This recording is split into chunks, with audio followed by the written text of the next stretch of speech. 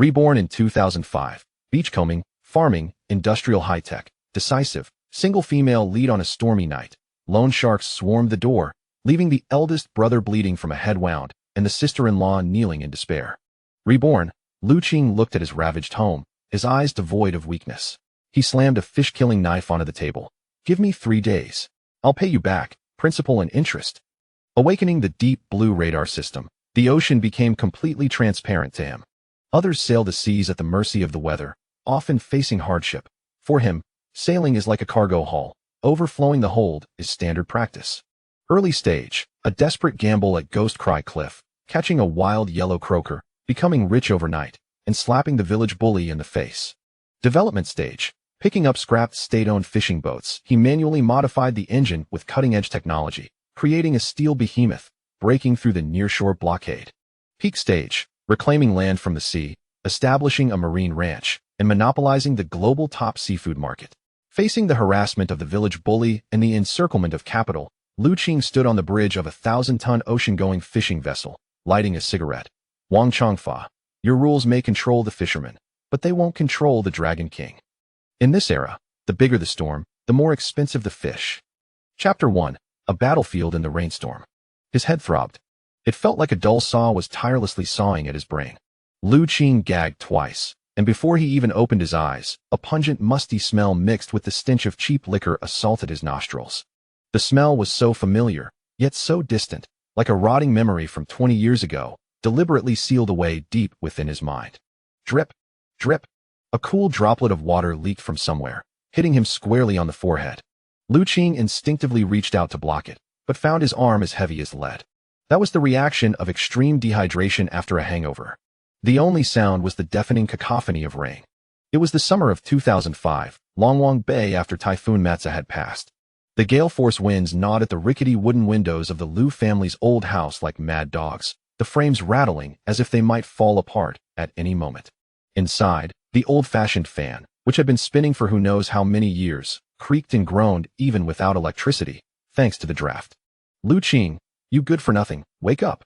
Before the shout had even finished, Qing's eyes snapped open. His vision was initially blurry, as if through a layer of frosted glass that hadn't been properly wiped clean. The dim, yellowish incandescent light bulb swayed overhead, casting eerie shadows. Where was he? Wasn't he supposed to be waiting to die in that opulent, yet chillingly cold, luxury sanatorium? Memories flooded back like a tidal wave. In his past life, he had spent half his life navigating the treacherous waters of the business world, climbing to the top over countless corpses, only to end up utterly alone.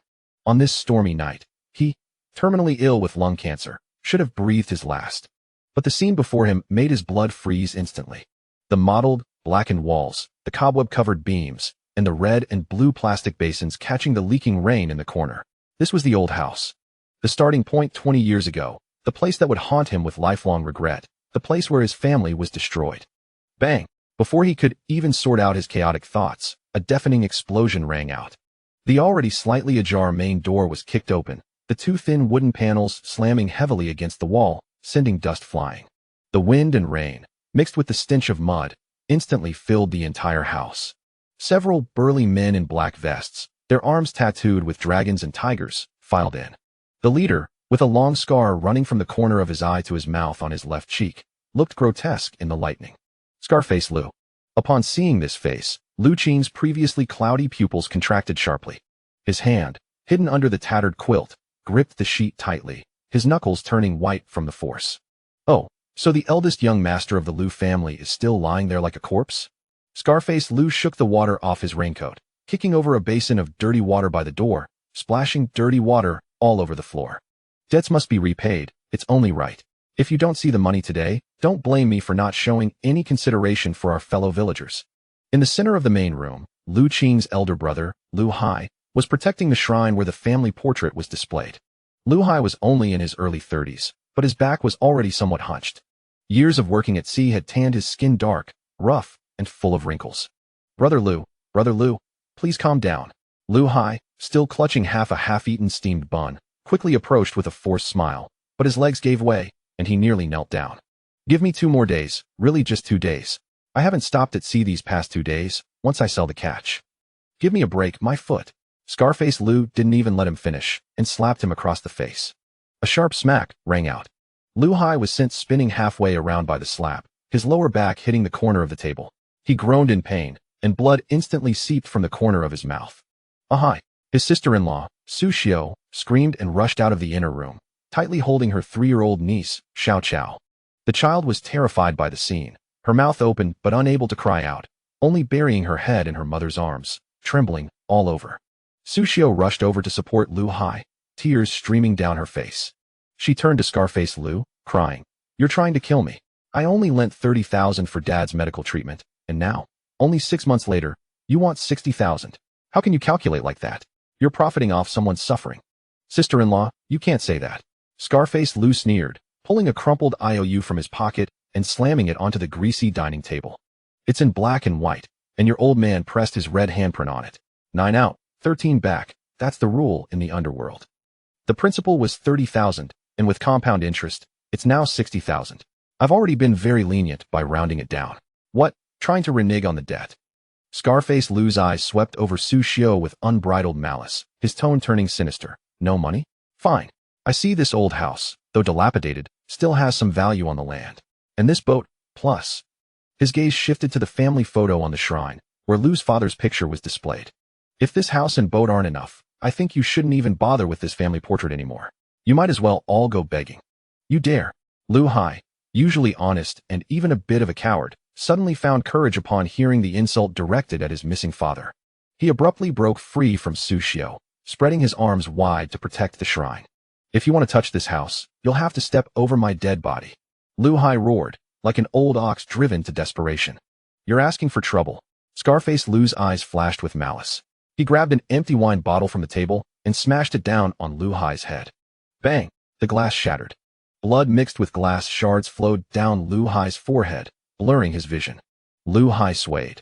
His body went limp, and he collapsed against the wall, his hands still tightly protecting the shrine behind him. "Master!" Su Xiao screamed in agony, crawling to her knees to cover her husband's wound, her hands instantly stained crimson with blood. Xiao Qiao finally burst into tears, her voice hoarse, a cathartic outpouring of extreme terror. The air in the room seemed to freeze. Only the sound of rain, weeping, and the arrogant laughter of Scarface Lu's men could be heard. "Sign this debt settlement agreement. The house and boat are mine, and this matter is settled." Scarface Lu pulled a pre-prepared contract from his pocket, stepping over the shards of glass, and approached Su Xiao step by step. "Otherwise, today it won't be just a little bloodshed."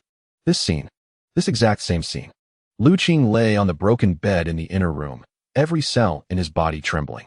In his past life, it was on this very night. He was still hung over, huddled under the covers like a useless piece of trash, shivering. He watched helplessly as his elder brother was beaten into a concussion, leaving him with lasting effects. Watching his sister-in-law forced to sign a debt settlement agreement, akin to selling herself into servitude to save the family. In the end, the family was displaced, and his eldest brother died before he was 40, consumed by grief. It was a stain he could never wash away, the source of his nightly nightmares. "Who?" Lu Qing exhaled a long, stale breath, a breath of resentment accumulated over 2 lifetimes. He closed his eyes, then opened them again. Those eyes, once bloodshot and clouded from alcohol and despair, now seemed to have been transformed. The cloudiness vanished, replaced by a chilling calm. That gaze, deep and cold, was like a demon crawling back from hell, or a crocodile that had weathered countless battles in the business world and seen life and death. There was no joy that comes with transmigration, only excruciating pain and a rage that threatened to burst his chest. Since fate had sent him back to the starting village with a max-level character. Now that he'd been transported back to the moment before the tragedy, some scores needed to be settled tonight. Lu Qing threw back the moldy quilt. His body was still weak. The lethargy from long-term alcoholism made his movements sluggish. He slowly sat up, his feet landing on the cold, damp cement floor. The chill ran from the soles of his feet to the top of his head, but it only made him more alert. In the main room, Scarface Lu was grabbing Su Xiao's hand, forcing her to put her fingerprint on the debt settlement agreement. Su Xiao struggled desperately, but she was no match for the strength of a burly man. "Let's see who dares to touch the Lu family." His voice wasn't loud. It even had a hint of hoarseness from recovering from a long illness. But the chill in that voice pierced through the noise of the room, clearly reaching everyone's ears. Scarface Lu's hand paused, and he instinctively turned around. Lu Qing, the good-for-nothing who usually spent his days drinking, gambling, and hiding from everyone, stood leaning against the doorframe. He wore a faded old vest, was thin, and his face was as pale as paper. But those eyes. Scarface Lou, a seasoned figure in the underworld, considered himself a ruthless character. But when he met those eyes, his heart inexplicably skipped a beat. That wasn't the look of a gambling addict. There was no fear, no panic, not even anger in those eyes. Only a kind of indifference, as if looking at the dead, as if, in Lu Qing's eyes, this room full of vicious thugs were nothing more than a few dead fish waiting to be slaughtered. Oh, the good-for-nothing's awake. Scarface Lou suppressed his inexplicable unease and grinned maliciously. Good, you're awake. You can sign this.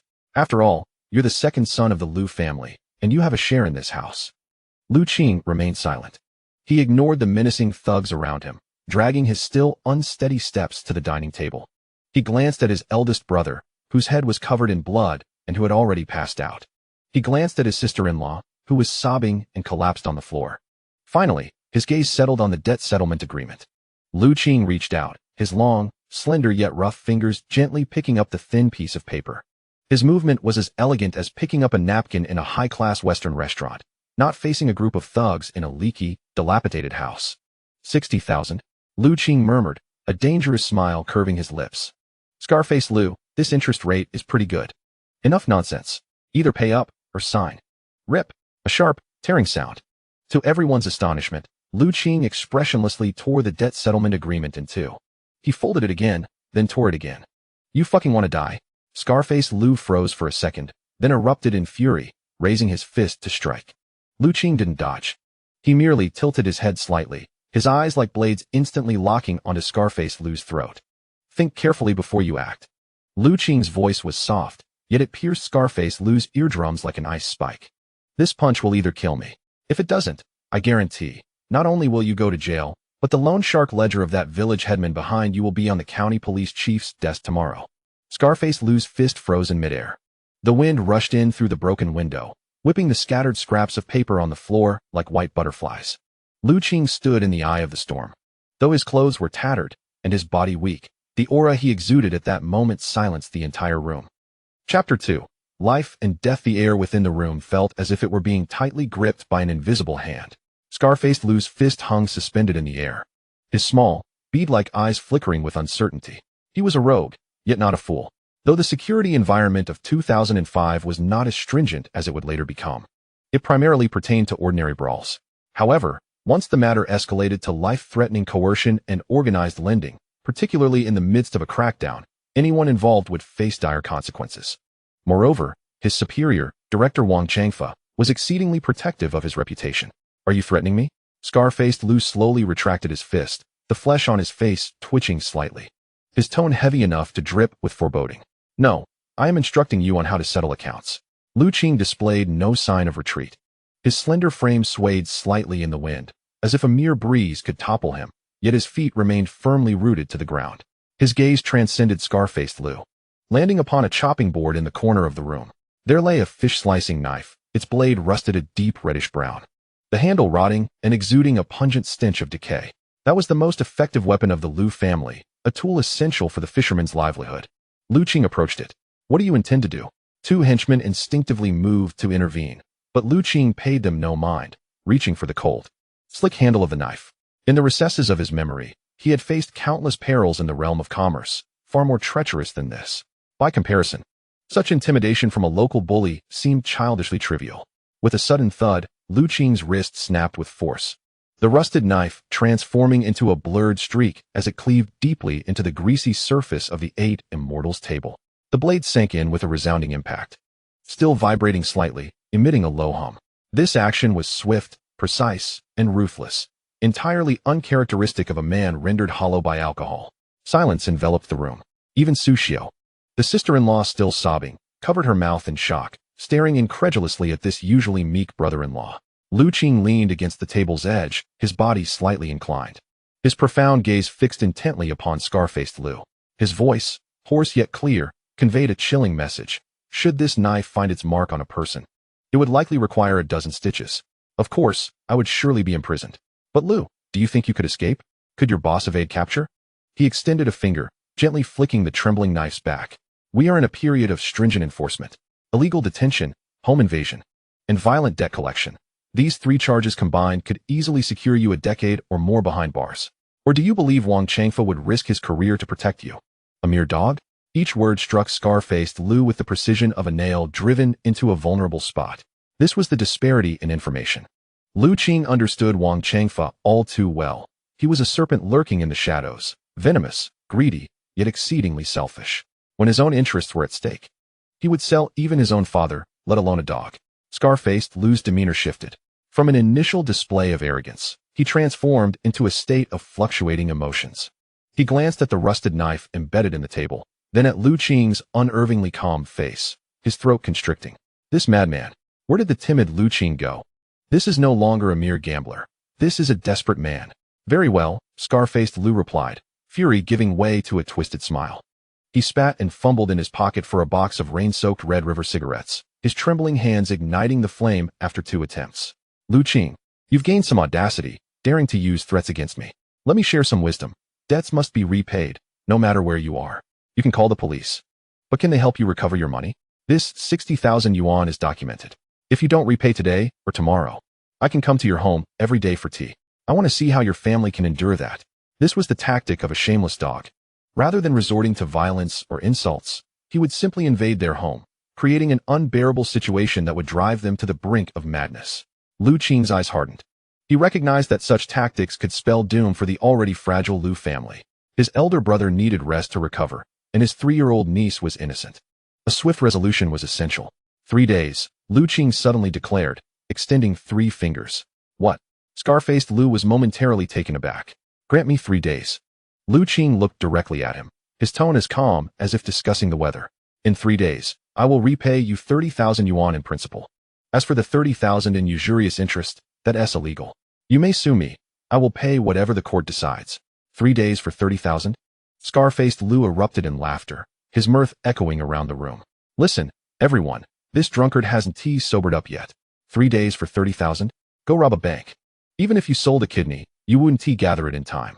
The surrounding henchmen joined in the laughter, their eyes filled with derision. In this remote fishing village of 2005, the average annual income barely reached a few thousand yuan. To claim one could earn 30,000 in 3 days was as absurd as suggesting a chicken could lay a ton of golden eggs. Whether I can earn it is my concern.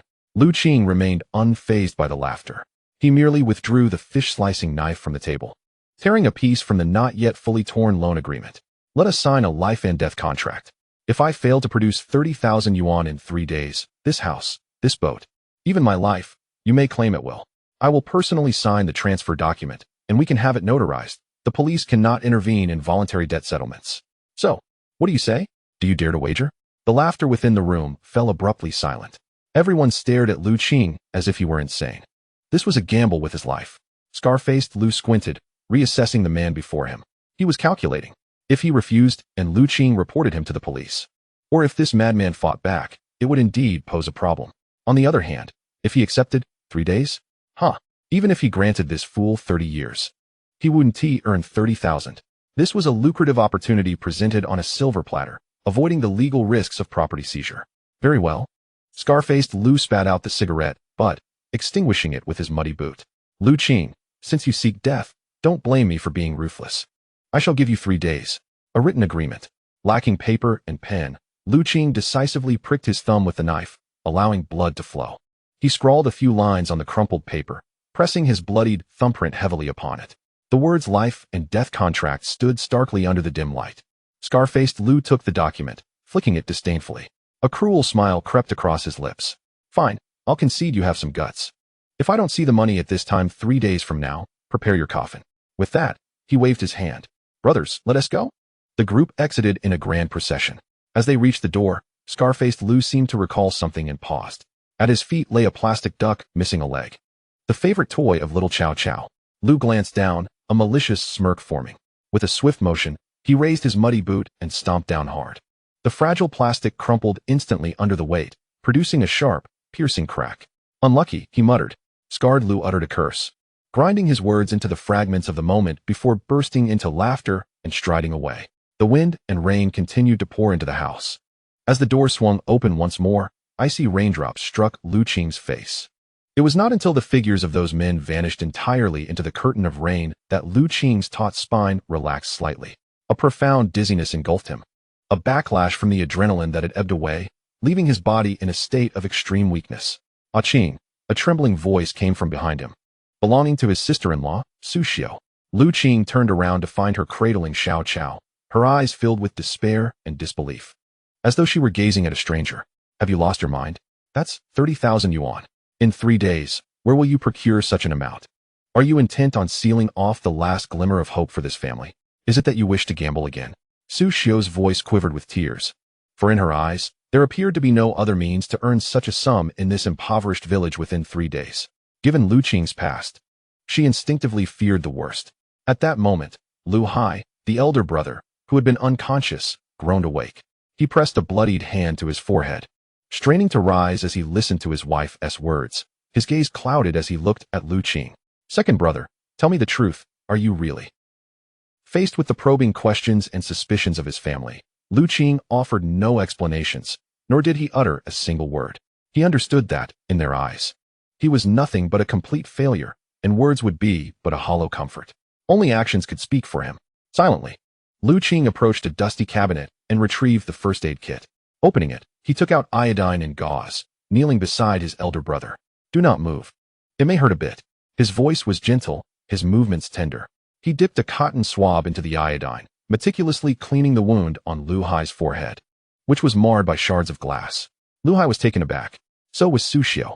After all these years, was this the Lu Qing who would only extend his hand for money, the one who would shatter dishes at the slightest inconvenience? When had he become so attentive? With his head bowed and his expression focused, as if he were sculpting a piece of art, Lu Qing gazed upon his elder brother's prematurely aged face, marked by years of toil, and at the horrifying wound that had once tormented Lu Hai for half a lifetime due to a lack of funds for treatment. In this life, that would not be the case. "Brother, sister-in-law," Lu Qing deftly tied the bandage, lifting his head. Under the dim light, his eyes were clear and resolute, reflecting the raging storm outside. "Trust me just this once. This will be the last time our family bleeds. From tomorrow onwards, I will force those who tread upon us to bow their heads." With that, Lu Qing stood, avoiding the complex gazes of the two. He turned toward the window, where the rain was pouring in most heavily, grasping an old plastic sheet, and, braving the fierce wind, began to seal the opening little by little. His silhouette was slender, yet it resembled a mountain rising resolutely against the tempest. Chapter 3. Deep blue radar activation. At last, the rain ceased. However, the fierce winds left in the wake of the typhoon still cut sharply against the skin, like a knife. Inside the Lu family's old home, Lu Hai and Su Xiao had fallen asleep. Despite the earlier tumult, life's burdens compelled them to seize every moment of rest. Even if the sky were to fall tomorrow, they needed to gather enough strength tonight. Lu Qing, however, remained awake. He lay on the hard, moldy bed, listening to his elder brother's muffled cough from the next room, his chest heavy as though it were blocked by a damp cotton ball. The initial exhilaration of being reborn had faded, leaving only the weight of confronting the mess before him. 3 days, 30,000. This was a task nearly impossible to accomplish in a fishing village in 2005. Rising from the bed, Lu Qing moved slowly, pushing open the door and stepping into the enveloping darkness. He needed to find calm, to gaze upon the sea that had once nurtured him, and later, buried his kin. The Dragon King Bay at night was as dark as ink. Only the distant lighthouse occasionally swept its beam across the water, illuminating the churning white waves. The air was thick with the briny scent of the sea, stirred up by the typhoon, which had unearthed the mud and decayed seaweed from the ocean floor. Lu Qing made his way to the rocky shore, where the waves crashed against the stones, producing a thunderous roar. He crouched down, scooping a handful of icy seawater and splashing it against his face. The cold pierced his skin like needles, instantly dispelling the last remnants of lethargy in his mind. In that moment, as the chilling sensation coursed through his body, an extraordinary event unfolded. Ding! There was no sound, only a peculiar vibration that detonated deep within his consciousness. Suddenly, Lu Qing felt his vision darken. Countless pale blue points of light, like fireflies, rapidly converged and reformed on his retina. A stream of cold, mechanical information surged into his awareness. Deep blue radar system activated successfully. Host, Lu Qing. Physical condition, extremely weak. Issuing new user benefits. Bodily function restoration. Before Lu Qing could discern whether this was illusion or reality, a warm current erupted from his heart, coursing through his limbs. It felt as if a parched land had suddenly welcomed a nourishing rain. His hands, once trembling from long-term drinking, gradually steadied and regained strength. The heavy, labored breaths that had filled his chest dissipated, replaced by deep, rhythmic inhalations. Even his joints, stiffened by the sea breeze, became agile and warm. In mere seconds, Qing felt as if he had shed a layer of skin. His entire being was astonishingly light. Was this a golden finger? As someone who had come after, Qing had naturally perused those online tales. Yet, he never imagined such an extraordinary occurrence would manifest in his own life. In his previous existence, he had thrived as a businessman, relying on logic and profit, and had never believed in the supernatural. But at this moment, the surge of power within him felt overwhelmingly real. Qing clenched his fists, the knuckles cracking with a crisp snap. Such strength. Although he had not transformed into a superhero, he had at least regained the physique of a normal, robust young fisherman. Perhaps even exceeded it. He lifted his gaze once more to the vast, inky sea before him. What had once been an intimidating expanse of darkness transformed in his vision. The shadows receded, revealing a grand, translucent grid of pale blue light, encompassing a radius of approximately 200 meters around him. Within this grid, the seawater became a transparent medium, and within it, countless points of light swam languidly, varying in size. Function 1. Biological sonar. Description: can penetrate and visualize the waters within a radius of 200 meters, marking high-value marine life. Value classification: white, green, blue, purple, gold. Qing squinted, carefully discerning the light points. In the shallow waters near the shore, there was a dense cluster of white lights, likely insignificant small fish or shrimp. Slightly farther away, a few green lights flickered amidst the crevices of the rocks. Could those be black sea bream? Utilizing the behavior and size of the light points, Qing swiftly made his judgment based on his past experiences. As his vision extended, a brilliant flash of blue appeared in a backwater bay approximately 150 meters from the shore, though it was but a fleeting glimpse. Qing's heart raced. Blue. According to the System S classification, that was at least a rare find worth over 100 yuan. In 2005, 100 yuan could purchase several dozen kilograms of pork, enough for an ordinary family to sustain themselves for half a month. What could that possibly be? This is undoubtedly the moving renminbi. Apart from this radar function, another crimson icon emerges in my mind. Function 2. Physical overload. Description: overdraw the body's potential, unleashing 200 units of strength and endurance in a brief period. Duration varies according to physical condition. Side effects: upon the skill's conclusion, the host will experience extreme weakness and require a substantial intake of high-protein food for recovery. Qing calmly analyzed these two functionalities. There was no space to conjure resources out of thin air, nor were there idiotic tasks that directly rewarded cash. This system merely provided information and leverage. Want to earn money? You must rely on your own efforts to strive, to gather, to gamble. Yet, this was sufficient. In an industry dependent on fate and rife with uncertainties, the ability to discern the underlying truths of the ocean is the greatest advantage. Qing took a deep breath, suppressing the excitement within. He turned to gaze at the village dock not far from him. There, dozens of fishing boats of varying sizes were anchored. Among them, the smallest and most decrepit wooden skiff bobbed alone with the waves. That was the Liu family's boat, the sole means of livelihood for the entire family. Qing hastened towards it, and by the faint moonlight, he discerned the condition of the vessel. Suddenly, his steps halted abruptly. A bucket of cold water doused him. The once hanging fishing nets, ropes, and even the oars that should have adorned the skiff were all missing. The cabin was empty, save for half a cabin of murky, stagnant water. Even more astonishing, a thick iron chain, as wide as a finger, was tightly coiled around the bow's mooring post, with the other end locked to a concrete pillar at the dock. A massive brass padlock dangled from the chain, and a rain-soaked seal was affixed to the lock, faintly revealing the village committee's red stamp. Wang Chengfa. Qing squeezed out those three words through gritted teeth, his gaze icy and terrifying. This is the oppression of power. No knives, no guns. A mere seal and a lock can sever your family's means of survival. In the rural landscape of 2005, the village head was akin to a local emperor. He declared that the boat was in violation and required rectification. The boat was deemed worthless timber, and no one dared to touch it. Qing reached out to touch the cold iron chain. It was robust. Unless one possessed hydraulic pliers, it was virtually unbreakable. Moreover, should he tamper with the seal, Wang Chengfa would have the perfect excuse to send him to the police station. Qing suddenly smiled, a smile tinged with mockery and ferocity. In the radar, that blue duck continued to swim not far away in the sea, as if mocking him as a mere bystander. Fish, yet no boat. An advantage, yet no tools. Were this an ordinary person, their mindset would have likely shattered by now. But Lu Qing was no ordinary individual. During the most ruthless times of business warfare in his previous life, he had once had all his assets frozen by rivals, left without even taxi fare. Yet, he ultimately turned the tides solely through his wit and audacity, did he not? You lock my boat, do you? Take my nets, do you? Lu Qing turned away from the locked vessel, directing his gaze toward the distant, darker cluster of reefs. That was the direction of Ghost Cry Cliff. Since conventional paths were impassable, he would take the desperate route. Since there were no nets, he would go barehanded. Lu Qing rummaged through his pocket, finding only a pack of Red River cigarettes and a few coins. He lit the last cigarette, inhaling deeply, the ember flickering in the darkness, illuminating his eyes that glimmered like those of a famished wolf. Wang Changfa, do you think locking the boat can trap me? You underestimate a reborn individual. As the smoke dissipated, Lu Qing extinguished the cigarette and turned toward the dilapidated shanty town at the other end of the village. There lived his only childhood friend, the sole person in the village who would share in his madness. Dawn was approaching. This turnaround was only just beginning.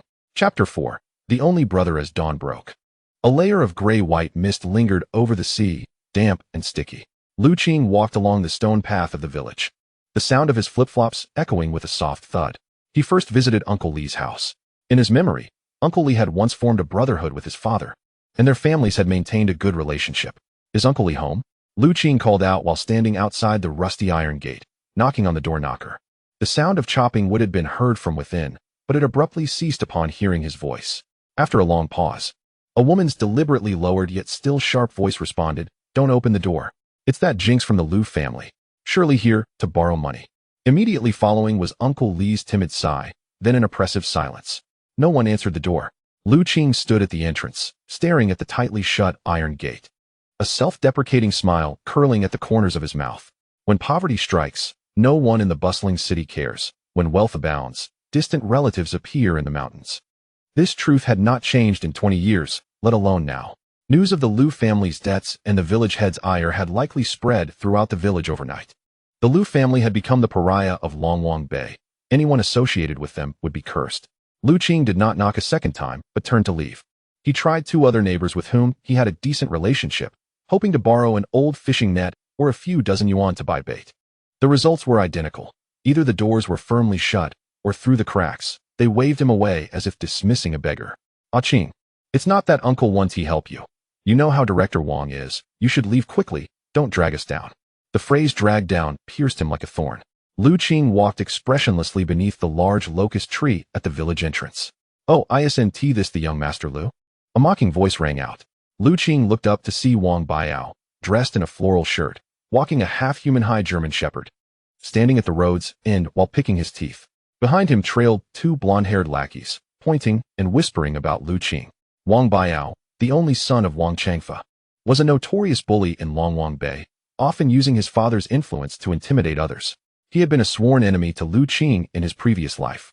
Back then, Lu Qing was like mud, and Wang Baiao was a tyrant, only capable of being bullied. "I heard you were quite impressive last night." Wang Baiao loosened the dog's leash, and the wolf dog immediately lunged at Lu Qing, barking ferociously, spitting saliva everywhere. "Were you trying to scare Scar-Lu with a knife? Did you even sign some death pact?" Wang Baiao strode up to Lu Qing, poking his chest with a finger holding a cigarette, a mocking grin on his face. 30,000 in 3 days? Lu Qing, have you drunk counterfeit liquor and ruined your brain? If you could earn 30,000, I'd eat the dog's excrement right in front of the whole village. Numerous villagers passed by, but they all took a wide berth, none daring to interject or watch the spectacle. Lu Qing glanced down at the finger jabbing his chest, then at the snarling wolf dog. His expression remained calm, as tranquil as a still pond. "Wang Baiao," Lu Qing spoke softly, "remember to feed your dog well. Otherwise, it might not taste good when it comes to eating later. Don't say I didn't warn you." With that, he brushed Wang Baiao's hand aside and walked past without sparing a glance. Damn! Wang Baiao was momentarily stunned, then seethed with anger, wanting to unleash the dog upon him. Yet, observing Lu Qing's upright figure, an inexplicable chill coursed through him. This kid, why does he feel different from before? Traversing through the village, Lu Qing arrived at the town's transport dock several kilometers away. This was not a fishing dock, but a site designated for cargo ships. where cement and building materials were loaded and unloaded. Dust swirled, machines roared, and the acrid scent of lime filled the air. A group of shirtless laborers struggled to carry heavy bags of cement, laboring on the ramp. Qing quickly spotted a familiar figure in the crowd, a towering man. His skin dark and shiny, with shoulders broad as a wall.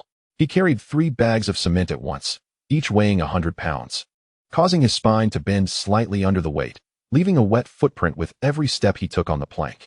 Xuanzi, Qing's childhood friend, and the only person in his past life who was willing to lend him money even after his downfall, ultimately met with an accident that left his leg maimed while trying to save him.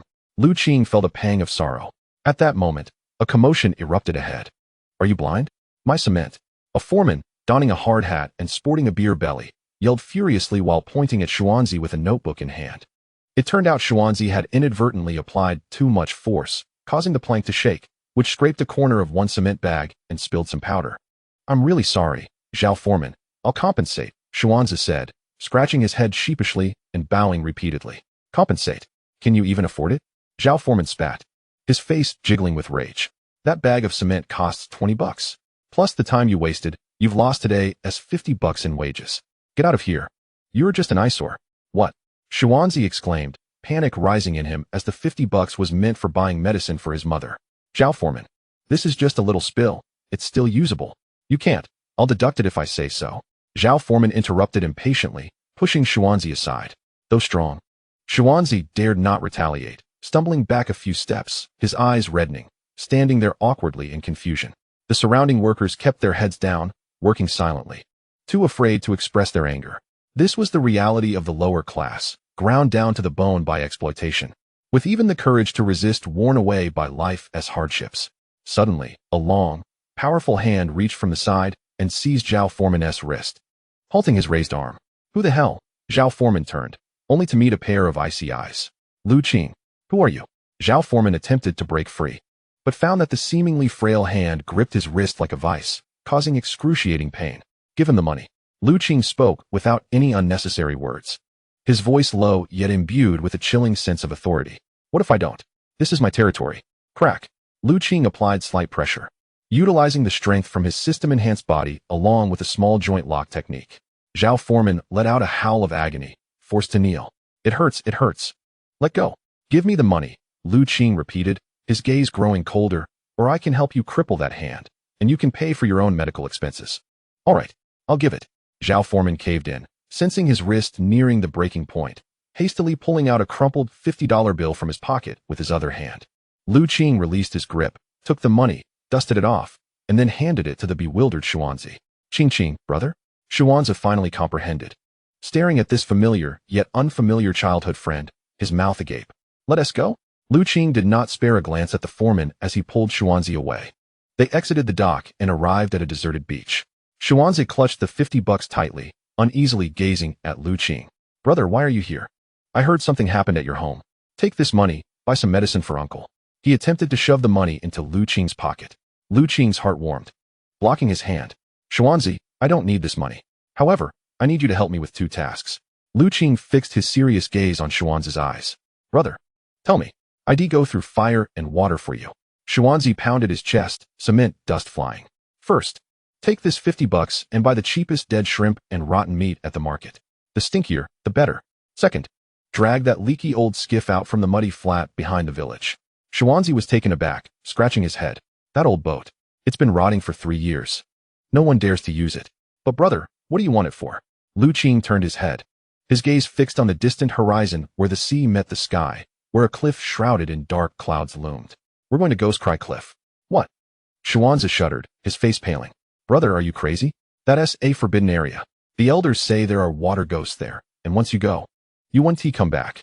Plus, it's full of undercurrents. Our old boat."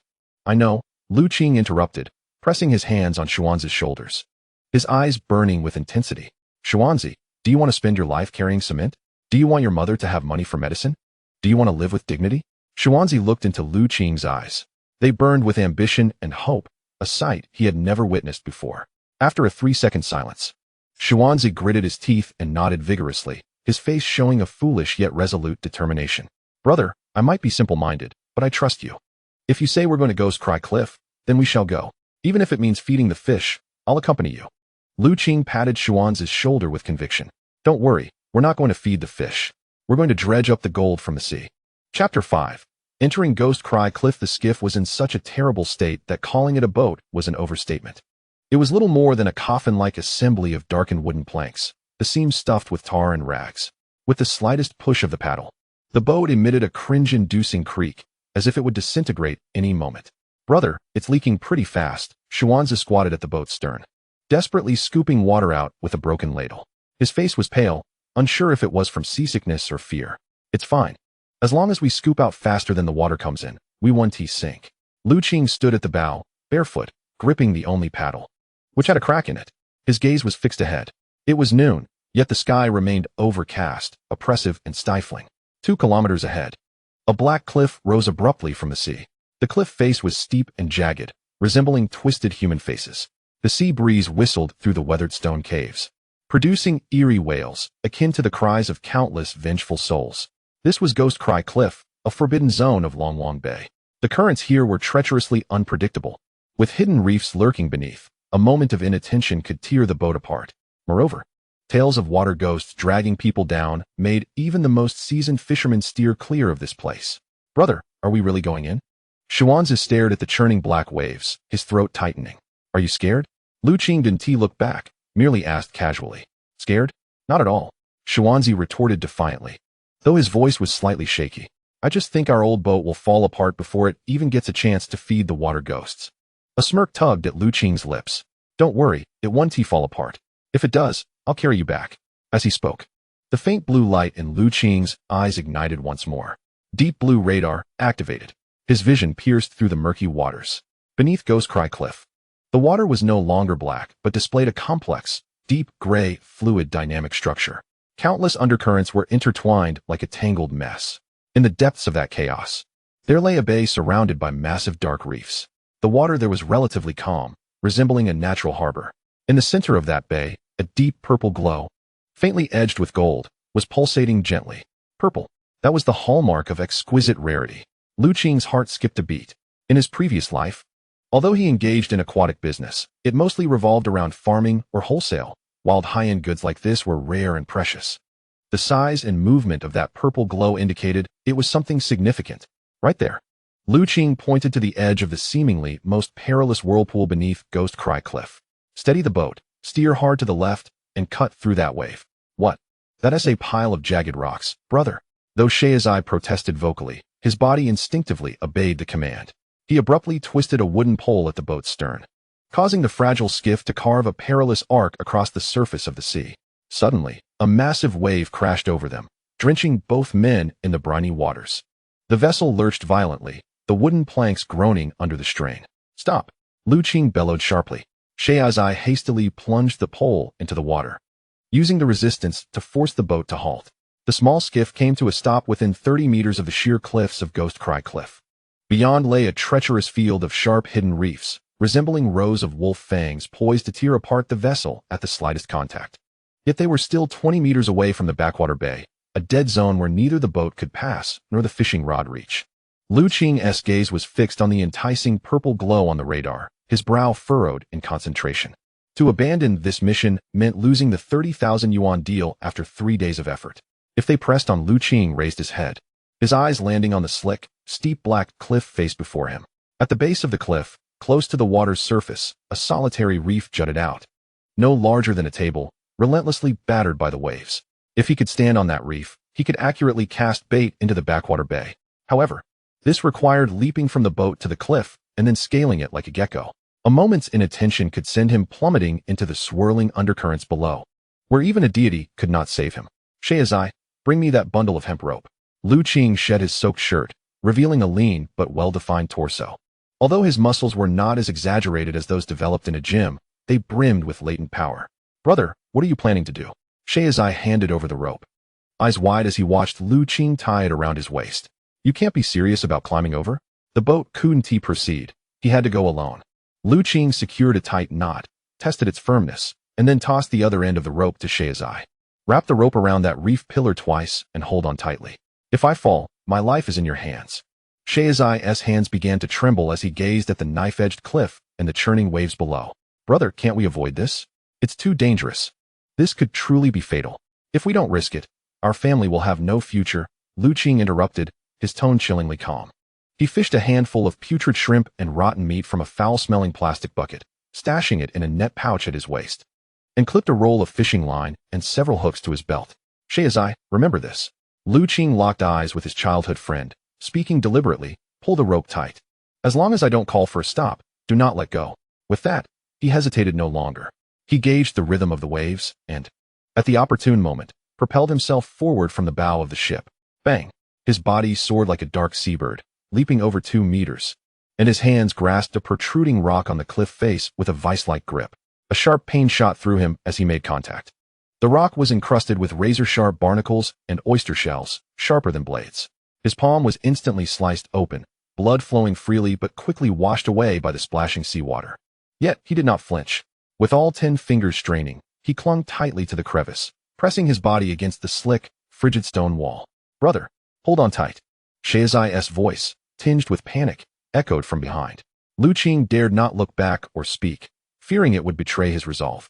He activated his physical overload.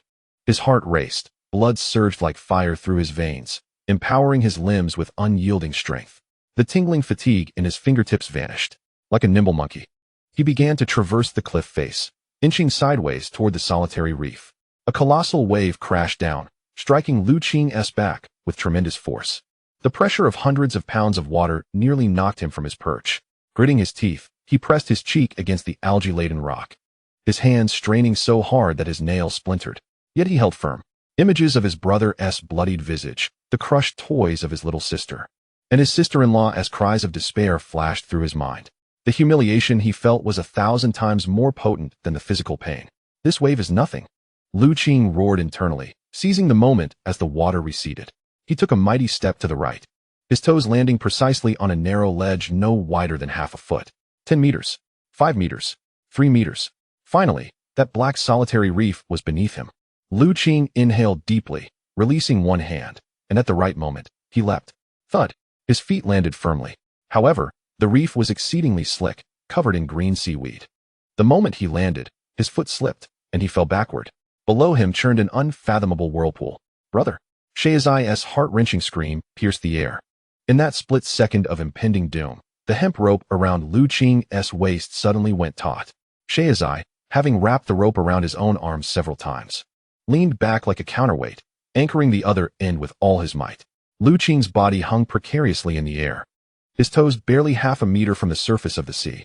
The massive whirlpool swirled beneath him, resembling a gaping maw ready to devour. Cold sweat drenched his back. With the rope's tension, Lu Qing summoned his core strength, propelling himself up to grasp the edge of the reef once more, scrambling up with hands and feet. This time, he collapsed on the rock, gasping for breath. His heart raced as if it might leap from his throat. Shahzai, well done. Lu Qing, undeterred by fear, turned to give a thumbs up to his pale-faced companion in the distance. At that moment, their fates were truly intertwined by a single rope. After a moment to steady his breath, Lu Qing dared not delay. The duration of physical overload was limited, and its side effects could strike at any moment. He crouched on the reef, allowing the waves to crash against his legs. He unfastened the simple hand reel from his waist, skillfully attaching a fishing hook and hanging the foul-smelling rotten shrimp meat. His gaze returned to the deep backwater bay ahead. In the radar's view, the cluster of purple light seemed to sense the approaching food, becoming agitated. It circled slowly 5 meters below the surface. Lu Qing held his breath, gripping the fishing line tightly, his wrist flicking. Whoosh! The lead weight, accompanied by the rotten shrimp, traced a perfect parabolic arc through the air. Plop! The bait landed precisely, unerringly, right above the purple glow. The bait began to sink slowly. Lu Qing's fingers lightly tapped the fishing line, sensing every subtle vibration carried by the water. In that moment, he was no longer a destitute man burdened by debt. He was the hunter of the sea. 1 second, 2 seconds. Suddenly, the previously slack fishing line snapped taut as if electrified, without warning. A tremendous force surged through, so swift that Lu Qing barely had time to react. The line screamed as it tore from the reel, creating sharp friction sounds. The delicate fishing line dug into Lu Qing's palm, but he gritted his teeth, remaining silent. Caught, and it was a big one. The raw power surging from the depths of the water, wild and untamed, surged up the line into Lu Qing's arm, sending tingles through his bones. Trying to escape? Lu Qing's eyes gleamed with determination, his feet anchoring like nails on the slick rock. You took my bait. Now leave your life behind. Chapter 6. Deep Sea Gambit. Pain. Excruciating pain. The seemingly inconspicuous transparent fishing line now stretched taut, akin to a wire capable of slicing through gold and jade. As a colossal creature beneath the waves surged with ferocious force, the line dug deeply into Lu Qing's palm, blood immediately oozing forth. It trickled through his fingers, vanishing into the raging surf before it could stain the rocks below. The rudimentary wooden reel in his hand spun wildly, the friction generating heat that scorched Lu Qing's palm. This was no mere fishing. It was a desperate tug-of-war with a raging beast. Brother, let go. Xuanzi, behind him, sensed the peril. He clutched the hemp rope around his waist, nearly leaning back at a 45-degree angle, his face flushed as though he were a liver. This fish is too massive. It will drag you under. That's the undertow of the Ghost Cry Cliff.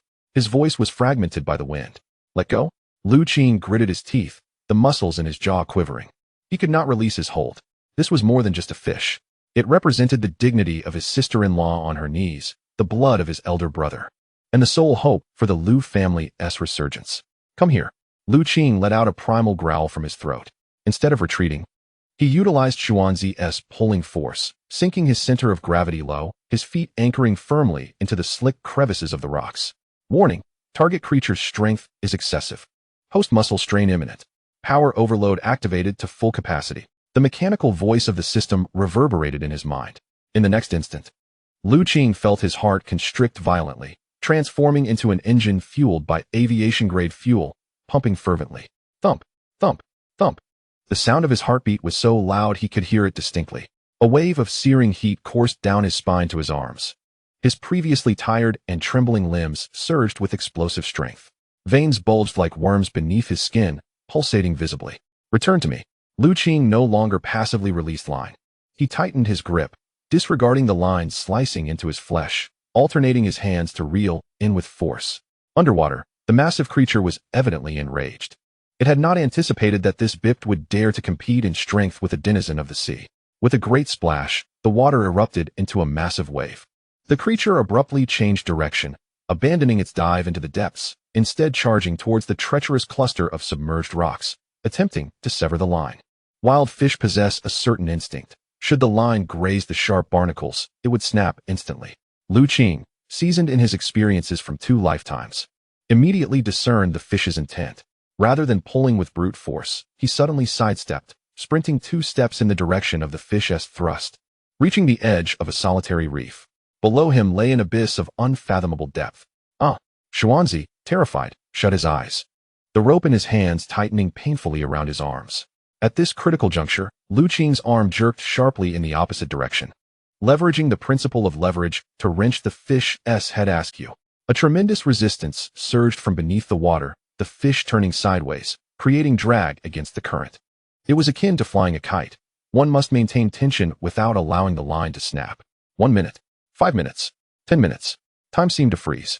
Beneath the secluded Ghost Cry Cliff, a primordial and brutal contest unfolded between man and creature.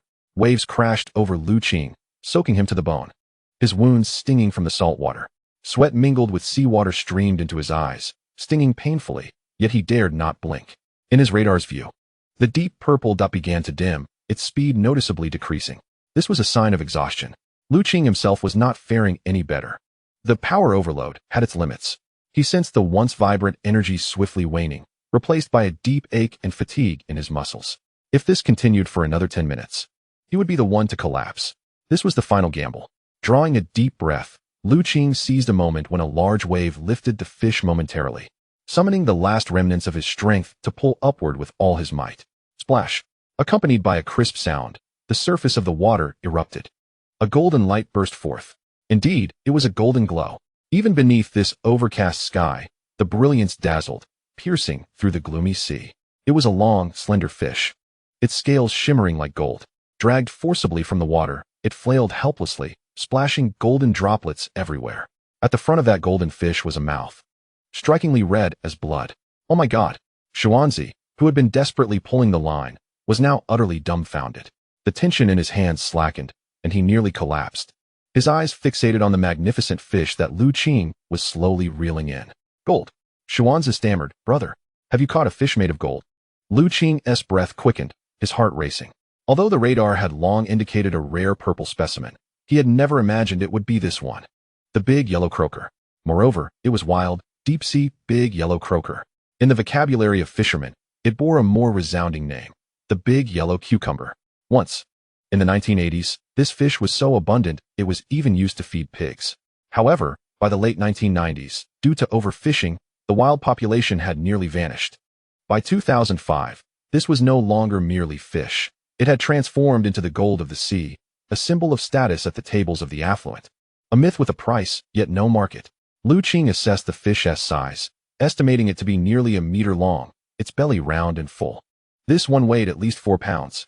What did a 4-pound wild big yellow croaker signify in the black market of 2005? Lu Qing's hands trembled, not from fatigue, but from exhilaration. 30,000. Huh.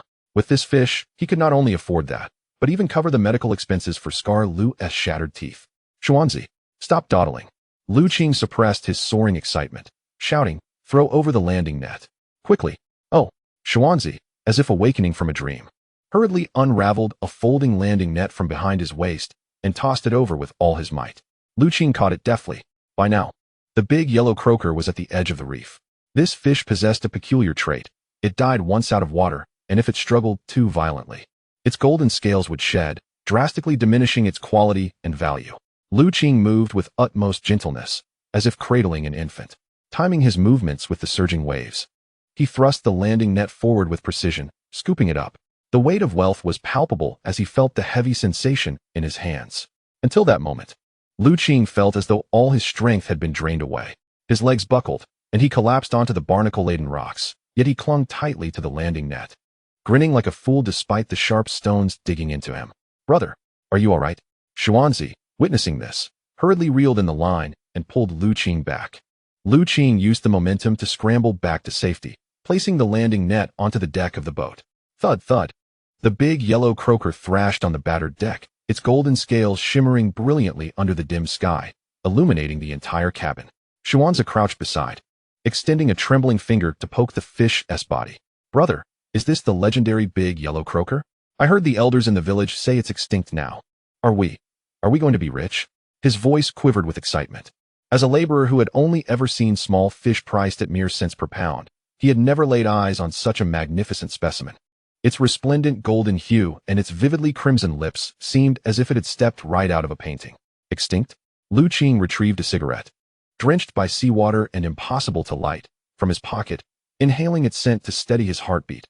As long as the ocean exists, nothing can truly become extinct.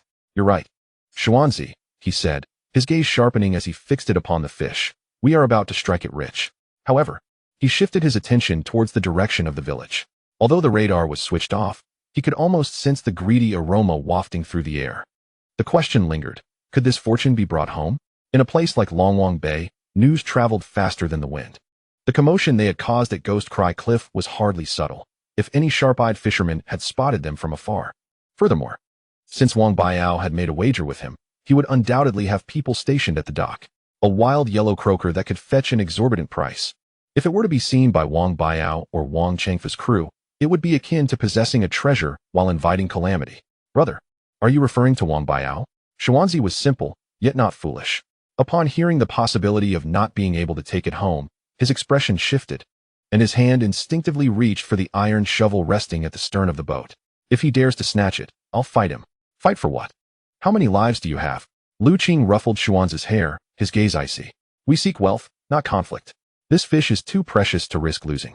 If a scuffle ensues and the fish dies or loses its scales, it would be a waste." Lu Qing quickly removed his soaked vest and carefully draped it over the large yellow croaker, shielding it from the dazzling golden light. "Let us retreat. But we won't head to the dock." He pointed to a muddy flatland 2 kilometers away from the village, adjacent to a thicket of wild thorns, which the locals referred to as the wild boar forest. "We'll land there. Abandon the boat, leave it on the mudflat. We'll carry the fish through the thicket and take a detour directly to the county." Xuanzi glanced at the dense thicket, realizing it was a place even wild boars would hesitate to enter, and swallowed hard. Yet, when he turned back to see the glimmer of gold on the boat, His fear dissipated instantly. All right. Xuanzi gritted his teeth and picked up the paddle. As long as we can exchange this treasure for money. I brave the thorns of a mountain. The small boat turned its bow, resembling a thief harboring a momentous secret, stealthily gliding towards the desolate muddy flatland. Shrouded by the shadows of the coastline. A breakout for wealth had only just begun. Chapter 7. The hidden escape. The dilapidated boat glided silently along the shoreline's shadow, resembling a gigantic dead rat upon the surface of the sea. The sea breeze, laden with a briny dampness, relentlessly infiltrated his collar.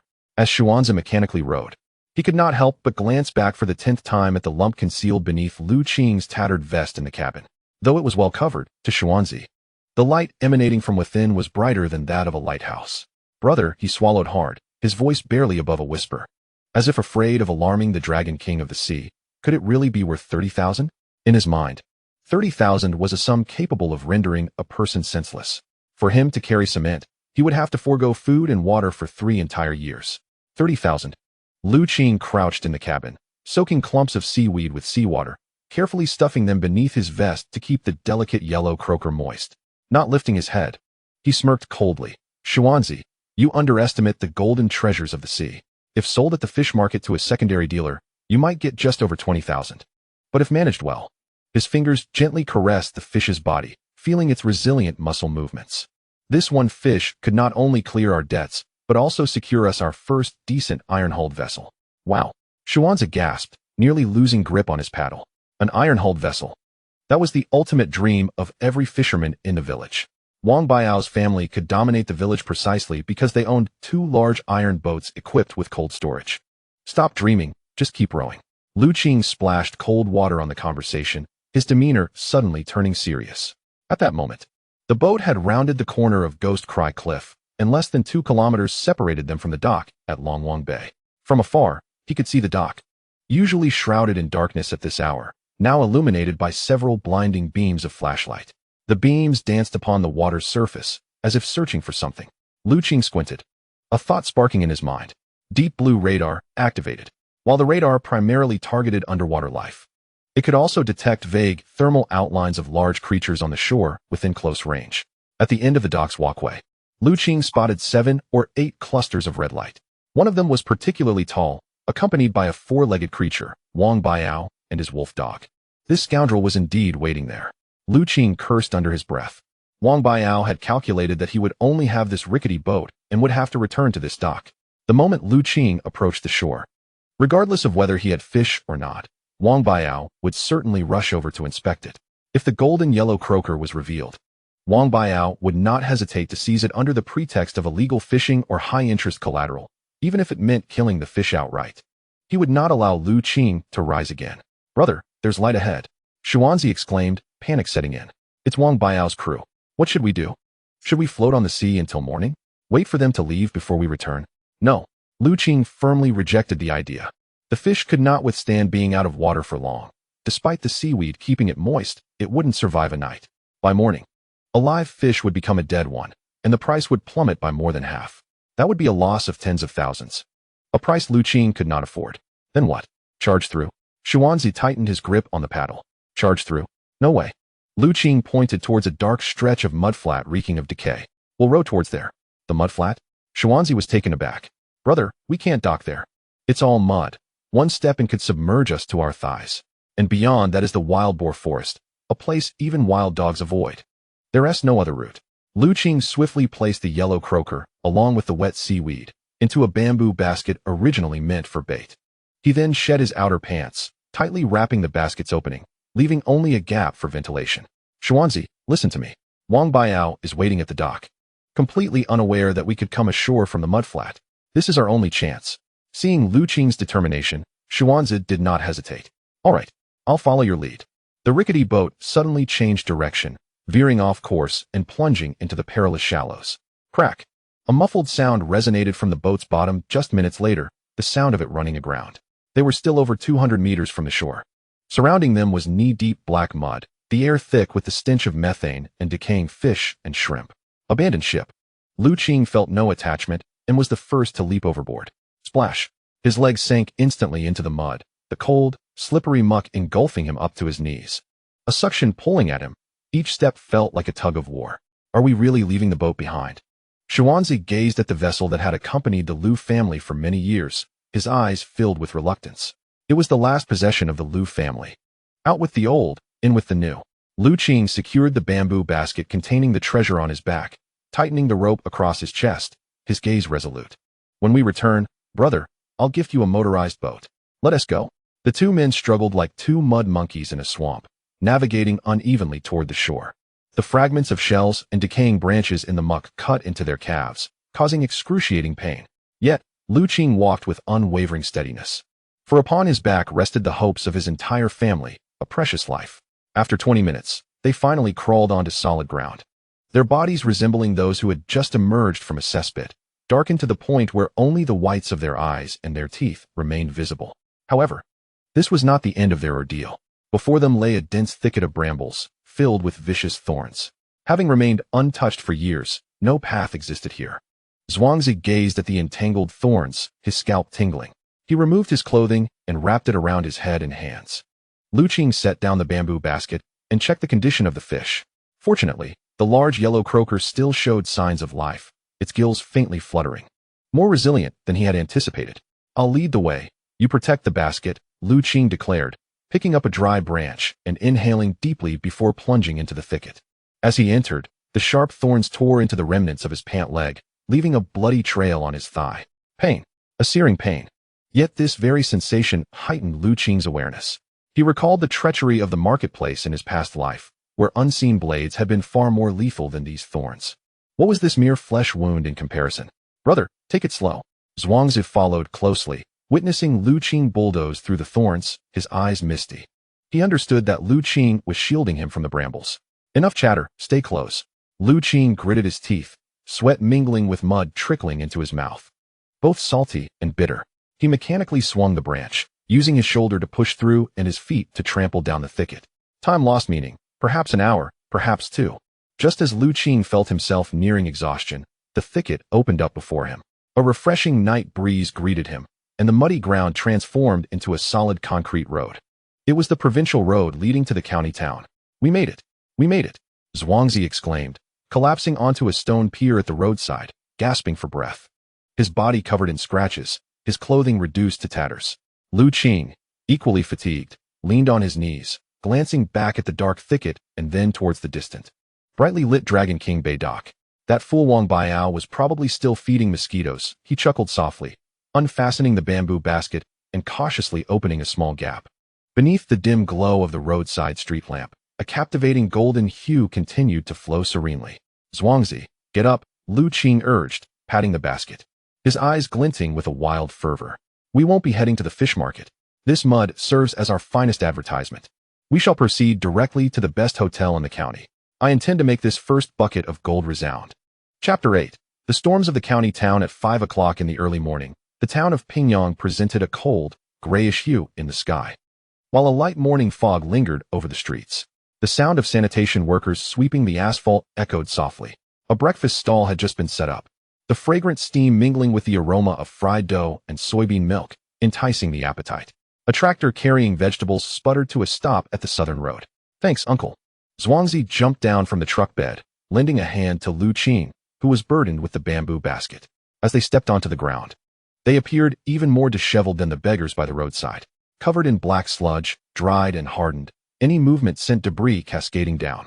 Their clothes, torn by thorns, fluttered like tattered strips in the wind. The most unbearable aspect was the stench, the foul, putrid odor of the muddy swamp, mingled with the acrid scent of sweat, wafted through the air for miles. Goodness, did these two just crawl out of a cesspit? A nearby elder, enjoying a bowl of tofu pudding, was nearly overwhelmed by the smell, hastily pinching his nose and retreating. A few students en route to school recoiled in disgust, covering their mouths as they crossed to the opposite side of the road. Disdain. Pure, unmasked disdain. Zhuangzi, typically a robust man, felt his face flush with embarrassment. He hunched his shoulders, attempting to shield his face with his muddy hands, only to smear it further. Brother, is our appearance not a bit too shabby? Zhuangzi muttered. Should we find a public restroom to wash our faces? Or perhaps I could buy some cheap clothes to change into. Wash what? Qing strode ahead, his back straight, utterly unfazed by the peculiar stares around them. This mud is our finest passport. The more disheveled we appear, the harder it was to procure these fish. They are wild. First-hand goods. Qing adjusted the bamboo basket on his back, his eyes gleaming with an enigmatic confidence. In his past life, he had endured 3 days and nights in a northeast forest at 30 degrees below zero to negotiate business deals, and had crawled through the mud in Africa. In comparison, this dirt was trivial. As long as the goods were genuine, in this nascent commercial era, even if one entered naked, the proprietors would treat them like a god of wealth. Let's go to Hayton, Qing determined, orienting himself and stepping forward. Hayton Hotel, a landmark in Pingyang County, was the only internationally rated 3-star hotel. In an era where the average wage barely reached a few hundred, a single banquet there could consume half a year's earnings for an ordinary person. It was a den of indulgence, a stage for fame and fortune, and the only hunting ground Qing had chosen. 10 minutes later, before the opulent entrance of Hayton Hotel, the revolving glass doors gleamed brightly, reflecting the morning streets. A bright red welcome carpet lined the entrance, flanked by 2 uniformed security guards in white gloves, standing tall and imposing. This grandeur starkly contrasted with the mud-stained appearance of Qing and Zhuangzi, akin to wild dogs invading a royal palace. "Stop! What are you doing?" Before they could approach the steps, the taller security guard barked, pointing his baton at them. His face twisted in disgust as he waved his hand dismissively, as if shooing away flies. "Go beg in the alley. This is the VIP entrance. Don't dirty the carpet. If you trample it, you won't be able to pay for the damages." The other guard approached, pinching his nose, mocking, "What a misfortune, encountering 2 beggars so early in the morning. Hurry up and get lost. Don't make us take action." Zhuangzi was taken aback by the intimidating atmosphere. He instinctively took a step back, tugging at Qing's sleeve. "Brother, should we head to the back door? This place seems too upscale." "The back door?" Qing let out a cold laugh, remaining steadfast. The back entrance was for delivery workers, meant only for dealing with kitchen hands who skimmed the weights. To sell at a premium, one must enter through the front, meeting those who held the power to make decisions. Qing raised his head. Despite his mud-streaked face, his eyes shone with an unnerving brightness. He neither begged for mercy nor resorted to curses like a scorned woman. He simply regarded the tall security guard with calm composure, as if instructing a servant. "Please summon your procurement manager, or the executive chef would suffice." The tall guard was momentarily taken aback. He hadn't expected this filthy beggar to utter terms such as procurement manager and executive chef. But soon, his contempt deepened. "Oh, quite the mouthful, aren't we? Have you looked in a mirror? You think you can ask for the manager? I believe you are simply looking for trouble. Get lost. I'll count to 3. If you're not gone, you'll feel the sting of this baton." With that, he advanced to shove them away. Qing stood his ground. He merely tilted his body slightly to protect the bamboo basket behind him, and then coldly uttered, "With this blow, your skin is unlikely to remain intact." "What?" The security guard hesitated. "I am here to conduct business." Qing's voice was not loud, yet it carried an oppressive weight born from his long tenure at the top. "The contents of my basket are worth 50,000 yuan. If your obstruction leads to the demise or spoilage of this item, jeopardizing your boss's reception of esteemed guests, do you believe your employer will safeguard your position as a doorkeeper, or will he demand that you pay with your entire fortune?" 50,000. In this era, such a sum was astronomical for a security guard earning only 600 a month. The tall guard's hand froze midair. He looked at Qing with uncertainty. The calmness in the young man's eyes was too composed for an ordinary beggar to feign. "Are you trying to deceive me?" Though his heart raced with doubt, the guard's words remained defiant. "This basket of junk is worth 50,000? Is it filled with gold?" "Indeed," Qing replied with a slight smirk. "It is gold." Having said that, he was disinclined to waste further words with these gatekeepers. Qing slowly untied the half-pant leg wrapped around the basket's opening, his movements imbued with a sense of ritual. As the fabric was peeled away layer by layer, a faint briny odor wafted forth. The guard could not help but lean in for a closer look. At that moment, the first ray of morning sunlight pierced through the hotel lobby's glass doors, illuminating the basket precisely. With a splash, the clump of wet seaweed shifted. Then, a dazzling, almost blinding imperial yellow was unveiled before all. Golden scales. The golden scales seemed to ignite in the sunlight. The large yellow croaker appeared startled by the light, abruptly flicking its tail, revealing its blood-red, glistening lips. "Hiss!" Both guards gasped, their eyes nearly popping out. Although they were not fish experts, having grown up by the sea, who had not heard the legends of the yellow croaker? The quality, the size, this was beyond comprehension. The tall guard stuttered as he spoke.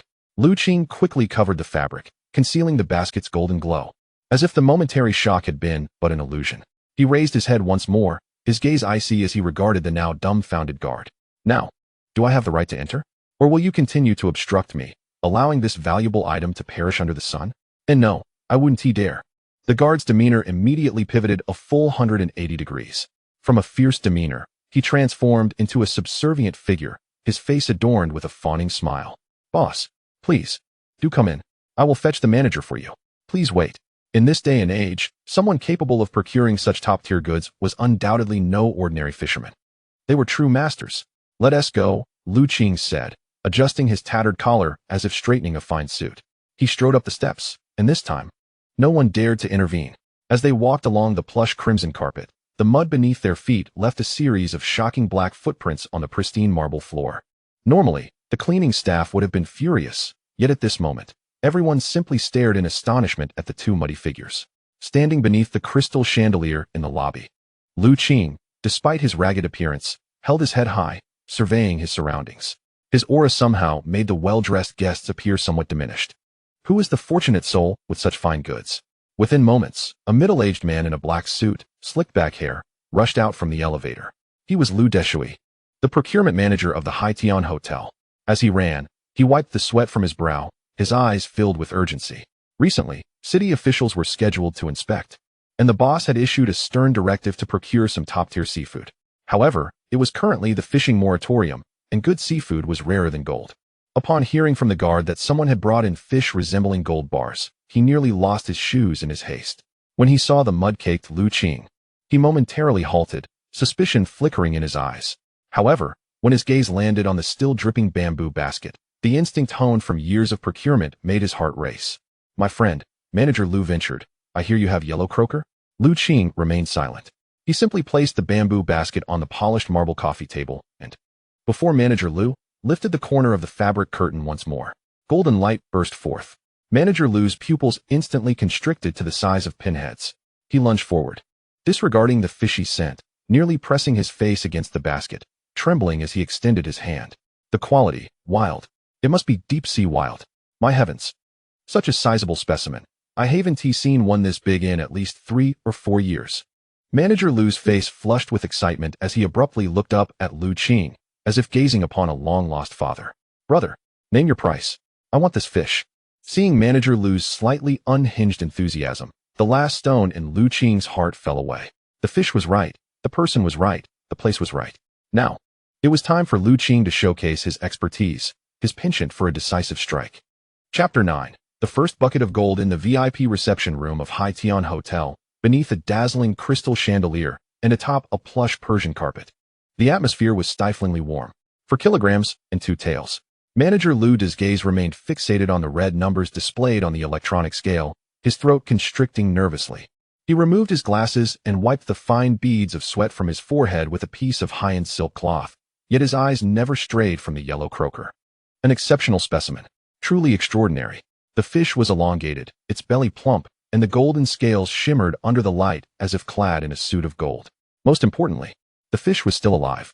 Though slightly lethargic, its vibrant red gills still opened and closed, signifying unparalleled freshness. What do you think, Manager Lu? Lu Qing asked. Sitting on the opposite luxurious leather sofa, covered in mud, he perched on the edge of the seat to avoid soiling it, yet it did not diminish his commanding presence. He held a cup of freshly brewed premium Taiguanyan tea, gently blowing on the floating leaves. His demeanor as relaxed as if he were enjoying a leisurely afternoon in his backyard. Beside him, Xuanzi lacked such composure. The big fellow resembled a schoolboy caught in mischief, standing rigidly with his hands pressed to his trousers, afraid to move lest the dry mud on his body fall onto the carpet. A fine fish, indeed. Manager Lu adjusted his glasses, his eyes darting as the shrewdness of a businessman resurfaced. Rubbing his hands together, he donned a professional smile. Little brother, since you have shown such sincerity in bringing it directly to me, I want to play games. You know the current market conditions, during the fishing moratorium. Wild yellow croaker is indeed rare. However, this fish appears slightly fatigued. Whether it can be revived remains uncertain. And there are a couple of scales on its back that seem a bit loose. As Manager Lu scrutinized the fish while gauging Lu Qing's reaction, he extended a finger. 12,000. Cash, settled immediately. What do you say? Gulp. Standing beside him, Xuanzi swallowed hard. 12,000. His eyes widened like saucers, and his breath quickened. That was an astronomical sum. To put it into perspective, They toiled at the dock for an entire month, exhausted, and earned only 500 to 600. This one fish was worth more than 2 years of relentless labor. Instinctively, Xuanzi felt an urge to nod and even reached out to tug at Lu Qing's sleeve, fearing that the god of wealth might change his mind. However, Lu Qing did not even lift his eyelids. He leisurely sipped his tea, savoring the aroma that lingered in his mouth, before gently placing the cup down. The crisp sound of the porcelain cup striking the tea table resonated particularly clearly in the quiet room. Lu Qing rose silently. He walked over to the electronic scale, carefully returned the priceless yellow croaker to its bamboo basket, covered it with damp seaweed, and neatly wrapped the torn pant leg once more. His movements flowed seamlessly, devoid of hesitation. Xuanzi left. Lu Qing slung the bamboo basket over his shoulder and turned to exit. Hey, wait. Manager Lu was completely taken aback by this series of actions, leaving Xuanzi dumbfounded as well. That's 12,000. Xuanzi exclaimed, his face reddening with urgency. What? Is it too little? Seeing Lu Qing genuinely about to leave, Manager Lu sprang up as if propelled by springs, hastily blocking the door. Brother, business is negotiated. What's with your abrupt departure? If you think it's too little, we can negotiate. Lu Qing paused. He slightly tilted his head, his bright eyes glaring coldly at Manager Lu against his grimy face. Manager Lu, you are a professional, and I am but a fisherman. You intend to purchase my premium yellow croaker at the price of feed fish? Is this what you call sincerity? If there's no sincerity, then there's no need for further discussion. Lu Qing glanced at the cheap digital watch on his wrist. The bus to the provincial city departs in an hour. I've heard that the Donghai seafood restaurant in the provincial city is currently seeking their signature dish at a high price. I believe they would be very interested in this 4-pound 2-ounce treasure. With that, Lu Qing sidestepped Manager Lu and reached for the door. This tactic, known as retreating to advance, is a classic yet psychologically demanding maneuver in business negotiations. If Manager Lu truly did not want the fish, Lu Qing would indeed have to head to the provincial city. It was a gamble, relying on the urgent demand of the Grand Sea Hotel. Wait, don't go. Manager Lu, clearly flustered, grasped Lu Qing's muddy arm without concern for the dirt.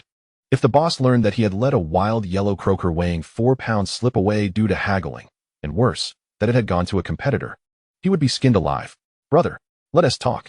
Let us talk. Manager Lu wiped the cold sweat from his brow and gritted his teeth. The provincial city is too far. The fish can't handle the bumps. How about this? I'll raise my offer to 20,000. 20,000. What do you think? That's an exorbitant price. 20,000. Xuanzi trembled in disbelief. Yet Lu Qing merely chuckled coldly. Last Wednesday at the Christie's auction in Hong Kong, a wild yellow croaker weighing approximately 3 pounds and 8 ounces sold for 58,000 Hong Kong dollars. In RMB, that amounts to over 60,000. Mine weighs 4 pounds and 2 ounces, 4 ounces heavier. Manager Lu, you offer me 20,000? Do you think I'm oblivious to the news or unaware of the exchange rate? Boom. This statement struck Manager Lu like a thunderclap, leaving him stunned as he gazed at the muddy fisherman before him. This man was a fisherman? How could he know the auction data so well? He was clearly no simpleton. He was an expert. All of Manager Lu's intentions to deceive this country bumpkin evaporated. How much do you want then? Manager Lu's demeanor entirely weakened, his voice turning cautious. Lu Qing extended a hand, spreading his 5 fingers. 50,000. Not a cent less. And I'll head to the provincial city. 50,000. Manager Lu gasped, his face contorted in distress. Brother, an auction is an auction. There's speculation involved. We are in the catering business, and we must consider costs. 50,000 is too high, truly too high. I don't have that authority. That is your concern. Lu Qing remained unmoved. This fish displayed in your lobby is a living advertisement. Do those big bosses eat fish? They consume face. The reputation this fish brings is worth 50,000. You know that. Manager Lu fell silent, quickly calculating in his mind. Indeed, with the city leaders arriving for inspection and specifically requesting authentic seafood, if he couldn't present a substantial dish, he would lose face with his boss. Having this fish not only would suffice, but could also serve as a promotional opportunity. Though 50,000 stung, it was more acceptable than facing his boss's wrath. 45,000. Manager Lu gritted his teeth, declaring, that's my bottom line. Any more, I'd have to consult my boss.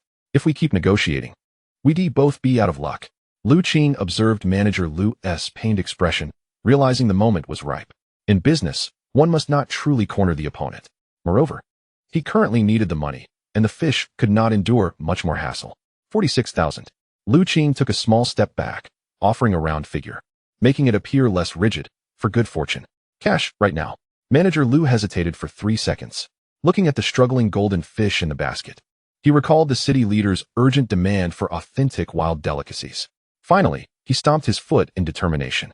All right, 46,000 it is. If it weren't for the urgent need to host the big leaders tomorrow, I would never take this loss. Consider it a friendship. Xiaozhong, go to finance and get the money. Hurry.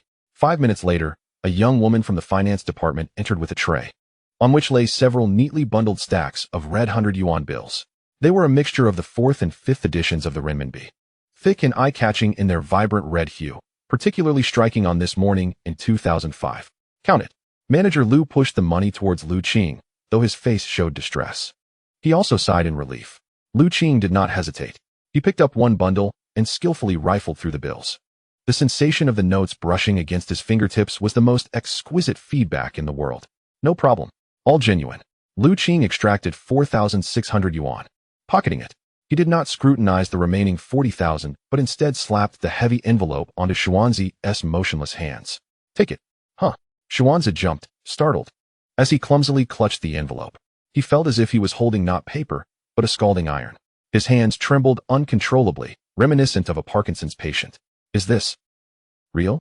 Xuanzi stammered, his eyes suddenly reddening. He had never seen so much money in his life. 46,000. Enough to build 2 large tiled houses in the village and even marry a wife. All of this was simply because he had accompanied Lu Qing to Ghost Cry Cliff last night and risked his life. Keep it up. Lu Qing patted Xuanzi's shoulder, a smile gracing his lips.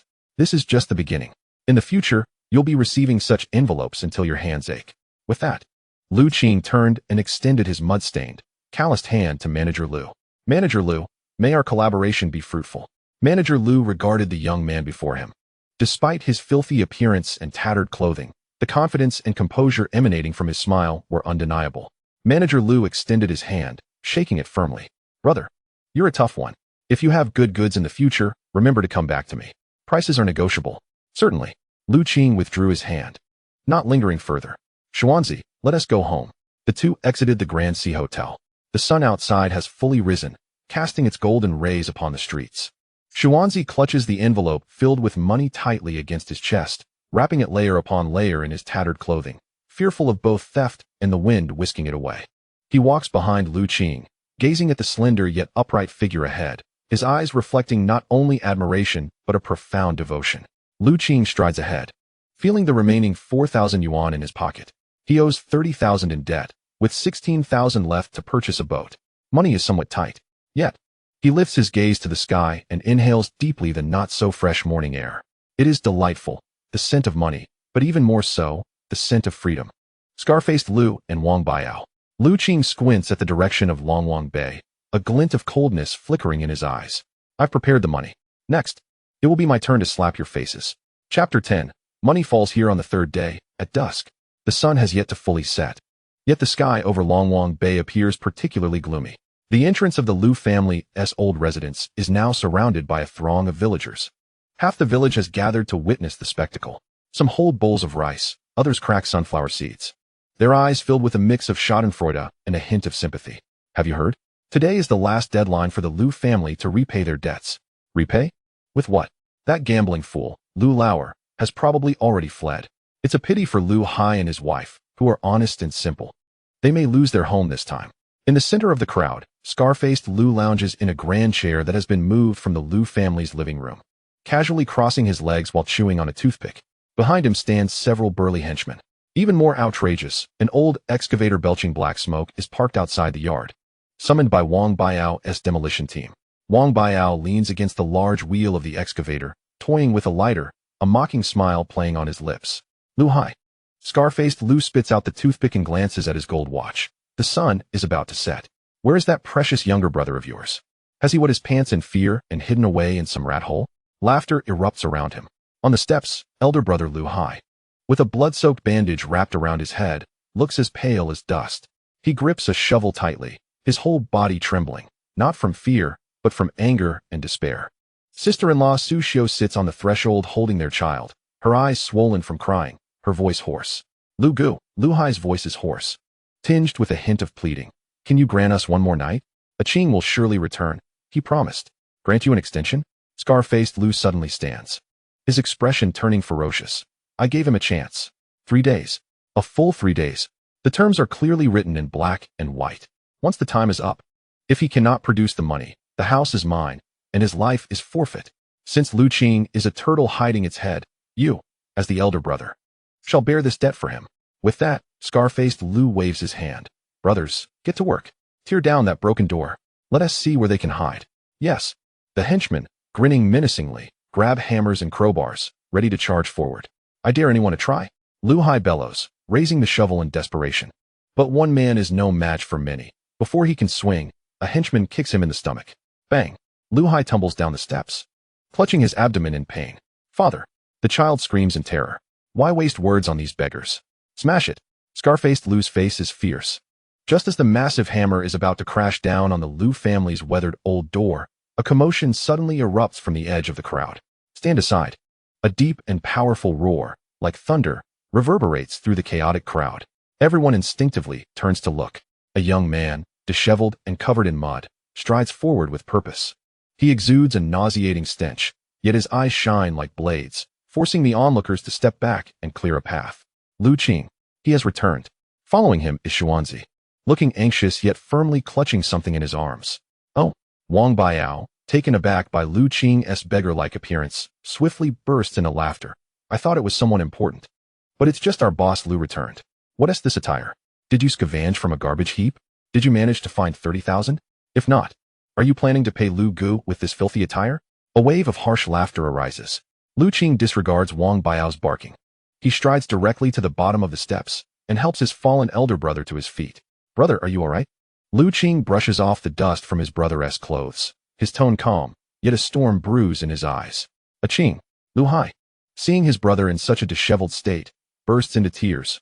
Why did you come back? You must run. They will truly kill you. Run? Lu Qing turns. Facing the menacing scar-faced Lu, a cold smile playing on his lips. Repaying debts is a matter of principle. Why should I run? Ha ha. Scar-faced Lu, as if hearing the funniest joke, points at Lu Qing. Repay? You? What could you possibly be worth, even if you sold your gallbladder? Stop pretending to be a big shot.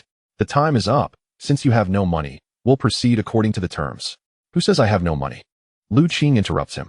He takes the black plastic bag, wrapped carefully in layers of rags, from Xuanzi's arms. The bag appears ordinary, even speckled with mud. Yet in Lu Qing's hands, it feels heavy. Scar-faced Lu, open your eyes and see clearly. Lu Qing steps up the stairs, approaching the dust-covered 8 Immortals table originally meant for negotiations. He raises the black plastic bag, then, summoning all his strength, slams it down onto the table. Bang! A resounding crash. The plastic bag bursts open, scattering countless neatly bundled, bright red 100 yuan notes across the table, resembling red bricks, some even slipping to the floor, landing by scar-faced Lu's feet. Silence. An oppressive stillness descends, as the previously raucous villagers suddenly fall mute, as if their throats had been squeezed. Wang Baiao's lighter clatters to the ground. Scar-faced Lu's eyes nearly bulge from their sockets. The sight of that red is blinding. In an era where even 100 yuan is substantial, the mountain of cash before them exudes a visual impact akin to a nuclear bomb. The money is all here. Lu Qing leans over the table, his bloodshot eyes fixated on the dumbfounded scar-faced Lu. 30,000 principal, not a penny less. Count it. Scar-faced Lu trembles, his throat bobbing. Speechless for a moment. How is this possible? Just 3 days ago, this kid was a gambling fool. And now he returns in the mud with several tens of thousands? Did he rob a bank? No, that's impossible. The police would have come by now. What are you dazed for? Lu Qing casually picks up a bundle of money, slapping it on the table, afraid there is poison on it? Or that it's counterfeit? No. Scar-faced Lu's bravado crumbles. Faced with real money, any threats seem feeble. He trembles as he picks up a bundle, checking the bills, counting them. They are all genuine. Moreover, they are brand new, in sequential order. 30,000 is sufficient. Scar-faced Lu's voice becomes hoarse. Sufficient? Lu Qing let out a cold snort. Now that the principal has been settled, it's time to hand over the IOU. Scarred Lu's eyes flickered, clearly unwilling to relinquish the 30,000 in interest so easily. Just as he was about to protest, Lu Qing suddenly stepped closer, whispering in an icy tone only the two could hear. Brother Lu. Surely you wouldn't want that high-interest loan ledger of Wang Changfa's appearing on the desk of the Discipline Inspection Commission tomorrow, would you? Take the principal and leave. Or accompany your master into the big house. The choice is yours. Scarred Lu stiffened, his face turning ashen, the last glimmer of hope extinguished in his eyes. At that moment, he dared not act tough any longer. Trembling, he obediently pulled the IOU from his pocket. Lu Qing snatched it away, producing a lighter and igniting it before the eyes of the entire village. As the flames licked up, the IOU turned to ash. Lu Qing blew the ashes away, his gaze as cold as iron. From this day forth, the Lu family owes you not a single penny. As for the interest on that loan, Lu Qing stepped forward, forcing scarred Lu to instinctively retreat. I previously mentioned that I would settle the account with you slowly. Now Lu Qing abruptly pointed towards the door. Take your men and that useless Wang Baiao, and get out of the Lu family. Leave. That final roar, hoarse and filled with the pent-up resentment of 2 lifetimes, sent scarred Lu shuddering. Clutching the money, he fled with his subordinates, as if encountering a ghost. Watching this scene from afar, Wang Baiao's face turned a deep shade of anger. He knew that he had lost face today. He cast a resentful glance at Lu Qing, but realized the tide had turned, kicking the wheel of his vehicle in frustration before driving away. The villagers who had gathered dispersed, each bearing an expression of shock. They understood that the days of Dragon King Bei were about to change. That second son of the Lu family was no longer a mere muddy foot. He had truly transformed into a dragon. With a clang, the door closed once more, leaving only the 3 members of the Lu family and the dog in the yard. The fierce intensity that had enveloped Lu Qing dissipated instantly, replaced by profound fatigue. Qing Lu Hai, his elder brother, looked at the remaining money on the table and then at his brother's injuries, his lips trembling, wanting to say something but unable to find the words. Sister-in-law Su Xiu covered her mouth, tears flowing uncontrollably. Brother, sister-in-law Lu Qing refrained from uttering overly sentimental words. He picked up the remaining 16,000 yuan and pressed it into his elder brother's rough hands. Take this money. Qing, what is this for? Lu Hai instinctively tried to push it back. To buy a boat. Lu Qing met his brother's gaze, his tone resolute. Our family's boat has been sealed. Even if it's unsealed, that rickety skiff won't suffice. This over 10,000, combined with our family's meager savings, though it won't buy a large ship.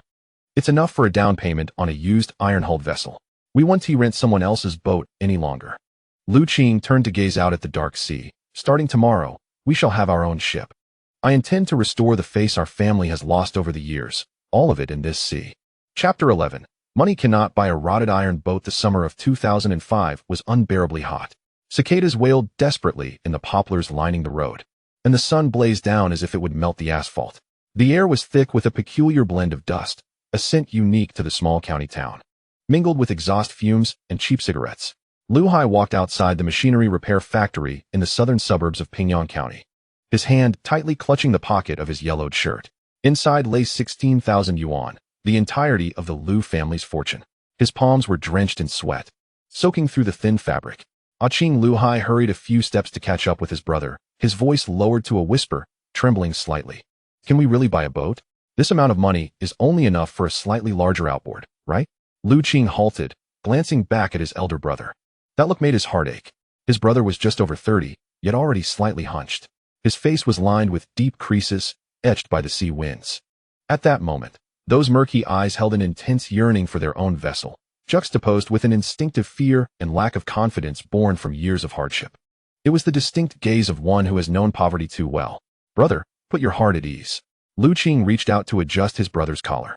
His tone calm as still water. 16,000 for a new boat is just a dream, but we are here to seek second-hand ones. In these times, many have lost their boats to settle debts. As long as we have sharp eyes, this is a prime opportunity. Lu Qing's confidence stemmed from the deep blue radar in his mind, which not only located fish, but also boasted a newly unlocked passive skill, beginner mechanical affinity. This skill wouldn't allow him to magically transform scrap metal into a new ship, but it would enable him to see through the internal wear of machinery like an X-ray. In a second-hand boat market reliant on mere experience, this was a significant advantage. Let us go. The old Zhang shipyard is just ahead. Lu Qing pointed to a large yard with a dilapidated sign reading Pingyang Repair Factory. The yard was cluttered with rusty steel plates and discarded propellers, the air thick with the acrid smells of welding and oil. This was the largest second-hand boat distribution center in Pingyang County. Boss, we're here to buy a boat. Lu Qing stepped inside, scanning the rows of beached iron-hulled vessels. A middle-aged man clad in grease-stained overalls, crouched welding something, looked up and removed his mask, revealing a face lined with flesh. Are you buying or repairing? The boss tossed aside his welding gun, scrutinizing the two brothers. They were dressed poorly, with Lu Hai appearing particularly timid. Yet the younger one had sharp eyes. Buying a boat. Lu Qing wasted no time, specifying he wanted a second-hand iron-hulled boat about 12 meters long, with a YK engine. The condition could be poor, as long as the keel was intact. An expert, Zhang, the boss, brightened at these words. Many understood the trade these days. But someone who pointedly asked for an intact keel and was fine with a shabby condition was either a true expert or genuinely intent on purchasing. There are two over there.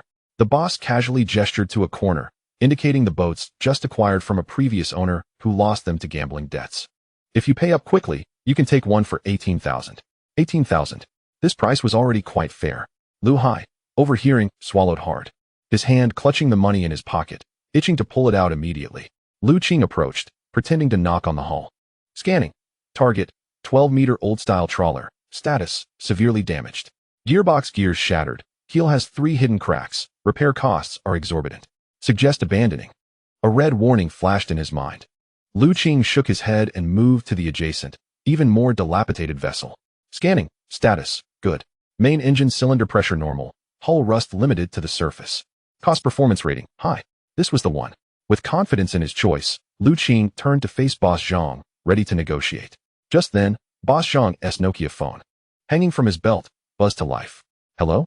Ah, it's Brother Baiao. The somewhat amiable expression on Zhang's face instantly contorted, bending slightly at the waist as if the caller could see him. Rest assured, I understand. I have everything here. I know what to do. After hanging up, the smile vanished from Zhang's face as if a switch had been flipped.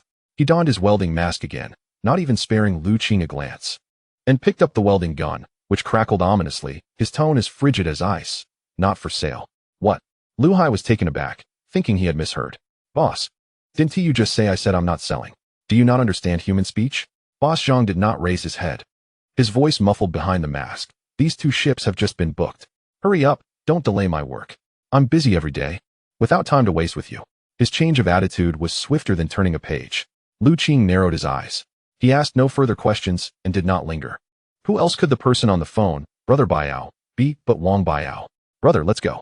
Lu Qing pulled his older brother, who wanted to argue, and turned to leave. But a Qing, this ship, Lu Hai was anxious, stamping his feet. If they are not selling, begging won't help, Lu Qing replied coldly. The next 2 hours were a torment of despair. They braved the scorching sun and visited 2 smaller shipyards, only to be met with the same result. The second owner was even more ruthless. Upon hearing Lu Qing mention Longwang Bay, he splashed the freshly brewed tea onto the ground, pointing at the door and saying, Get out. We don't do business with your kind here. It's bad luck. At the third place, a private repair shop by the riverside. The owner was a humble, limping man. Before Lu Qing could speak, the owner clasped his hands together in a gesture of despair. Little brother, I want to make money too, but I dare not. Just 10 minutes ago, the Wang family's young master sent word. If anyone dares to sell a single screw to the Lu family, this shop will be set ablaze tomorrow. Please, don't make it hard for a cripple like me. Just leave. With such words, it was clear they had reached a dead end. This was 2005, in a coastal town ensnared in the webs of familial power. Showcasing the weight of authority, Wang Changfa did not need administrative means. A single word from him could erect an invisible wall, trapping one within, not even allowing the chance to spend money. By the time they exited the repair shop, it was already past 2 in the afternoon, under the most scorching sun. The roadside weeds curled under the heat, and the cicadas created a cacophony that frayed one's nerves. Lu Hai sat down on the curb, indifferent to the heat of the ground. He pulled out a pack of sweat-drenched Hung He cigarettes, trembling as he extracted one, struggling to ignite it. A Qing. Lu Hai inhaled deeply, only to cough violently, tears streaming down his face. Let us give up. We can't buy this ship. Director Wang is cutting off our path. He has connections in the county and on the road. What do we common folk have to fight against them? Lu Hai's voice was laced with a profound sense of helplessness, a resignation born from the relentless grind of life. Save your money. In the future, we can still rent a ship, or I can work for someone. Lu Qing stood beside his brother in silence, gazing at the dusty road leading to Longwang Bay. Suddenly, a black Toyota Crown sped towards them, exuding an air of arrogance. The window rolled down halfway, revealing Wang Baiao in sunglasses, casually chewing gum with a hand resting on the window frame. As the car passed the brothers, it did not slow down. Instead, it deliberately accelerated, releasing a cloud of exhaust mixed with dust that engulfed Lu Hai, leaving him covered in grime. Wang Baiao whistled loudly from the car, gesturing dismissively at Lu Qing with his finger, mimicking a shooting motion, before speeding away. The dust settled slowly, coating Lu Hai. He lowered his head, allowing the dirt to blanket his hair and shoulders, not bothering to wipe it away or look at the departing luxury vehicle. It was a silence that spoke of a broken spirit. Lu Qing witnessed this scene, his fists gradually tightening, nails digging into his flesh. In his previous life, he had navigated the turbulent waters of business, been schemed against, betrayed, and even threatened at gunpoint. Yet, he had never felt such fury as he did now. This anger was not volcanic, but a chilling, calculated rage that desired vengeance. Wang Chengfa, Wang Baiao, do you think this is the end? Do you think severing the legitimate channels will force me, Lu Qing, to kneel and beg for mercy? Brother, stop smoking. Lu Qing reached out and removed the burnt cigarette, but from his brother's mouth, extinguishing it on the ground. Who says we can't buy it? If the legitimate shipyards refuse to sell to us, we shall acquire what requires no approval from them. Anything made of iron, anything that can float. I will transform it into a lethal predator. Lu Hai looked up at his brother, bewildered. Qing, what do you mean? Where can we buy a ship? Lu Qing turned and cast his gaze downstream, towards an overgrown wasteland, a notorious ship graveyard in the area. Many derelict, accident-stricken vessels were discarded there, left to decay. In his memories, he recalled an old sailor mentioning that buried within those reeds lay a forgotten treasure. Brother, get up. Lu Qing pulled his brother to his feet, brushing off the dirt from him. We're going to scavenge. If we cannot afford a decent vessel, we shall procure those discarded iron coffins. Chapter 12. The iron coffins on the riverbank to the south of Pingyang County. There flows a nearly dried-up tributary called Haishui River. It is a blind alley of the city. The wastewater discharged from upstream chemical factories has tainted the river a bizarre purple hue. The riverbank is overgrown with reeds taller than a person, which rustle eerily in the wind, reminiscent of countless desiccated hands rubbing together. There is no sign of human life here. Only those derelict, accident-prone, or ownerless vessels are left to rot in this desolate place. Qing, what are we doing here? Lu Hai stepped gingerly through the muck, his shoes caked with foul black mud. He gazed at the scattered wooden hulls, mere skeletons of what they once were, and felt a chill creep up his spine. The atmosphere was laden with an oppressive gloom, even in the height of summer. Walking through the reeds sent a shiver down his back. Searching for treasure, Lu Qing replied, forging ahead with a dry branch in hand, clearing away the spider webs and thorny vines that obstructed their path. His focus was intense, akin to a wolf surveying its territory.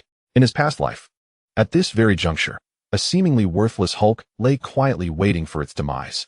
Eventually, it was dismantled by a scrap collector, who discovered that the ship's steel was so tough it dulled cutting tools, realizing it was a fine vessel. Unfortunately, by then, it had already been reduced to mere scraps. In this lifetime, Lu Qing would not allow such waste to occur.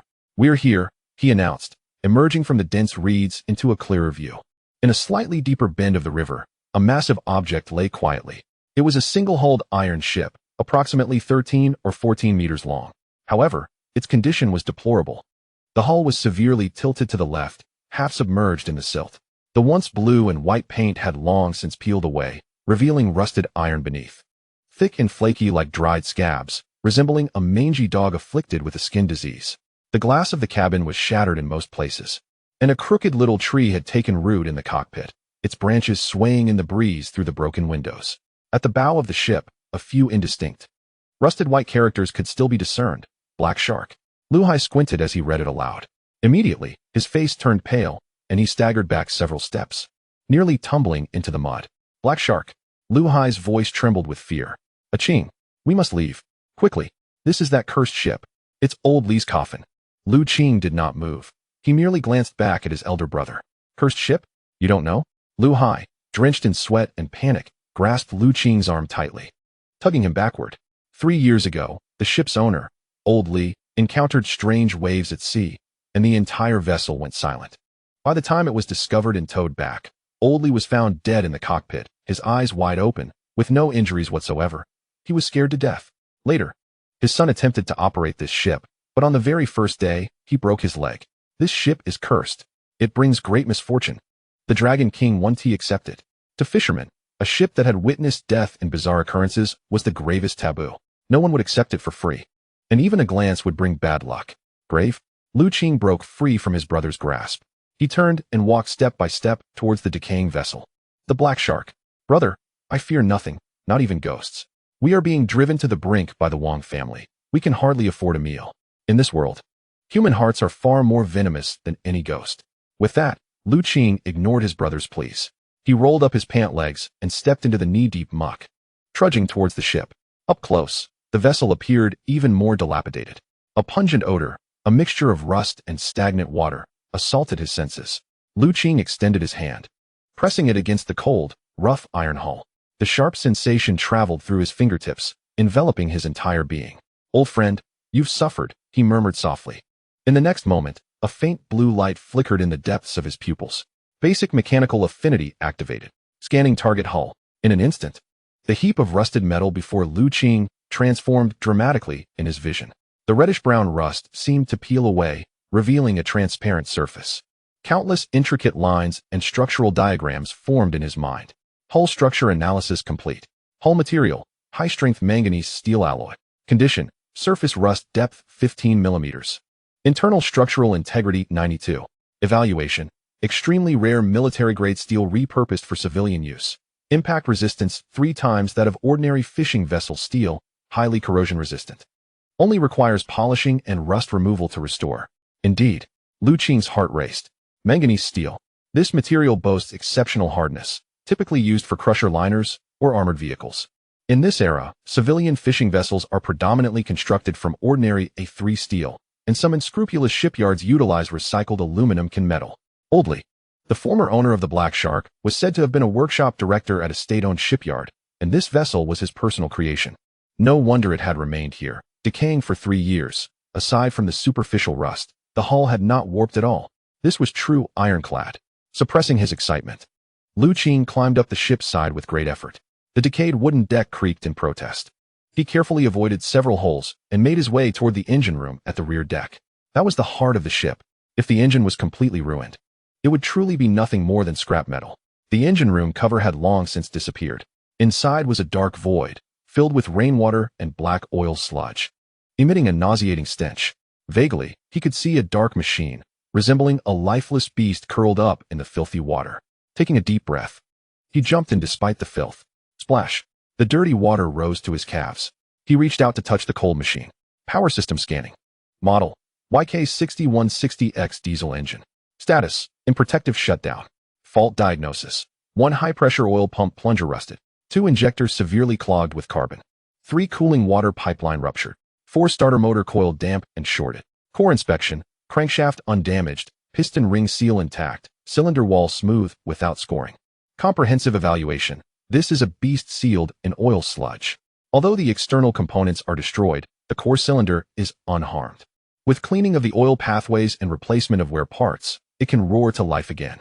Lu Qing's hand gently caressed the greasy cylinder head. He smiled, revealing 2 rows of white teeth. To others, this was a pile of scrap metal, a coffin. But to him, it was clearly an unawakened Ferrari engine. A Qing. Get up here. Lu Hai's anxious voice echoed from above. There are toxic gases down there. It could suffocate you.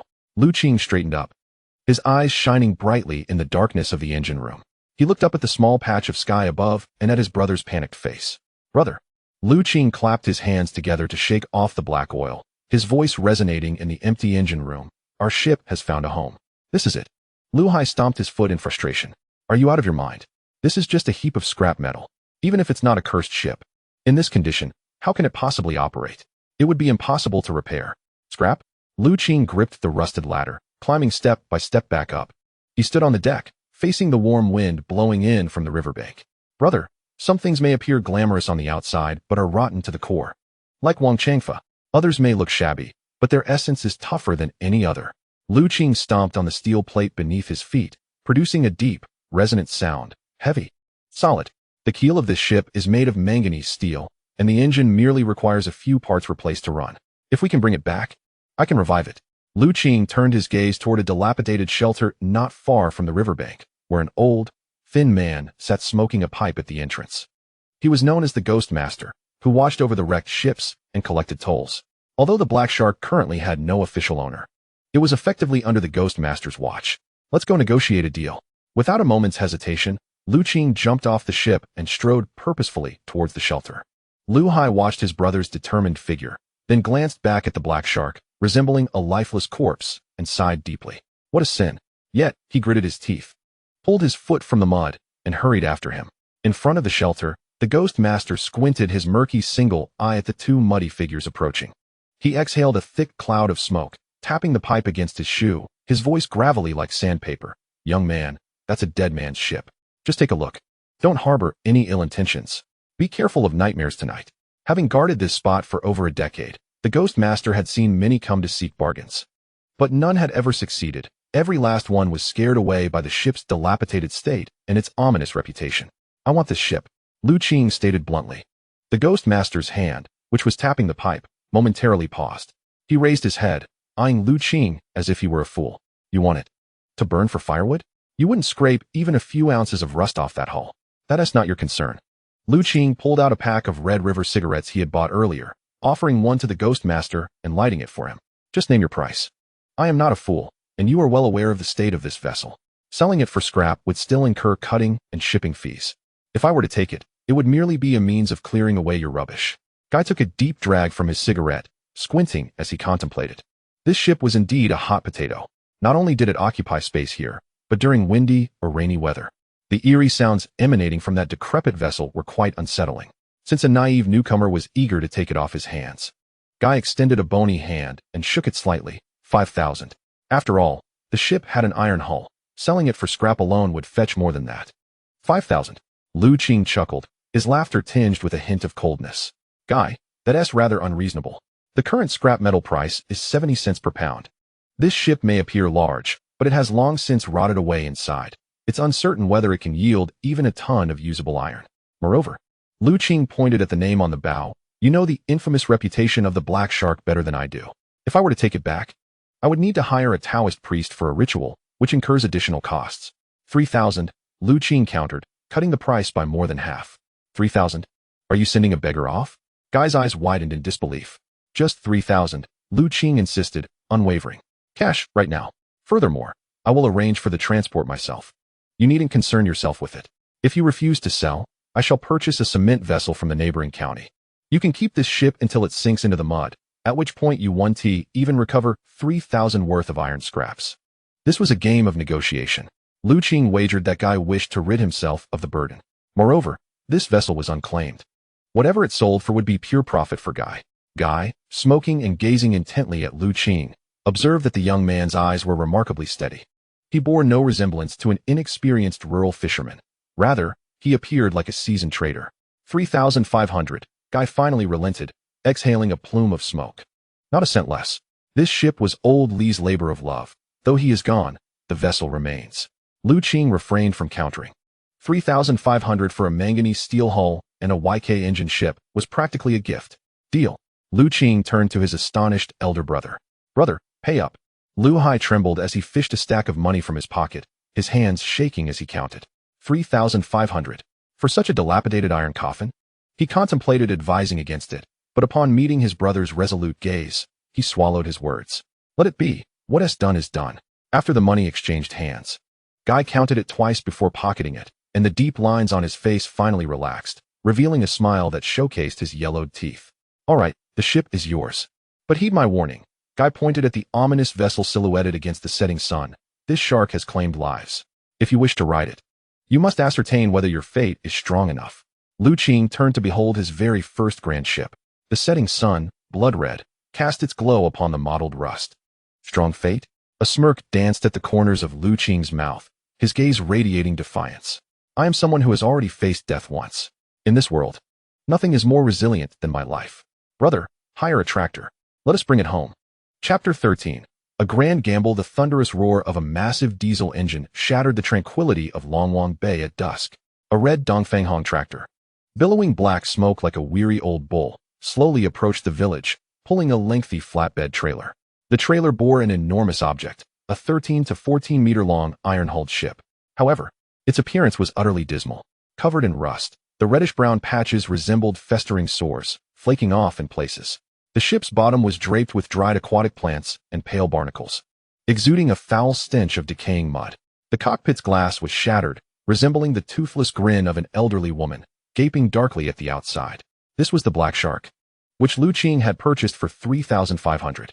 At this moment, it resembled a colossal corpse exhumed from a grave, paraded through the village with great fanfare.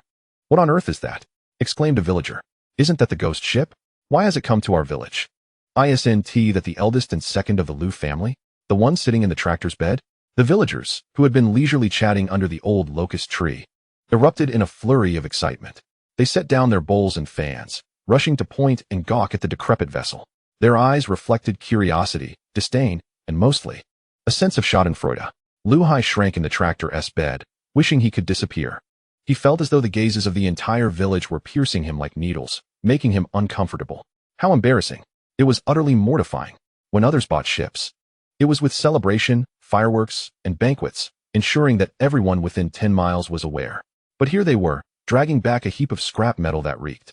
It was akin to a wedding procession where others arrived in a grand sedan, while they brought back a corpse from a mass grave. Ah Qing. Lu Hai tugged at Lu Qing's pant leg, his voice tinged with desperation. Can we cover it with a cloth? It looks too dreadful. Lu Qing, sitting cross-legged on the rust-covered deck, cigarette in hand, remained unfazed. He surveyed the gossiping villagers from a vantage point, devoid of any embarrassment. Cover it. Lu Qing flicked ash from his cigarette, a sardonic smile gracing his lips. An ugly bride must still meet her in-laws. Besides, if we cover it now, when it splashes into the water, how will it dazzle their eyes? His palm gently patted the seemingly corroded but truly manganese steel deck beneath him. This was far from trash. It was an unpolished gold brick. The tractor rumbled down the village's main thoroughfare before finally halting in the open area in front of the Liu family's old residence. This space had previously served as a drying ground for nets and was now repurposed as a temporary shipyard. Unload. At Lu Qing's command, the tractor driver manipulated the hydraulic lever, accompanied by a jarring metallic screech, followed by a thunderous crash as the massive iron ship landed heavily upon several pre-placed logs. Dust and smoke billowed, shaking the ground. The commotion startled the dogs of the nearby households into a frenzy of barking. What a grand spectacle! Before the dust could settle, a sarcastic voice emerged from the crowd. The onlookers parted to create a path. Wang Baiao, clad in a floral shirt and twirling a set of keys, swaggered over, trailed by Scar Lu, whose face had yet to fully heal. He had been dining when he heard about the arrival of this massive object and had rushed over for a glimpse. Wang Baiao circled the dilapidated ship, feigning interest, even giving the crumbling hull a kick. Tisk, tisk, tisk, he shook his head, feigning exaggerated disdain. Lu Qing, is this the precious treasure you spent a fortune on? If I'm not mistaken, isn't this the black shark that claimed lives on the riverbank? At this revelation, the uninformed villagers gasped, instinctively retreating several steps, fearful of any ill fortune. This is a cursed ship. Is the Liu family courting death, daring to bring such a vessel home? They now understood why the ship appeared so foreboding. It was indeed the man-eating vessel. Listening to the surrounding chatter, Wang Baiao grew even more smug. He approached Lu Qing, tilting his head mockingly. Lu Qing, has your brain been fried by those 30,000? Unable to find a proper ship, you've opted for a coffin instead? What is the plan? Are you abandoning fishing to venture into the funeral business? Are you still planning to take this coffin to the sea to feed the Dragon King? Ha ha. The laughter erupted from Wang Baiao's followers. Scar-faced Lu laughed so hard that he clutched his injured mouth, grimacing in pain. Baiao Gu is right. This Lu Lao heir is a madman. This junk is only fit for the steel furnace, yet he treats it like a treasure. Lu Hai stood nearby, his face turning a deep shade of purple. He gripped the hem of his clothes tightly, wishing he could disappear into the ground. Yet, he dared not retort, for he too believed that the boat was a curse. Lu Qing stood by the edge of the boat, quietly observing Wang Baiao's antics. His face bore no anger, not even a flicker of emotion. He merely pulled out a rag from his pocket and gently wiped a spot on the boat that had been kicked by Wang Baiao. His movements were tender, as if he were polishing a rare gem. Wang Baiao, Lu Qing spoke softly, his voice low yet laced with a chilling undertone. You say this is a coffin? Indeed. Wang Baiao held his head high. This is an iron coffin. Whoever boards it will die. Very well. Lu Qing nodded, his gaze sweeping across the crowd before resting on Wang Baiao's arrogant face. Shall we make a wager? In 3 days, I will have this boat launched. If it sinks or fails to start, I will forfeit my life to you. But if it runs... Lu Qing paused, his eyes suddenly sharp, like a sword unsheathed. You will smash your Toyota Crown for me to hear the sound. Gasps filled the air. Crazy. Lu Qing must be out of his mind. Who doesn't know that the black shark has been rotting for 3 years? The engine is probably a rusted lump. 3 days to fix it? Even a deity couldn't accomplish that. Wang Baiao was stunned. He gazed into Lu Qing's deep-set eyes, an inexplicable chill creeping into his heart. Where did this kid find his confidence? Yet, he could not back down in front of so many people. Fine. Wang Biao spat defiantly. Let us gamble. I want to see what kind of waves your junk can stir up. If you lose in 3 days, I will personally tie you to the bow and sink you into the sea. With that, Wang Biao waved his hand. Let us go. We'll await the maiden voyage of Lu de Boss's iron coffin. A crowd of people dispersed, grumbling, while the villagers shook their heads, sighing that the Lu family was beyond saving, and returned home in small groups. Soon, only the solitary, dilapidated boat remained in the open space, alongside the two brothers standing beneath it. Night had fully descended. The sea wind howled through the boat's broken holes, emitting eerie sounds akin to weeping. Lu Hai sat down heavily on the ground, holding his head, his voice hoarse. Qing, you're too impulsive. You've seen the state of this boat. It's as rotten as a cesspool. How could it possibly be repaired in 3 days? We're pushing our lives into the fire pit. Lu Qing remained silent. He approached his elder brother and crouched beside him. In the faint light from a distant street lamp, he looked at Lu Hai's hands, deformed from years of net fishing. Brother, Lu Qing said softly, do you believe in fate? Lu Hai raised his head, looking at him in bewilderment. I don't believe. Lu Qing stood up and patted the enormous hunk of scrap metal that loomed in the night. This ship has been left to rot on the riverbank for 3 years. Everyone thinks it's dead, just scrap metal. It's like our Lu family. For so many years under Wang Chengfa's oppression, everyone believes we cannot rise again. Thinks I, Lu Qing, am nothing but mud. But brother. Lu Qing's fingers suddenly dug into a protruding patch of rust, applying pressure until it cracked. With a sharp sound, the rust flaked away, revealing beneath it a steel plate that still gleamed with a cold metallic luster. It was the deep gray unique to manganese steel, hard, cold, yet brimming with strength. You see? As long as we strip away this rotten skin and clean out the rust inside, the bones are still solid. Lu Qing turned to his brother, fire igniting in his eyes. In 3 days, I will bring this boat back to life. I will lead our family to a new way of living. Lu Hai looked at the small patch of exposed steel, then at his younger brother's face, which appeared resolute and strangely unfamiliar in the night. In that moment, a certain fear within him seemed pierced by that glimmer of light. He slowly stood up, brushing the dirt off his pants. After a long silence, Lu Hai gritted his teeth and forced out a sentence. All right, since we bought it, let us fix it. I may not understand machines, but I have strength. Whatever you need, I'll be right there to help. Even if it means exhausting myself, we cannot let that Wang Biao laugh at us. Lu Qing smiled. He extended his fist, meeting his brother's rough hand with a firm slap. Brother, that's the spirit. Starting tomorrow, we'll shut the doors to guests. We're going to give this shark a transfusion. Chapter 14. The Industrial Aesthetics of Oil and Greasebang. The heavy wooden door of the Lu family's old residence was bolted tightly from within. The sounds of mockery and malicious whispers from outside were completely blocked by the sturdy door. In the courtyard, a battle without gunfire officially commenced. It was a race against time, a contest against scrap metal. The midday sun blazed like a fireball, scorching the earth beneath. The cement area that the Lu family had once used for drying nets was now strewn with disassembled mechanical parts. The air was thick with the pungent scents of diesel, rust, and the acrid smell of aged grease baked under the sun. Wheezing, Lu Qing, bare-chested and clad only in a pair of shortened jeans, had no clean skin left on him. The black engine oil mingled with sweat, coating him like a miner emerging from a coal pit. Yet, his eyes shone fiercely through the grime. Brother, the wrench. Number 24. Lu Qing leaned over the enormous YK 6160 diesel engine, half of his body submerged within the engine compartment, his voice muffled. Coming. Lu Hai, though no better off, scrambled to assist. He may not have known how to repair machines, but he was now acting as an apprentice. Hearing his brother's call, he hurriedly rummaged through a pile of greasy tools, finally grabbing the heavy wrench and handing it over to Lu Qing. Qing, have some water. During a brief moment of passing tools, Lu Hai brought a military water bottle to Lu Qing's lips. Lu Qing took a generous swig, the warm water washing down the taste of diesel. Thanks, brother. Lu Qing wiped his face, only to smear it further. He lowered his head again, his gaze fixed intently on the massive contraption before him. Beginner's mechanical affinity was operating at full power. In his view, what had once resembled a heap of scrap metal now transformed into a semi-transparent, three-dimensional schematic. Red error points were densely packed, resembling a critical condition notice. But Lu Qing remained unfazed, for he held a surgical knife. With a snap, a rusted nut was deftly removed. The heart of the machine was still alive. As he dismantled the high-pressure oil pump, he explained to his worried brother beside him. It's just a clogged artery. This thick layer of grease looks disgusting, but it serves as a protective layer, isolating the air and seawater. preventing the intricate components inside from rusting. Saying that, Qing carefully lifted the heavy high-pressure oil pump out and placed it on the ground covered with burlap. This component was the heart of the diesel engine, most delicate and crucial. Brother, watch closely. Qing poured a bucket of pre-prepared diesel into a basin, then submerged the grimy oil pump within. He picked up a stiff bristled brush and began to scrub furiously. The black sludge, softened by the diesel, peeled away in layers, revealing the original metallic sheen beneath.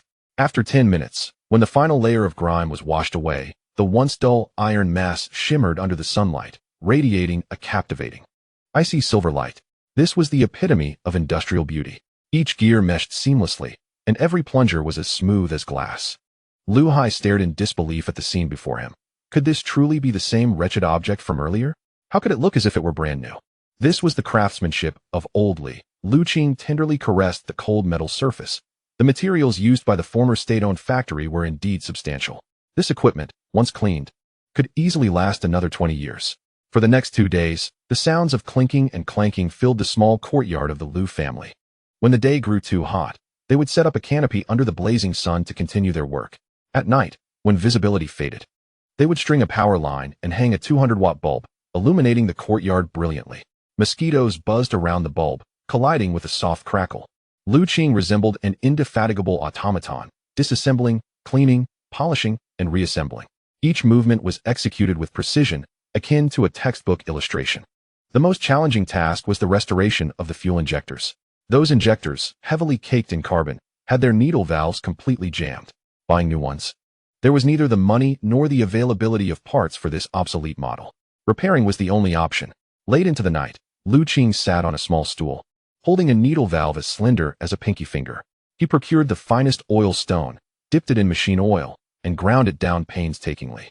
The faint sound of friction resonated clearly in the stillness of the night. This was an exceedingly tedious job that tested one's patience. Grind too much, and it would leak oil due to improper sealing. Grind too little, and it would become stuck, causing poor fuel injection. It all relied on tactile feedback. Lu Hai squatted nearby, holding 2 bowls of freshly cooked egg noodles. He dared not speak, fearing he might disturb his brother. He watched Qing's focused profile. Under the light, droplets of oil clung to his eyelashes, yet his gaze was steadier than that of a surgeon. Suddenly, Lu Hai felt that his brother had changed. He had become somewhat inscrutable, yet filled him with immense reassurance. The former man who only drank and lost his temper was gone, replaced by this individual capable of transforming a pile of scrap iron into treasure. Brother, the noodles are getting soggy. Qing abruptly halted his actions, holding the polished needle valve up to the light. The surface gleamed like a mirror, reflecting the glow of the filament. Perfect. Huh. Oh. Lu Hai snapped back to reality, quickly handing over the bowl. Eat up, I added 2 extra eggs for you. Qing accepted the bowl and slurped it down heartily, not minding the grease that smeared the rim. As the warm noodles filled his stomach, a profound satisfaction washed over him, and he let out a long sigh of relief. Brother, Qing set down the bowl, gazing at the gradually assembled parts scattered throughout the courtyard, pride evident in his eyes. You know, if this machine is repaired, even Wang Baiao's newly acquired fiberglass boat won't be able to outrun us, right? Really? Lu Hai still found it hard to believe. We're dealing with a heavy-duty low-speed engine, with significant torque, which translates to power. Qing wiped his mouth. When the waves rise, his light and buoyant boat will sway like a weeble. Our vessel can anchor itself in the waves, as steady as a mountain. In that case, we can access wave zones they cannot reach, and cast nets where they cannot. As Lu Hai listened, his eyes began to sparkle. He could almost envision the old boat cutting through the waves. On the evening of the 3rd day, the sunset once again painted Longwang Bay in shades of crimson. In the Lu family's courtyard, the chaotic pile of parts had vanished. In its place stood a fully reassembled YK 6160 engine. Though the exterior remained somewhat mottled, all the piping had been replaced with new high-pressure hoses, and every joint was wrapped in fresh sealing tape. Key components shone brightly. It lay quietly in the engine room, resembling a steel beast that had just awakened and was gathering strength. A powerful sense of industrial beauty washed over the scene. This was no longer the scrap iron excavated from a muddy pit just 3 days prior. Done. Qing straightened up, tightening the last cylinder head bolt in place. The wrench in his hand emitted a crisp click, signaling that the torque was set. He tossed the wrench to the ground, producing a metallic clang. He was drenched in sweat, as if he had just emerged from water, yet he felt no fatigue. Instead, a surge of inexplicable exhilaration coursed through him. Brother, Go open the courtyard gate. Lu Qing wiped his face with a towel hanging around his neck. His gaze fixed on the entrance. Those who mocked us are likely waiting outside. It's time to give them something to talk about. Lu Hai, looking at the rejuvenated machine, felt his hands tremble. A Qing, will it really roar? It must roar. Lu Qing approached the front of the engine, where a massive Z-shaped crank was inserted. The old-fashioned diesel engine lacked an electric starter, relying entirely on human strength for ignition. This was not just a test of brute force, but also of skill. Is the crank ready? Lu Qing inquired. It's here, it's here. It's been waiting by the door. The crank had been nearby, having helped lift many heavy items over the past 3 days. Crank, come over here, we'll turn it together. The machine was too large for one person's strength alone. Lu Qing grasped the oil-stained crank firmly, inhaled deeply, and steadied his breath. His gaze pierced through the courtyard wall, as if he could see Wang Baiao's face waiting to witness the spectacle. Open the door. With Lu Qing's booming command, Lu Hai, hands trembling, pulled open the wooden door that had been shut for 3 days. The sunlight poured in, illuminating the powerful machine and the oil-streaked Lu Qing, who resembled a warrior. Outside, a crowd had indeed gathered. Chapter 15. The roar of the slumbering beast as the 2 heavy wooden doors creaked open. The scene in the Lu family courtyard was laid bare before the entire village. The sunset blazed like blood on the oil-stained concrete. The newly assembled colossal diesel engine glimmered with a cold metallic sheen. Beside the machine, Lu Qing and Chuanzi stood bare-chested, their muscles taut, resembling 2 statues of black iron just unearthed.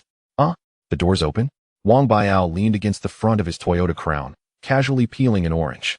Seeing the sight before him, he tossed the orange peel to the ground, wearing an expression akin to one watching a circus. So, Mr. Lu, is it fixed? Or are you preparing to sell this heap of scrap as junk? The surrounding villagers erupted in laughter. Lu's second son has truly lost his mind. Can this junk really be repaired? Old Li might as well crawl out of his grave, right? Look at that machine, it's still black. It's just been cleaned a bit. Who knows what state it's in inside? Let us disperse, this is just showboating. If it doesn't roar in a bit. That'll be truly embarrassing. The mockery and chatter buzzed around like a swarm of flies. Lu Qing paid no heed. In his eyes, there was only the machine before him. This was a slumbering beast that had lain dormant for 3 years. Awakening it required not just skill, but an indomitable spirit and a fierce determination. Brother, you go press the pressure relief valve, Lu Qing instructed in a low voice. All right. Lu Hai, tense with anxiety, hurried to the side of the engine, gripping the control valve's decompression lever tightly with both hands. Without maintaining pressure on this lever, the compression ratio within the cylinder would become too great, rendering the crankshaft immovable by sheer human effort alone. Are you ready? Lu Qing grasped the end of the crank handle, which he had wrapped in a piece of non-slip cloth. Brother, just tell me what to do. I have plenty of strength. Zhuangzi held the other end, his cheeks puffed up like a frog, firmly planted in a stable stance. On my command, Lu Qing inhaled deeply, the air trapped in his chest like a burning ember. Prepare to go. Heave. Both exerted their strength simultaneously. The heavy flywheel began to rotate slowly at first, as several tons of metal components ground against each other, resisting the pull of gravity. Each revolution felt akin to pushing a colossal stone uphill. Veins bulged on Lu Qing's arms like gnarled roots, sweat dripping from the tip of his nose, evaporating upon contact with the scorching concrete below. 1, 2, 3. Accelerate. Lu Qing bellowed. Utilizing the flywheel's inertia, their speed increased. The massive crank handle carved through the air, leaving trails behind. The cabin resonated with the hissing sound of pistons rapidly moving within the cylinders. To those familiar with mechanics, this was pure symphony. Yet, to Wang Baiao outside, it was merely a desperate struggle. Tisk, tisk, tisk. Those 2 fools think they're Popeye? Wang Baiao scoffed, spitting out an orange seed. Keep cranking. I'll bet you'll be at it until next year. This is just a lifeless hunk of metal. How can you bring it back to life? Laughter filled the air, but before it could fade, Lu Qing's anguished shout pierced through. Release the decompression. These 3 words struck like a thunderclap. Lu Hai, who had been gripping the decompression lever, instinctively released his hands, as if responding to a battle cry. With a click, the decompression valve snapped back, sealing the valve shut. The pressure within the cylinder surged instantly. The rapidly spinning flywheel, propelled by immense inertia, forced the piston past the upper stop, mixing the highly compressed air and diesel mist within the cylinder. At that moment, time seemed to freeze. Every gaze in the vicinity was fixated on the exhaust pipe reaching skyward. 1 second, 2 seconds. Silence. Wang Baiao's mocking grin began to widen. Just then, a thundering explosion erupted from the exhaust pipe without warning. Immediately after, a thick plume of black smoke, as dark as ink, surged skyward like a roaring dragon. Coughing violently, the machine that had lain dormant for 3 years responded as if choked by the acrid smoke. The ground trembled beneath them. A teacup on a nearby table rattled, nearly toppling over. Is it working? Wang Baiao's eyes widened in disbelief, his smile frozen as if it were a mask. Before he could collect himself, the engine's sound transformed to a steady, low, and powerful rumble following the coughs. Thud, thud, thud, thud. This was the distinctive growl of the YK-6160 engine. Unlike the sharp, rapid sounds of modern high-speed diesel engines, its resonance was slow and deep. Each explosion reverberated like a hammer striking the heart, exuding an industrial might that sent shivers down the spine. The sound was so rich that it could be heard from 2 streets away. It proclaimed its revival. A gust of evening wind swept through, carrying the freshly expelled black smoke directly toward the entrance. Cough, cough, cough. What the hell is that smell? My new shirt. Wang Baiao, standing at the forefront alongside Scar Lu, was caught squarely in the plume of smoke laden with unburned diesel particles. Instantly, black spots dotted his floral shirt, and his face was smeared with soot, looking utterly disheveled. But at that moment, he couldn't care less about wiping his face. He stared dumbfounded at the machine, now operating steadily and vibrating the ground beneath, his mind buzzing. How could this be possible? That was a hunk of rusted iron for 3 years. Even the best shipwright had deemed it useless. How could it be revived in just 3 days under Lu Qing's hand? This sound seemed even more powerful than his newly purchased vessel. Is this the 6160? An old fisherman, knowledgeable in the craft, quivered with excitement. It's beautiful. Truly magnificent. This cylinder pressure, this rhythm, this machine is simply like new. Incredible. The second son of the Lu family is a marvel. The tide of mockery shifted abruptly. The villagers' gazes towards Lu Qing transformed from disdain to astonishment, even tinged with reverence. In this fishing village where livelihoods depended on boats, reviving a dead vessel was the greatest skill one could possess. In the courtyard, Lu Qing discarded the crank handle and gasped for breath, his muscles trembling from the recent exertion. Yet he smiled. Approaching the roaring engine, he patted the heated cylinder head as if it were a loyal old steed. Then, he turned, his gaze piercing through the door and the swirling black smoke, locking onto Wang Baiao outside. Young Master Wang, Lu Qing's voice, though soft, pierced through the engine's roar, reaching every ear. Did you hear that? This is what you call a coffin. Now it roars. Isn't it time for your Toyota Crown to meet its end? Wang Baiao's complexion shifted between green and white. He clutched the car keys tightly, his knuckles whitening. Smash the car? That was a vehicle worth over 200,000. Not even 10 of him would dare to do that. It was his father's lifeline. Do not get too smug, Wang Baiao shouted, his voice trembling. What good is noise? It's just a hollow shell. If you can, take it to sea. If this broken boat can leave the dock, I'll take your surname. With that, Wang Baiao could no longer bear to stay. He glared fiercely at Lu Qing before diving into his dust-covered vehicle, not even daring to roll down the window, flooring the gas pedal to make a hasty retreat. As they watched Wang Baiao flee in disgrace, laughter erupted from Zhuangzi and Lu Hai. Ha ha, what a relief. Truly a delightful relief. Zhuangzi wiped the sweat from his brow, excitedly slapping his thigh. Brother, did you see how that scoundrel just looked? His face turned green. Tears of joy streamed down Lu Hai's face. Gazing at the roaring machine, the accumulated frustration of many years seemed to dissipate along with the billowing black smoke. A Qing, what shall we name this boat? Lu Hai approached, asking loudly. The previous name, Black Shark, was deemed inauspicious, and the paint had peeled away. Lu Qing picked up a can of red paint and a brush prepared earlier. He walked to the bow and boldly painted 3 large characters on the weathered metal plate. The strokes were hasty yet exuded a wild and indomitable spirit. Lone Wolf. Why call it Lone Wolf? Zhuangzi scratched his head, puzzled. Lu Qing paused, gazing at the vivid red letters with deep eyes. Because in this Dragon King Bay, we have no backing, no allies, not even friends. We are like a lone wolf cast out from its pack. Yet, the lone wolf is the fiercest. Lu Qing set down the paint bucket, staring into the distance as night fell. Tomorrow, we launch. I will send this wolf into the sea to hunt. However, Lu Qing knew well that the machine's revival was merely the first step. That old fox, Wang Changfa, would undoubtedly not let this matter rest easily. The true blockade, I fear, has only just begun. This oil-guzzling beast, devoid of fuel, would indeed become nothing more than a heap of scrap metal. The only gas station in Longwang Bay bears the name Wang. Chapter 20. The revelry at the crab nest time at sea can sometimes crawl by, especially while awaiting the results. 50 traps have all been submerged, their buoys bobbing on the darkened surface of the water, resembling a multitude of eyes fixated on their prey. Lu Qing sat at the edge of the boat, a cigarette pinched between his fingers, its ember flickering in the sea breeze. "Hey Qing, it's been 2 hours," Lu Hai exclaimed, having paced the deck for the 80th time. Unable to contain himself, he approached with a voice laced with impatience. "Are we pulling up the traps or not? This place is eerie. I think I just heard ghostly wails. We should hurry and leave." The silhouettes of the concrete piles loomed around them, and the wind whistling through the holes indeed produced sounds reminiscent of mournful cries. Yet, to Lu Qing's ears, it was merely the prelude to riches falling into their grasp. He glanced at the radar.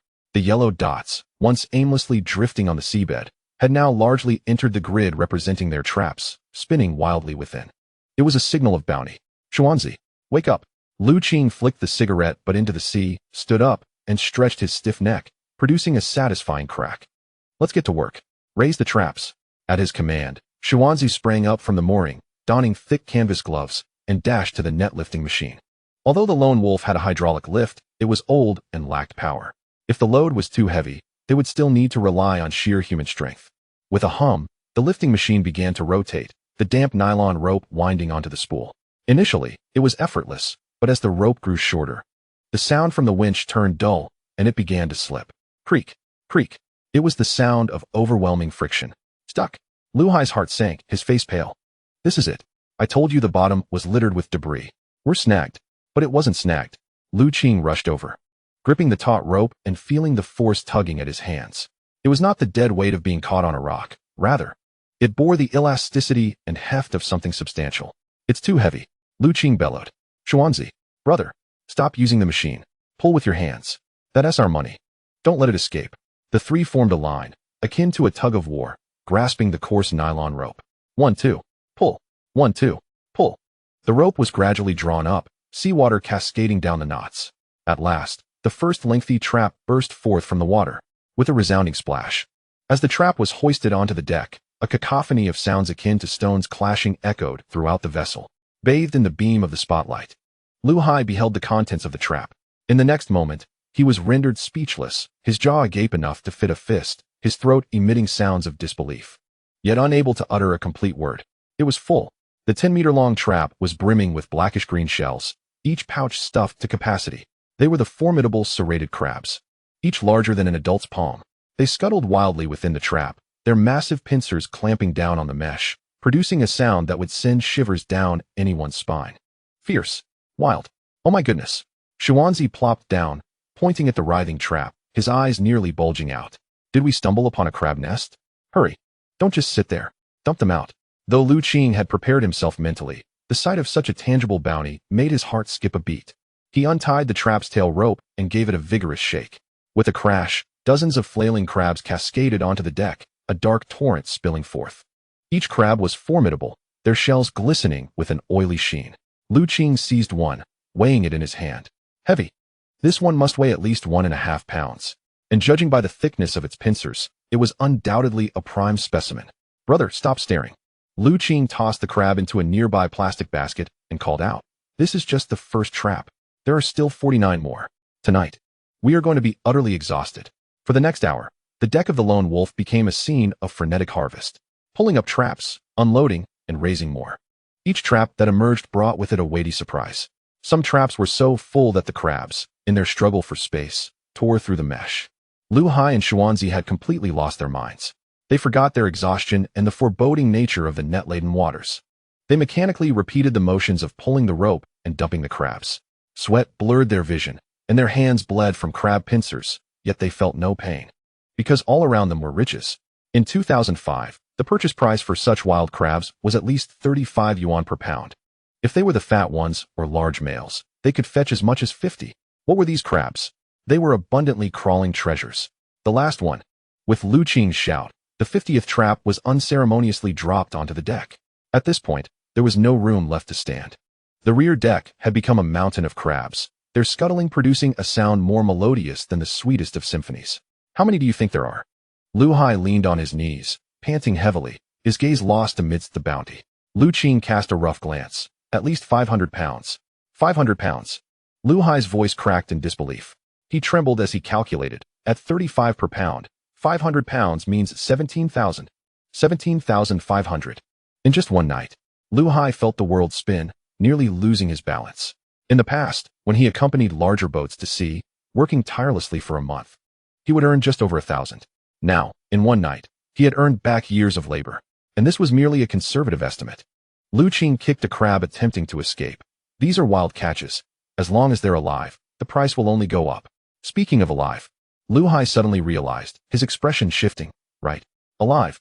We need to pack them quickly, although they can survive out of water for a while. If they are exposed to the sun or lack water, they'll die and lose their value. But we don't have ice. Lu Hai looked at the multitude of crabs, growing anxious. Brother, did you forget our fish tank? Lu Qing pointed to the live well beneath their feet. Xuanzi, open the lid. The heavy iron cover was lifted. Below, clear seawater flowed gently, cool and rich in oxygen. Let us go. The three grabbed shovels and plastic baskets, scooping the crabs from the deck into the live well. Splash, splash. One by one, the lively crabs plunged into the water, instantly seeming to return home, joyfully waving their pincers as they sank to the bottom. Some clung to the sides, attempting to climb, a clear sign of their vitality. No ice. This live well was 100 times better. The environment inside was identical to that of the ocean. Even if they stayed for a few hours, or even a week or two, these crabs would not die and might even gain a bit more weight. As the last crab was swept into the tank, the eastern horizon began to blush with the first light of dawn. The day had broken. Lu Hai sat on the deck, seemingly indifferent to the dirt, tightly clutching a large crab he had deliberately saved. He gazed at the crab, its claws flailing, and suddenly broke into tears. The tears mingled with the grime on his face, leaving two streaks of white. It was a release of emotions that had been pent up for far too long. Brother, why are you crying?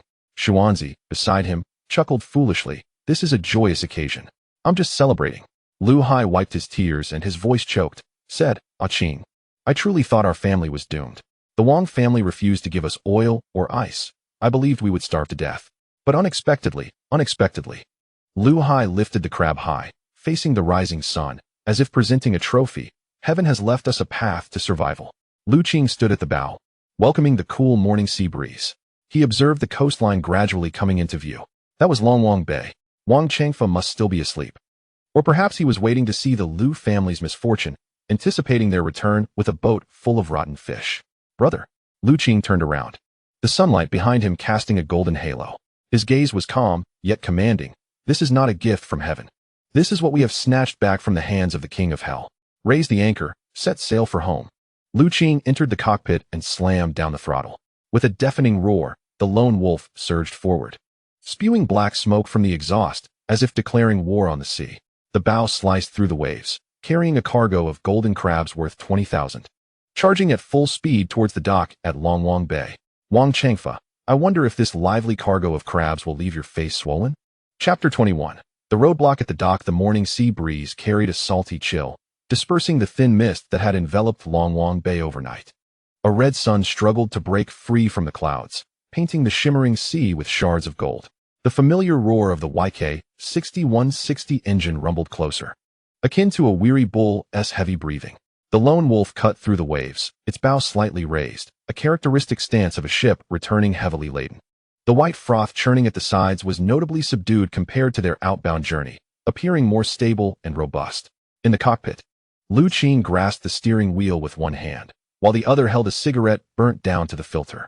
His eyes, bloodshot from a sleepless night, gleamed with an undeniable excitement. Brother, look, that's our dock.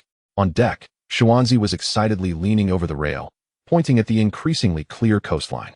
Lu Hai squatted on the lid of the live well, net in hand, occasionally peering inside. Hearing Xuanzi's shout, he straightened up, a simple yet weary smile on his face. Finally, we're back. It feels like a dream. He glanced at the hold below, where over 500 pounds of lively crabs waved their claws, bubbling in the seawater. These were not mere crabs. They were like bundles of money that could crawl. However, before the joy could fully warm his heart, Lu Qing's expression suddenly sharpened. Something was amiss. He straightened abruptly, extinguished his cigarette in the ashtray, and grabbed the binoculars. Through the lens, the usually bustling Longwang Bay dock, filled with fishmongers and fishermen at this hour, appeared eerily deserted. The vendors who would typically rush to collect their goods were nowhere in sight. In their place stood a group clad in old yellow-green uniforms, red armbands on their arms, forming a barrier at the end of the dock. The leader, dressed in a floral shirt and bandaged on his head, held a loudspeaker, shaking his leg atop a mooring post. Who else could it be but Wang Baiao? That rascal. Lu Qing lowered the binoculars, a cold smile curling at the corners of his mouth. That dog plaster is really here to block us. Ah Qing, what's wrong? Lu Hai noticed something was off, his face paling instantly. Is that the Joint Defense Team? Wang Baiao has called in the village's Joint Defense Team? In rural 2005. The Joint Defense Team was a peculiar entity. They were not police, but in their territory, their rubber batons sometimes held more power than the law itself. Most of these individuals were Wang Chengfei's lackeys, accustomed to acting with impunity. This is directed at us. Before Lu Qing could respond, Wang Baiao's raspy voice blared from the loudspeaker, amplified to an irritating level. The ship ahead. The Lone Wolf. Do you hear me? Immediately cut the engine. Come ashore for inspection. We have received reports from the public suspecting you of illegal fishing of protected species. You will be detained and inspected according to the law. Anyone who dares to resist will be dealt with accordingly. This heavy accusation was almost suffocating. Protected species? In these waters, aside from sea turtles and Chinese white dolphins, what other protected species existed? This was clearly a provocation. What nonsense. Xuanzi, upon hearing this, instantly flared up. This big fool had a singular mind. He only understood that the cargo was their life's work. If anyone dared to touch it, it was as good as threatening his life. With a clang, Xuanzi grabbed a large iron shovel used for ice from the deck. His face flushed red as he stormed to the bow, shouting at the dock, Wang Baiao. Come up and try me. I'll smash you with this shovel. Xuanzi, don't be impulsive. Lu Hai rushed to hold Xuanzi's waist, terrified. That's the Joint Defense Team. If you hurt someone, you'll go to jail. Jail or not. If they take our cargo, what will we eat? Xuanzi's eyes were bloodshot. On the dock, Wang Baiao, seeing the shovel in Xuanzi's hands, was not intimidated. Instead, he felt a sense of pride. He turned to the row of Joint Defense Team members wielding rubber batons, shouting, Did you see that? This is violent resistance. Once the ship docks, arrest him immediately. Seize all the cargo. Not a single crab leg shall be spared. His plan was clear. Once the ship docked, they would arrest the crew and seize the cargo. Even if it turned out that the crabs were not protected species, they would be mistreated by those rough men, resulting in a pile of rotten crabs to return to the Lu family. This was what he called a legally justified way to ruin them. What do we do? Ah Qing. Lu Hai's eyes brimmed with tears of urgency. If we approach, all the cargo will be lost. In the cockpit, Lu Qing's fingers lightly tapped the steering wheel, his gaze serene as a still pond. He was calculating the wind direction, the tide, the sentiments of the crowd. Did Wang Baiao think this was a dead end? Did he believe that by guarding the dock, he could secure everything? Brother, Xuanzi, put down the shovel. Lu Qing's voice emerged from the cockpit window. It was soft yet imbued with a reassuring calmness. Fighting a dog only results in a mess for both sides. It's not worth it. Since young Master Wang enjoyed the breeze at the dock, let him savor it to the fullest. With that, Lu Qing suddenly swung the steering wheel. The massive hull of the Lone Wolf, just 200 meters from the dock, executed an expansive arc, turning away. Running away? On the dock, Wang Baiao was momentarily stunned. This kid was trying to flee? Where could he possibly go? This was the only deep-water dock within 10 miles. Where else could his rusted iron boat dock? Baiao go. He.s. headed toward the mudflat. A lackey pointed west, exclaiming, The mudflat? Wang Baiao scoffed. That place is nothing but mud. At low tide, even a small boat would run aground. Does he dare to navigate his hefty iron vessel there? It's a death wish. However, in the next moment, his smile froze. He had forgotten to check the date. Today was the first day of the lunar month. The tide was at its peak. The Lone Wolf did not slow down. Instead, it charged toward the desolate mudflat overgrown with reeds, like a frenzied wild boar. Taking advantage of the high tide, this was Lu Qing's secret base from his childhood. The only natural dock where a large ship could barely reach the shore during high tide. Prepare the bumpers. Port side, Lu Qing shouted. Zhuangzi reacted swiftly, tossing aside the shovel and grabbing 2 old tires to hang over the side of the boat. A loud rumble accompanied by an excruciating screech filled the air as the hull scraped against the mud. The vessel shuddered violently before coming to a steady stop, just under 5 meters from the reed marsh.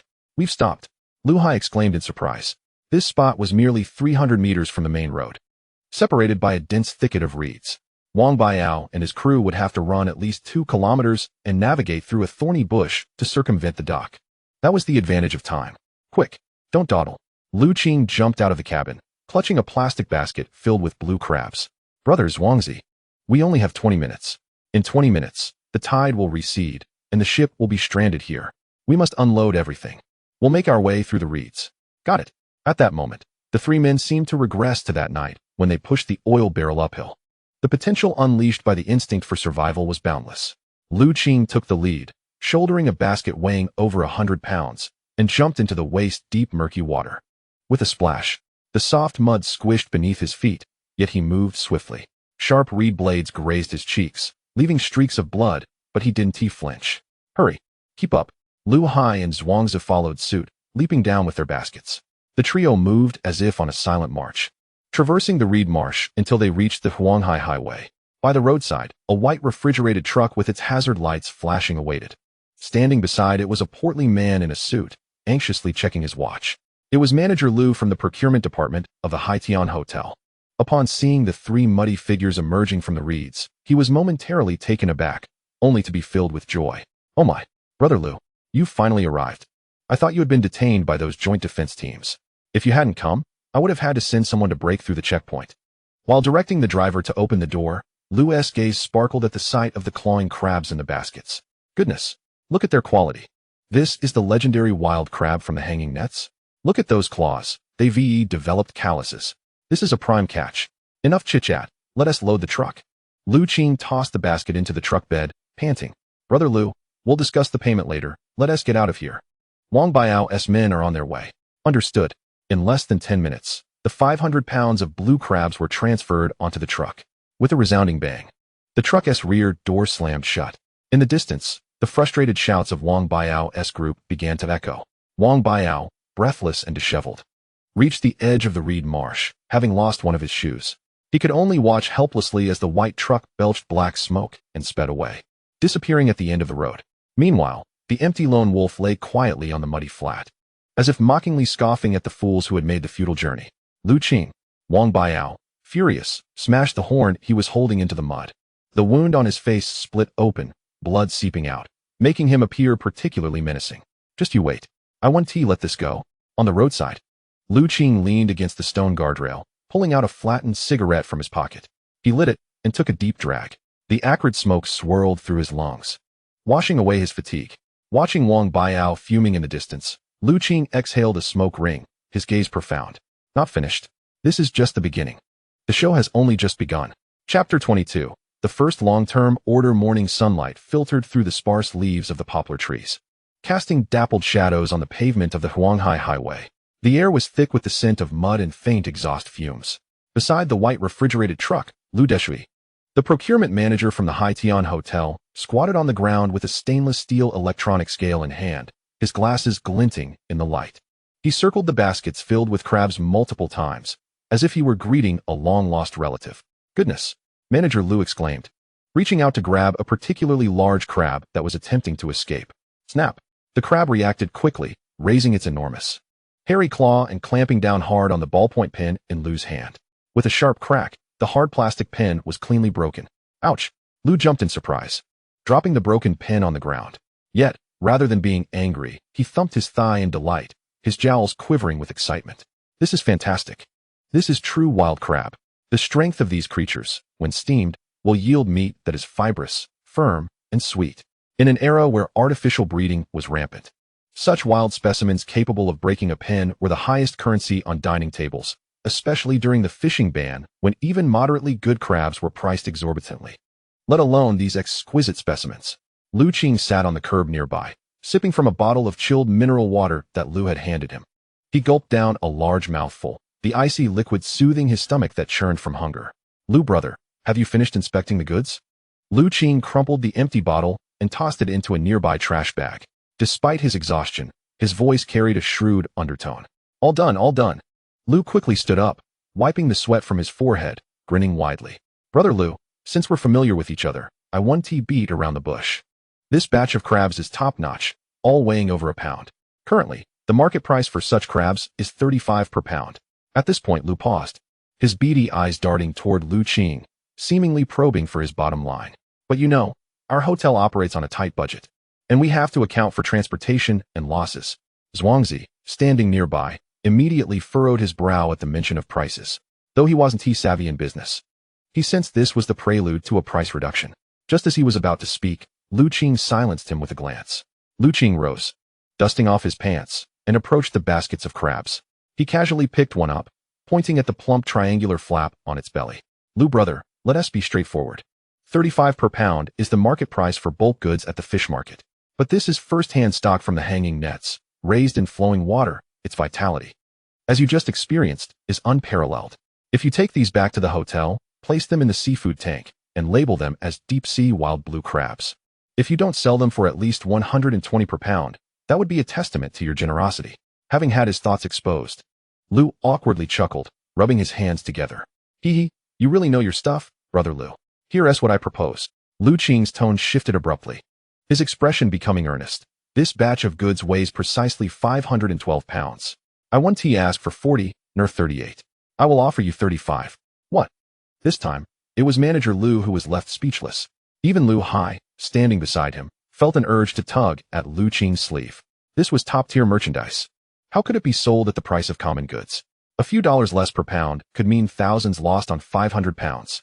Manager Lu, somewhat incredulous, stared at Lu Qing. Brother, what are your conditions? In the business world, there is never a free lunch. A proactive price drop must have ulterior motives. Lu Qing nodded, producing a cigarette from his pocket and offering one to manager Lu before lighting one for himself. The pale blue smoke wafted between them. Brother Lu, I'm a straightforward person. Lu Qing inhaled deeply, fixing his intense gaze on manager Lu. This 5% profit, I will consider it as a token of trust. I wish to sign a long-term contract with you. In the future, all top-tier marine catches from the Lone Wolf will be prioritized for you, the Hai Tian Grand Hotel, at a price consistently 5 points lower than the market retail price. However, I have two conditions. Manager Lu's eyes brightened. Long-term supply. This was an opportunity he had long sought. In high-end dining, the greatest fear is an unstable supply. Today, there might be large yellow croakers, but tomorrow only small mixed fish, leading to a loss of patrons. If he could tie himself to Lu Qing's evidently capable vessel, his business would surely soar. Brother, speak. As long as I can manage it, I will not hesitate. Manager Lu thumped his chest. Lu Qing raised two fingers. First, payment must be made up front, no delays. That is no problem. I brought the finance team with me just now. Manager Lu readily agreed. Second, Lu Qing's gaze turned cold, glancing towards Long Wang Bay. I want an advance of 20,000 in goods, but I want to take cash. I need you to convert it into 2 tons of number 0 diesel, delivered directly to the muddy roadside at the entrance of Long Wang Bay Village using your hotel's fuel truck. Diesel. Manager Lu was momentarily taken aback, then quickly understood. Having mingled in Pingyang County for so many years, he grasped the underlying significance. The gas station at Long Wang Bay was owned by Zhao, who was Wang Chengfu's brother-in-law. Lu Qing was being cornered. Brilliant. Manager Lu couldn't help but give a thumbs up, his perception of the young man transforming entirely. This was no ordinary fisherman. He was a strategist who foresaw multiple steps ahead. He was willing to sacrifice a portion of profit to leverage the channels of the Hai Tian Grand Hotel, intending to break the Wang family's monopoly. The Hai Tian Grand Hotel was a major taxpayer in the county, with connections that reached far and wide. Their fuel trucks delivering oil would be unimpeded, even if Zhao had 10 times the courage to stop them. Brother, consider it done. Manager Lu calculated in his mind. Helping to transport a bit of oil was a mere convenience, and he could pocket 5% profit for nothing. A lucrative deal. We have a major customer agreement with Sinopec. Our oil prices are cheaper than that small gas station. Tomorrow, first thing tomorrow, I'll have someone deliver the oil to you. Thank you. Lu Qing flicked away his cigarette butt and extended his hand to a prosperous partnership. Their hands clasped firmly. This handshake not only sealed a deal worth 17,920 yuan, but also severed the noose Wang Chengfu had around the Lu family's neck. 10 minutes later, Manager Lu's vehicle departed, leaving behind a fresh check and over 10,000 yuan in cash. After prepaying for 2 tons of diesel, approximately 10,000 yuan. The remaining cash was just over 7,000. Lu Qing placed the thick bundle of notes directly into his elder brother, Lu Hai's hands. Brother, take this. Lu Hai, trembling with excitement, held the warm cash. 7,900 yuan, along with the previous balance and the advance for the diesel. Their outing at sea yielded nearly 20,000 in pure profit. Qing. Lu Hai gazed at the money in his hands, his eyes reddening. His voice choked. Did we really make it? This is just the beginning. Lu Qing smiled, helping his brother tuck the money into his inner pocket, patting it gently. This money is for sister-in-law. Let her replace our old, worn furniture, and buy Xiao Chao a few new outfits, the best ones. Furthermore, Lu Qing turned to the side, glancing at the grinning Xuanzi. The simpleton had been helping with the baskets, now exhausted and seated on the ground. His eyes fixed enviously on the cash in Lu Hai's pocket. Xuanzi, Lu Qing called. Hey, brother. Xuanzi quickly stood. Lu Qing pulled out 5 crisp 100 yuan bills he had prepared earlier and handed them over. This 500 is your pay for this trip. Huh. Xuanzi recoiled in shock, waving his hands like a windmill. No. Brother, what are you doing? I just lent a hand. How can I take so much money? This is more than I earn carrying cement at the dock for a month. In this era, a laborer's daily wage was merely 20 to 30 yuan. 500 was an exorbitant sum. Take it. Lu Qing insisted, pressing the money into Xuanzi's muddy hands, his tone earnest. We must settle accounts clearly among brothers. You risked your life for this. I consider this amount insufficient. Once we expand, I will share profits with you and help you build a house and marry. Xuanzi clutched the 500 yuan, tears streaming down his face.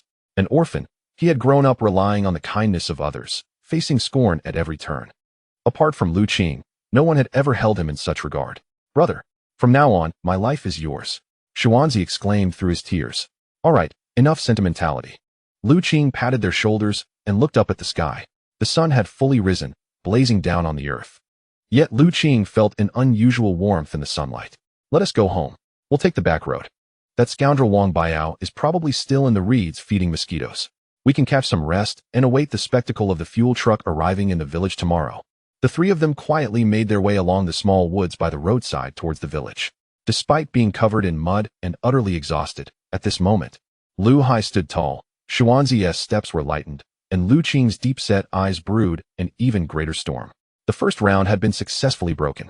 Yet he knew well that an old fox like Wang Changfa, having suffered a setback, would retaliate with even greater ferocity next time. Especially when that fuel truck brazenly rolled into the village. That was not just oil, it was a resounding slap in Wang Changfa's face. Come on. Lu Qing silently urged within himself. Show me what other tactics you have. Meanwhile, in the courtyard of the Long Wang Bay Village Committee, Wang Changfa sat in a grand armchair, idly playing with a pair of walnuts, his expression dark enough to rain. Wang Baiao stood before him, his feet caked in mud, head lowered like a defeated rooster. He ran. Wang Changfa's voice was low yet laced with coldness. Dad, that kid is too cunning, Wang Baiao murmured in protest. Who would have thought he'd dare to charge through the muddy banks during high tide? Useless. Wang Changfa snorted coldly, the walnuts in his grip cracking ominously. If you can't handle such trivial matters, how can you take over my position in the future? Dad, what do we do now? I heard he took his entire boat of crabs away, Wang Baiao said, frustration etched across his face. Wang Changfa narrowed his eyes. Staring out the window, let him take them. That was merely luck. However, luck diminishes with each use. If he could breach my defenses, it merely indicates a bit of shrewdness. Yet Wang Changfa rose and walked to the wall adorned with the map of the village's maritime domain. His finger decisively tapping the deep blue expanse of sea. There are many unexpected occurrences at sea, since the shore cannot contain it. Let us venture into the waters to engage with him. I shall make it clear who holds sway in Long Wang Bay. Chapter 23. Red-eye disease and the shadow at the break of dawn the following day. A cacophony of blaring horns shattered the usual tranquility along the bumpy dirt road at the entrance of Long Wang Bay Village, a path that even tractors avoided. The resonant honking vibrated through the air, causing the leaves of nearby trees to quiver. The women washing clothes by the well and the old men squatting by the wall, indulging in their tobacco, all lifted their heads in astonishment towards the road. A heavy oil tanker, painted in red and white stripes, emblazoned with the bold letters China Petrochemical, loomed into view, resembling a colossal steel beast as it swaggered into the village. This vehicle was massive, dwarfing even the village bus by twofold. It rumbled over the potholes, producing a creaking sound from its chassis while stirring up clouds of dust. Goodness, who is this oil delivery for? Did our village's dilapidated gas station finally receive a shipment? Unthinkable. Zhao Dez's, that miser, would never splurge on such a substantial delivery. As the villagers exchanged puzzled glances, the tanker did not veer towards Zhao Dez's gas station, but instead headed straight for the muddy bank at the western edge of the village, where the ship Lone Wolf lay quietly, awaiting the tide. Lu Qing had already gathered with his brother and Xuanzi there. Master, over here. Lu Qing waved. The driver, after parking the tanker, jumped down, greeted Lu Qing, and skillfully extracted a thick oil pipe, inserting it directly into the vessel's fuel tank. The roar of the oil pump ignited, unleashing 2 tons of No. 0 diesel, akin to a torrent of lifeblood, surging into the steel beast's belly. The spectacle left the entire village in utter disbelief. At the gas station, Zhao Dezes, holding a teapot, was engrossed in the unfolding drama. Upon realizing that the tanker was fueling the Liu family's boat, he trembled, shattering a cherished purple clay teapot that he had nurtured for years. How can this be possible? Zhao Dezes' eyes nearly bulged out. Hadn't his brother-in-law Wang Changfa declared a village-wide embargo? Or had Liu Air found the connections to have a dedicated delivery from Sinopec? Moreover, considering the scale of the operation, they were fueling several tons. How much would that cost? This was a slap in the face for Zhao Dezes. He covered his cheek, feeling the sting of humiliation. The news spread like wildfire, enveloping Longwang Bay. Have you heard? Liu Air has struck it rich. Last night, they offloaded crates of crabs from the muddy bank, all prime goods. No wonder they dismissed Zhao Dezes' meager oil. They called in a dedicated truck. Oh, the Liu family is on the rise. How come we never noticed Liu Air's capabilities before? While some felt envy, others simmered with jealousy. A uniquely rural affliction known as red-eye disease. We are all struggling fishermen. Why should you, who were in the mire yesterday, be savoring luxury today? This envy quietly fermented among the villagers, a sour scent wafting through the air. At 2 in the afternoon, as the tide reached its zenith, the well-fed lone wolf rose once more. Brother, are you ready? In the cabin, Liu Qing donned a clean, old camouflage uniform, his demeanor appearing considerably more spirited. All set. The oil and water are full. This time we are confident. Liu Hai's voice echoed from the engine room, imbued with an unfamiliar self-assurance. With fuel comes courage. Raise the anchor. Set sail. Liu Qing pressed the throttle, and Lone Wolf roared forth into the ocean. However, not long after departing Longwang Bay, Liu Qing's brow furrowed. He glanced into the rearview mirror, noticing a white froth on the surface of the sea about 500 meters behind them. A sleek, white fiberglass speedboat, powered by twin high-horsepower Yamaha engines, was rapidly closing the distance, slicing through the waves like a white sword. At the helm stood several individuals, with Wang Baiao leading the charge. The pesky shadow had arrived. Liu Qing lit a cigarette, his gaze turning icy. Brother, that Wang Baiao's speedboat. Xuanzi rushed into the cabin, visibly anxious. That's their newly acquired sea shadow. It's incredibly fast. Our old tub can't shake him off. Wang Baiao's boat, designed for fishing and leisure, was nimble and swift, capable of reaching speeds of 35 knots, while Liu Qing's old trawler barely managed 10 knots. This was the classic tale of the tortoise and the hare. No need to shake him off, Liu Qing replied coolly. The road is wide. We shall each go our own way. As long as he doesn't ram us, we will proceed. Yet he underestimated Wang Baiao's audacity. A piercing roar of the engine erupted as Wang Baiao's speedboat suddenly accelerated, buzzing around Lone Wolf like an irritating fly. Instead of colliding, it skirted alongside the bow of Lone Wolf, brazenly carving an S-shaped turn. The massive wake it generated crashed against Lone Wolf's hull.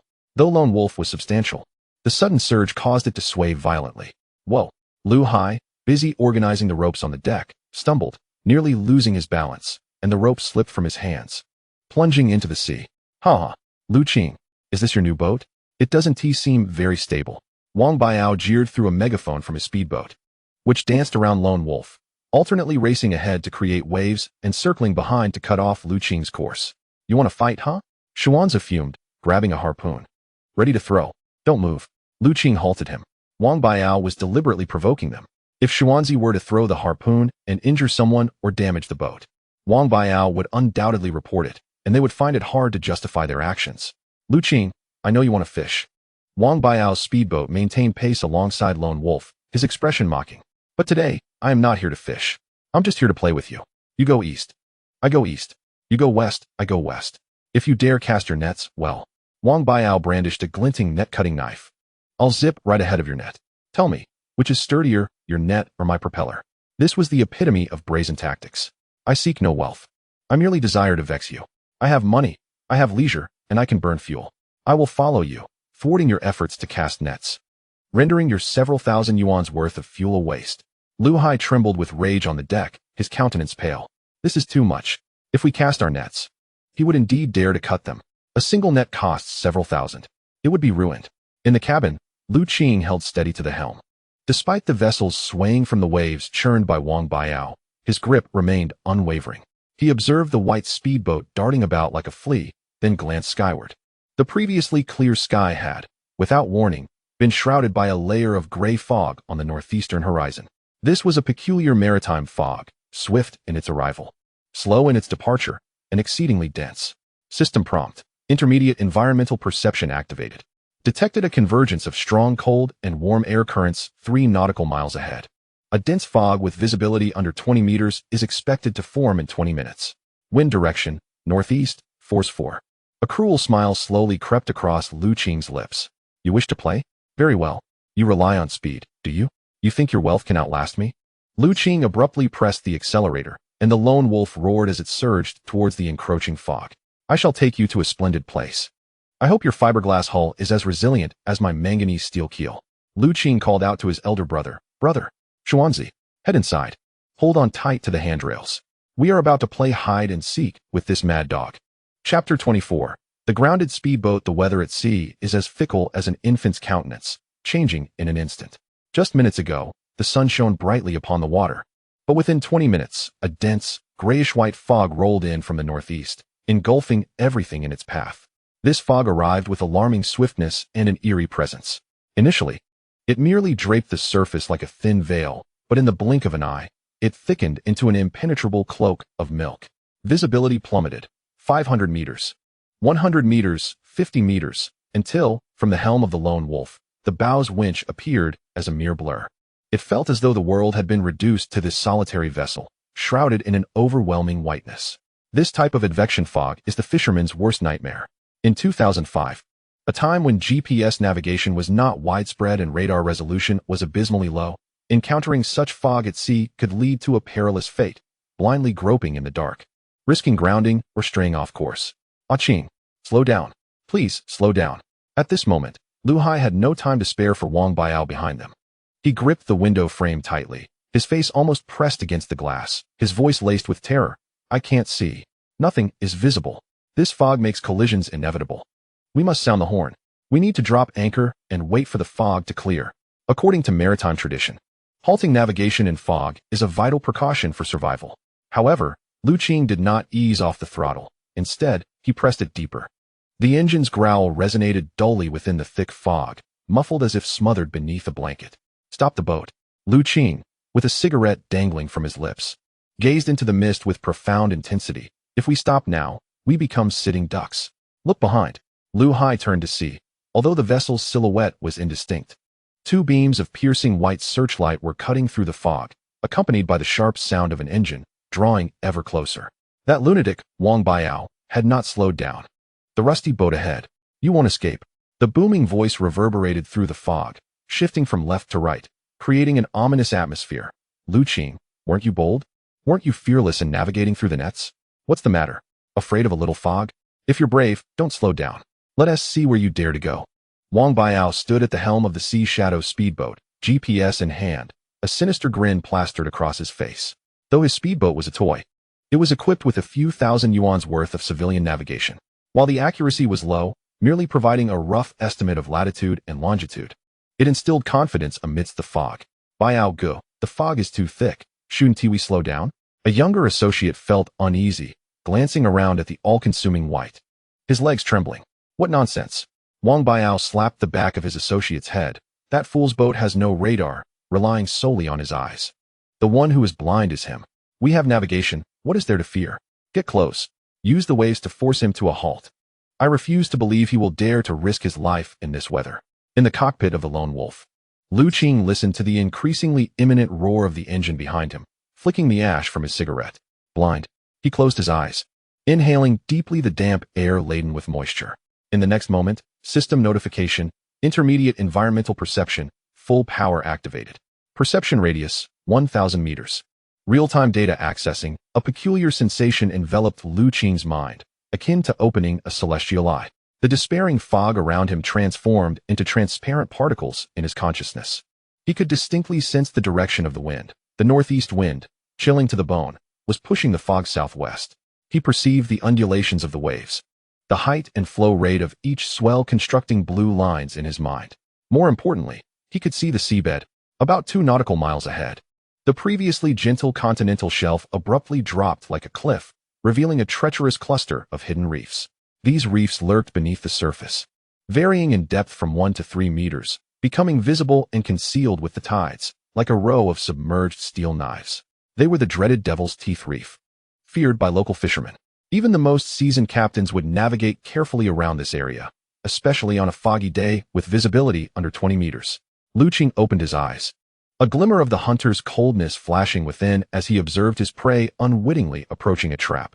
Wang Biao, since you have such faith in your GPS, allow me to show you whether it is the machine or fate that is truly accurate. Qing suddenly turned, adopting a panicked expression, shouting to his brother on deck. Brother, this is bad. The compass is malfunctioning. It's spinning wildly. We are lost. His voice boomed, carrying an edge of desperation. Clear in the wind to the pursuing speedboat behind. What? Lost? Lu Hai truly panicked, joining in the shouts. What do we do now? We must stop the boat. We can't stop. If we do, Wang Biao will ram us. Qing frantically maneuvered the steering wheel, guiding the lone wolf in a zigzag pattern across the surface of the sea, resembling a headless fly in the fog. He shifted from full left to full right, the vessel violently rocking, nearly capsized several times by the lateral waves. Ha! Did you hear that? Wang Biao, relentlessly chasing close behind, was elated, slapping his thighs. That fool is lost. The compass is broken. Look at how his boat is swerving like a drunken man. He's terrified. Brothers, charge forward. Corner him to the south. The water is shallow there. Once he runs aground, we can do with him as we please. Wang Biao, surveying the small dot on the GPS that represented his position, brimmed with confidence. Though this maritime area was marked as hazardous on his crude map, he could not comprehend the dense contour lines. All he knew was that Qing was ahead, darting about like a frightened rabbit. This was the perfect opportunity to strike down a fallen adversary. The sea shadow accelerated once more, slicing through the fog like a white shark, lunging towards the erratic shape of the lone wolf. The distance between the two vessels quickly diminished. 100 meters, 50 meters, 30 meters. Qing, stop the boat. Wang Biao's voice roared, now distinctly audible. In the cockpit of the lone wolf, Qing gazed at the radar map. The red warning line signifying the edge of the Devil's Teeth Reef, now less than 200 meters from the bow. Almost there. The panic on Qing's face vanished in an instant, replaced by a chilling calm. His hands gripped the steering wheel like iron, his gaze fixed on the seemingly unremarkable surface of the sea. To the untrained eye, it appeared as mere churning waves. But to Qing, there lay two narrow channels hidden amidst the reefs, barely 10 meters wide. A slight deviation would result in grounding and sinking. Xuanzi, brother, hold on to the handrails. No matter what happens, do not let go. Qing growled, and then, in a move unexpected by all, he did not retreat but surged forward, slamming the accelerator to the floor. Boom! The cumbersome vessel, known as the Lone Wolf, unleashed its final reserves of power, billowing thick black smoke as it plunged headfirst into the treacherous waters of the Death Reef. It was madness, utter madness. Behind him, Wang Biao was momentarily taken aback by the scene, but his astonishment quickly morphed into wild elation. The boy was panicking and had lost his way. That was a dead end. Follow me. Let us see how he meets his demise. The sea shadow, benefiting from its shallow draft and swift speed, followed suit without hesitation. However, the moment they entered this ominous area, the color of the water transformed. From its original deep blue, it morphed into a sinister shade of blackish gray. And the sound of crashing waves altered as well, resonating with an eerie gurgling echo, the distinctive noise of waves colliding with submerged reefs. Regrettably, the roar of the engine drowned out all other sounds, leaving Wang Biao completely unaware. Ahead, the lone wolf danced like a drunken performer, swerving to the left and right, each maneuver seemingly perilous, yet narrowly avoiding the lethal reefs. A fine sheen of sweat beaded on Qing's forehead. This was not merely a test of skill, but also a trial of mental fortitude. 15 meters to the left, underwater reef, depth 0, 8 meters. Qing abruptly turned the helm to the right, causing the vessel to tilt and glide past the menacing reef. 20 meters to the right, sharp rock formations. He swiftly corrected the steering, aligning the boat once more. Thus, he led Wang Biao deeper into this fog-shrouded labyrinth. Meanwhile, Wang Biao's vision was not as keen. He could only catch glimpses of the lone wolf's flickering tail lights. What kind of circles was he running in? Growing increasingly impatient, Wang Biao decided to cut across and intercept him. He observed the lone wolf make a sharp turn to the right, and assumed it was an evasive maneuver to avoid the waves. Consequently, he pushed the control stick, and the sea shadow, opting for a straight line, a so-called shortcut, veered off from Qing's path. The speedboat carved a straight white line across the surface of the sea, aiming to cut off the lone wolf's bow. Inside the cabin of the lone wolf, Lu Qing caught sight of this unfolding drama in the rearview mirror. He halted his maneuvering of the steering wheel, letting out a soft sigh as he discarded the smoldering cigarette butt. Farewell, sea shadow. In the next instant, boom. A sound that made one's teeth ache shattered the fog, even overpowering the roar of the engine. It was the sound of a fiberglass hull violently colliding with solid rock, akin to a watermelon being smashed with a hammer. This was followed by a chilling cacophony of metal tearing, a propeller striking the stone, blade shattering, and the drive shaft breaking apart in a scream. The anguished cries of Wang Baiao and his companions soon followed. The sea shadow, racing at high speed, suddenly halted as if struck by an invisible force. The stern reared high, and the entire vessel was flung sideways across the surface of the water, crashing down heavily and sending waves splashing into the air. The power was instantly lost. The once boisterous roar of the engine abruptly ceased, leaving only the sound of waves lapping against the rocks and the terrified cries for help. Help! The boat is leaking. Water is coming in. Quickly block it. Amidst the thick fog, the lone wolf gradually slowed down and turned its bow, emerging gracefully like a majestic beast from the mist. Stopping only 20 meters away from the wrecked speedboat, Lu Qing stepped out of the cabin and approached the railing. He looked down at the luxurious boat slowly sinking, along with the figures floundering in the waist-deep water like drowned rats. Wang Baiao, bloodied from the collision with the windshield, clung desperately to a life buoy. Gazing up at the man who appeared like a specter, his eyes filled with fear and disbelief. You did this on purpose, Wang Baiao stammered, his finger trembling as he pointed at Lu Qing. You lured me in. You're a murderer. I'm calling the police. I'm calling the police. Lu Qing lit another cigarette, the sound of the match striking the stillness of the sea resonating sharply. On purpose? Lu Qing exhaled a puff of smoke, feigning innocence as he shrugged. Young Master Wang, you shouldn't make such wild accusations. I was shouting until my voice was hoarse, claiming I was lost and that my compass was broken. Yet, you insisted on tailing me, demanding to lead the way. Is this the route you chose? He gestured towards the indistinct black reefs surrounding them. It seems your GPS, worth several thousand, is not very reliable.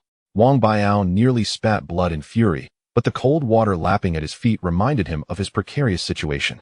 This place was devoid of civilization. If the lone wolf abandoned them, they would truly become fish fodder. Lu Qing, help me. Wang Baiao gritted his teeth, reluctantly pleading. Let bygones be bygones. Just pull us up. The boat is sinking. Lu Qing regarded him with a cold gaze. Pull you up? I'm afraid not, young Master Wang. He pointed to the thick fog surrounding them. My compass is still broken. I can't risk moving for fear of running aground. Moreover, he added with a smirk, I just heard you say you weren't here to fish, but to play with me, right? So enjoy your game. The Dragon King here ought to enjoy a little excitement. With that, Lu Qing turned and waved his hand. Brother, drive on. This place is too noisy. Let us find a quieter spot to fish. The lone wolf roared back to life, spewing black smoke that splattered Wang Baiao's face before it sped away into the depths of the fog, leaving behind the sounds of despair and cries for help, gradually swallowed by the waves. Lu Qing knew Wang Baiao would not meet his end. Although this reef area was impenetrable for boats, the water was not too deep, and they had life jackets and communication devices. At worst, they would spend a few hours in the chilly water, losing a $200,000 speedboat. Yet, this humiliation would be a memory Wang Baiao would carry for a lifetime. In these waters, one should refrain from provoking Lu Qing. Chapter 25, The Exclusive Feast of the Deep Sea Stop, That Broken Ship. Wang Baiao's frantic voice echoed through the fog, amplified by a loudspeaker. The sea shadow, taking advantage of its shallow draft and powerful engine, was like a rabid dog, relentlessly snapping at the lone wolf's wake. The distance between the two vessels had closed to less than 30 meters. Inside the cabin of the lone wolf, Lu Qing's gaze was icy as he observed the red skull symbol on the radar map, marking the core area of the death reef. Ahead lay a dead end, at least for those unfamiliar with the local waters. Brace yourself, Lu Qing shouted, gripping the helm firmly. With a swift motion, he turned to the left, and the heavy hull of the lone wolf carved a massive arc across the surface of the water, appearing to turn in flight, but actually skimming perilously close to the edge of a massive underwater reef. The currents here were exceedingly treacherous. Due to the obstruction of the reef, the water created an outward thrust. The lone wolf, with its deep draft, cleverly utilized this undercurrent, slipping past the sharp edges of the reef like a slippery eel. Behind, Wang Baiao could not comprehend such intricate maneuvers. To him, the GPS screen merely displayed a slightly complex shallow water zone. Want to turn around? In your dreams. As he watched the lone wolf's movements, Wang Baiao assumed Lu Qing was floundering in panic. A vicious glint flickered in his eyes as he slammed down the throttle. Cut across. Block his bow. Show him what speed really means. The engines of both powerful Yamaha outboards emitted a piercing screech. The bow of the Sea Shadow reared high like a white torpedo, charging directly towards the inner circle of the Lone Wolf. This was a straight line, a line leading to certain doom. In the midst of this straight line lies a jagged rock, its sharp teeth lurking just half a meter beneath the water's surface. The stone is overgrown with razor-sharp barnacles, resembling a row of steel fangs, patiently awaiting their prey. On board the Lone Wolf, Qing observed this scene through the rearview mirror, shaking his head gently as he lit a cigarette. Heaven's misdeeds may be forgiven, but self-inflicted injuries are inexcusable. In the next moment, a chilling explosion shattered the dense fog, reverberating across the tranquil sea. The sound was akin to a colossal watermelon being mercilessly crushed by a sledgehammer. Immediately following was the sickening sound of metal tearing apart. The Sea Shadow, traveling at high speed, was abruptly seized by an unseen force. The stern of the vessel was thrust upwards due to the immense inertia, and the two expensive Yamaha outboard motors collided violently with the rocks, shattering their blades and snapping the drive shafts. The entire ship was hurled sideways across the surface of the water, crashing heavily and sending a spray of water into the air.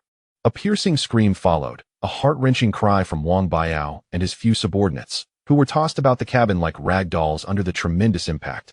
Power was instantly lost. The once thunderous roar of the engines ceased abruptly, leaving only the sound of waves crashing against the rocks and the terrifying noise of seawater gushing into the ruptured hull. My head! Oh, my head!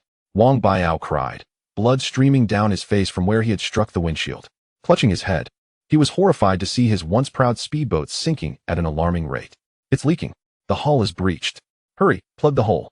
His subordinates, equally panicked, scrambled to find something to stem the flow, but the water gushed in like a fountain, impossible to contain. Just then, from the depths of the fog ahead, the low, powerful thrum of a diesel engine returned. The Lone Wolf had not seized the opportunity to flee. Instead, it turned its bow. Emerging gracefully from the mist like a majestic beast, it anchored steadily in the safe waters, just 20 meters from the battered speedboat. From his elevated vantage point, Qing opened the cabin door and strolled leisurely onto the deck. Leaning against the rusted railing, with a freshly lit cigarette in his fingers, he watched impassively as Wang Baiao struggled in the waist-deep water below, his eyes devoid of sympathy, only a detached amusement, as if witnessing a theatrical performance. Qing, spotting the Lone Wolf, Wang Baiao, desperate as if he had found a lifeline, waved frantically, abandoning his previous bravado. Quick, pull me up. The boat is sinking. Help. Qing remained unmoved. Behind him, Zhuangzi and Lu Hai observed the scene, their bodies trembling with satisfaction. Help you? Qing exhaled a cloud of smoke. His voice calm, yet piercingly clear over the silent sea. Wang Xiao, weren't you just shouting about cutting my nets? Didn't you say you wanted to play with me? How is it that you can't handle the game now that it has only just begun?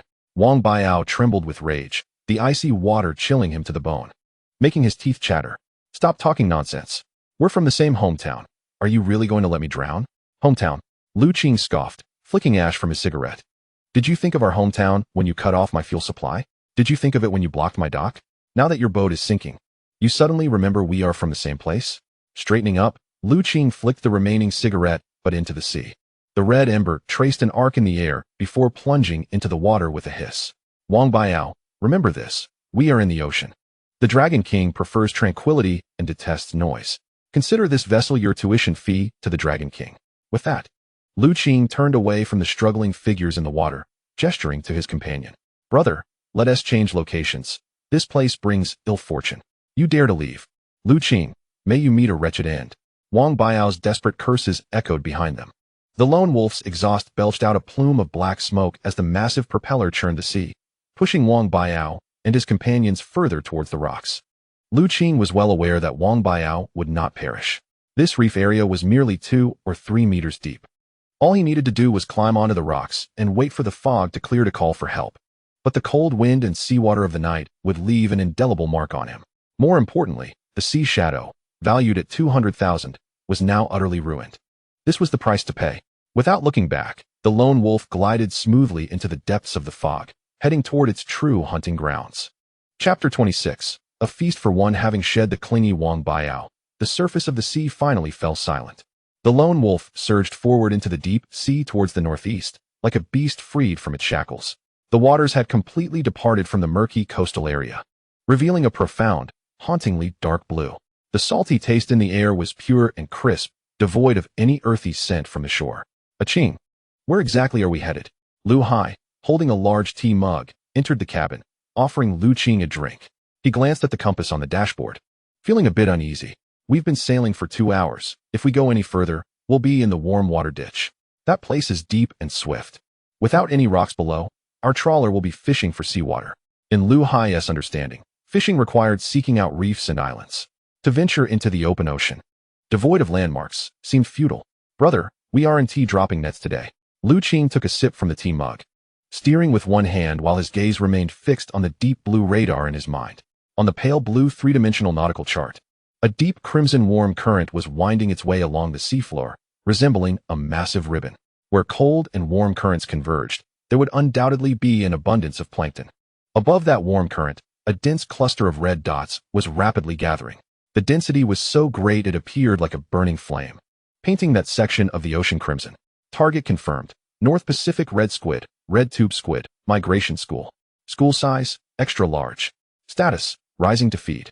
A faint smile crept onto Lu Qing's lips. Red tube squid. These creatures are typically migratory. During this season, they tend to chase the warm currents, rising to the surface to feed on small fish and shrimp. In 2005, many coastal fishermen were unaware of this pattern, stubbornly toiling inshore for bottom-dwelling fish nearly fished to extinction. But for Lu Qing, equipped with radar, this was a bounty floating on the surface of the sea. We've arrived. Lu Qing abruptly pulled back on the throttle, reducing the vessel's speed. The lone wolf gradually halted on the seemingly empty, pitch-black sea. The surroundings were eerily quiet, with only the sound of waves lapping against the hull. Zhuangzi, wake up. Lu Qing flung open the cabin door, shouting towards the deck, start the generator. Raise the fish lights on both sides of the boat. Lights? Zhuangzi, dozing in a corner, groggily got up. Though confused, he obediently complied. 10 minutes later, the backup diesel generator roared to life. Following that, the 12 powerful halogen lamps attached to the sides and mast of the vessel flickered to life simultaneously. In an instant, the sea surrounding the lone wolf was illuminated as if it were midday, with a piercingly white beam of light resembling a multitude of swords thrusting deep into the obsidian depths. This radiance was somewhat blinding to the human eye. Yet for the creatures dwelling in the abyss, drawn to light, it was a siren's call, a fatal temptation. Brother, is this feasible? Xuanzi, perched on the ship's railing, gazed skeptically at the barren sea surface, questioning if they had ventured too far, as there were no ripples in sight.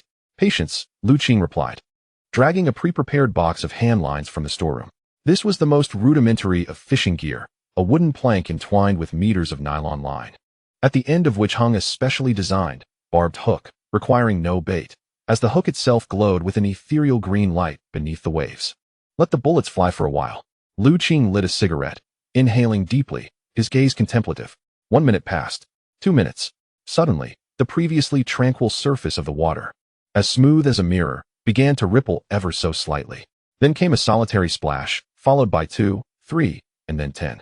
In less than 5 minutes, the waters around the vessel erupted as if boiling. Countless crimson figures surged forth from the profound darkness, like a battalion of red arrows racing into the illuminated zone. They chased and leapt across the surface, spraying fine jets of water, densely packed and layered upon one another. Some, in their fervent rush, collided with the iron hull of the lone wolf, producing a dull thud. What the hell? Xuanzi stumbled back, dropping his cigarette, his mouth agape in disbelief. Is this a sea monster attack? Lu Hai was equally stunned. Having drifted at sea for half his life, he had never witnessed such a spectacle. Squids. Entirely composed of red tube squids. Good heavens. There must be tens of thousands of them.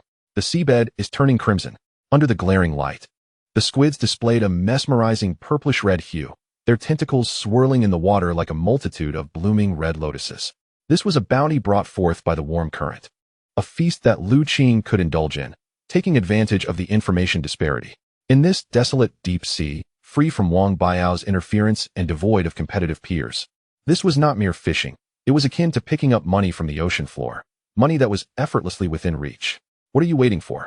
Lu Qing bellowed, casting his glowing hook into the water. They are queuing up to hand over their cash. Hurry and fish. Anything alive is money. Plop. The weighted hook plunged into the depths. There was no need for patience or skill. As soon as the hook hit the water, Lu Qing felt an abrupt tug, a tremendous force pulling downwards. This sensation was not the erratic flailing of a fish, but a heavy, dead weight. Got it. Lu Qing flicked his wrist, swiftly reeling in. The handline whirred as it spun, agitating his palm.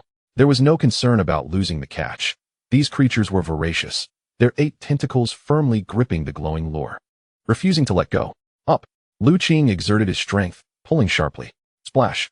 A squid, as thick as a forearm and entirely crimson, was hoisted from the depths. It continued to spray water and ink in its struggle. A jet of black ink splattered across Lu Qing's chest.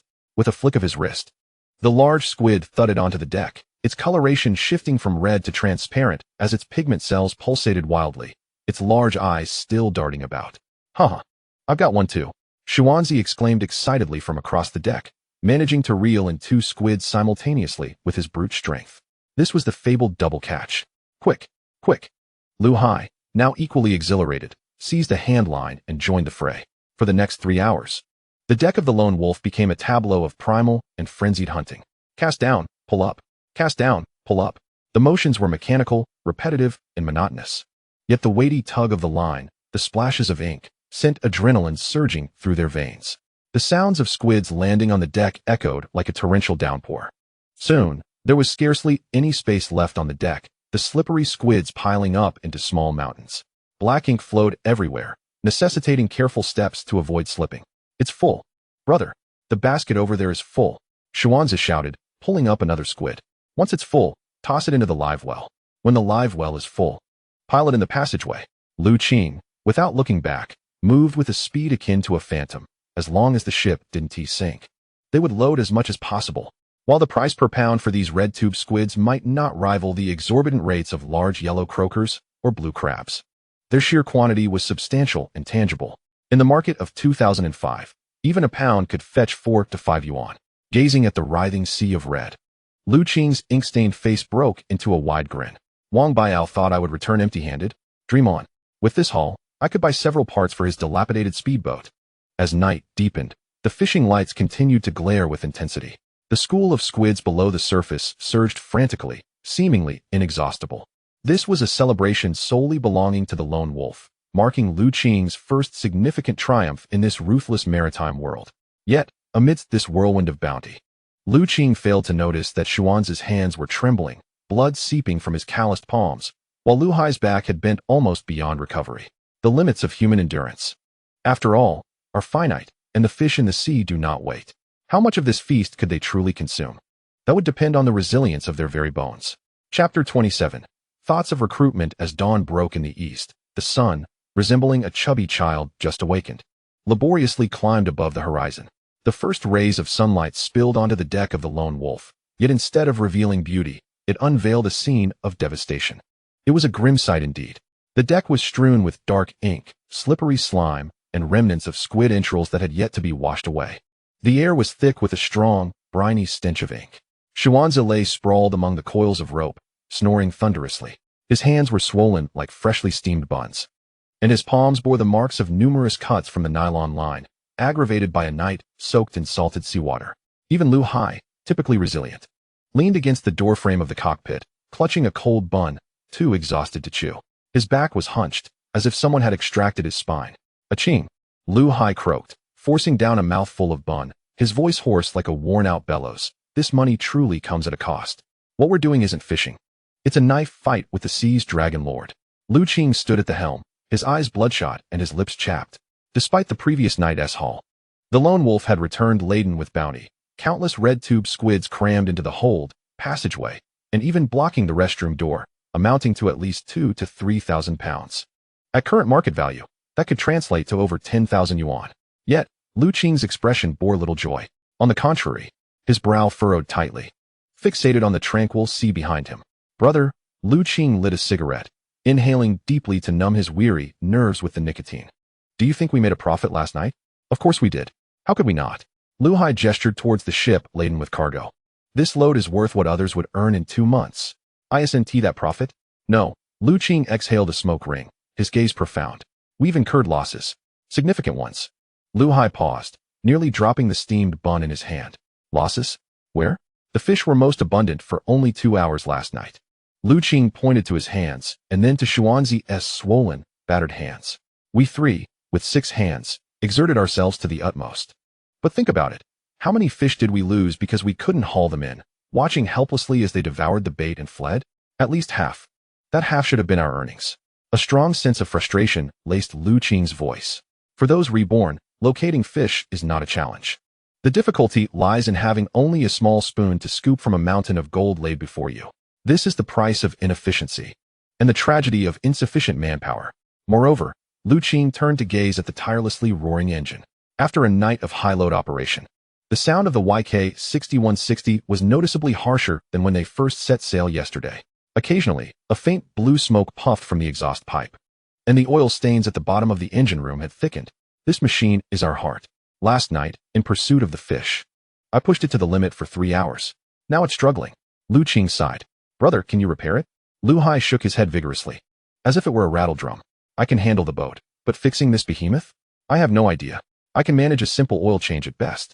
If something's wrong inside, we'll have to drag it back to the shipyard for repairs, and that'll easily cost us thousands. This is the crux of the problem. The lone wolf is like a giant with a broken leg. Lu Qing possesses the ability to find fish.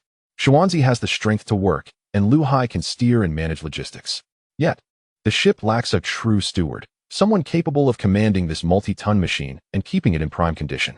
Without a chief engineer, the vessel is a ticking time bomb, potentially leaving them stranded at sea, which is not merely a financial loss, but a matter of life and death. We need to hire someone, Lu Qing declared, flicking the cigarette but into the sea with resolve. We must recruit someone knowledgeable. Hire someone? Lu Hai chuckled bitterly, chewing vigorously on his bun. Qing, you're thinking too simplistically. The whole village knows we've offended the Wang family. What kind of person would dare come aboard our ship? Besides, a proper chief engineer would demand at least 2,000 or 3,000 a month, plus bonuses. Although we've earned some money now, we still have debts to repay and fuel to purchase. No decent person would take the risk. Lu Qing grasped the helm again, his gaze fixed on the gradually emerging coastline. There lay Longwang Bay, next to the neglected graveyard at the western edge of the village, where a dilapidated shanty town was scorned by all. In the memories of his past life, a figure often appeared there, always inebriated, limping with a pronounced gait. He was the best engineer in Pingyang County, yet he lived in utter despair. Brother, do you remember Lame Zhang? Lame Zhang. Lu Hai nearly choked on his bun at the mention of the name, coughing violently.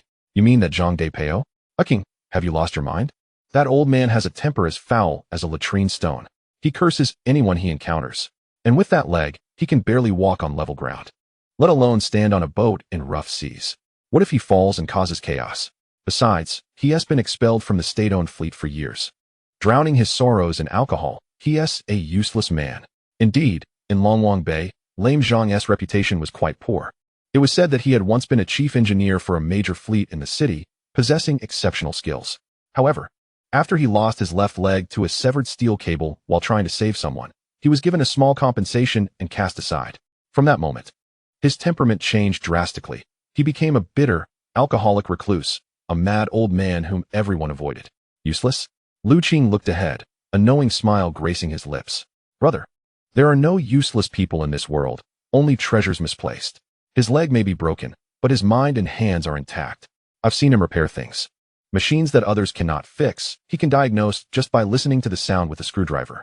Such skills are hard-earned experience, things that cannot be learned from books. Lu Qing's eyes ignited with fervor. The lone wolf desperately needed someone like him, a stabilizing force. Moreover, precisely because Lame Zhang is an outcast, shunned by mainstream society, he would not fear Wang Zhangfa or any village bully. He has nothing to lose. The barefoot have never feared those in shoes. Yet, Lu Hai hesitated. That old man is too eccentric. Can we even persuade him? We can persuade him, Lu Qing asserted confidently, because I know what he desires. It is not money or alcohol he lacks. It is the will to prove that he is still alive, that he is not a waste. With a sudden push on the throttle, the lone wolf surged forward towards the dock. Once we sell this load of squid, we'll buy 2 bottles of fine liquor and a pack of good cigarettes. I'm going to that hovel to invite this true god to come out. Lu Hai gazed at his brother's determined profile, opened his mouth, but ultimately refrained from dissenting. Since their rebirth, every decision Lu Qing had made, no matter how reckless it appeared, had proven right in the end. Perhaps this time would be no different. Half an hour later, the lone wolf docked. Though the ship was filthy and reeking of ink, the sight of its full hold once again captivated the villagers of Longwang Bay.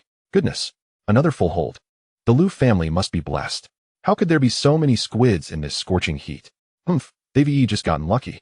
Amidst the villagers' mixed gazes, Lu Qing swiftly processed the catch, clutching a thick stack of cash without even changing his clothes. He pulled Xuanzi, still half asleep, towards the village supply store. Boss, 2 bottles of Wulianjai, the strong stuff, and a pack of hard zonghua. This was not merely a gift, it was a tribute to a veteran, and a crucial piece of the puzzle for Lu Qing in assembling his own lone wolf team. Chapter 28. A special recruitment at the far west of Longwang Bay lay a desolate graveyard. The place was heavy with an eerie aura, the weeds towering over the people. The sea breeze whistled through the unmarked mounds, and even a wise monk would feel a chill run down his spine. On the edge of this graveyard, next to a foul ditch, stood a few rickety shacks. This was the village's slum, home to lonely elders and marginalized individuals like Lame Zhang, cast aside by time. Brother, are we really going in there? Xuanzi, clutching 2 bottles of Wulianjai, shrank his neck, gazing at the ramshackle dwelling made of scrap ship planks and tarpaulin with trepidation. This place reeks too much. It's like a dead rat rotting in the ditch. Indeed, even before approaching, a potent stench, an amalgamation of cheap liquor, oil, and rotting seaweed, assaulted their senses. At the entrance of the shabby shed lay a haphazard collection of rusted gears, broken linkages, and a disassembled diesel engine block, covered in a thick layer of green moss. The scene resembled not a dwelling, but rather a scrapyard. What was there to fear? Could the living truly let one perish from holding in their urine? Lu Qing adjusted his collar, still clad in the ink-stained camouflage uniform, yet his demeanor was solemn. He strode forward and rapped on the dilapidated wooden door, barely hanging on its hinges. Knock, knock, knock. Uncle Zhang, are you home? Inside, there was an eerie silence. After several seconds, a sudden roar erupted from within. Get out. The command was followed by the thunderous crash of a glass bottle shattering against the door. Crash. Shards flew, and a few drops of murky liquid splattered onto Lu Qing's trousers. I have no money, nor do I have scrap to sell. Get the hell away from me. The voice was hoarse and irritable, akin to 2 rusty metal plates grinding against one another. Xuanzi, startled, nearly dropped the bottle of Wulianjai he held. Is this old man insane? We should leave. This isn't an invitation, it's an insult. Yet Lu Qing remained unmoved. He glanced at the shards on the ground, recognizing them as a cheap liquor bottle worth nearly 2 yuan. Uncle Zhang, you seem quite irate. Ignoring the command to leave, Lu Qing pushed open the rickety door. Creak. The door swung wide, releasing a stronger aroma of alcohol. The interior was dimly lit, with only a sliver of daylight seeping through the window cracks. As Lu Qing adjusted to the light, he discerned the scene within. An elderly man with grizzled hair and an unkempt beard slouched on a broken chair, propped up by bricks. He wore a vest so dirty its original color was indiscernible, and his left pant leg hung empty, revealing a makeshift wooden prosthetic, polished from use. Clutching half a bottle of liquor, his bloodshot eyes were clouded, and his face was flushed. This was the legendary Zhang Depeo, now resembling a pile of rotting refuse. Upon noticing Lu Qing's entrance, the old man squinted as if trying to see through him. Who are you? Wang Chengfa's lackey. Here to collect sanitation fees? Or perhaps to demolish my house? His gaze sharpened as he continued. No, you look somewhat familiar. With a belch, he pointed at Lu Qing, revealing a grin that showcased his tobacco-stained teeth, and laughed maniacally. You're that second-rate gambler from the Lu family? Huh, a rare visitor. What brings you here? Seeking superiority? Here to mock me, the cripple? Such biting words would have sent most scurrying away, yet Lu Qing's expression remained unperturbed. He gestured for Xuanzi to place the liquor and cigarettes on the grease-stained table. The bright red packaging of Wulianjai stood out starkly in the dreary room. I am not here to mock you. Lu Qing pulled up a small stool, undeterred by the dirt, and sat directly across from the old man. His gaze steady as he met the hostile eyes. I have come seeking your expertise. Seeking expertise? Zhang Depeo scoffed. I can fix machines, not minds. If you're ill, go to a hospital. My boat is in disrepair. Lu Qing wasted no words and retrieved a crumpled sheet of paper from his pocket. It was a rough sketch he had drawn from memory aboard the vessel the previous night. He spread the paper on the table, holding down one corner with his lighter. Uncle Zhang, you are the expert. I have an old YK 6160 on my boat. Lately, it has been sputtering when the RPM reaches 2200, emitting blue smoke and sounding muffled. However, if I ease off the throttle or past that RPM range, it runs smoothly. I have disassembled the fuel injector, and it is fine. I have adjusted the valve clearance, and that is fine too. I even calibrated the high-pressure fuel pump. I would like you to help me identify the root of the problem. Lu Qing's words were delivered with finesse. He made no mention of high salaries or requests for his return to the profession. For someone who once stood at the pinnacle of technical prowess, now fallen from grace. Dignity outweighed monetary compensation. To offer him money would be an insult. To present him with a challenging problem was to acknowledge his worth. Sure enough, the impatient Zhang Depeo, who had reached for the liquor bottle to shoo Lu Qing away, suddenly paused upon hearing these words. His ears perked up, and a flicker of instinctive brightness flashed in his murky eyes, a vestige of his long-embedded professional instinct. He glanced at the sketch Lu Qing held, then at the young man's hands, stained with grease and dirt beneath the nails. These were the hands of a worker, not that of a boss who merely spoke and wore cologne.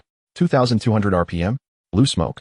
Zhang Depeo grunted, taking a swig from the bottle as if casually discussing a trivial matter. That is due to a blockage in your turbocharger's return line, causing excessive oil pressure that seeps into the intake. Did you replace the return line? Did you use a smaller diameter? The 6160 is sensitive. The return line must be over 18 millimeters. You must have used a common 16 millimeters line. His words struck home. Lu Qing silently marveled, even feeling a tingle on his scalp. Incredible. He had indeed replaced the original part with a slightly smaller pipe due to unavailability, thinking it would suffice. He had anticipated that this old man, without even stepping aboard the vessel, could pinpoint the issue as if he possessed X-ray vision. This was the result of decades of experience. This was the steadfast anchor Lu Qing had longed for. Uncle Zhang, you are remarkable. Lu Qing gave a sincere thumbs up, devoid of flattery. Since you have so readily identified the problem, I will not beat around the bush. My ship, the Lone Wolf, is in need of a chief engineer. I would like to invite you aboard. I want to go. Without a moment's thought, Zhang Depeo flatly refused. He turned his face away, his voice icy as winter's chill. Can't you see I'm a cripple? You want me to feed the fish? Or serve as your mascot? Besides, I've long since retired. These hands now only lift bottles, not wrenches. As he spoke, he raised his trembling hand toward the bottle on the table. But Lu Qing was quicker. Smack. He firmly pressed down on the cheap liquor bottle. Only lift bottles? Lu Qing's gaze traversed the table, landing on a tool wrapped in oilcloth at the corner, a vernier caliper. Though covered, a glint of polished metal shone through, unmarred by rust. In this room filled with decay, that caliper stood in stark contrast. If he could only lift bottles, why was that caliper still pristine? If he were truly resigned, how could the myriad parts around him be meticulously sorted by type? Standing up, Lu Qing pushed the 2 bottles of Wulianjai forward. Uncle Zhang, Wang Chengfa has ostracized me, cutting off my fuel and ice. The entire village believes I, Lu Qing, am finished, a mere laughingstock, just as they once viewed you as a waste. His voice, though low, resonated with a profound strength. He was taking a gamble, wagering on the flicker of fire still smoldering within this old man. I know there is a grievance you cannot swallow. Coincidentally, I too harbor such a grievance. My ship does not accommodate idlers or judge backgrounds. Whether you are a cripple or blind, as long as you possess skill, you are esteemed. The base salary is 2,000, plus 2% of every catch as a bonus. Ample liquor, ample cigarettes. Most importantly, Lu Qing leaned closer, locking eyes with the increasingly brightening gaze of Zhang Depeo, and spoke deliberately. I can offer you an opportunity. An opportunity for those who once looked down upon you and abandoned you to regret it deeply. You wouldn't want to miss the expressions on those scoundrels' faces when your repaired vessel outpaces their brand new ships, would you? The room fell into a profound silence. The only sounds were the waves crashing against the rocks outside and the labored breathing of the limping Zhang. He stood at the doorway, hardly daring to breathe. After a long while, Zhang slowly released his grip on the bottle of Erquatu. He extended his calloused and slightly trembling hands to take the hard Chinese cigarette from the table. He unwrapped it, drew one out, lit it, and inhaled deeply. Amidst the swirling smoke, the weariness and numbness etched into his weathered face began to fade, gradually replaced by a fierce determination reminiscent of an old sea wolf. 2 points. He rasped. Suddenly, he lifted his head and smashed the half-full bottle of Erquatu onto the ground with a crash. Bang. This horse urine. I've long since lost my taste for it. Grabbing the bottle of Wulianjai, Zhang twisted off the cap and, without a glass, tilted his head back for a hearty gulp. Ah, that feels good. He wiped his mouth and struck the ground with his iron cane, producing a sharp clang. Kid, this is what you promised. If the liquor isn't good enough, or if your ship isn't sturdy enough, I'll surely curse you. Lu Qing smiled. A brilliant smile that lit up his face. He extended his hand, firmly grasping Zhang's rough, bark-like hands. Rest assured. My ship is meant to brave the winds and waves. Welcome aboard, old ghost. In that moment, the final piece of the puzzle for the lone wolf was finally in place. With this pair of divine hands, Qing, the lone wolf, was on the verge of growing the sharpest fangs. Chapter 29. Equipment upgrade. With the addition of the limping Zhang, the lone wolf seemed to have gained a new backbone. Despite his unsteady legs and the need for a cane, once he stepped aboard the ship, he transformed into a different person. The lethargy that had once enveloped him vanished, replaced by an intimidating and domineering presence. Who adjusted the valve clearances? Inlet 0. 35. Exhaust 0. 45. What did you set it to? It's practically hitting the piston. No wonder it's belching black smoke. Zhang's voice resonated through the engine room, filled with authority. The sound of a wrench clanging against the cylinder head followed. Lu Hai stood nearby, like a chastened schoolboy, tool in hand, his face flushed, hardly daring to breathe. Though he was berated mercilessly, he felt a deep respect for Zhang. Just moments ago, Zhang had merely placed a long-handled screwdriver against the engine block and diagnosed a multitude of issues with the 6160 engine. In less than half an hour, after a symphony of adjustments, came the command to ignite. With a decisive shout from Zhang, the engine roared back to life. This time, however, the sound transformed. Gone was the previous dull, noisy growl. It emerged as an incredibly pure, rhythmic roar, imbued with a metallic cadence. The exhaust smoke, once thick and black, shifted to a light bluish-gray, an indication of complete combustion. Incredible, truly remarkable. Lu Hai marveled at the stationary needle on the tachometer, unable to suppress his admiration. Even the fuel consumption appeared to have decreased significantly. This was the true value of a top-notch chief engineer. The money saved on fuel was enough to cover his wages. With the machinery properly tuned, it was time to upgrade the equipment. Qing was a man of action. With funds in hand, he aimed to spend wisely. Accompanied by Zhang, he headed straight for the county's second-hand fishing machinery market, a mission to liberate productivity. Boss, how much for this hydraulic winch? Qing inquired, pointing to a red double-drum winch in a shop littered with grease. Although it looked old, with most of its paint chipped away, the robust drums and sturdy base exuded durability. Ah, young brother, you have a discerning eye.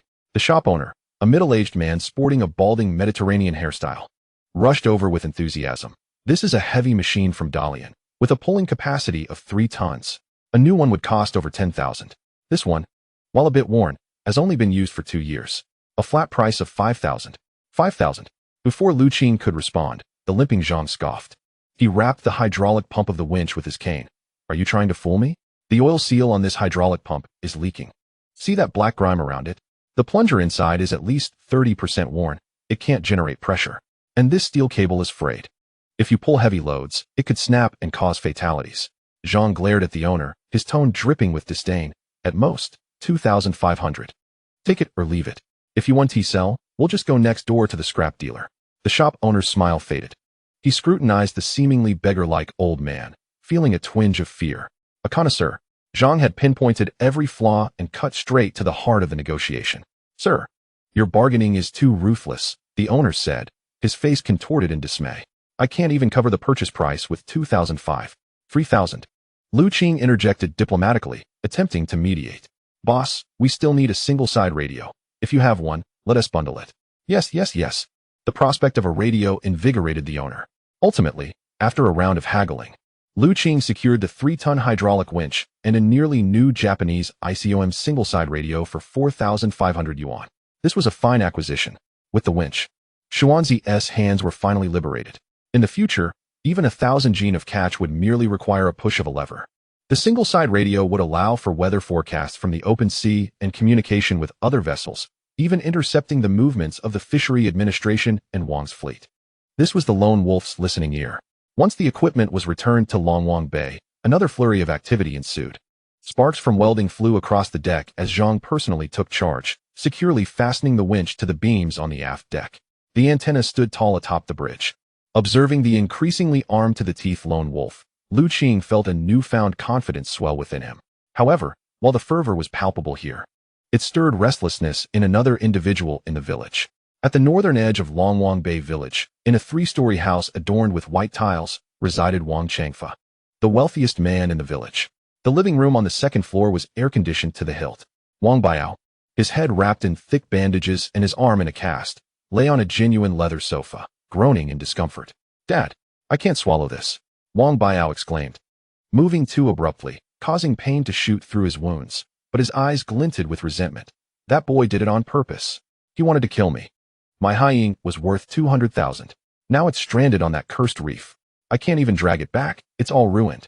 You have to swallow it no matter what. Wang Changfa, seated in a redwood armchair across from him, held a purple clay teapot, his expression dark as a thundercloud. Are you a fool? On a foggy day, you insisted on chasing after him and ended up crashing into the reef. Didn't he collide with you? Didn't he even leave a scratch? And you want to report this? What will you tell the police? That your boating skills are lacking and you crashed into a rock? You'd be the laughingstock of the town. Wang Changfa slammed his teacup onto the table, splashing tea everywhere. What a disgrace. How have I taught you? Use your brain. Wang Biao, feeling belittled, nevertheless expressed his resentment, gritting his teeth and saying, is this how it ends? Look at that fellow Lu. Flaunting his wealth with oil purchases and installing winches. I've heard he even hired that limping Zhangba. At this rate, his prestige in the village will surpass yours. People are already saying he is the reincarnation of the Dragon King. This remark struck a nerve with Wang Changfa. Having managed Dragon King Bay for many years, his authority was paramount. Anyone daring to challenge that authority was essentially undermining his very foundation. Lu Qing not only breached his blockade, but also thrived, causing many villagers to reconsider their loyalties. If the people's hearts were scattered, leading the team would become difficult. With a cold snort, Wang Changfa rose and walked to the floor-to-ceiling window. From this vantage point, he could see the solitary wolf ship at the dock, where workers were welding the winch. The flickering sparks seemed particularly glaring to him. And the phrase to let it go does not exist in my lexicon. Wang Changfa narrowed his eyes, a glint of malice flickering in his murky old gaze. If I cannot take him down openly, I shall do so covertly. Law? Wang Biao paused, bewildered. What law? In 3 days, it would be June 1st. Wang Changfa turned to his foolish son and extended 3 fingers. Do you know what day this is? Wang Biao scratched his head. Children's Day? Fool. Wang Changfa scolded, exasperated. This is the nationally mandated closed fishing season, starting from June 1st. All trawlers must return to port and are prohibited from going to sea for 3 months. This is a red line, a high-pressure line. In 2005, the national fishing ban began to tighten. While smaller boats and drifters had some gray areas, larger trawlers like the solitary wolf ship were under strict surveillance. Violating the ban could result in fines of tens of thousands, vessel confiscation for rectification, or even license revocation and detention. Yet, Wang Biao remained confused. Don't our boats have to go to sea? Don't we have that special research fishing permit? As the village head, Wang Changfa had connections, allowing him to obtain the so-called special operation permits, enabling his own boats to discreetly earn during the closed season. We have it, but does Lu Qing? A cunning smile curled at the corner of Wang Changfa's mouth. His shabby boat is already lacking proper documentation and is a second-hand transfer. He has just tasted success, spent so much on new equipment, and even advanced payment for goods. He is a gambler at the peak of his ambition and greed. I doubt he will allow his boat to rust at the dock, watching money slip away. Wang Changfa returned to the table, picked up the phone, and opened a small notebook. If he dares to take his boat out during the closed season, I will have old Lu from the County Fishery Administration wait for him with the enforcement vessel. We will catch him red-handed. At that time, his boat will be seized. He'll be fined into bankruptcy, and he will face prison. This is what one calls leading him into a trap. Upon hearing this, Wang Biao's eyes sparkled with excitement. Ignoring his aching arm, he slapped his thigh in exhilaration. Brilliant. Absolutely brilliant. Dad, you're ruthless.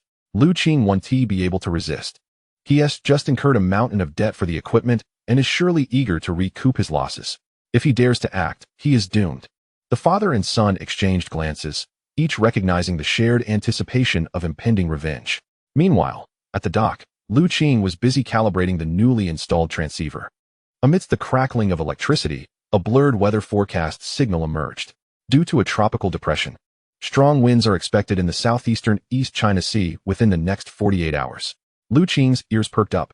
System prompt. Intermediate environmental perception. Abnormal meteorological fluctuations detected. In 48 hours, the peripheral cloud system of Typhoon Coral will impact these waters. Wind force level, 89. Lu Qing lifted his gaze, observing the seemingly tranquil, yet tumultuous sea. He glanced back at the tallest building in the village. He was well aware of what day it would be in 3 days. He also knew that the old fox, Wang Changfa, was waiting for him to fall into the trap of the closed fishing period. You think you can ensnare me with rules? Lu Qing gently caressed the microphone, a rebellious smile playing on his lips. But alas, the greater the storm, the more valuable the catch. Some places are beyond the reach of regulations. He then picked up the walkie-talkie, pressed the transmit button, and spoke through the waves to the aft deck. Uncle Lame, is the winch ready? If it is, let us test it. We need to pull off something big before the sea closes.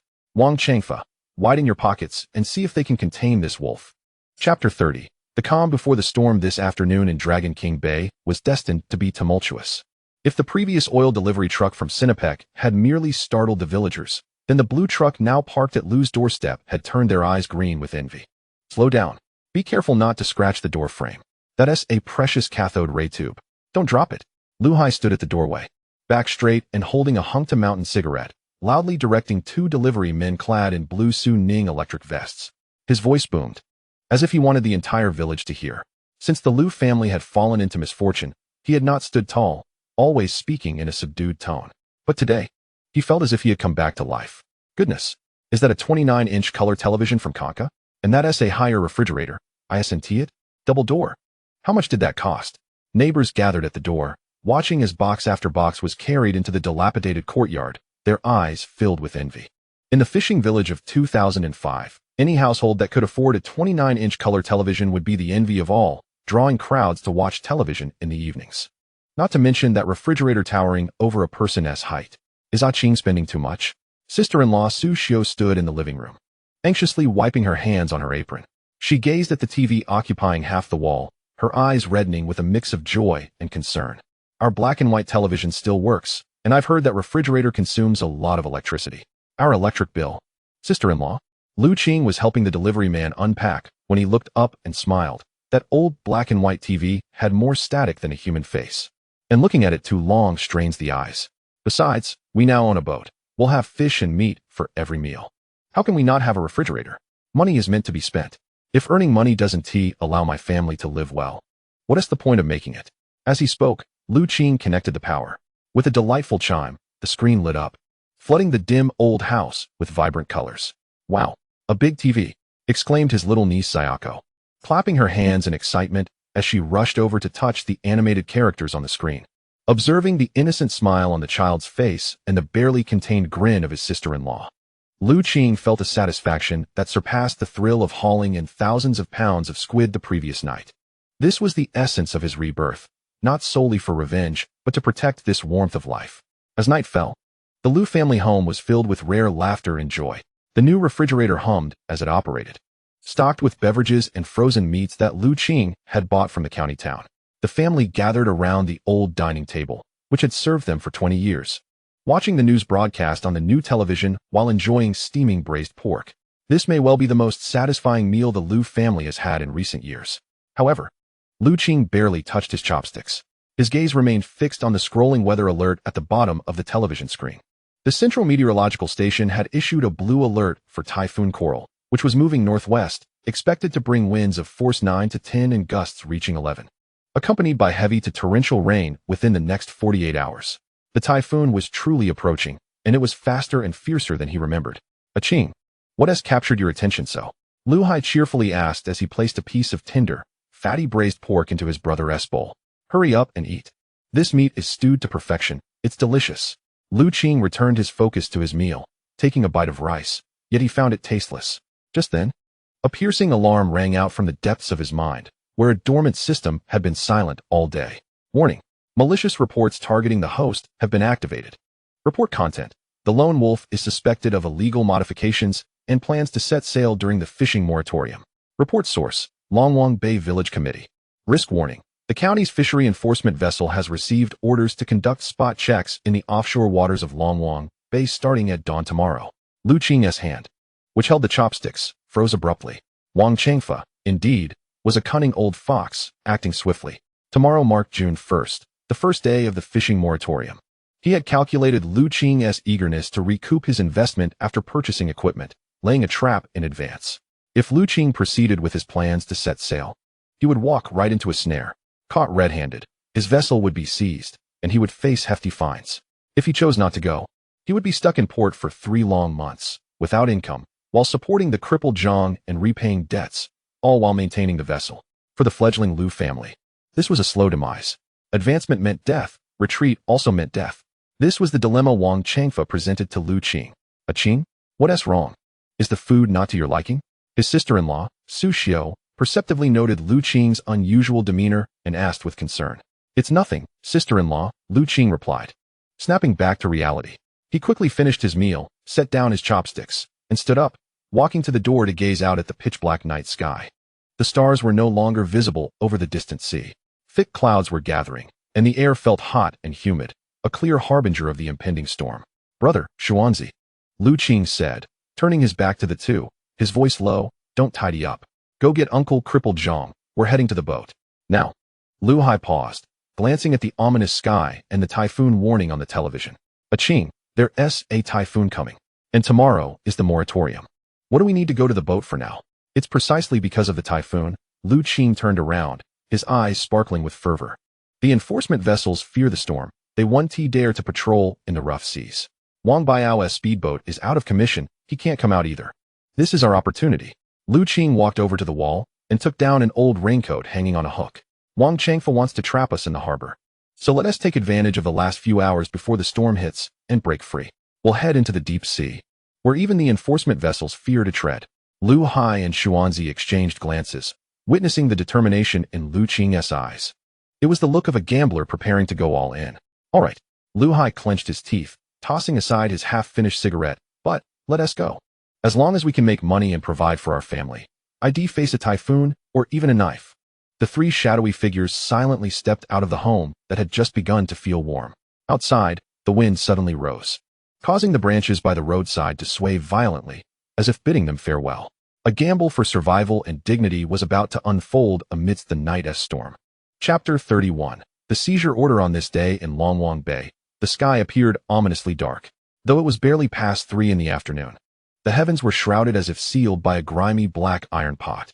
The clouds hung low, oppressive against the sea surface, making each breath feel laborious. The wind had yet to rise, but that was precisely the danger. The air was still and stifling, reminiscent of being trapped in a steamer. The cicadas had fallen silent, and the seabirds ceased their flights. The entire dock was eerily quiet, save for the dull thuds of waves against the breakwater, a sound that sent unease through anyone who heard it. Something was amiss. On the rear deck of the Lone Wolf, the crippled Zhang sat on a small stool, wiping down a large wrench with a greasy rag. He squinted at the darkening clouds in the northeast, then glanced down at his empty pant leg, where pain began to throb in his joint. If my leg isn't mistaken, this isn't just any typhoon. Zhang spat out his cigarette butt and tapped his cane against the iron deck, producing a sharp sound. This is a big one. The pressure is already so low before it even arrives. Black goodbye. That name alone carries a deadly aura. Lu Qing stood at the doorway of the wheelhouse, inspecting the newly replaced storm cables. His camouflage vest was soaked with sweat, clinging to his spine uncomfortably. Uncle Zhang, how's the engine? Lu Qing wiped the sweat from his brow and inquired. The heart's fine. I just recalibrated the fuel pump, Zhang grunted. As long as the hull doesn't fall apart, this 6160 will help us outrun the Grim Reaper. Just then, Lu Hai emerged from the cabin, carrying 2 large buckets of freshly drawn fresh water. His complexion was pale, evidently rattled by the oppressive weather. Qing. The broadcast just warned again that this typhoon might make landfall near us, with winds reaching up to force 12. Lu Hai's voice trembled as he set the buckets down, splashing water onto the deck. Are we really not going to haul the boat ashore? Just leave it floating here? What if, haul it ashore? Lu Qing had yet to respond when Xuanzi interjected. Brother, have you seen the queue at the dock? It's a complete mess. If we go now, we won't even get a turn after the typhoon passes. Plus, hauling the boat costs a fortune. And we don't have money just blowing in the wind. Lu Qing nodded, his gaze resolute. Brother, don't worry. Our position is a dead corner for the wind. As long as the cables are secured, no storm can sweep us away. Before Lu Qing could finish, his eyes suddenly sharpened, and he turned to the direction of the dock entrance. A loud, aggressive engine roar abruptly shattered the previously silent air of the dock. Moments later, a dark green pickup truck barreled in like a wild boar, kicking up dust as it careened forward. The vehicle sped recklessly, showing no regard for the other fishermen reinforcing their cables. Startled, several elderly men hurriedly dodged aside, cursing as they did.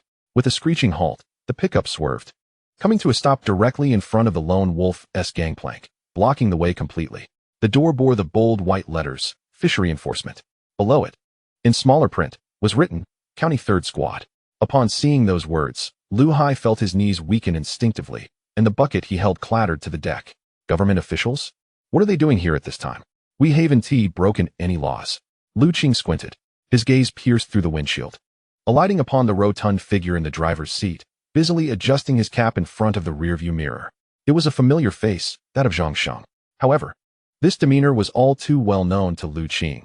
It was the type of petty tyrant who, upon grasping a modicum of power, was eager to wield insignificant matters as if they were decrees from the heavens. The visitor bore ill intentions. Lu Qing murmured a quiet admonition to his elder brother, patting him reassuringly on the shoulder to quell any rising panic. He then exchanged a knowing glance with Xuanzi, who understood perfectly and discreetly approached the winch, deftly slipping a wrench into the small of his back. Bang! The car door was forcefully thrown open. Two young officials emerged first, clad in uniforms and holding folders and cameras, their expressions grave. The last to alight was the corpulent figure, not in uniform, but rather in a gaudy polo shirt, paired with dress trousers and leather shoes, a black leather bag tucked under his arm. Yet, the striking red armband on his arm was unmistakably prominent. This man was Wu Digui, a minor squad leader in the county's fisheries administration and a longtime drinking companion of Wang Changfa. It was said they were sworn brothers, often indulging in communal bathing at local spas. Wu Digui stepped out of the vehicle, disdainfully waving a hand to disperse the salty sea air before glancing at the lone wolf vessel, a smirk curling at the corners of his mouth. Who is the owner of the ship? Ah, Lu Qing is it? He did not board the vessel, but remained on the dock. Looking up at Lu Qing with his beady eyes narrowed by layers of fat, his tone dripping with condescension. Lu Qing stood at the ship's side, gazing down upon him. He offered no cigarettes, no smiles, merely a cool acknowledgement. I am. What is it? This frosty demeanor evidently irked Wu Digui. Typically, Fisherman would bow and scrape before him, catering to his whims with offerings of tobacco and liquor. How dare this young man speak to him in such a manner? What is it? Humph, it's something serious. Wu Digui scoffed, producing a document marked with a red seal from his black bag, shaking it with a flourish. We have received a formal complaint from the public, alleging that your vessel, the Lone Wolf, is involved in serious violations. First, there are accusations of smuggling, specifically the use of tax-exempt diesel. This is akin to robbing from the state. Second, you are suspected of employing illegal fishing gear. Is it true that you have banned gill nets hidden in your cabin? Lu Qing, you have quite the audacity. Conducting illegal activities during a crackdown? The weight of his claims sent a ripple of astonishment through the onlookers, the local fishermen murmuring amongst themselves. Red oil. ISNT that only available at the port? When did Lu Qing establish connections there? Ban gill nets? Impossible. We've always seen him using proper nets. Clearly, someone was out to get him. Look, isn't that Wu, who's in cahoots with Director Wang? The whispers reached Lu Hai's ears, draining the color from his face as he frantically gestured. This is a misunderstanding. Sir, this truly is a misunderstanding. The oil we use comes from Sinopec.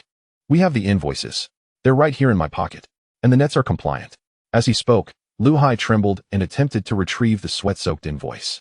Enough with the excuses. Wu Digui barked, cutting him off brusquely. Whether this is a misunderstanding or not is not for you, or that crumpled invoice to decide. It requires our professional assessment. With a sweeping gesture, he pointed at the two young officials, commanding, go aboard. Seal this ship. It is hereby impounded. Set sail immediately and tow it back to the county's enforcement dock for a thorough inspection. The vessel will remain detained until we ascertain the truth. His words struck Lu Qing like a thunderclap, a jolt of dread coursing through him. Tow it away, back to the county? His pupils constricted to the size of pinpricks. He understood all too well the malicious implications of such an action. The county's enforcement dock lay 20 kilometers away, an open facility that offered no shelter from the elements.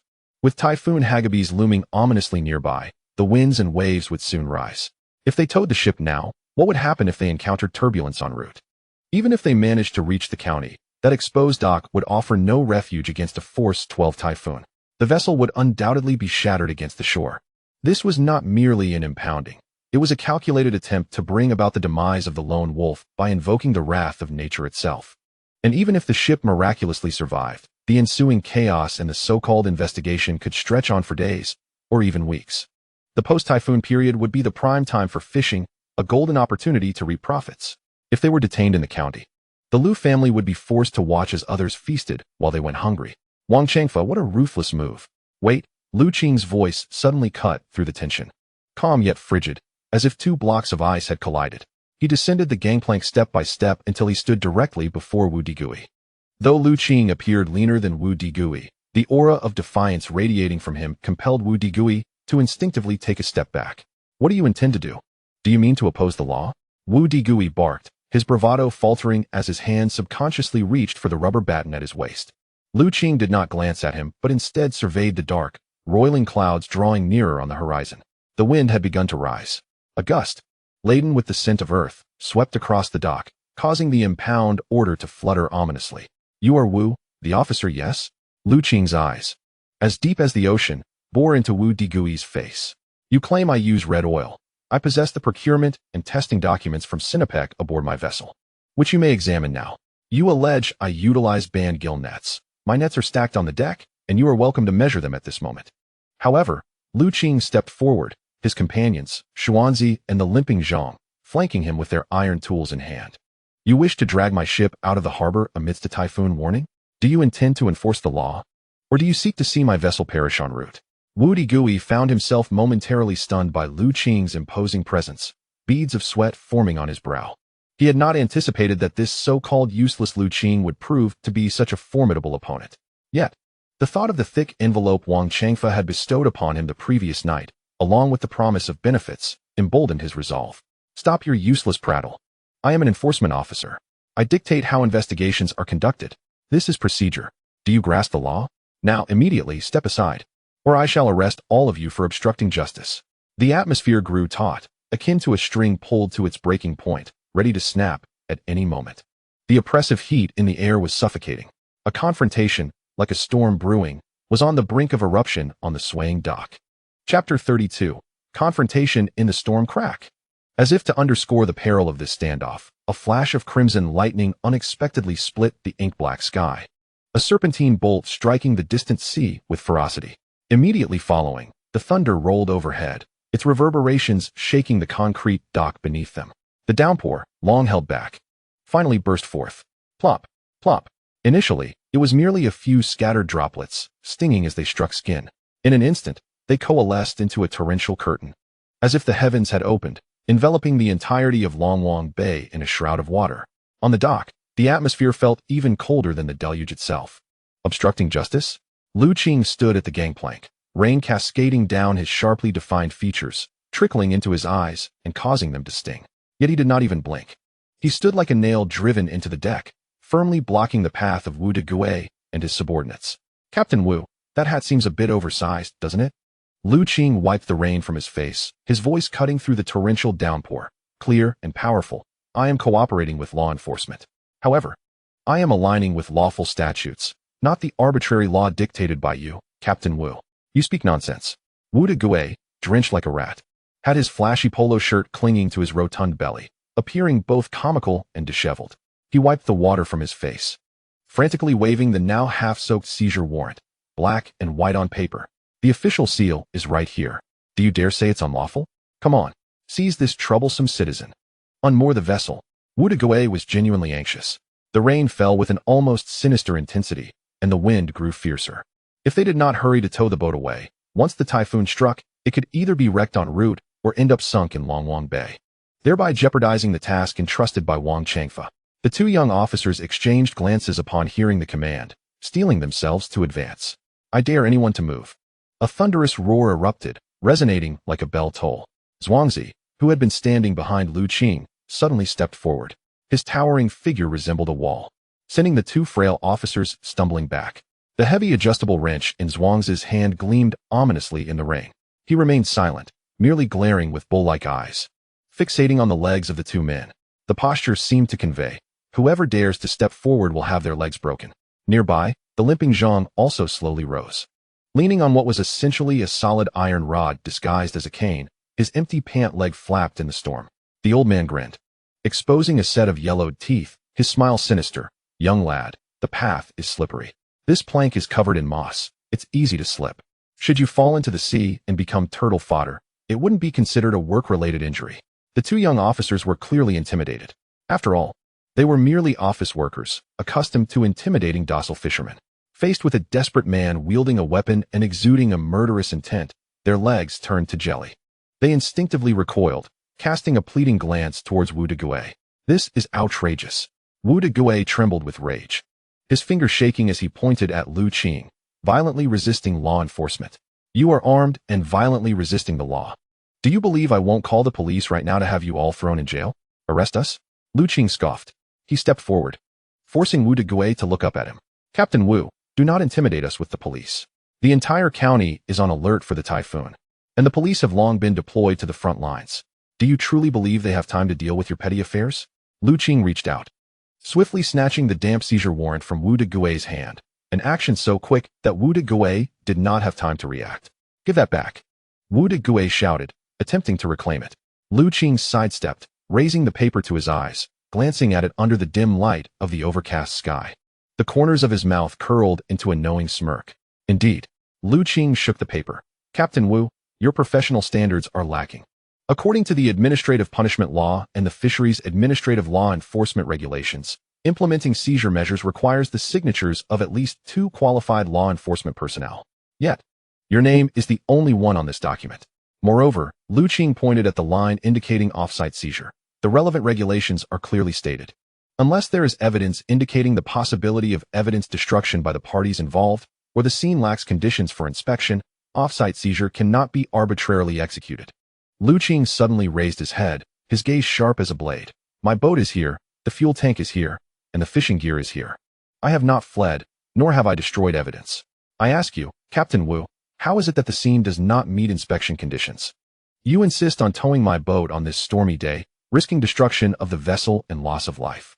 Am I to suspect? Lu Qing lowered his voice, speaking in a tone audible only to those nearby. You intend to sink my boat? Should the vessel truly sink during the towing process, who would bear the cost of the tens of thousands of yuan in losses? Would it be you, Captain Wu, or the Wang Chengfa behind you? This barrage of questioning struck Wu Degui like a cannonade, leaving his head buzzing. He was utterly dumbfounded. He never dreamed that this seemingly simple Lu Qing would possess such familiarity with legal statutes. He could even recite the relevant articles.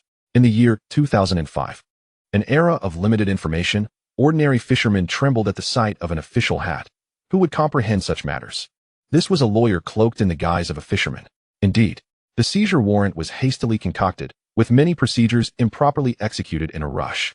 Usually, no one dared to contest such actions. But now, Lu Qing had stripped away the veil in front of so many witnesses, leaving Wu Degui without a way out. I'm handling a special case. Wu Degui's face turned the color of liver as he continued to argue. The informant said there was a hidden compartment on your boat. It cannot be determined on site. It must go to the dock for inspection with instruments. A hidden compartment? Lu Qing chuckled. He gestured towards the limping Zhang. Do you recognize this gentleman, Captain Wu? Former chief engineer of the city fleet, Zhang Depeo. He knows the structural diagram of this boat by heart. You claim there is a hidden compartment. Lu Qing turned to the 2 young officers, who were beginning to waver. Brothers, take your measuring tape and flashlight and board the vessel immediately. Let Master Zhang guide you. Measuring inch by inch, prying board by board. If you find a hidden compartment, or even a drop of red oil, I will forfeit the boat to your squad. And I, Lu Qing, will jump into the sea myself. But if nothing is found, Lu Qing's eyes turned cold. Captain Wu, you may find yourself accused of false accusation and abuse of power. The rain fell ever harder, pooling into small streams on the ground. Around the dock, villagers who had been sheltered under eaves, clad in raincoats and watching the spectacle, now held their breath. They gazed at the young man, standing tall amidst the rain. Their expressions shifted from mere curiosity to one of respect. For years, in Longwang Bay, no one had dared to confront authority so boldly, let alone with such reason and evidence that left others speechless. This Lu Qing was indeed a remarkable figure. Just look at Wu's face. It had turned green. In the corner of the crowd, a black Santana car had its window rolled down a crack. Wang Baiao sat in the passenger seat, his head wrapped in bandages, gripping binoculars, furiously striking the steering wheel. Useless. Absolutely useless. This Wu Fatso boasts so much, yet when it matters, he cowers. Just go in and seize him. Handcuff him. And it's done. What need is there to discuss the law with a peasant? The driver, seated in the driver's seat, quietly cautioned, Brother Baiao.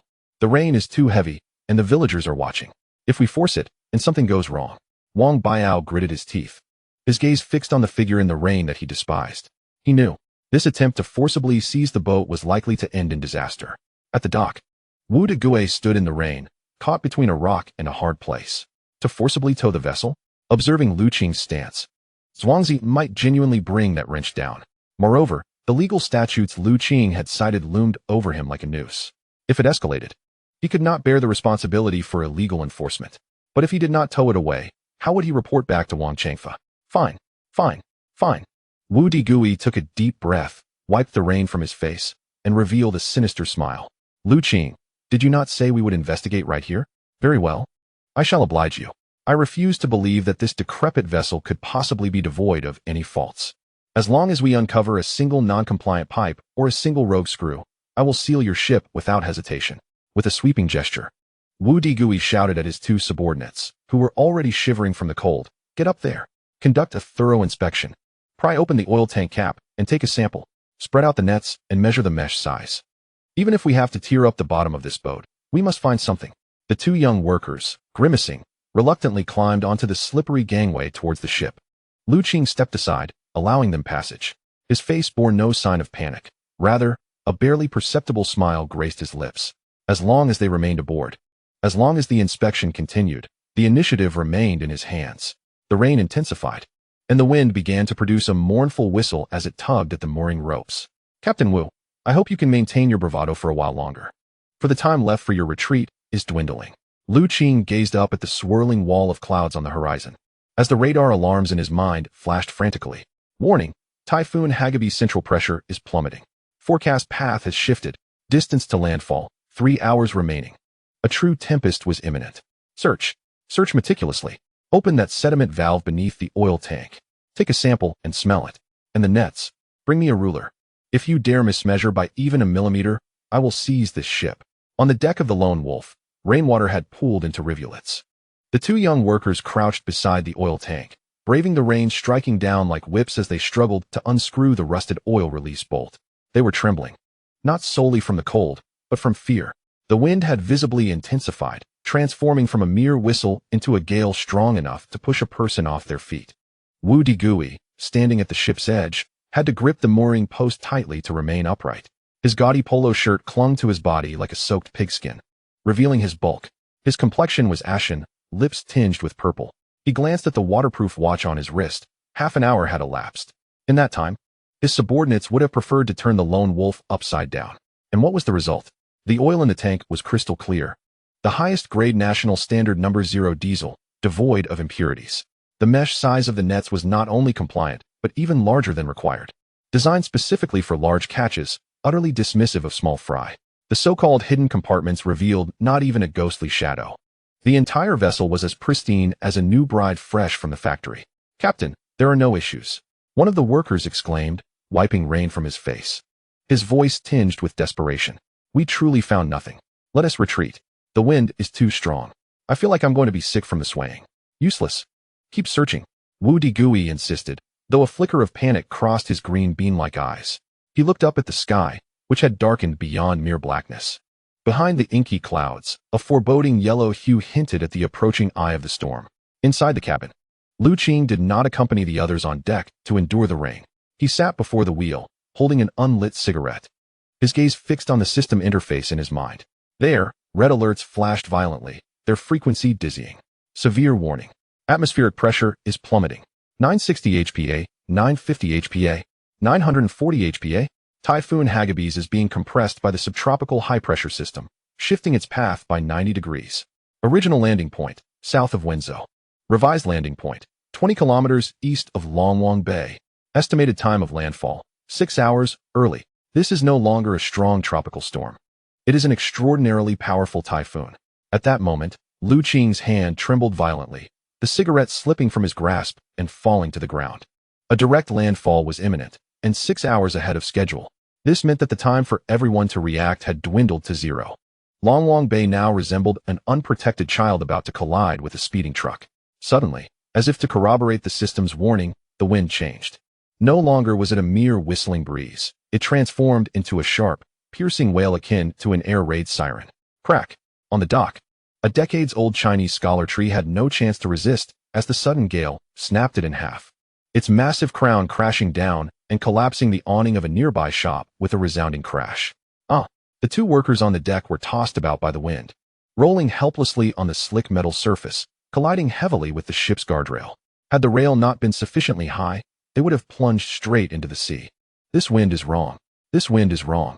Zhang, the limping worker, exclaimed as he poked his head out from the engine room, his old face pale and devoid of its usual composure. This is not an 8-level wind. This is at least a 12. The typhoon has made landfall. Right above us. Quickly, reinforce the mooring ropes. Drop all anchors. At that moment, even the simplest minds understood the gravity of the situation. Wu Digui was paralyzed with fear. His pickup truck parked at the dock swayed violently in the gale, resembling a drunken man, with 2 of its wheels nearly lifting off the ground. Retreat. Quickly retreat. Wu Digui disregarded any thoughts of seizing the ship or preserving his pride. He scrambled towards the gangway, his movements surprisingly agile for a man weighing 200 pounds. No more searching. Get in the truck. Back to the county. The 2 workers hurriedly crawled back to shore, abandoning their toolbox on the deck. The trio dove into the pickup truck like startled rabbits. Virum. The truck roared to life, tires spinning on the muddy ground, emitting plumes of smoke before racing madly out of the village. Lu Qing stood in the cabin, observing the scene without a trace of schadenfreude. His expression was grave. Running? Now you think to run? It is too late. Indeed, within 5 minutes, the pickup truck returned, its retreat even swifter than its previous escape, as though something monstrous were pursuing it.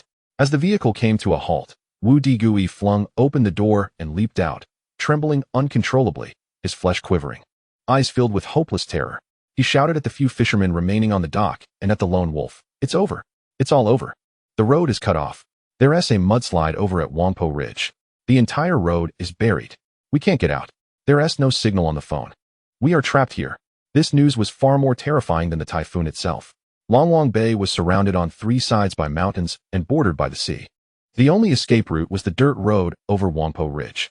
If that route was severed, they would become an isolated island. What? Lu Hai, who was assisting in securing the ropes, nearly dropped his line. The road is cut off? What about the elderly in the dilapidated houses in our village? If the wind is this strong, the houses will collapse, and even an ambulance 1T be able to get in. Panic swiftly spread across the dock. Torrential rain fell, and the wind howled. The world was engulfed in chaos. Only the tall radio antenna of the lone wolf remained steadfast against the tempestuous winds and rain. Just then, a shrill crackle erupted from the ICOM transceiver in the cabin, piercing through the storm's cacophony. Following this, a voice, filled with terror and punctuated by gasps, broke through the interference, resonating within the confined space. Mayday! Mayday! This is Fisheries Patrol Boat 003. We are 3 nautical miles off Longlong Bay, facing monstrous waves. Our main engine has stalled, and we are adrift towards Ghost Tooth Reef. The vessel is taking on water. We request immediate assistance. Help! Help! The urgency of the message was amplified, for Wu Digui's pickup truck was also equipped with a radio that echoed the distress signal. Wu, who had been cursing at the dock moments before, was struck as if by lightning upon hearing the words Fisheries Patrol 003, freezing in place. In that instant, his complexion shifted from ashen to a ghastly gray. His legs buckled, and he collapsed into the muddy water. 003. 003. Wu muttered, his gaze hauntingly vacant. This is truly the end. What's wrong, Captain Wu? Who's on that boat? A nearby staff member hurried to assist him. Wu violently shoved the assistant away, letting out a cry akin to that of a slaughtered pig. That is the boat our director is on. The director came down today for an inspection. He is aboard 003. This was meant to be a preemptive command to catch Lu Qing. If the director perishes, I shall follow him to the grave. The news struck like a thunderclap, more explosive than the earlier announcement of road closures. Quick, summon help. Wu scrambled to his feet, racing towards the small fishing boats docked at the pier. Old Zhang, Old Li, set sail. Go rescue them. However, as he gazed at the towering waves outside the dock, reaching heights of 5 to 6 meters, the fishermen shook their heads vehemently, retreating in fear. Captain Wu, just kill me now. Venturing out in this weather is tantamount to suicide. Our boats are made of wood. One wave will shatter them. Even the gods cannot save us. No one dared to venture forth. Before a 12th degree typhoon, ranks, orders, and titles became meaningless. The instinct for self-preservation prevailed. Wu Digui fell into despair. His eyes fixated on the raging sea and the flashing red light of the radio, his body trembling uncontrollably. Suddenly, his gaze landed on a solid black figure at the innermost part of the dock, the lone wolf. It was the sole steel behemoth within Longlong Bay and the only vessel capable of surviving such treacherous conditions. Grasping at a lifeline, Wu Digui rushed towards the gangway of the lone wolf, entirely forgetting his earlier intentions to detain the ship and arrest its captain. Lu Qing, Boss Lu, Grandpa Lu. Wu fell to his knees at the gangway, his rotund body rolling in the mud, his voice hoarse with desperation. Please. I beg you, save me. If you can bring the director back, I will not detain your ship. No fines. I will bow to you. I will call you my ancestor. Inside the cabin, Lu Qing, cigarette clamped between his fingers, peered through the rain-soaked glass at the pitiful figure below, begging like a dog. His expression remained impassive as he directed his gaze towards the tumultuous black sea beyond. On the radar screen, the blip representing Patrol Boat 003 was being propelled towards the perilous Ghost Tooth Reef at an alarming speed. The impact was less than half an hour away. Ghost Tooth Reef, Lu Qing murmured, recalling the sunken sea shadow of Wang Baiao. Was another director to be buried there? Qing, you cannot go. Lu Hai burst into the cabin, clutching Lu Qing's arm with tears mingling with rainwater streaming down his face. The waves are too high. Venturing out is tantamount to courting death. We are not related to that director. He even wants to detain our ship. Why should we risk our lives to save him? Besides, that old Wang Changfa is likely laughing at home. What will happen to our families if we die? Lu Qing turned to face his brother, whose fear twisted his features. He extended a hand, gently wiping the rain from his brother's face. Brother, Wang Changfa cannot laugh now, for on that boat is his superior. If the director perishes at the entrance of Longwang Bay, his position as village head will come to an end. Lu Qing extinguished his cigarette, a calculating glimmer in his eyes. Furthermore, although we have earned a bit of money, in their eyes, we remain insignificant ants that can be crushed at any moment. To avoid being crushed and to stand tall, we need a talisman. A talisman so formidable that even Wang Changfa would hesitate to act against us. He pointed at the precarious blip on the radar. That director is a talisman delivered to our doorstep. This transaction carries immense risk, but the rewards are beyond imagination. Lu Qing flung open the cabin door and stepped onto the storm-battered deck. He gazed at the kneeling Wu Digui, then at the savage sea, inhaling deeply. System notification, extreme weather route planning completed. Current survival rate, 65. Proceed. A slight smile curled at the corners of Lu Qing's mouth, revealing a frenzied grin. 65. For one who has been reborn, that equates to victory. Captain Wu, Lu Qing's voice sliced through the wind and rain, clear to every ear present. Rise and stop kneeling, you obstruct the way. This task shall be undertaken by the lone wolf. However, we must first negotiate the price. This is not a favor. This is an appropriation. If I return with the director, you must eat the detention order you just issued in front of the entire village. Wu Digui's head snapped up, disbelief and joy flooding his eyes. I will eat it. I will eat it. As long as you can save him. I would even eat dung. Shackles. Release the gangway. Uncle Qian, crank the throttle. We are about to charge forth. Lu Qing pivoted, striding back into the cabin, hands gripping the cold helm. Boom. The lone wolf erupted with a deafening roar, akin to an enraged steel beast, plunging headfirst into the black wall of water before terrified onlookers. This time, it was not for fish. It was to pierce the heavens. Chapter 34, The Soul Hope Boom. The YK-6160 engine of the lone wolf unleashed an unprecedented roar at that moment. The sound transformed from steady to a piercing shriek, as the fuel injectors atomized diesel to its utmost, resulting in a cacophony of explosions within the high-pressure cylinder. The black smoke billowing from the exhaust was instantly torn apart by the raging winds, dissipating into the torrential downpour. Shackles, pull in the gangway. Uncle Qian, engage all gears. Hold steady. Lu Qing stood before the helm, his hands gripping the wheel tightly, veins protruding on the back of his hands like purple centipedes. The vessel began to shudder violently, as the propeller fought a desperate battle against the sea. Brother, the ropes are untied. Lu Hai, drenched to the bone, stumbled back from the bow, his face pale, but his eyes filled with determination. Qing, I'll accompany you. Leave. Lu Qing whirled around, his eyes devoid of the usual warmth, replaced with a chilling ferocity. He abruptly released one hand, seizing Lu Hai by the collar, lifting his 150-pound brother as if he were a mere chick, and thrusting him towards the edge of the ship. Down. What? Lu Hai was stunned, the rain blurring his vision. Qing, what are you saying? I won't go? I am the elder brother. I cannot let you face death alone. I command you to jump. Lu Qing roared, his voice overpowering the sounds of wind and thunder. This is not a game of pretend. We're risking our lives on this ship. Sheizai is strong, and Uncle K understands machinery, but what do you have? What can you do besides cry and fret? In this 12-level tempest, can you steer the ship? Can you repair the engine? Each word struck Lu Hai's heart like a dagger.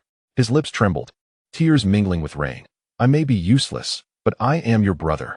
I cannot bear to watch you die, precisely because you are my brother. Lu Qing's gaze softened for a moment, but then hardened anew. Our family cannot be left without heirs. Little Chow is only 3, and your wife is unwell.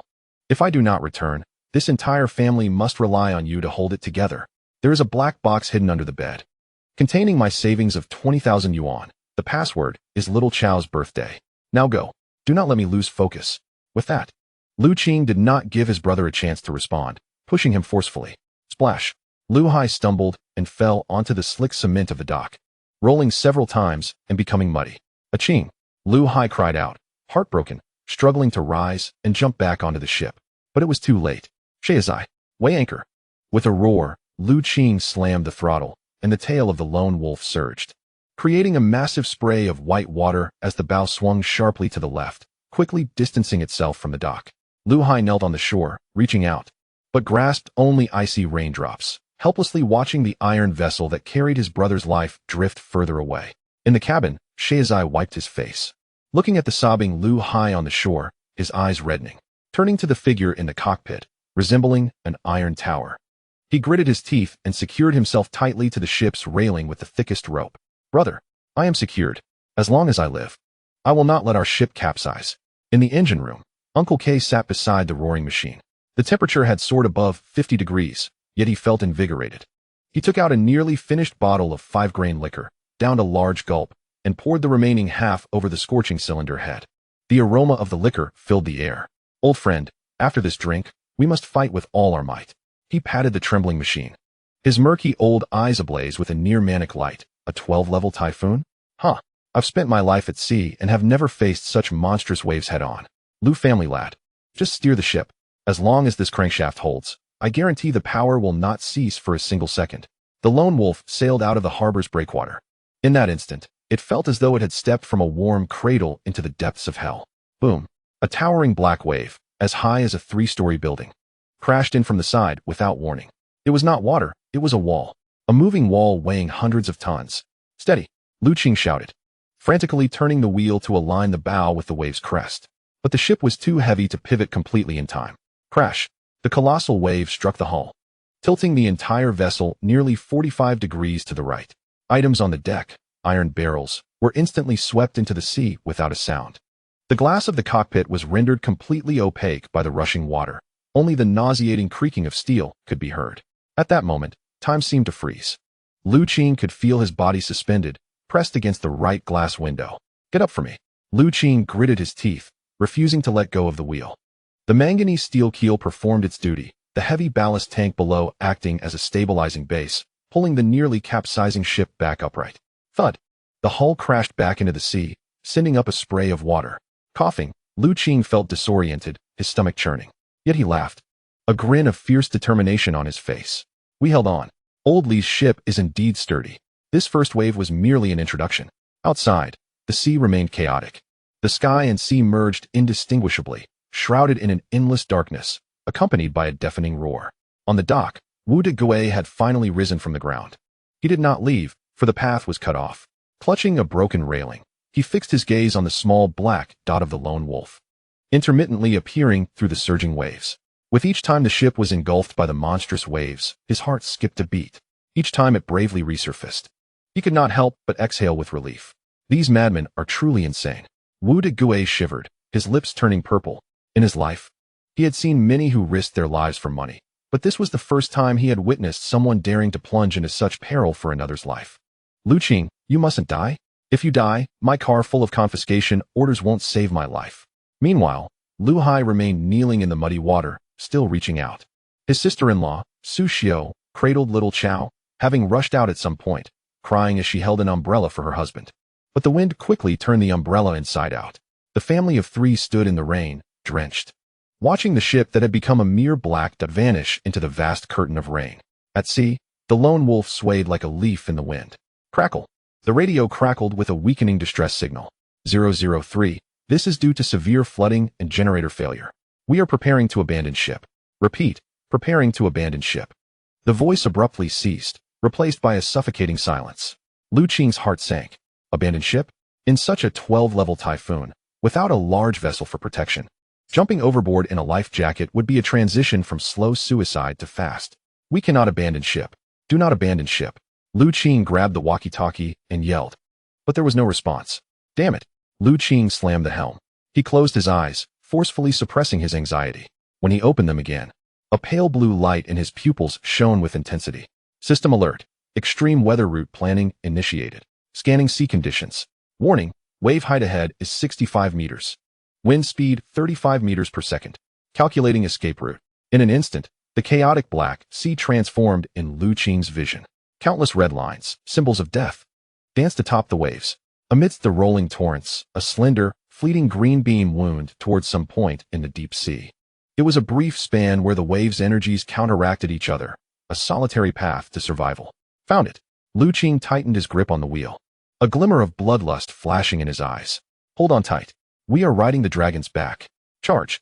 The lone wolf raised its head once more, no longer passively enduring, but like a sharp dagger, it thrust forward into the belly of the next massive wave. Chapter 35. Riding on the dragon's back. The sea had gone mad.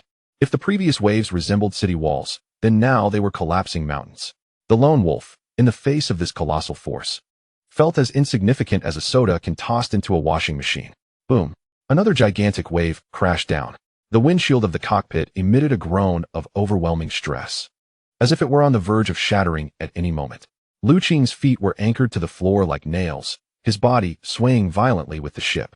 In his view, the world appeared distinctly different from that of an ordinary person. While the average eye perceived dead ends, white foam, and black abysses. Within the depths of Lu Qing's pupils, a pale blue radar grid was frantically calculating. Wave height ahead, 72 meters. Crosswind, level 11.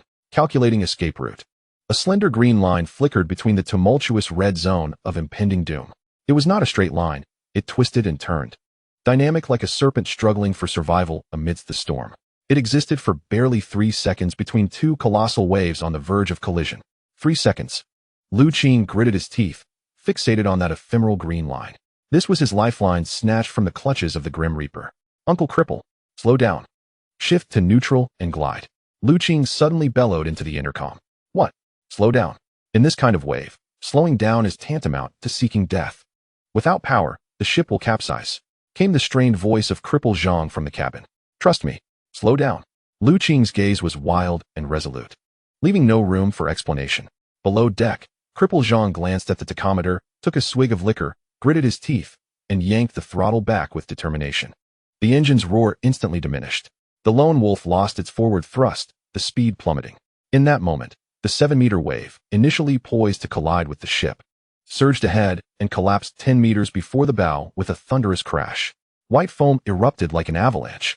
Had Lu Qing not slowed down just then, the lone wolf would have been engulfed by this cascading wave, plunged into the abyss below.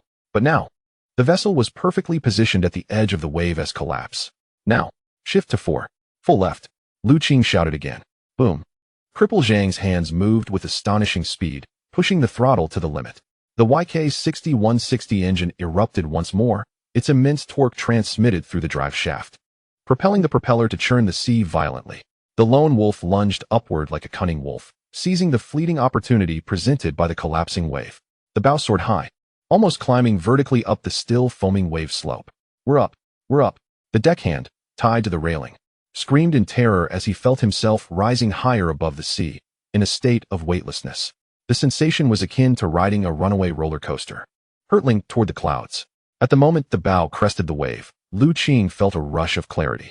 Surrounding him were relentless storm winds and a boiling black sea beneath. The brief feeling of suspension sent chills down his spine. Then came the terrifying plunge. Hold on. The lone wolf soared over the crest, descending the steep wave's back like a slide, racing toward the next unfathomable trough with astonishing speed. Creak. The hull emitted a disconcerting twist, as if the steel itself might be torn apart by the force. Yet, that was not the most perilous aspect. The real danger lay in the moment when the propeller, exposed as the stern lifted out of the water, could cause the engine to race uncontrollably due to the loss of load, potentially resulting in catastrophic failure. Uncle Cripple, reduce throttle. Quickly. Lu Qing's heart raced as he monitored the tachometer, but his shout proved unnecessary. In the engine room, Cripple Zhang seemed to be one with the machinery. Although he could not see the waves outside, he could feel the ship's tilt through his body and hear the engine's sound. Just a second before the stern lifted, his oil-stained hand had already expertly severed the fuel line.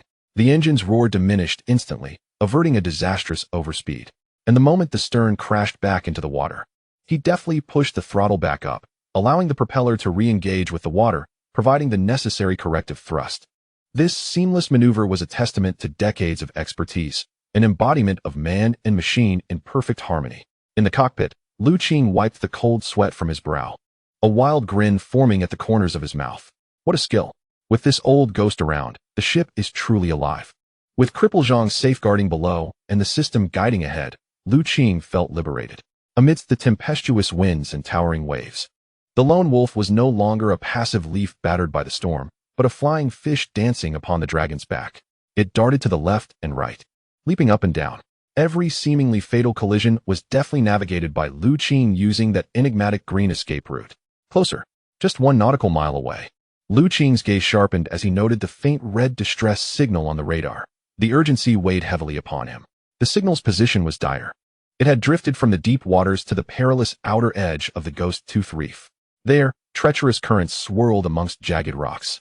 If this powerless patrol boat were to be driven onto the reef, it would be utterly obliterated, leaving no chance for rescue.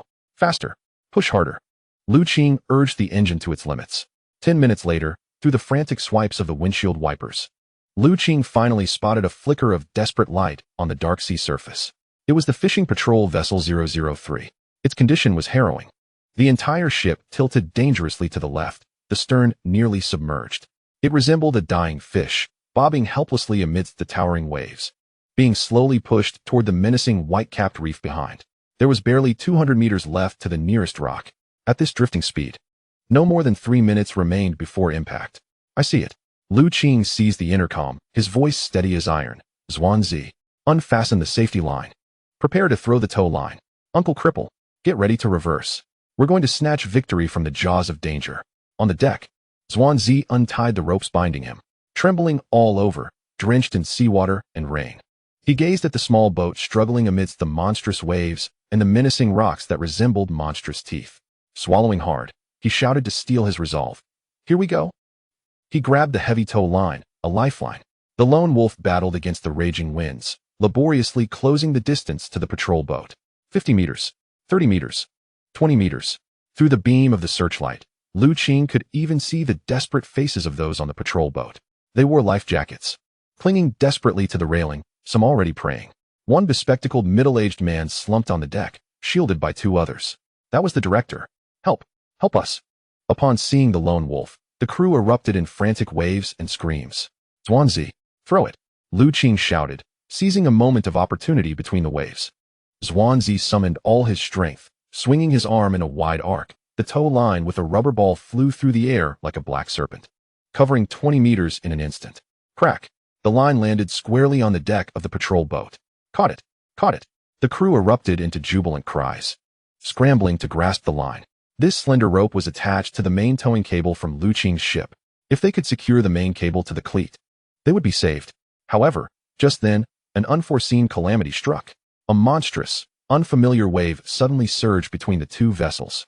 A colossal wall of water instantaneously separated the ships. The line that had just been secured was taut in an instant, then snapped with a sharp crack. The flickering hope was shattered in an instant. The crew on the patrol boat emitted desperate cries of despair. That monstrous wave propelled the patrol boat, accelerating it toward the rocky outcrop behind. Just 100 meters remained before it would run aground. It was over. The crew member clutched the broken end of the line, rendered speechless.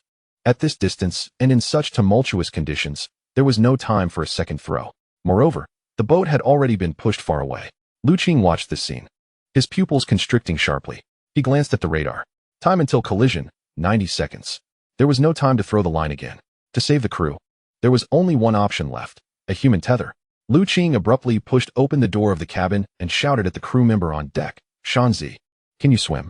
Shanzi was taken aback, instinctively nodding. I can. What is up, brother? Do you dare to jump in? Qing pointed at the raging sea, his tone urgent and frantic. Tie the main line around your waist. Jump in. Swim over. Attach the rope to the bow of their boat. This is our last chance. Shanzi gazed at the dark, churning waters, the waves resembling the jaws of a monstrous beast. Was he a poor swimmer? No. He grew up by the sea and was an excellent swimmer. But jumping into the ocean in such a 12-level typhoon was tantamount to suicide. He hesitated, his legs trembling. Shanzi, think of the 500 yuan. Lu Qing shouted. If this works, I'll give you 10,000. I'll help you build a new house. If you're afraid, I'll go. With that, Lu Qing made to rush out. No, brother, don't move. You're the captain. Without you steering, we'll all die. Shanzi was jolted awake by that shout. He looked into Lu Qing's bloodshot eyes and recalled the money they had earned together over the past few days, the dignity he had never experienced before. A sudden surge of foolish determination surged within him. Damn it, let us do this.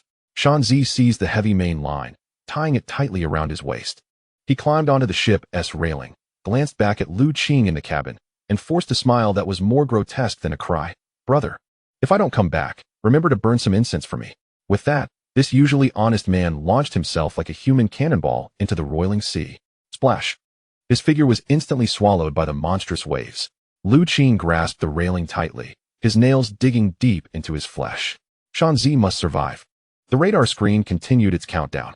60 seconds, 50 seconds, life and death hung in the balance in this final minute. Chapter 36. 3 minutes of life and death. The world beneath the waves was a realm entirely distinct from that aboard the vessel. On the ship, there was turbulence. In the sea, chaos reigned. Splash. The moment Shanzi leaped, it was as if he had been thrown into a high-speed cement mixer. The icy, bone-chilling sea water flooded his nostrils and ears in an instant. The overwhelming pressure left him gasping for breath. A massive wave crashed over him, pinning him 2 meters deep beneath the surface. Surrounding him was an impenetrable darkness, filled only with the roaring sound of water. The main line around his waist felt like a heavy serpent, intent on dragging him into the abyss. I cannot die, I cannot die, Shanzi screamed internally. He recalled Lu Qing's promise of a new house, the image of a plump bride yet to come. A surge of primal strength erupted from his core. Using both hands and feet, he flailed like a crazed frog, desperately propelling himself toward the surface. At last, his head broke through the water. He gasped for air, choking on the foam and rain. Through a flash of lightning, he spotted the patrol boat just a few meters away. Closer. But the waves pushed him back in the opposite direction. Swim. Swim over. Shanzi gritted his teeth, his eyes turning red, his arms thrashing in frantic strokes. In the control room of the Wolf, Lu Qing's palms were slick with sweat, nearly slipping off the steering wheel. He fixed his gaze on the small green dot on the radar representing Shanzi. The dot bobbed up and down amidst the turbulent waves, nearly disappearing several times. Distance to contact, 15 meters. Time remaining, 45 seconds. Warning, turbulence around Ghost Tooth Reef is intensifying. Hurry, Shanzi, faster. Lu Qing felt as though his heart was being tightly squeezed. His maneuvers required utmost precision. If the boat moved too quickly, Shanzi would be dragged to his death. If it slowed, the line would ensnare the propeller, leading them all to doom. He had to maintain a delicate tension, as if flying an extraordinarily heavy kite named Life. Just then, the radar indicated that the small green that had finally connected with the large red point. Aboard the patrol boat, several terrified crew members clung to the railing, peering over the edge.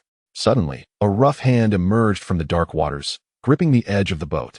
It was Shanzi's hand. His nails were torn and bloodied, yet he held on tightly. He is coming. Pull him up. Pull him up. The crew scrambled frantically to grasp his hand. Shanzi was dragged aboard like a drowned dog, collapsing on the deck, gasping for air like a fish on the brink of death. Yet he did not forget his mission. The rope. The rope. He struggled to rise, untied the main line from his waist, and shouted hoarsely, "Wrap it around the cleat. Tie a knot. Hurry, or we all die." The bespectacled captain, disregarding his status, rushed over to help pull the rope. A few members clumsily secured the thick line to the bow cleat, winding it several times. It's done. It's done. Someone across the way waved a flashlight frantically. Shouting. Aboard the Wolf, Lu Qing saw the flickering light. That was the signal of life. Uncle Chong, brace yourself. Shift to reverse. Tighten the rope. Lu Qing did not hasten to accelerate, but instead calmly tightened the line first. With a resounding snap, the rope grew taut, producing a sound that was almost painful to hear, even sending up splashes of water. The two vessels were now tethered together. Meanwhile, the patrol boat's stern was less than 20 meters from the treacherous Ghost Tooth Reef. A towering wave surged, splashing water onto the rocks. Now, full throttle. Hard to starboard. Full speed ahead. Lu Qing slammed the throttle down, simultaneously yanking the wheel to the right. Boom. In the engine room, the YK-6160 erupted with a deafening roar. Black smoke billowed from the exhaust like a dragon. The Wolf surged forward, but the patrol boat, now waterlogged and heavy, coupled with the resistance of the storm, felt as though it were dragging a mountain behind it. Creak. The rear beam of the wolf emitted a terrifying grinding noise. The entire vessel lurched violently, the bow rising sharply, unable to turn. Turn for me. Lu Qing's muscles bulged as he desperately fought to rotate the wheel. But the immense water resistance transmitted back through the rudder rendered the wheel immovable, as though welded in place. This was the physical limit. If they did not turn, both vessels would be hurled back onto the rocks by the waves. Warning, rudder load 9598. Host strength insufficient to counteract water flow torque. Insufficient strength? A flicker of madness flashed in Lu Qing's eyes. Then let me unleash my power. System skill, physical overload activated. Adrenaline surging into muscle fibers, enhancing strength. Duration, 30 seconds. Side effect, extreme exhaustion. Boom. Lu Qing felt a blinding white light explode in his mind. His heart pounded like a war drum. His blood instantly boiling, a searing, almost explosive force coursed through his limbs. Turn now? Lu Qing let out a primal roar. With a crunch, he exerted immense force with his arms, resisting the overwhelming pressure that felt like a hydraulic lever straining against him, and he pushed it back with sheer flesh and blood. The wheel turned. Once, twice. The rudder forcefully deflected underwater, slicing through the raging currents. Under the impetus of this raw power, the bow of the lone wolf finally turned 30 degrees to the right with great difficulty. With this turning force, the lone wolf dragged the heavily laden patrol boat, carving a breathtaking arc in a place where death was just a hair's breadth away. With a crash, a massive wave struck the very spot where the patrol boat had just been, violently crashing against the reefs and erupting into a towering water column. Had they been even 10 seconds later, that spot would have been the patrol boat's grave. They lived. They survived. The crew aboard the patrol boat, gazing at the perilous reefs they narrowly missed, collapsed to the ground, weeping loudly. It was the cry of those who had escaped death. Meanwhile, aboard the lone wolf, as the 30-second countdown concluded, that overwhelming sense of power dissipated instantly, replaced by a tide of weakness and excruciating pain. Lu Qing's arms trembled violently, muscles feeling as if they were being torn apart. Yet he clutched the helm tightly, refusing to let go. Sweat streamed down his cheeks, dripping onto the already slightly deformed steering wheel. Uncle Cripple, Lu Qing picked up the intercom, his voice weak like a mosquito's buzz. Maintain the throttle. We're heading home. Received.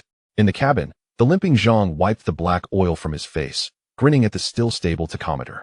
He did not know how Lu Qing had managed that moment, but he understood that this young man was a true dragon. An hour later, at the Dragon King Bay harbor, the wind still howled fiercely, but compared to the apocalyptic conditions of the open sea, this was paradise. Two boats, one after the other, staggered into the harbor. On the dock, the crowd that had previously sought shelter from the heavy rain now rushed out into the downpour. Lu Hai, Su Xiao Wu Digui, and countless villagers stood on the embankment, flashing their flashlights as they watched the two battered boats slowly approach the shore. They were back. They truly returned. Lu Hai cried out as he dashed toward the gangway. At the moment the mooring rope was secured, the crew of the patrol boat surged onto the shore as if fleeing for their lives. The bespectacled director, pale and soaked, had lost one shoe. As he disembarked, his legs gave way, and he knelt on the ground, kissing the earth fervently. Then, with the assistance of the crowd, he stood up, pushing aside Wu Digui, who wanted to come up and offer comfort, and walked straight towards the still steaming lone wolf. Lu Qing leaned against the doorway of the cabin, a freshly lit cigarette between his lips, his hands still slightly trembling. A dog, wrapped in a blanket, sat beside him with a silly grin. Young comrade. The director's voice trembled, filled with the excitement of having survived a calamity. Thank you for saving our lives. Saying this, the usually high and mighty leader bowed deeply to Lu Qing, who was covered in oil and grime. This bow stunned everyone present. Wu Digui stood in the rain, watching the scene unfold, feeling the world spin around him. He realized that he would indeed have to face the consequences of the seizure order. Furthermore, Wang Chengfa's days of being untouchable in Dragon King Bay were likely over. Chapter 37. The heroes returned to port. The rain continued to fall, but the atmosphere on the dock was heavier than the cold rain itself. The director of the Fisheries Bureau, who usually held absolute power in the county, now resembled a drenched chicken pulled from the water, trembling and pale. Yet, his deep bow was executed perfectly, and he did not rise for a long time. A profound silence enveloped the crowd. The only sounds were the crashing waves against the embankment and the suppressed breaths of the people. All eyes were fixated on the young man leaning against the door frame, smoking, Lu Qing. He was covered in black oil and white salt stains, his camouflage uniform torn in several places, revealing bloodied abrasions beneath. Yet he stood there like an insurmountable mountain. Director Zheng, Lu Qing spat out the cigarette, but extinguishing it with his toe, his voice hoarse but calm, "Your gratitude is overwhelming. I cannot accept it. We are fishermen, and failing to save lives would invite the wrath of the Dragon King." Only then did Director Zheng shakily straighten up, with the support of 2 surviving crew members. Gasping for breath, he looked at the young man before him, who was hardly older than his own son, and his gratitude gradually transformed into profound admiration. Even a hint of reverence. The scene on the sea earlier was something he would never forget. The skill of navigating through a 12-degree storm with such precision. The audacity to gamble one's life for a slim chance of survival. This was no ordinary fisherman. This was the king of the sea. Young comrade. No, Lu brother. Director Zheng stepped forward, shaking Lu Qing's oil-stained hand tightly. "If it weren't for you today, my life and the lives of this crew would have perished at Ghost Tooth Reef. Such a great favor goes unspoken in gratitude. Henceforth, anything concerning you, Lu brother, in Pingyang County will be my responsibility." These words carried immense weight, effectively granting Lu Qing a passport to traverse the village freely. Standing nearby, Wu Digui felt a sinking sensation upon hearing this. His legs felt as heavy as lead, and his body trembled uncontrollably. He understood that the winds had shifted dramatically. He hunched his shoulders, hoping to blend into the crowd and hide his conspicuous uniform. Team leader Wu. Lu Qing's gaze suddenly pierced over Director Zheng's shoulder like a scalpel, locking onto the shrinking Wu Digui. "Where are you off to? Our accounts are not yet settled." "Are they?" This voice drew everyone's attention to Wu Digui. Director Zheng's brow furrowed as he turned to the cowering figure, his eyes instantly turning cold. Although Director Zheng had been terrified moments ago, he was not foolish. The reason this matter had escalated to this point, and why the patrol boat had braved the sea, was fundamentally due to Wu Digui's urgent report claiming the discovery of a major smuggling suspect vessel that required immediate interception. Yet, what was the outcome? They were the saviors. "Wu Digui," Director Zheng barked, his authoritative presence still intact. "Yes, Director." Wu Digui jumped, reflexively standing at attention, but his large belly made him resemble a comical weeble. "What are you holding?" Director Zheng pointed at the rain-soaked paper in Wu Digui's hand. "This is," Wu Digui stammered, realizing he couldn't conceal it anymore. Lu Qing approached. With every step he took, Wu Digui trembled. Lu Qing gently took the paper from his hand, unfolded it, and held it up under the spotlight. "Director Zheng, this is the seizure order team leader Wu just issued to me. The charges are smuggling red oil and using illegal nets. He demanded my boat be forcibly dragged out of the safe harbor before the typhoon made landfall." Lu Qing's lips curled into a cold smirk. "If it weren't for the purpose of rescuing you, my ship would have likely been dragged halfway by Captain Wu and fed to the turtles by now." "What?" Upon hearing this, Director Zheng's blood pressure skyrocketed, and his face turned crimson. He snatched the confiscation order from the table, without even glancing at it, and slammed it fiercely onto Wu Digui's face. "You scoundrel! Smuggling? A dead-end net? Which of your eyes saw that? Where's the evidence? You are abusing your power. You are disregarding human life. Just moments ago at sea, I saw that the Lone Wolf was powered by the finest diesel. If there were any issues, could it have brought us back?" Director Zheng's roar echoed across the dock. Wu Digui, berated like a child, hung his head low, not daring to retort a word. Sweat mixed with rain streamed down his plump face. It was over.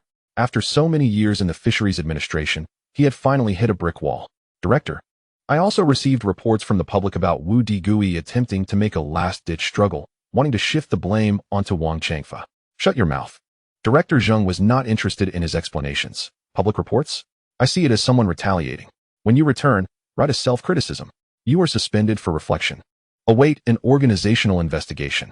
When the disciplinary result was announced, the villagers watching felt a sense of vindication. This fat Wu usually wielded power in the village. But who would have thought he would face such a fate today? However, Lu Qing was not about to let this slide. Suspension? That would be too lenient. Lu Qing approached Wu Digui, picking up the confiscation order, now muddied and stained. He patted the paper, the red stamp blurred by the water, resembling a bloodstain. "Captain Wu." Lu Qing's voice was soft yet reminiscent of a devil's whisper. "You haven't forgotten our agreement, have you? I said, as long as I bring the person back. You must swallow this paper." Wu Digui's head shot up, terror etched across his face as he looked at Lu Qing. "Lu Qing, the director has spoken. Don't be excessive." "Excessive?"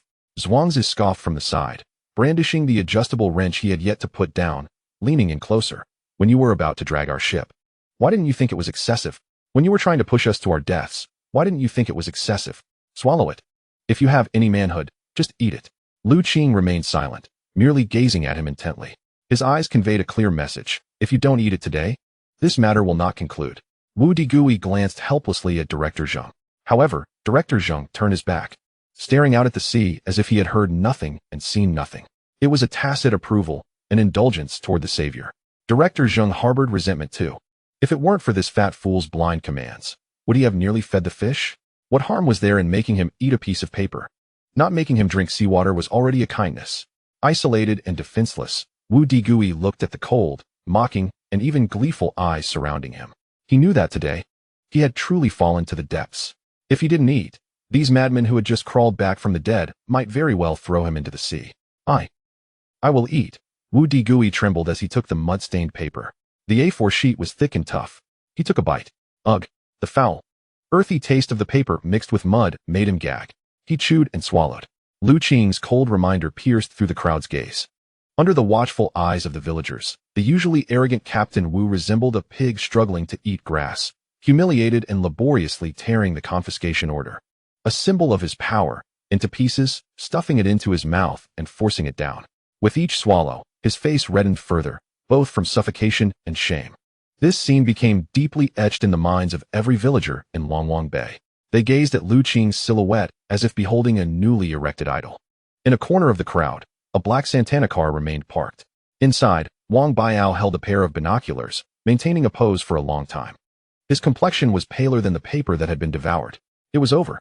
Wang Baiao released his grip, the binoculars clattering onto his lap. Although he was a ruffian, he was not foolish. He could see that Director Zheng genuinely regarded Lu Qing as a benefactor. With this connection, any future moves against Lu Qing by the Wang family would be tantamount to slapping Director Zheng in the face. The so-called protective umbrella had been punctured. Drive, hurry. Wang Baiao's voice trembled, as if fearing discovery. Go home and tell my father that the tides have changed. At the dock, witnessing Wu Digui finish the last piece of paper, Lu Qing offered him a final glance, as if he were merely a piece of refuse. He turned and walked over to his elder brother, Lu Hai, who was still kneeling in the mud, his sister-in-law weeping beside him. Brother, get up. Lu Qing extended his hand, forcefully pulling his elder brother to his feet. Qing, you scared me to death. You truly frightened me. Lu Hai embraced his younger brother, crying like a child. It's all right. Lu Qing patted his brother's back, feeling the warmth of family. From today onward, our Lu family in Longwang Bay will no longer have to bow to anyone. Our backs are straightened. Director Zheng approached, patting Lu Qing on the shoulder. Lu, hurry back to rest. Your injury seems serious. Once the typhoon passes, I'll go to the county to apply for recognition of your bravery at sea. And a monetary reward as well. That so-called report, I will investigate thoroughly. I will ensure you get an explanation about who is plotting behind the scenes. Lu Qing nodded, not rejecting this goodwill. Then I troubled Director Zheng. However, as for the reward, let's forget it. Lu Qing glanced back at the battered, yet still formidable lone wolf. A glimmer of brilliance flashing in his eyes. If possible, I would like to request a small favor from the director. Speak. As long as it doesn't violate principles, I will approve it. Director Zheng boomed, brimming with generosity. I would like to apply for a special fishing permit, Lu Qing stated calmly. If the Wang family's vessel can have one, I believe my lone wolf is also deserving. Director Zheng paused for a moment, then burst into hearty laughter. I thought it was something significant. Of course, it must be granted. A vessel like yours, capable of rescuing people in a 12-level typhoon, is a benchmark for our county's fisheries. The special permit will be sent to you tomorrow. This proclamation utterly shattered Wang Changfa's final schemes. The fishing moratorium? That was a rule set for ordinary people. For heroes, rules could indeed be broken. Lu Qing gazed at the still turbulent sea in the distance. The typhoon continued to rage, yet the storm within his heart had calmed. Let us go, brother, back home. Let sister-in-law make us a bowl of ginger soup. With the typhoon arriving, the sea's bounty will soon be swept ashore. Once the winds die down a bit, we'll have plenty to do. A crisis, under Lu Qing's daring gamble, transformed into a perfect turnaround. And the true feast of wealth had only just begun to unfold. As far as the eye can see, chaos reigns. The village path is strewn with broken branches, fallen leaves, and mud. The chicken coop next door, belonging to Aunt Lee, seems to have vanished, leaving a few bedraggled chickens shivering atop the roof. Even more tragically, at the entrance of the village, Zhao Dez's gas station has lost half its tin roof, which dangles precariously from a power pole, swaying dangerously in the wind. It is said that the proud little villa of Wang Changfa has had several windows blown out on the third floor, leaving the interior flooded. King, thank you. Lu Hai turned to his younger brother, who sat at the table sipping porridge, his eyes filled with a mix of relief and trepidation. If you hadn't insisted we climb to the roof a couple of days ago to seal the tiles with cement and reinforce the windows, our old house would have surely lost its roof last night. The Lu family's ancestral home, aside from a bit of water pooling in the yard and a few broken loofah vines, remained remarkably unscathed amidst the devastation of the village, an absolute miracle. Lu Qing set down his bowl and wiped his mouth. His expression was calm, devoid of any exhilaration typical of a survivor. For him, this outcome was entirely anticipated. This was merely the beginning. Rising, Lu Qing approached the doorway, gazing out at the dimly lit sky. The sea breeze remained fierce, rustling his clothes.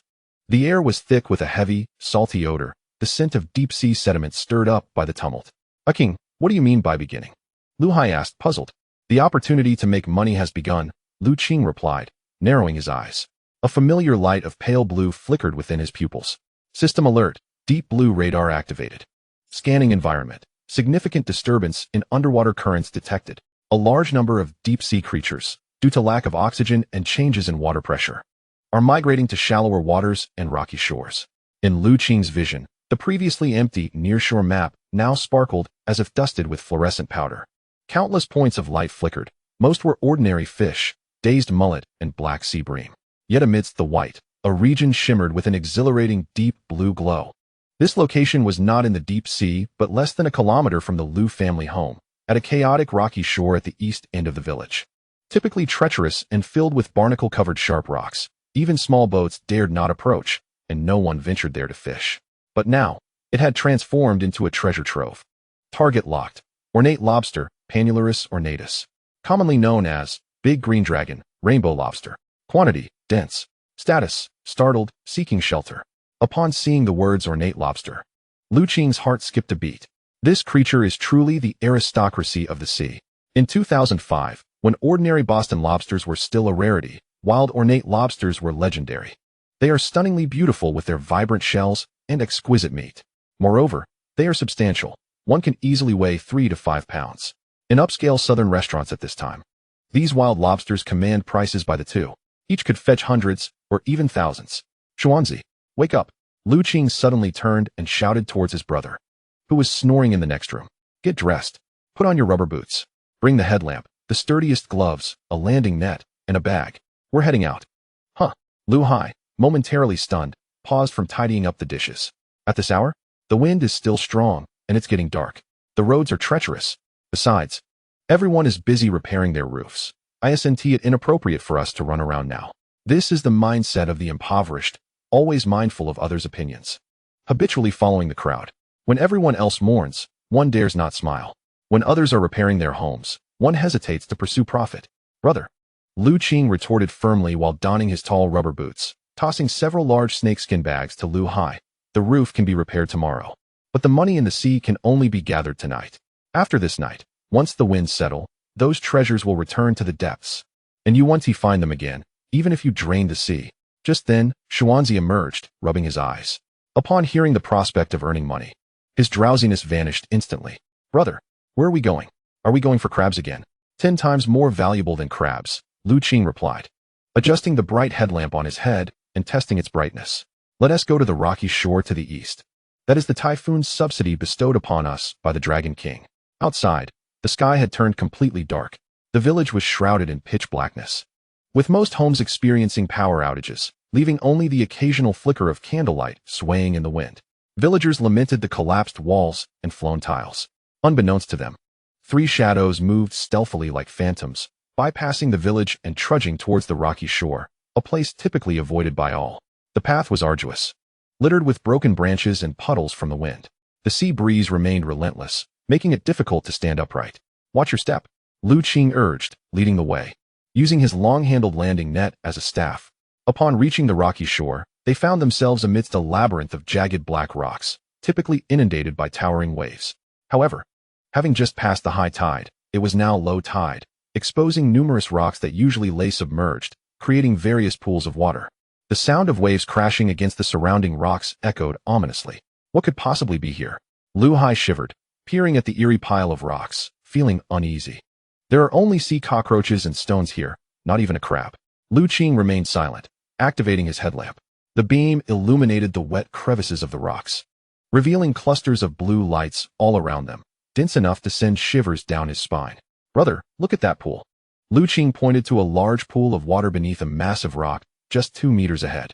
Lu Hai approached and shone his flashlight upon it. The next moment, he nearly fell back in shock. What in the world is that? In the basin, the vibrant creature lay sprawled, an extraordinary beast. It shimmered a captivating azure, adorned with beautiful patterns. 2 long antennae, longer than its body, waved cautiously towards the light, while its body was as thick as an adult's forearm. Is that a lobster? Xuanzi exclaimed, leaning in, drooling at the sight. It's enormous and colorful. Can it be eaten? Indeed, Lu Qing replied, his voice brimming with barely contained joy. Not only can it be eaten, but this one alone could replace 2 months' worth of cement for you. This is the ornate lobster, the king among lobsters. Clearly dazed by the previous tumultuous waves or lost, the lobster found itself trapped in the small pool. Upon sensing the bright light, it merely twitched its antennae, lacking the usual instinct to flee. Let us make our move, Lu Qing commanded. He refrained from using the landing net, as the crevice was too small for it to fit. Instead, donning thick, cut-resistant gloves, he waited for the perfect moment and swiftly lunged forward. Quick, precise, and fierce, he seized the lobster's hard shell. With a screech reminiscent of a frictional cry, the lobster's spiny tail thrashed violently against the water's surface, displaying immense strength. But Lu Qing's hand was like a vice, firmly gripping without letting go. Lift. With a splash, a magnificent lobster weighing at least 3 pounds was hoisted into the air. Under the illumination of the light, its dazzling shell shimmered, resembling a work of art. 3 pounds 2 ounces. Lu Qing weighed it in his hands and quickly deduced. This one could fetch at least 800. 800. Both Lu Hai and Xuanzi gasped in astonishment. 800 for one. If we catch a few more, their eyes gleamed with avarice, akin to famished wolves spotting prey. Brother, over there. There are more. Xuanzi suddenly pointed at another crevice, exclaiming, there are 2 more inside, stacked together. I have one here. This one is huge. At least 4 pounds. Lu Hai was equally frenzied, disregarding the risk of falling as he dove into the rocky gap. That night, on the treacherous, forgotten stony beach, a frenzied money-collecting game unfolded. The exquisite lobsters, usually hidden among deep-sea reefs and hard to catch, had been disoriented by the storm and were swept ashore by the waves like drunken revelers. They hid in puddles and crevices, waiting for the tide to rise again. But instead of the tide, they encountered 3 humans with eyes glinting with greed. 1, 2, 5. The sack grew heavier.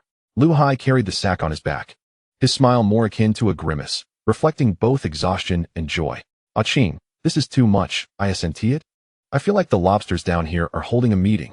Lu Qing straightened his back, stuffing a still struggling lobster into the sack.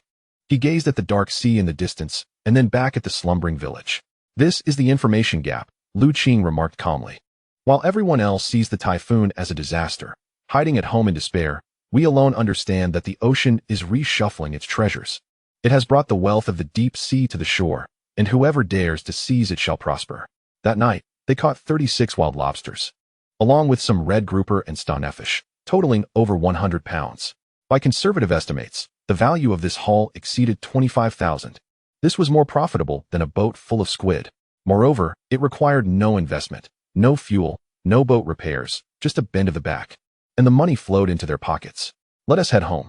At 3 in the morning, Lu Qing slung the heavy sack over his shoulder, feeling the weight pressing painfully against him. Tomorrow morning, the entire village would be astonished. Chapter 39. The money-picking mode. Dawn broke.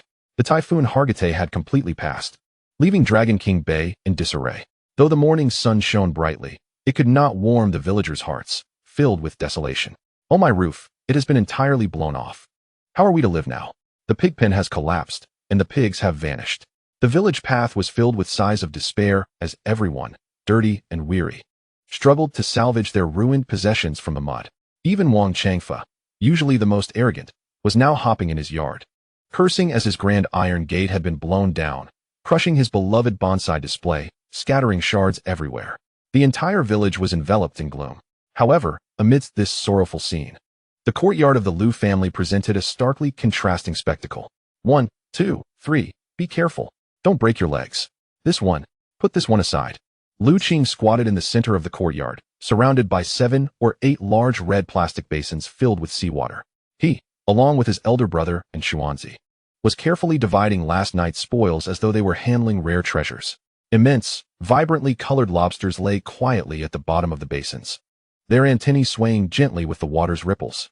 The sunlight reflected off their resplendent shells, casting a dreamlike sheen of azure and crimson. Beautiful. So beautiful it was hard to look away. Even more splendid was their value. 36 in total. Qing wiped his hands dry and surveyed the yard filled with golden treasures, a satisfied smile gracing his lips. The smallest weighed 1 pound and 8 ounces, while the largest, he pointed to the lobster occupying half the basin, tipped the scales at 4 pounds and 6 ounces. If this were to hit the auction block, no one would leave with it for less than 2 or 3,000. Slurp. Xuanzi, standing nearby, was salivating, not only for the money but also for the meat. Brother, why hasn't team manager Lu arrived yet? We've been waiting for half an hour. What's the rush? Qing lit a cigarette, leisurely sitting on a small stool. The road just opened for disaster relief vehicles. We're allowing him to bring in the refrigerated truck for supplies to the county. Just then, several heads peeked over the courtyard gate. It was Aunt Lee from next door, accompanied by a few neighbors repairing their homes.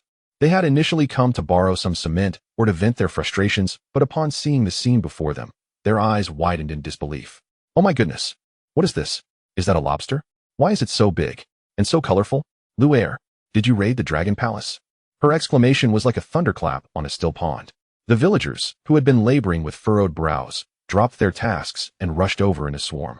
Within 5 minutes, the modest courtyard gate of the Lu family was surrounded, packed tight with onlookers. Everyone craned their necks, as if witnessing a spectacle, fixated on those basins. Their expressions held shock, envy, and profound jealousy. My heavens, these are exquisite lobsters. I've seen them on television. They're worth a fortune. How many are there? Over 30. We were all hiding from the typhoon last night, terrified out of our wits. And yet the Lu brothers struck it rich. Exactly. Is there any justice in this? My roof is gone, and they've collected a yard full of wealth. Hearing the sour murmurs around him, Lu Hai stood straighter than ever, holding a net as if guarding his treasure, his once naive smile now infused with pride. Make way. Step back. Don't damage my lobsters. They're all accounted for. Just then, the sound of a car horn echoed from the dirt road at the village entrance. A white refrigerated truck emblazoned with Hai Tian Hotel followed a military green truck laden with disaster relief tents, struggling to make its way in. As soon as the vehicle came to a stop, Manager Lu jumped out of the passenger seat with eagerness. Dressed in a suit, yet wearing tall rubber boots.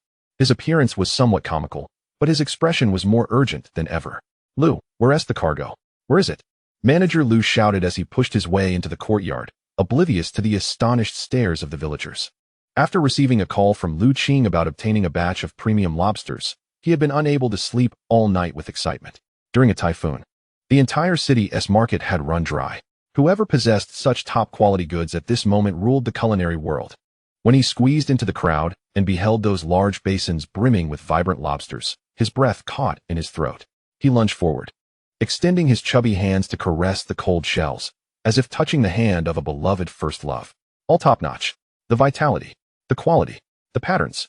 Lu, you are truly my fortune god. Manager Lu abruptly turned his head and shouted at the accountant in the car. Quick, bring the scales. Bring the money. Take it all. Not a single one must be left.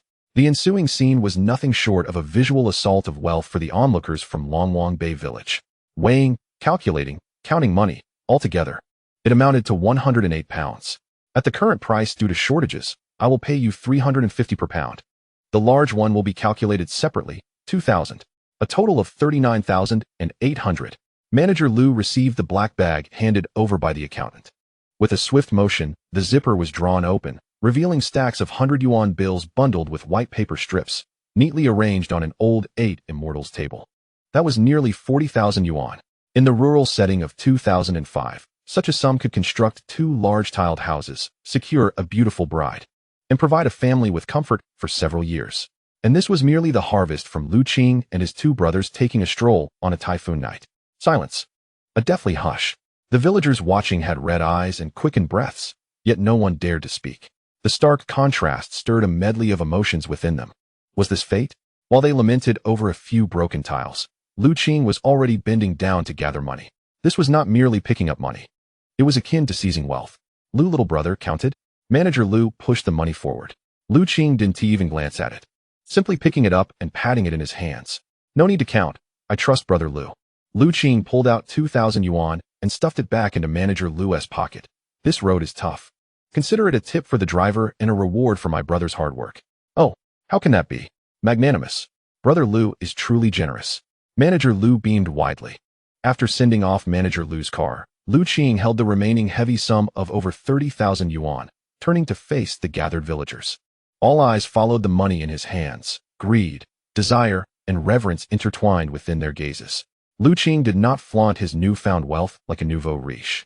He simply handed the money to his elder brother, Lu Hai. Brother, keep it safe. This is our earnings for the night. Lu Hai's hands trembled. Yet he accepted it firmly this time. He straightened his back, looking at the neighbors who had once looked down on them and mocked them. What are you staring at? Disperse. Those who need to repair their houses, go repair them. Those who need to fix their pig pens, go fix them. Lu Hai waved his hand dismissively, as if shooing away a swarm of flies, but his tone lacked the previous timidity. If anyone dares to say my brother Qing is worthless again, I, Lu Hai, will be the first to disagree. The villagers slowly dispersed. However, the shock of that day would undoubtedly become a topic of conversation in Longwang Bay for a long time. Lu's second son truly was a remarkable figure. Even on a typhoon night, he could extract meat from the mouth of the Dragon King. Who could contest such prowess? The courtyard fell silent once more.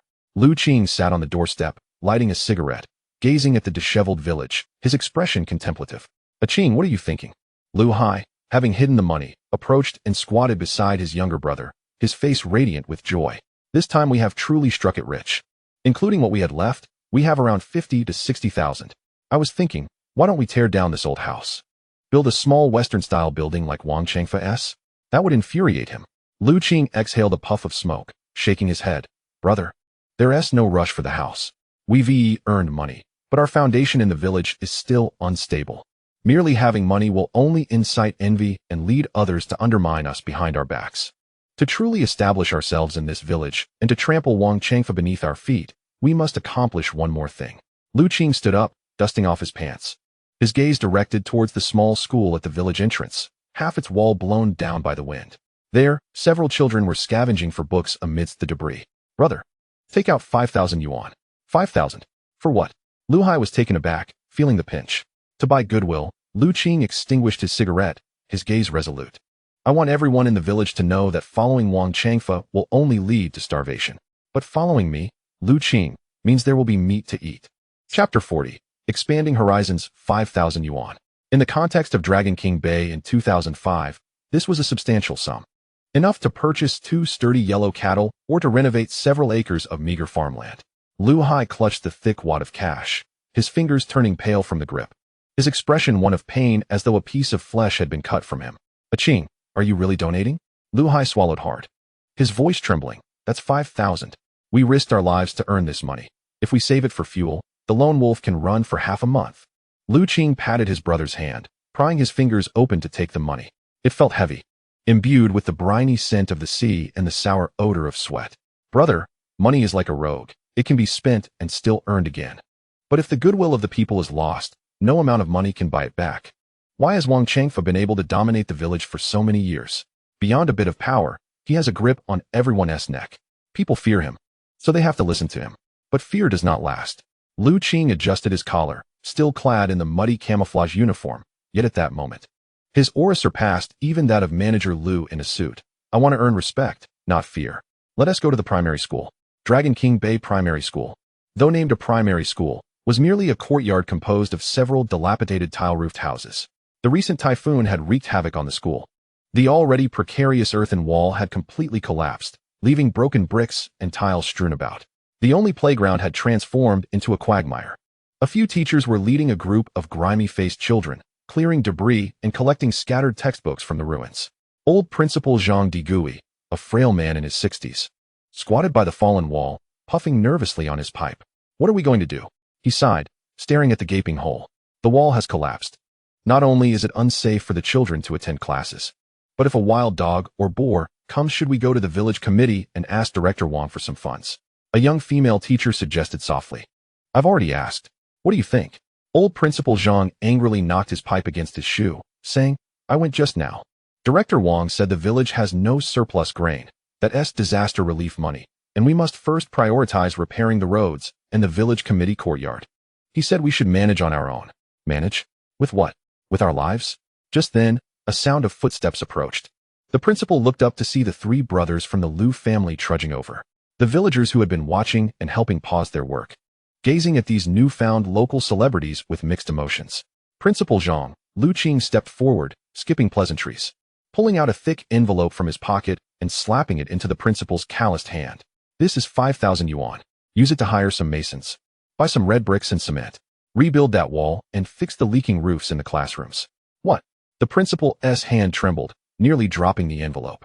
He stared incredulously at Liu Qing, then at the heavy money in his hand. Liu heir, is this a donation? The surrounding villagers erupted in astonishment. 5,000. I must have misheard. The Liu family donated 5,000? My heavens.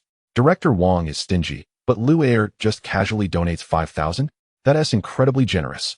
Liu Qing gazed at the astonished expression of the old principal, smiled gently, and his voice, though soft, resonated throughout the gathering. Principal Zhang, I, too, am an alumnus of this school. In my younger days, I was rather thoughtless and caused you considerable worry. Now that I have a bit more financial stability, it is time to do something for the children of our village. We cannot allow poverty to stifle education, nor hardship to burden our children. Please feel free to use this money. If it falls short, do not hesitate to let me know.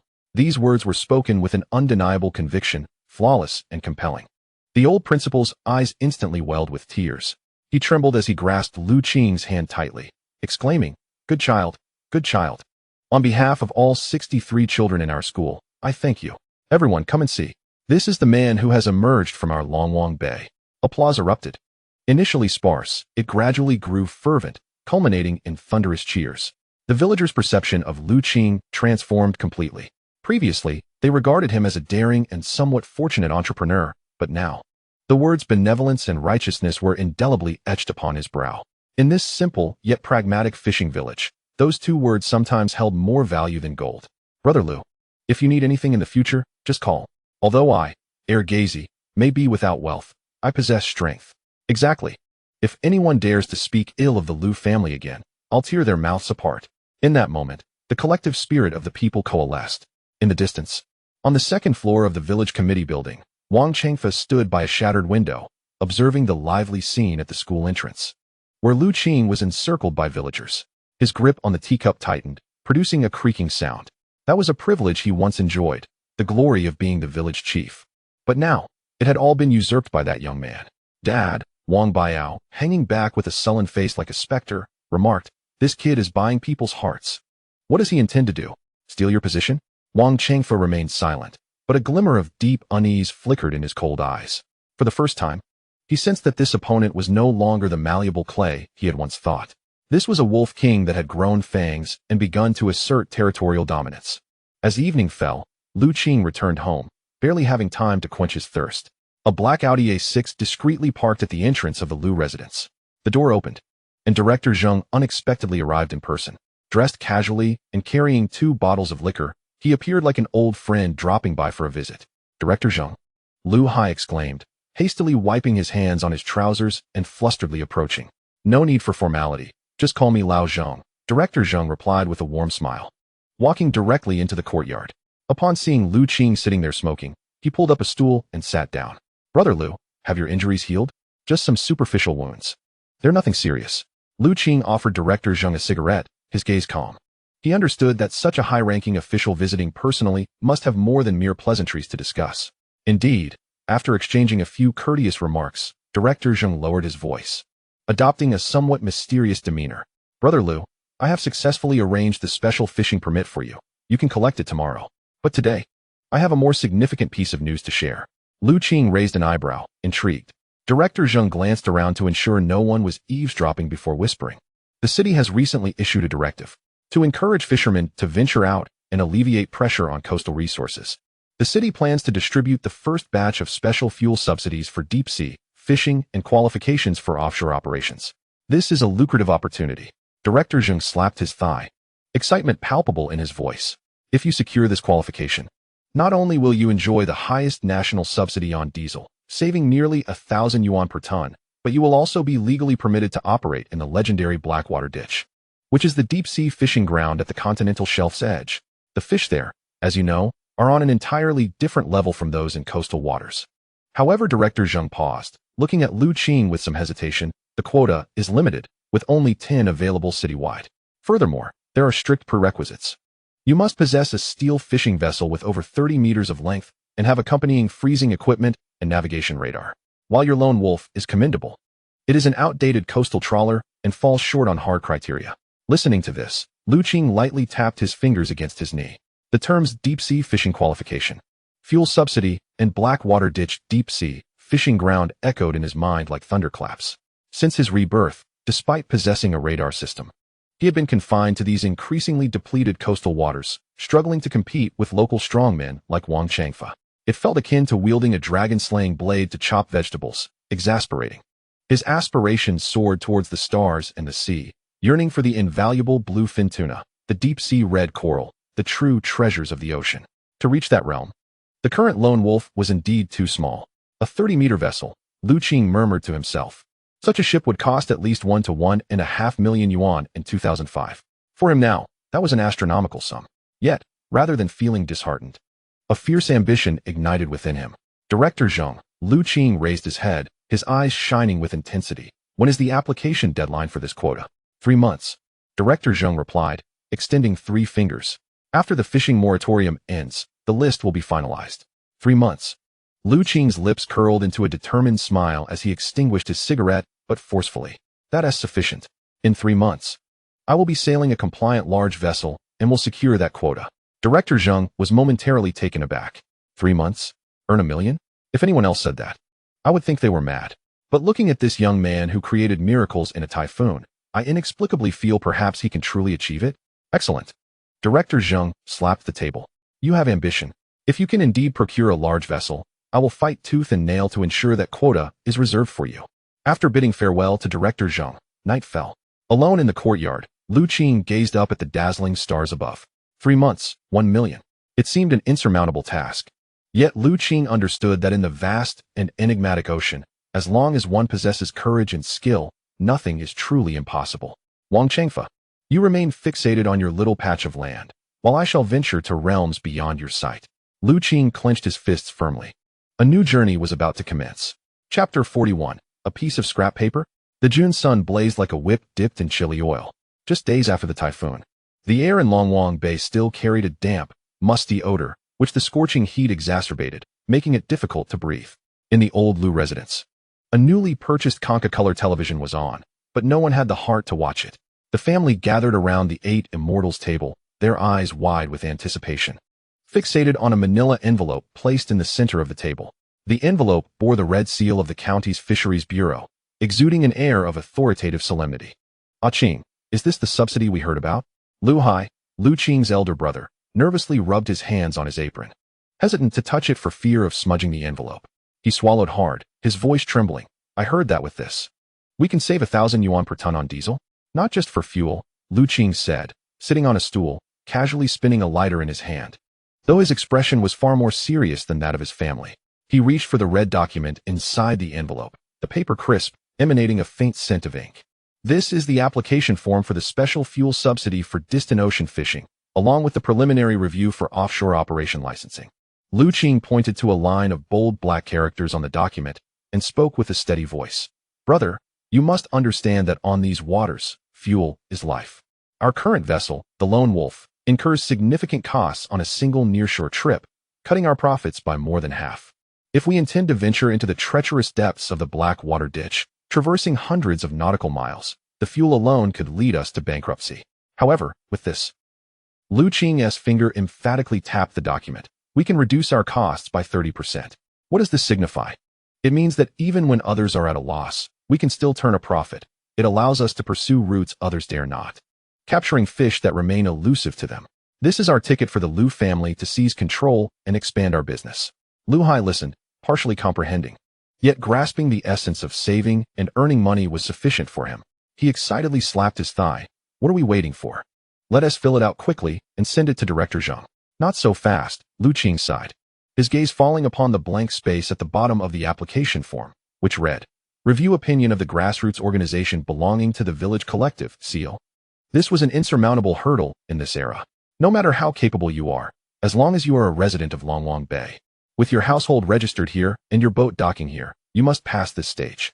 And we need a seal? Lu Hai leaned in to take a glance, his expression instantly deflating like a punctured balloon. Isn't the village seal in Wang Changfa's hands?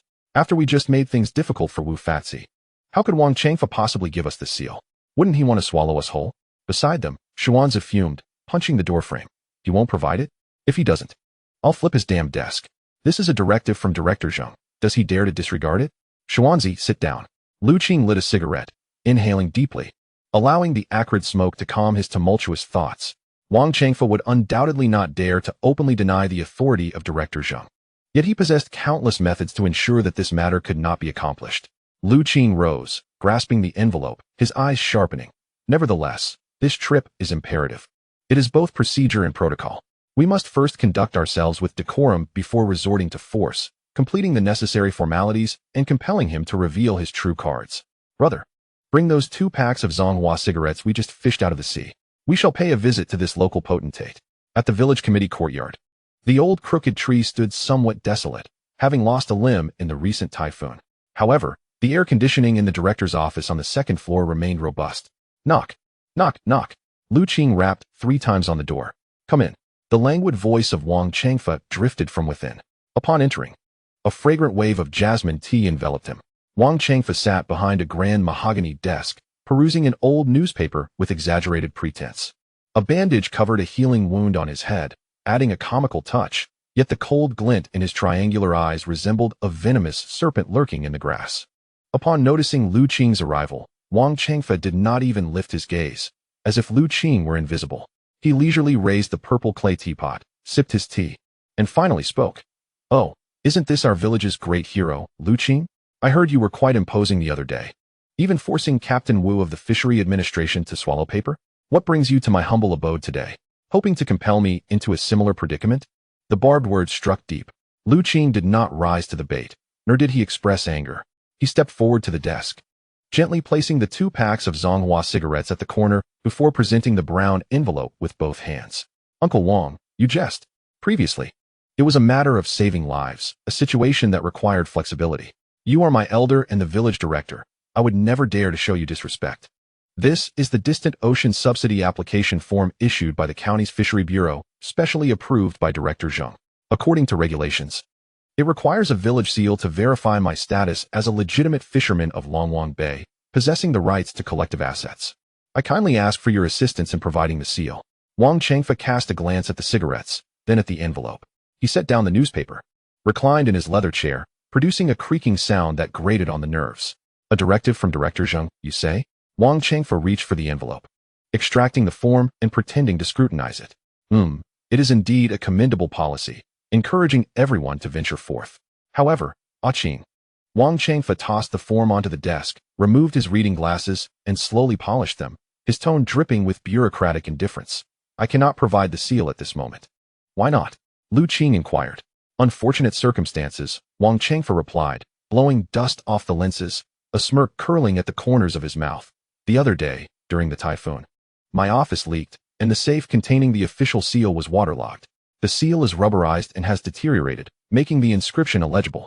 I had it sent to the county seal factory for repairs and to have a new one registered. As you know, this seal represents the village's dignity and serves as a legal document, which requires filing with the Public Security Bureau. The process is quite complex.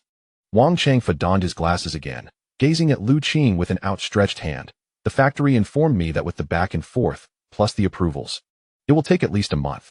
A month? Lu Qing's pupils contracted slightly. By then, the application for the first batch of subsidy slots would have long closed. Moreover, this was a crucial time for preparation during the fishing ban. Without this qualification, he could not secure a bank loan, place orders for new vessels, or even apply for legal deep-sea routes. This tactic of delay was executed with masterful finesse, neither openly refusing the authority of Director Zheng nor allowing Lu Qing any room to maneuver. The soft blade of a knife cuts flesh without drawing blood, yet it is fatal nonetheless. Uncle Wang. Lu Qing's fingers lightly tapped the table twice, his tone growing cold. Let us speak plainly. We both know the seal is not truly damaged. This opportunity is vital for me and for the development of our village. If you feel these 2 packs of cigarettes are insufficient, I am willing to offer more. Or, Lu Qing leaned forward, lowering his voice. Whatever conditions you desire. Simply lay them out. Conditions? Wang Changfa laughed, his face creasing into a bloom of wrinkles resembling a withered chrysanthemum. He stood, walked to Lu Qing, and patted his shoulder as if imparting wisdom to a younger relative. Ah Qing, you are still too young. Do you believe everything in this world can be purchased with money? That every matter can be negotiated? Some things are simply rules. The rule is, if the seal is broken, it must be repaired. Only then can it be used. This is an immutable principle. Even a king cannot alter it. Wang Changfa leaned closer to Lu Qing, whispering venomously. You think you're quite capable, don't you? You think you can rescue the director? Go ahead. Convince Director Zheng to carve you a new seal. Here in Longwang Bay, as long as I, Wang Changfa, remain in this position, that seal can be rendered useless at my whim. Only when I permit it, can it be restored. You wish to claim this subsidy? Dream on. With that, Wang Changfa took a step back, grabbed the 2 packs of Zonghua cigarettes from the desk, and tossed them into the nearby trash bin. The sound echoed with humiliation. Take your things. I have no need for cigarettes. Wait for my notification regarding the seal's repair. Perhaps a year or so will suffice. Lu Qing gazed at the cigarette, butts in the trash bin, and then at Wang Changfa's smug face. He did not lose his temper. Nor did he pick up the 2 discarded cigarettes. He merely nodded, his eyes as tranquil as a still pond. Very well, Director Wang. Your words are astutely spoken. Since the official seal is damaged, I shall not impose any further. Lu Qing turned to leave, but paused at the door, glancing back. However, Director Wang, remember this. There are no insurmountable obstacles in this world. Do you believe that possessing the official seal grants you dominion over all? Be wary of gripping it too tightly, lest you scald your own hand. With that, Lu Qing exited, leaving behind the sound of Wang Changfa's disdainful scoff. Upon stepping out of the village committee courtyard, the sunlight was still glaring. Lu Hai and Xuanzi, who had been waiting by the entrance, immediately crowded around. How did it go? Did you get the stamp, Ah Qing? Lu Hai asked anxiously. Lu Qing shook his head, folding the still blank application form and tucking it into his pocket. No stamp. He said it was broken. Broken? How absurd. Xuanzi exclaimed, jumping up in disbelief. Just yesterday, I saw the accountant using it to validate documents for the low-income households. How could it be broken today? That old dog is doing this on purpose. Brother, we should report him. Let's go to Director Zheng. Lu Hai's face flushed with anger. We won't win any complaint. Lu Qing squinted up at the sky. This is an administrative procedure. He says it's broken, and that's that. Director Zheng has no authority over the village's internal matters. That old man wants to bury me in this quagmire. Lu Hai stomped his feet in frustration. What should we do? This is tens of thousands in subsidies. Without this stamp, how can we register the company? How can we buy the large ship? If we can't take this step, there's no way forward. Lu Qing fell silent for a moment, his mind racing through various strategies learned in his previous life within the business realm. In this era, circumventing the local bureaucrats was nearly an impossible endeavor, unless... Suddenly, Lu Qing's eyes brightened, and he thought of someone. A woman who had briefly shone in the commercial circles of Pingyang County in his past life, but had been overshadowed by her avant-garde ideas. This woman understood policies, grasped legal nuances, and more importantly, knew how to navigate the loopholes within them. Brother, don't panic. Lu Qing patted Lu Hai's shoulder, a meaningful smile gracing his lips. Does Director Wang think a piece of scrap paper can obstruct my path? He underestimates this era, since he bars the conventional route. We shall forge an unconventional path that he has never even heard of. Lu Qing turned towards the town. Xuanzi, go fetch the motorcycle. We are heading to town, to find someone who can turn a deadlock into a breakthrough. Chapter 42. A scholar meets a soldier at the seafood dock in Qinglong town. The atmosphere was significantly noisier and dirtier than the serene Dragon King Bay. It was the sweltering afternoon, the air thick and oppressive, as if coated with glue. The sea breeze could not penetrate, leaving only the overwhelming stench of decaying fish and shrimp, mingling with the acrid smoke from tractors, invading the nostrils and causing discomfort. With a loud thud, Lu Qing brought his rickety, jialing motorcycle to a screeching halt in front of a shop with a greasy sign that read Dongxing Seafood Purchase Station. The exhaust spewed a plume of blue smoke, causing Xuanzi, who was seated behind him, to cough violently. Is this really the place you were looking for, brother? Xuanzi exclaimed, hopping off the motorcycle and rubbing his sore backside, eyeing the filthy shop with disdain. Isn't this Qindong's place? He's just a dullard. While he pays fair prices for fish, if you ask him how to deal with Wang Changfa, he probably wouldn't have a clue. Lu Qing removed his helmet and hung it on the handlebars, brushing his wind-tousled hair aside, ignoring Xuanzi's complaints. His gaze drifted past the towering stacks of foam fish boxes to a makeshift canopy beside the purchase station. There sat a woman, a striking figure amidst the chaos of the dirty dock, akin to a white swan amidst a heap of coal, clad in a simple, clean white shirt with rolled-up sleeves. She revealed a delicate forearm. Her faded jeans and canvas shoes complemented her neat high ponytail, and despite the absence of makeup, she exuded an air of refined dignity that commanded respect. At that moment, Chen Shui was seated at a folding table, marred with oil stains, rapidly tapping away on a calculator while calculating for the elderly fishermen lined up to sell their catch. Her brow furrowed slightly, displaying some impatience with the surrounding clamor. Yet her hands moved deftly without faltering. 238 yuan and 5 jiao, she announced. Uncle Chen, let me round that up for you. 239.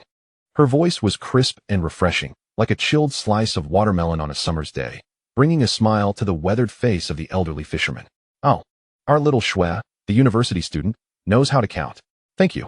Lu Qing watched this scene unfold, a smile creeping onto his face. In his previous life, this woman had been a legend in the commercial circles of Pingyang County, a graduate of a prestigious university's business management program. She had a promising future in the city, but returned home to manage her family's failing business due to her mother's illness. Though she eventually left, during her time there, she had managed to elevate Chen Dong, a man otherwise lacking in merit, to become the wealthiest figure in the county's seafood industry. This was the intellect Lu Qing desperately needed now. Xuanzi, keep an eye on the motorcycle, Lu Qing instructed before striding overconfidently. Chen Shui had just finished with the elderly fisherman and was preparing to organize the greasy stack of receipts when she sensed a shadow fall before her, blocking the light. Instinctively, she looked up, tightening her grip on her pen, her eyes reflecting a hint of wariness. Before her stood a young man in tattered camouflage, emanating an unmistakable scent of the sea and wildness. Though his attire was shabby, his eyes shone with an extraordinary brightness. Focused intently on her, without the slightest hint of bashfulness typical of rural men encountering attractive women. Fish sales are over there. Speak to my brother. Chen Shui coldly gestured towards Chen Dong, who was busy unloading goods, and returned to her calculations. I'm not here to sell fish, Lu Qing replied, remaining seated as he boldly pulled out the application form that Wang Chengfa had tossed back at him and laid it flat on the table. Allow me to introduce myself, Long Bei, Lu Qing. Hearing his name, Chen Shui's expression shifted slightly. This name had become quite notorious in Qing town lately, the audacious individual who braved a 12-level typhoon to rescue the director and emerged unscathed. It was hard not to take notice. She scrutinized him carefully, her tone softening slightly, yet still retaining an air of cool detachment. Ah, so you are the heroic Lu. What brings a hero to such dire straits? Even heroes face challenges, Lu Qing replied, gesturing to the blank section of the form labeled Village Committee Opinion. I wish to apply for a deep-sea fishing license and need to register a company. However, our village director, Wang Chengfa, informed me that the village seal is broken and needs to be repaired for a month. I cannot afford to wait that long. Leaning forward, his penetrating gaze locked onto Chen Shui's, he continued, you studied business management, you understand the law and policies. Tell me, how can we break this deadlock? Chen Shui glanced at the form before her, and a flicker of surprise crossed her eyes upon reading the words deep-sea fishery. While everyone else was embroiled in grueling disputes over meager catches from nearby waters, this man, who appeared to be nothing more than a country bumpkin, had already set his sights on the open sea. Is the official seal damaged? Chen Shui scoffed, twirling the pen in her hand. Such a worn-out excuse might deceive the legally ignorant. This is a classic case of administrative suppression. Boss Lu, since you've come to me, you must understand that seeking a lawyer is futile, and petitioning is of no use. As long as he insists the official seal is absent, you will find yourself at an impasse. Lu Qing nodded. That's precisely why I sought you out. If the proper channels could resolve this, I wouldn't be bothering a university student. Chen Shui regarded Lu Qing's resolute demeanor, feeling an inexplicable surge of competitiveness. What gives him the confidence that I possess a solution? She set down her pen, crossed her arms, leaned back in her chair, and her gaze turned somewhat playful. Well, there is a method. But why should I share it with you? I'm quite content assisting my family in selling fish, tallying accounts, and collecting payments. I have no desire to meddle in the intrigues of your village. This was a test of leverage. Lu Qing was not surprised. A proud person like Chen Shui would not act unless presented with something that piqued her interest. Selling fish is fine. Lu Qing surveyed the dirty, chaotic dock before glancing at Chen Shui's well-maintained hands, which were clearly capable of more than calculating meager price differences in this fishy, fly-ridden environment. Is this the value of your prestigious university education? Are you truly content with this? His words struck Qin Shui like a needle, piercing directly into her heart. Her expression shifted, and a fleeting glimpse of pain and resentment flickered in her eyes. Of course, she was not satisfied. She had studied business management and capital operations. Her dream was to wield influence from an office in the CBD, not haggle with fishermen who could barely spell their own names. Yet reality was ruthlessly harsh. Her mother's illness had weighed her down, and familial obligations had bent her will. Lu Qing, your provocation won't work on me, Qin Shui said coldly. Speak plainly. Good, straightforward. Lu Qing pulled out a pack of cigarettes, took one out, and paused, not lighting it. My fleet is in need of a strategist. I will charge into battle against the fish and the people on shore, while you handle the disarray of procedures, accounts, and legal matters in the background. A base salary of 3,000, with year-end dividends. Most importantly, Lu Qing fixed his gaze on Qin Shui, enunciating each word. I can offer you a stage. A platform where you can fully utilize your knowledge. Within 3 years, I will expand my company beyond Longwang Bay and Pingyang County. We will venture into the deep sea, into international waters, and even to the legendary Nasdaq to ring the bell. What do you say? Are you daring enough to join this country bumpkin in a wild endeavor? Qin Shui was taken aback. She looked at the man before her, clad in oil-stained camouflage and seated at a rickety table. Yet he spoke of Nasdaq, a term that seemed absurd in this era.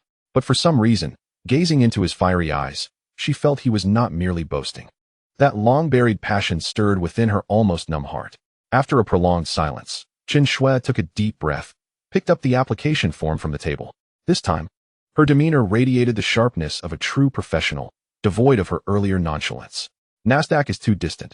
First, let us deal with that old fox Wang Changfa. Qin Shui rummaged through a pile of documents and produced a crumpled copy of the legal daily. She pointed to a small article. Lu Qing, have you heard of farmers' cooperatives? A cooperative? Lu Qing raised an eyebrow. Yes.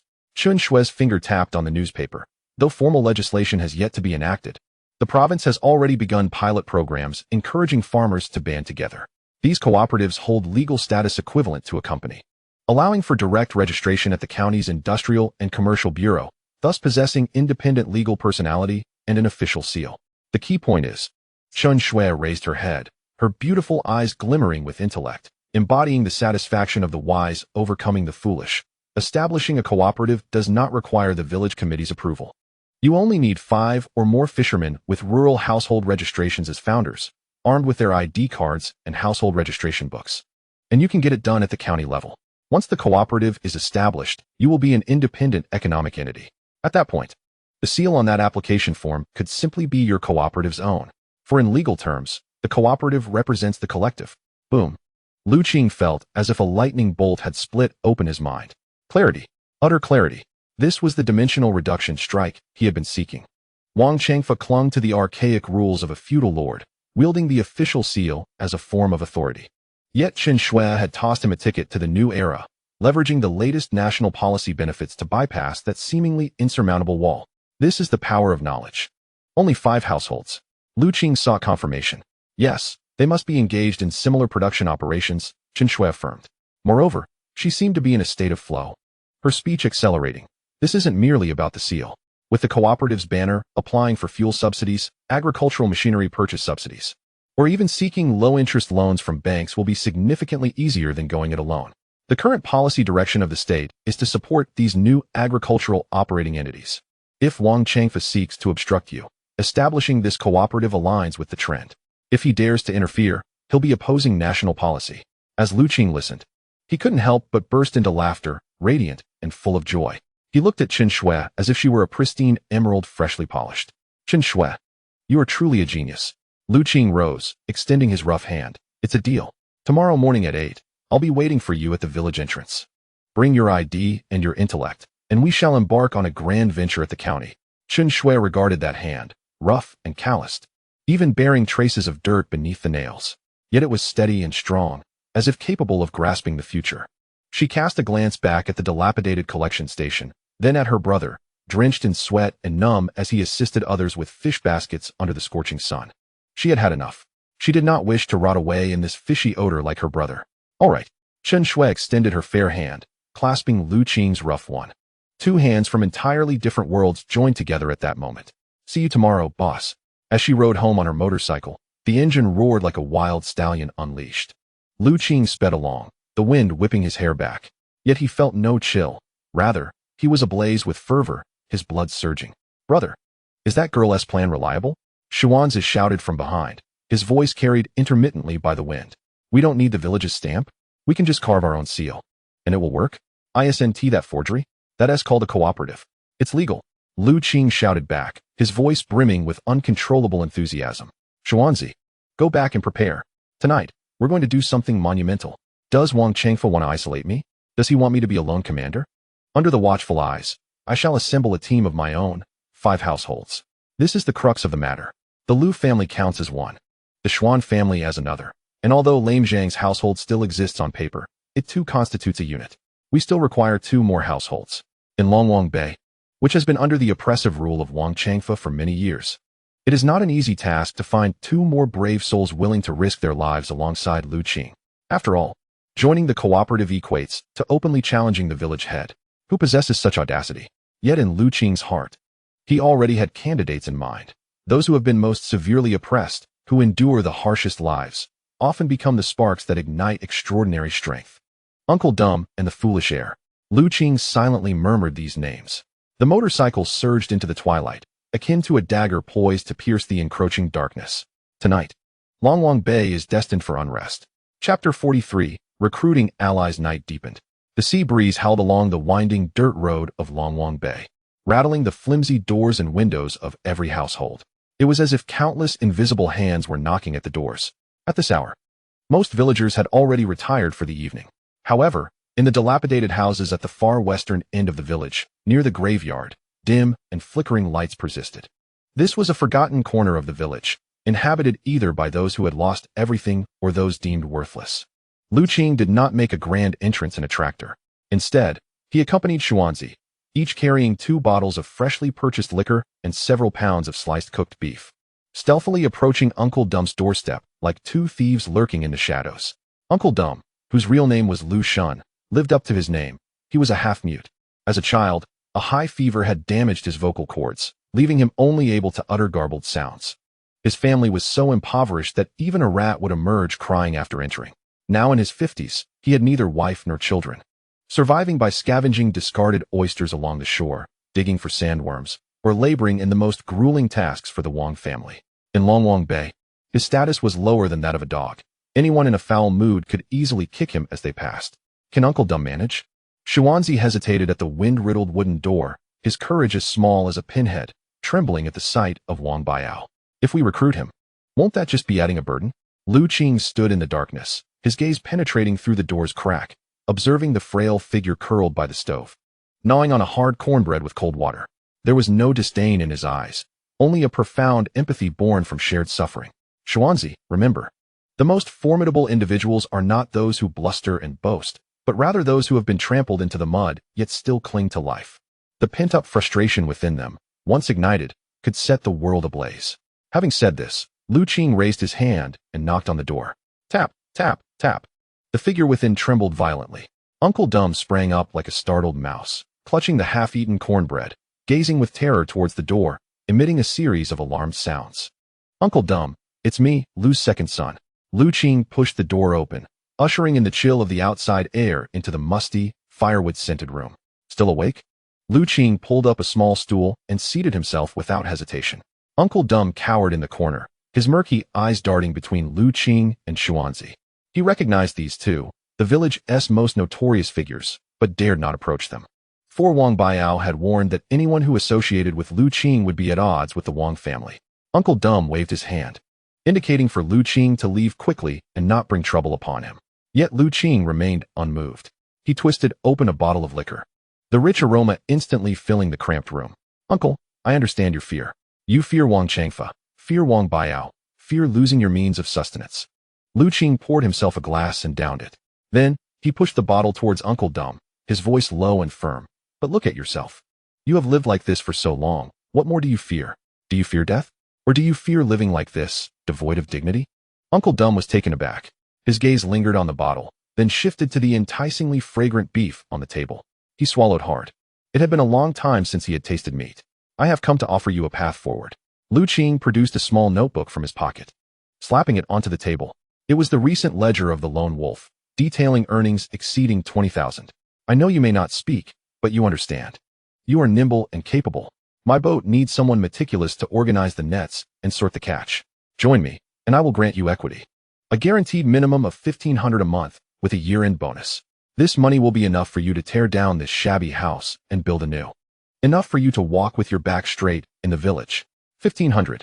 These words struck Uncle Dumb like a thunderclap, reverberating in his ears.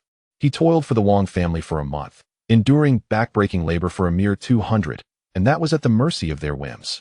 Uncle Dumb's hands began to tremble violently, and a mist of tears welled in his murky eyes. Despair over his impoverished state mingled with a yearning for dignity. I won't pressure you. Lu Qing rose, tapping the ledger. I'll leave this here. If by tomorrow night you have made up your mind, come to my place. We shall forge a blood oath. With that, Lu Qing turned with Xuanzi and walked into the enveloping darkness, leaving Uncle Dumb alone with the bottle, the piece of meat, and the ledger that felt as heavy as lead. In the shadows, he emitted a choked sob, stifled to the point of suffocation. With the most challenging recruit accomplished, Lu Qing did not pause. He mounted his motorcycle and sped towards the threshing ground at the village entrance. There stood a dilapidated straw shed, a temporary refuge for Zhao Chong, the village SNE Erdue-well. Zhao Chong was the polar opposite of Uncle Dumb, young, strong, and quick-tempered. However, due to his gambling addiction, he had lost his house and land, and his wife had left him, rendering him a pariah in the village. Wang Baiao delighted in tormenting him, often using him as a punching bag, making him kneel and bark like a dog. The motorcycle's headlights pierced the darkness of the shed. Zhao Chong lay atop a pile of straw, a blade of grass between his teeth, casually swinging his legs to a tune. Though downcast, his bravado remained intact. Blinded by the bright light, he squinted and cursed, "Damn! Who is it? Blinding your grandfather's eyes." "It's me." Lu Qing extinguished the engine, dismounted, and approached the shed. Upon seeing Lu Qing, Zhao Chong paused, then turned his back, dismissively saying, "Oh, isn't this the grand boss Lu? What's this? Come to pity the beggar? I don't need it. Get lost." Lu Qing smiled, relishing the sharpness of Zhao Chong's retorts. It was the sharp who possessed spirit. "Zhao Chong." Lu Qing kicked at his exposed heel. "I heard that Wang Baiao urinated on you at the convenience store the other day. You, a man of stature. Just let that slide?" In an instant, Zhao Chong bolted upright, his filthy face contorted in rage, bloodshot eyes glaring at Lu Qing. "Lu Qing, are you here to gloat? Do you want to fight?" The barefoot have no fear of the shot. "I don't fear." Lu Qing calmly retrieved a stack of cash from his pocket. What remained from the earlier meeting with Lu Shun was approximately 2,000 yuan. He clapped the money in his hands, producing a sharp sound. "Zhao Chong, channel that fierce energy elsewhere, not towards me. Use your strength at sea. I know you've previously navigated large vessels, understood the nets, and read the currents. I am establishing a cooperative and need a few brave brothers willing to take risks. This money is your advance salary for the month." Lu Qing tossed the money in front of Zhao Chong. The bright red notes scattered across the dry yellow straw, appearing particularly eye-catching. "Follow me. As long as you avoid gambling and drugs, I will help you regain the dignity you once lost, piece by piece.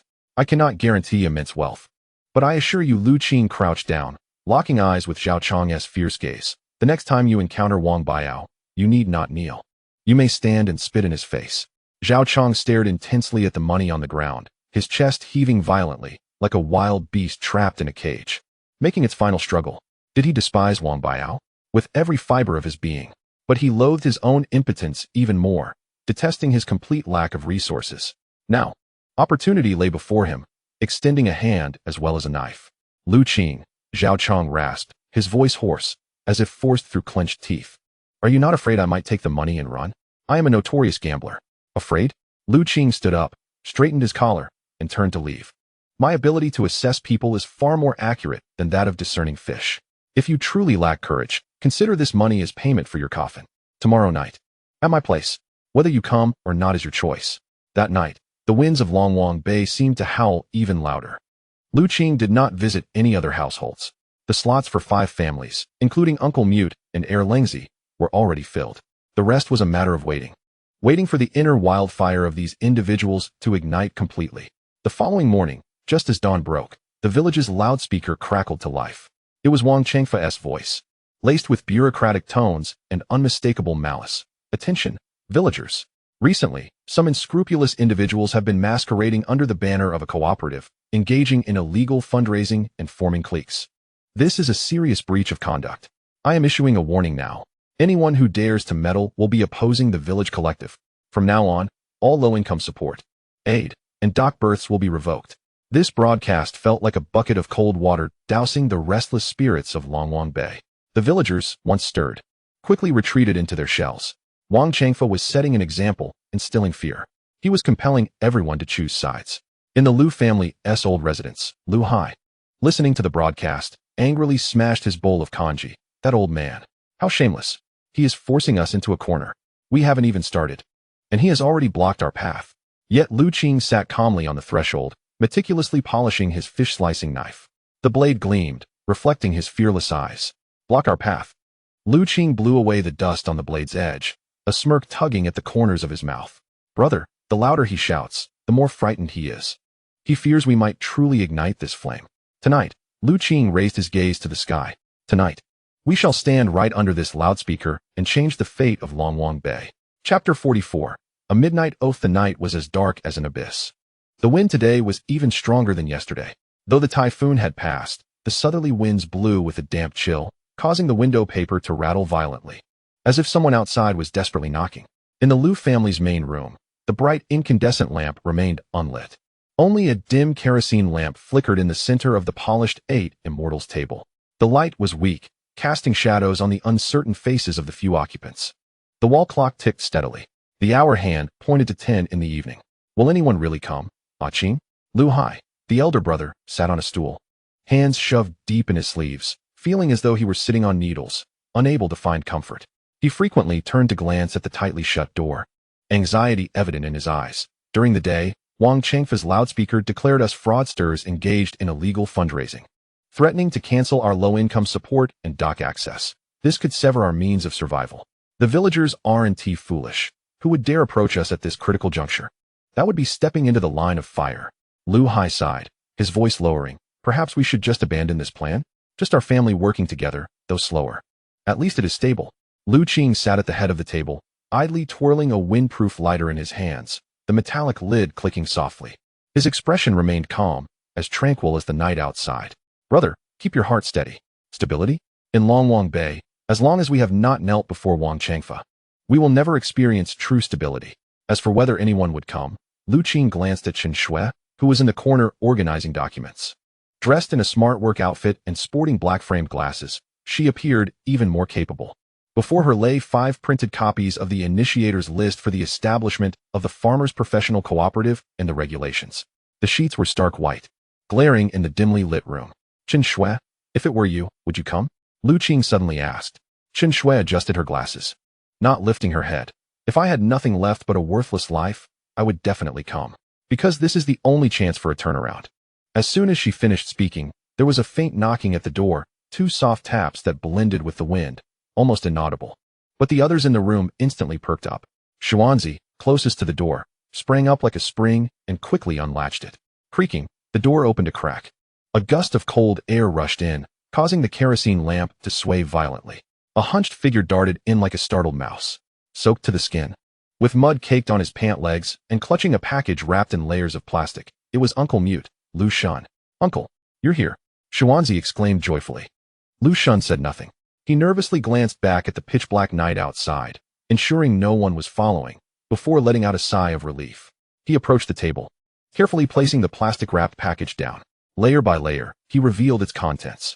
It was not a treasure, but a pile of crumpled change, 1 yuan coins, 5 dime coins, and even a few small denominations. The largest bills amounted to just 2 10-yuan notes.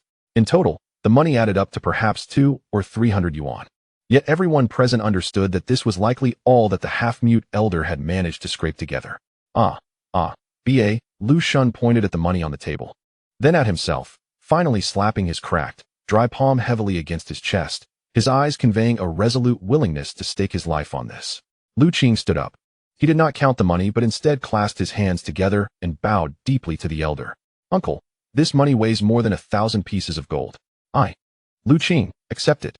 From now on, we are brothers stirring the same pot. Lu Shun opened his mouth, revealing a set of jagged yellow teeth, smiling like a child. He found a corner to squat down, not bothering to join the table, quietly watching Lu Qing as if he were gazing upon a deity. Shortly thereafter, within 10 minutes, A dull thud echoed. A heavy object fell on the other side of the courtyard wall. This was followed by 2 barks from a dog, only for it to be kicked back by a person. The door was rudely flung open, and Zhao Chong swaggered in. A lit cigarette dangled from his mouth, and he carried a rusty harpoon over his shoulder, his shirt collar open, revealing a tuft of dark hair on his chest. He looked like a bandit ready to rob. Damn it, those dogs from the Wong family are so annoying, always lurking outside my shack, Zhao Chong spat, propping the harpoon in the corner and plopping down on a stool with bravado. He pulled out the 2,000 yuan that Lu Qing had given him the day before and retrieved a cloth pouch from his trousers, slamming it onto the table. This is the 2,000 you gave me. This is my private money I won back, plus the gold ring left by my deceased old man, totaling 3,000. That makes 5,000 altogether. Zhao Chong raised his head, his bloodshot eyes fixed on Lu Qing. Lu Qing, this time I'm betting my entire fortune. If you dare to trick me, this harpoon will be the first to pierce you. Lu Qing smiled, pushing the 2,000 yuan back toward Zhao Chong and pocketing the remaining 3,000. That's your salary, take it. As for this 3,000, consider it your investment. Don't worry, before you stab me, let us first break the sky of Longwang Bay. There were 5 households. Lu Qing, Lu Hai, counted as 1. Xuanzi, another. Lame Zhang, whose household registration still resided in the village, counted as 1, Lu Shun, and Zhao Chong. In total, 6 individuals represented 5 households. This was perhaps the most peculiar, impoverished, and unexpected combination in the history of Longwang Bay. A down-and-out young master yearning for a comeback, a bumbling strongman, a drunken chief engineer with a broken leg, a half-mute elderly recluse, a second-rate gambler, alongside a gifted strategist reluctant to sell fish. This was the entire foundation of the Qinglong Fisheries Cooperative. Now that everyone was present, Lu Qing glanced at Chen Shui. She nodded and spread out several documents before each person. She also took out a box of bright red ink paste. This is the Articles of Association for the Farmers Professional Cooperative. Chen Shui's voice resonated clearly in the quiet room. Once you sign and press your thumbprint, this becomes a legal document. From this moment on, we are an economic organization protected by national law. We share profits and bear risks together. If Wang Chengfa dares to move against us, he is opposing the law. Lu Qing picked up a pen without hesitation and signed his name in the section titled Chairman. With determination, he pressed his thumb into the ink. A vivid red fingerprint landed heavily on his name, resembling both an oath and a declaration of war. It's your turn. Lu Qing passed the pen to Lame Zhang. He took a swig of liquor, chuckled, and awkwardly wrote Zhang De Peo, followed by his thumbprint. Xuanzi couldn't he write. So Lu Qing guided his hand to inscribe his name, and he pressed his thumb down. Lu Shun also struggled with writing, but when he pressed his print, he exerted so much force that he nearly pierced through the paper. Finally, it was Zhao Chong's turn. His hand trembled slightly as he held the pen. This hand had only ever shuffled cards at the gambling table and signed IOUs. It was his first time writing on such a formal document. Damn it, Zhao Chong cursed. As if to bolster his courage, he hastily scribbled his name and slapped his palm down. A total of 5 crimson fingerprints, illuminated by the dim light, appeared glaringly bright and sacred. At that moment, the air in the room seemed to solidify. Everyone gazed at the paper, at the red prints, feeling an indescribable emotion swell within them. It was hope, a glimmer of dawn finally breaking after a long period of suppression. It's done. Lu Qing picked up the document, blowing gently to dry the ink. His gaze pierced through the window, directed toward the towering villa at the north end of the village. Wang Chengfa, didn't you say the official seal was broken? No matter. I carved one myself, and this seal is sturdier than your village committee's. Lu Qing handed the document to Chen Shui. Tomorrow morning, go to the County Administration for Industry and Commerce. I want to retrieve the business license before sunset. We need to hang our sign in the most prominent spot. Tomorrow night, we will set off 1,000 firecrackers in this yard. I want the entire village to hear who truly holds the power in Longwang Bay. Outside, the wind continued to howl. Yet the people in the room no longer felt the chill. A fire named Ambition blazed fiercely within the dilapidated old house, ready to spread far and wide. Chapter 45. The Red Book and the new signboard. The next morning, as dawn broke and the roosters in Longwang Bay prepared to crow their first call, a dilapidated Jialing motorcycle roared out of the village south dirt road. Lu Qing rode, with Chen Shui seated behind him, tightly clutching a brown paper bag filled with photocopies of identification cards and application materials, as if cradling an explosive device. Hold on tight, Lu Qing shouted against the wind. We're going to retrieve that sort of authority at the Pingyang County Administration for Industry and Commerce, although it was not yet working hours. A long line had already formed at the entrance. The queue consisted of small vendors seeking to obtain individual business licenses, each wearing a frown, clutching cigarettes, prepared to ingratiate themselves with the clerks inside. In this era, entering government offices meant seeking favors. Gloomy expressions, complex procedures, and running about were the norm. Lu Qing. You wait in the lobby, Chen Shui instructed as she dismounted, straightening her collar and pulling out a pair of black-framed glasses to wear. The girl who used to tally fish at the dock had vanished, replaced by a professional woman exuding confidence. Don't need to find anyone? Lu Qing inquired. Find someone. Chen Shui scoffed, her tone tinged with the pride of an intellectual. Why would I need to find someone to handle matters according to policy? For this level of registration. As long as the materials are complete, it's just a procedural issue. Watch me. Chen Shui, despite wearing canvas shoes, walked with the commanding presence of someone in high heels, striding directly into the freshly opened service hall. Lu Qing sat on a bench in the lobby, watching her slender silhouette. 20 minutes. Just 20 minutes. While the man next to him, applying for a small grocery store license, was still being berated by the clerk for missing a photocopy, Chen Shui emerged. She held a thin file folder, a calm smile adorning her face. All sorted? Lu Qing stood up, somewhat incredulous. The pre-approval for the name went through. No one else has used Qing Long, Chen Shui replied, handing the file folder to Lu Qing. Her tone as casual as if she had just bought groceries. I organized the materials according to the third clause of the pilot measures. The clerk initially tried to stall, claiming a village committee's proof was necessary. I simply placed a copy of the provincial red-headed document on his desk and recited the administrative review process for non-acceptance.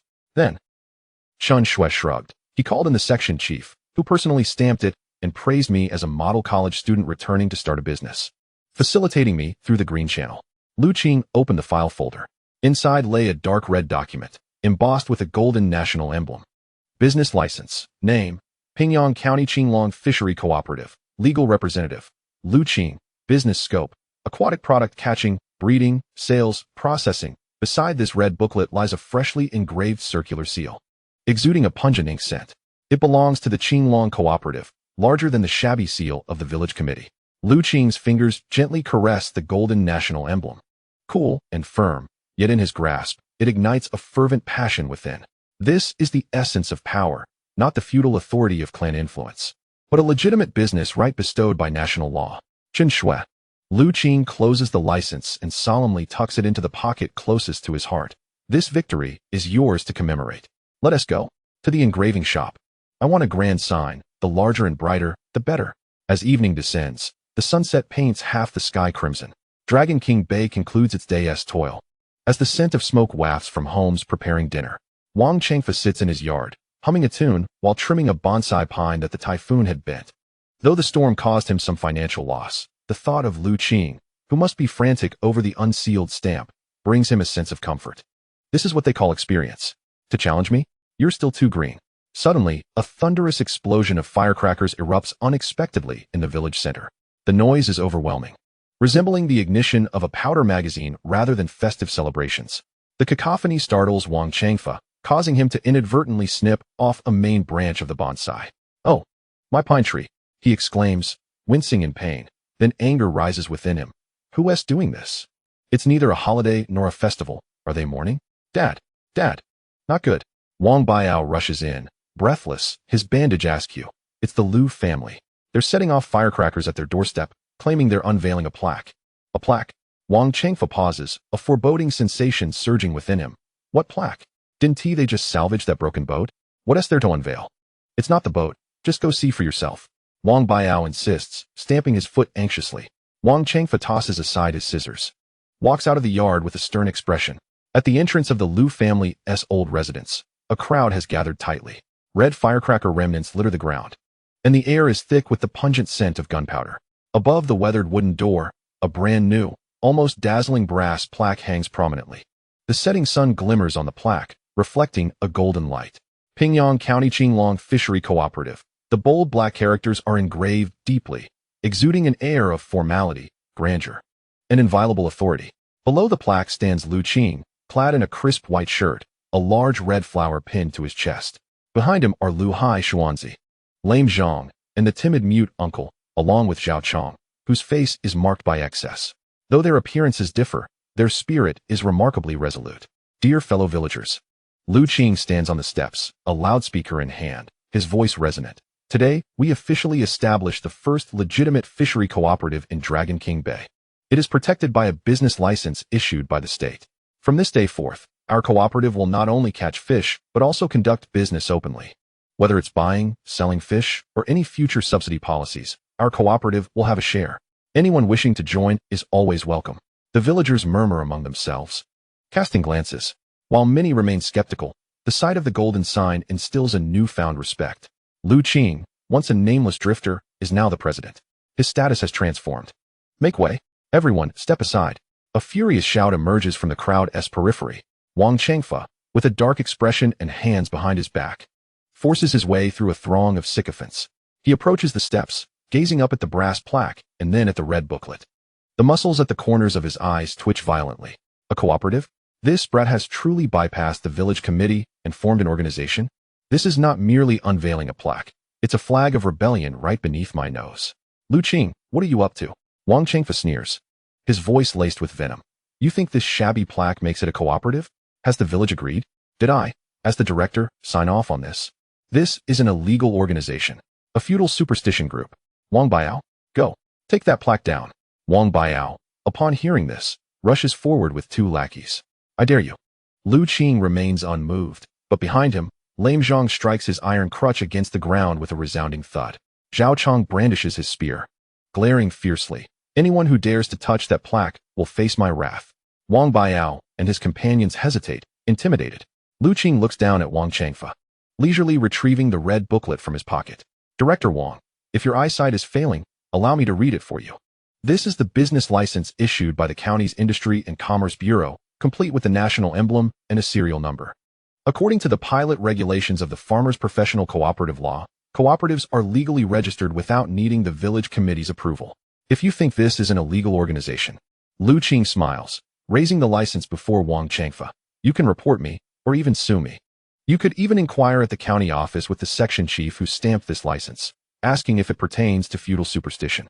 However, Lu Qing's tone sharpens, his gaze piercing, until the court renders a judgment. This plaque is legitimate. This seal is valid. Lu Qing pulls out the application form for maritime subsidies. In front of the entire village, before Wang Changfa's ashen face, he presents the pristine circular seal. He takes a breath and then decisively stamps it on the designated line of the application form. Crack. The sharp sound echoes.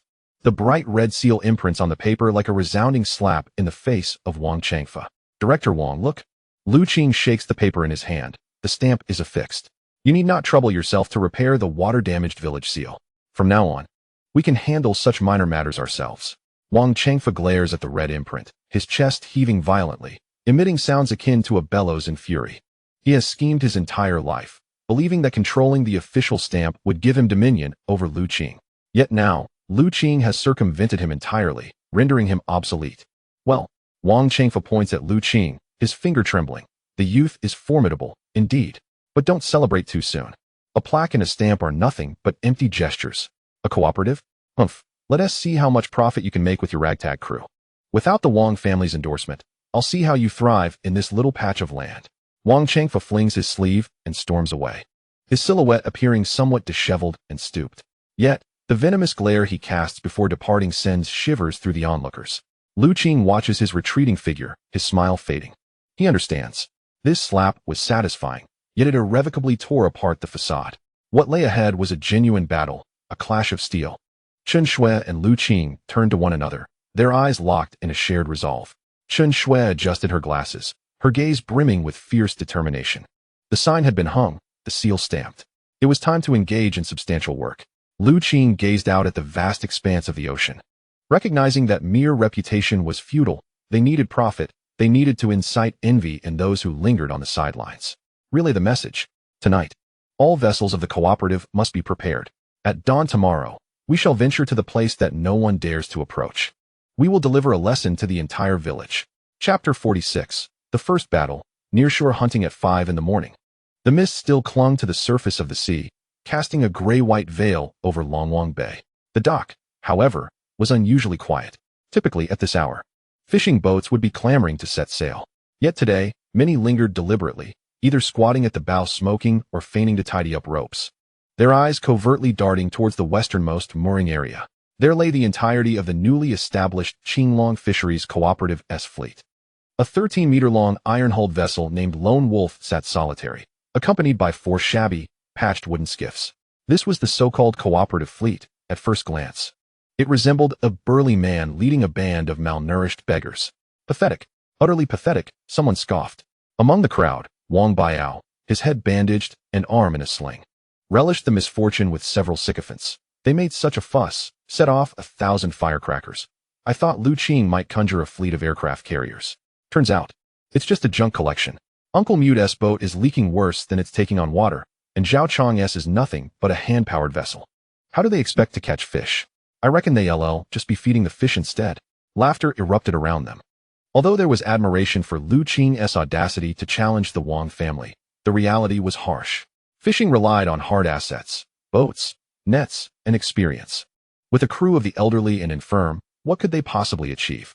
Inside the cockpit of the Lone Wolf, Lu Qing remained unperturbed by the distant jeers. He clutched a brand-new walkie-talkie, adjusting the channels. "Hello? Can you hear me? Please respond."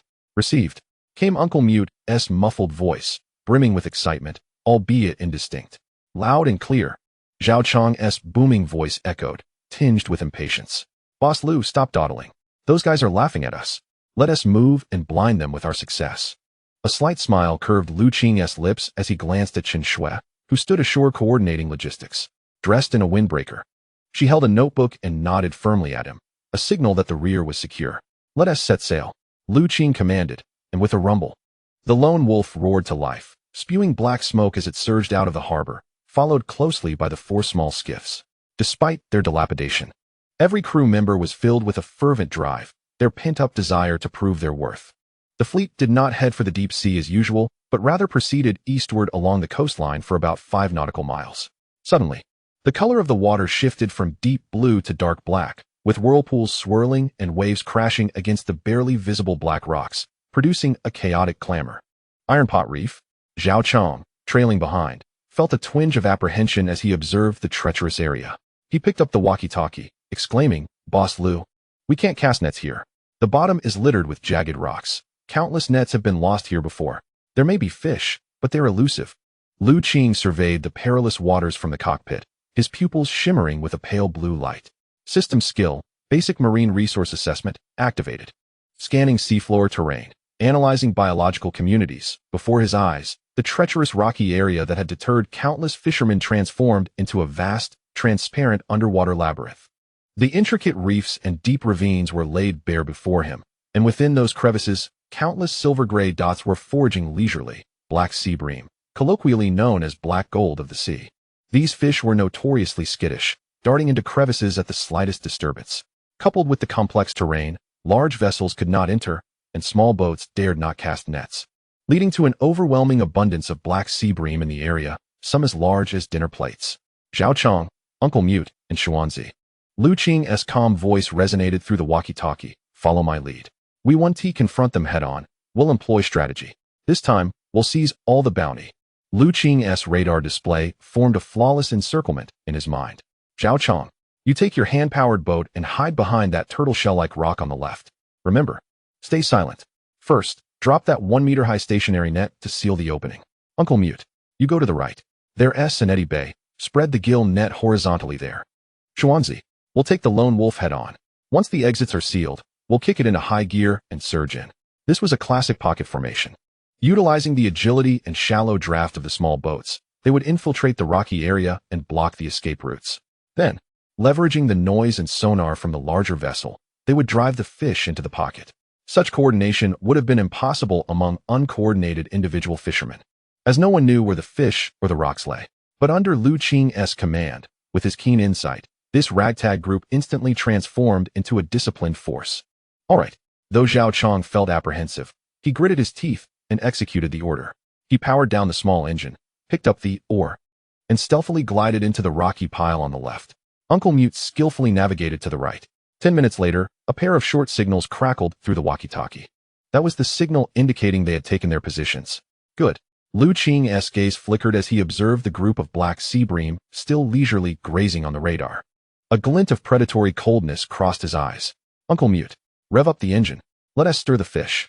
With a roar, The already poised lone wolf erupted into action, the massive propeller churning the water and creating an astonishing cacophony. Simultaneously, Qing activated the high-frequency sonar beneath the vessel, emitting a jarring beeping sound. To the sound-sensitive Black Sea bream, it was akin to a tank rolling into a once-quiet room. On the radar, those previously stationary dots exploded into chaos. Frightened, they instinctively sought escape into deeper waters, only to find the lone wolf blocking their path. Their only option was to turn back and dive deeper into the rocky labyrinth. Seeking refuge, little did they know, a trap had already been set for them. They're coming. They're coming. Hiding behind the rocks, Zhao Chong peered through the crystal-clear water and witnessed a scene that sent shivers down his spine. Below the surface, a vast multitude of dark shadows surged forth like a black torrent. It was a school of fish. Every single one weighed over a pound. Their dorsal spines erect like steel needles, thrashing about in the water. My goodness. Zhao Chong was so exhilarated that his hands trembled. How many are there? Thousands. They're hitting the net. In the next moment, countless white splashes erupted on the water's surface as the fish collided with the fixed net, struggling desperately. The net buoy was violently tugged, causing the small boat to sway violently. Stop looking. Haul in the net. Qing's voice boomed through the intercom. Move quickly. Don't let them break the net. Uncle Dumb, you two pull in. We need to close both sides. At that moment, this desolate sea, silent for countless years, erupted with fervor. Zhao Chong discarded his cigarette, but, pouring all his strength into the task.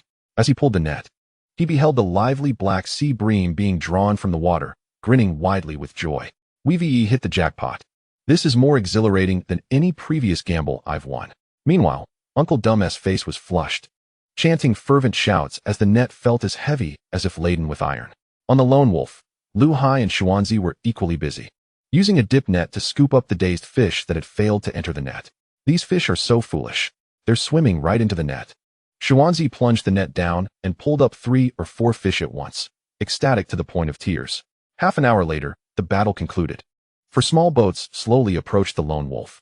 Each vessel's hold was brimming with silvery black fish, still thrashing with vibrant life, a tangible representation of monetary value. Report the results. Qing stood at the bow, akin to a general reviewing his troops. I have about 300 pounds here. Zhao Chong wiped the sea spray from his face, shouting with excitement. 300. Uncle Dumb gestured with 3 fingers. The lone wolf has 200 pounds, Lu Hai added. A total of 800 pounds.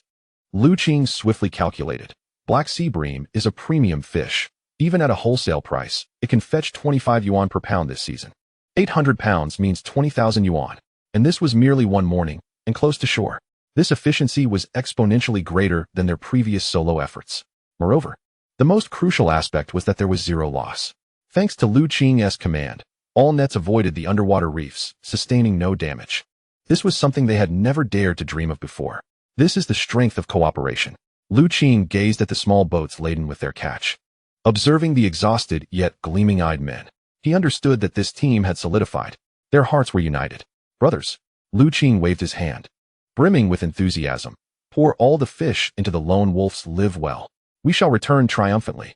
I want those onlookers who haven tea left to see how we, once beggars, feast on meat. A resounding cheer erupted from the sea, echoing like a pack of wolves. At noon, at the Longwang Bay dock, the sun blazed fiercely. Some villagers waiting to witness the spectacle had returned home for lunch, yet many stubbornly lingered beneath the shade of trees.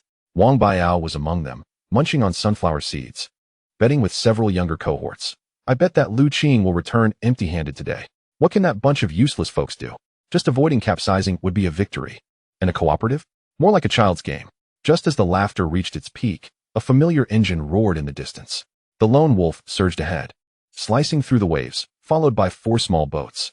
Though moving slowly, one sharp-eyed old fisherman stood up, squinting. Look how low those small boats are sitting. They must be loaded with cargo. As the fleet approached the shore, when the first crate of wild Black Sea bream, still wriggling and glistening in the sunlight, was lifted onto the dock, Wang Baiao's sunflower seeds clattered to the ground. The crowd fell silent. Everyone felt as if their throats had been grasped, only able to emit hissing breaths. Full, completely full. Not only was the lone wolf's live well filled to capacity, but even the holds of the small boats overflowed with fish. How could this be possible? These are Black Sea bream. Such large Black Sea bream. Where did they catch them? From the Dragon Palace? My heavens, how much will this sell for? Amidst a chorus of astonishment and envy, Lu Qing was the first to leap onto the dock. Ignoring Wang Baiao's stunned expression, he turned to his team and shouted, "Unload. Chen Shui, keep the accounts. Today, we'll distribute profits on the spot." This declaration detonated like a bombshell, igniting the entire Longwang Bay. Chapter 47. The impact of the profit-sharing meeting in the evening. The drying yard of Longwang Bay was as bright as day. Lu Qing had arranged for several electric wires to be brought from home, illuminating two 200-watt bulbs. Under the glow, mosquitoes danced, yet no one paid them any heed. At this moment, villagers of all ages, even those holding bowls of rice, crowded around the drying yard, forming a solid wall of bodies. All eyes were magnetically drawn to the makeshift table in the center, which held nothing but a pile of cash. Bright red, bundled with white ribbons, were hundreds of yuan bills, alongside scattered 50, 20, and 10 yuan notes, forming a small mountain. This was the payment just received from selling the fish, totaling 21,600 yuan. Neatly arranged, every single cent accounted for. Behind the mound of money sat Chen Shui, her expression serious, holding an account book and an abacus, with an ink pad nearby. Lu Qing, Lu Hai, Xuanzi, Lame Zhang, Zhao Chong, and Uncle Dum, the 6 triumphant men freshly returned from the sea, stood in a line before the table. They still bore the scent of the ocean. Their clothes speckled with fish scales, yet their spirits radiated like victorious generals. Ahem. Lu Qing picked up a loudspeaker, testing it. The piercing sound quieted the gathered crowd. Fellow villagers.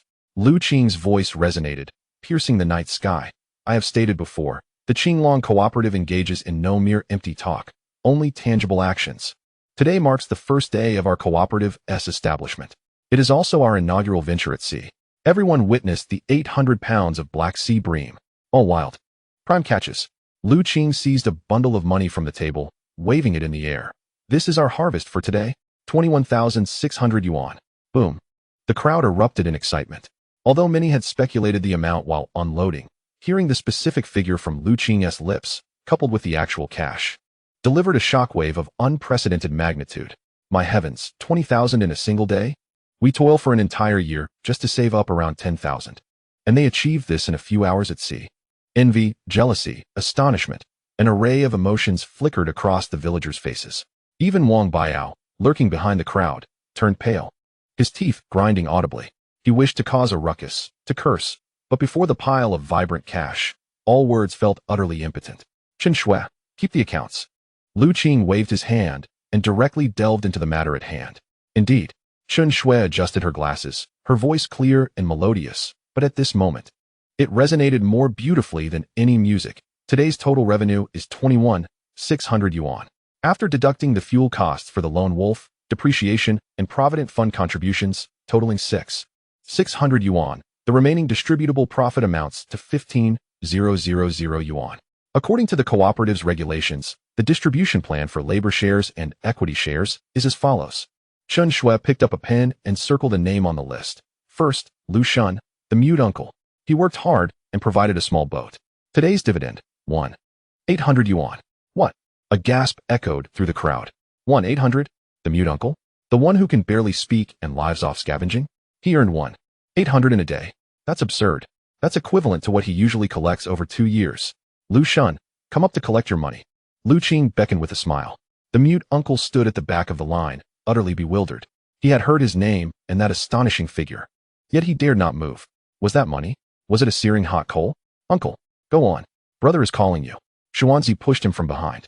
Only then did Lu Shun stagger forward to the table. He watched as Chen Shui counted out 18 crisp red bills and handed them to him. In that moment, the elderly man, who had endured a lifetime of humiliation in Longwang Bay, trembled like a leaf in the wind. He extended his gnarled hands, resembling withered tree bark, to accept the money. No smile graced his lips. Instead, he let out a heart-wrenching wail, crying loudly in front of the entire village. He couldn't articulate words, only emitted a hoarse lament. As tears streamed down his face, he clutched the money tightly to his chest and suddenly dropped to his knees before Lu Qing, Lu Hai, and the others, fervently bowing his head. Thud, thud, thud. His forehead met the ground, caked in mud, breaking hearts all around. This was a release of pent-up grievances, a cathartic moment, and a rebirth. Lu Shun, rise. Lu Qing quickly helped him up, brushing away the dirt from his knees. This is your hard-earned money.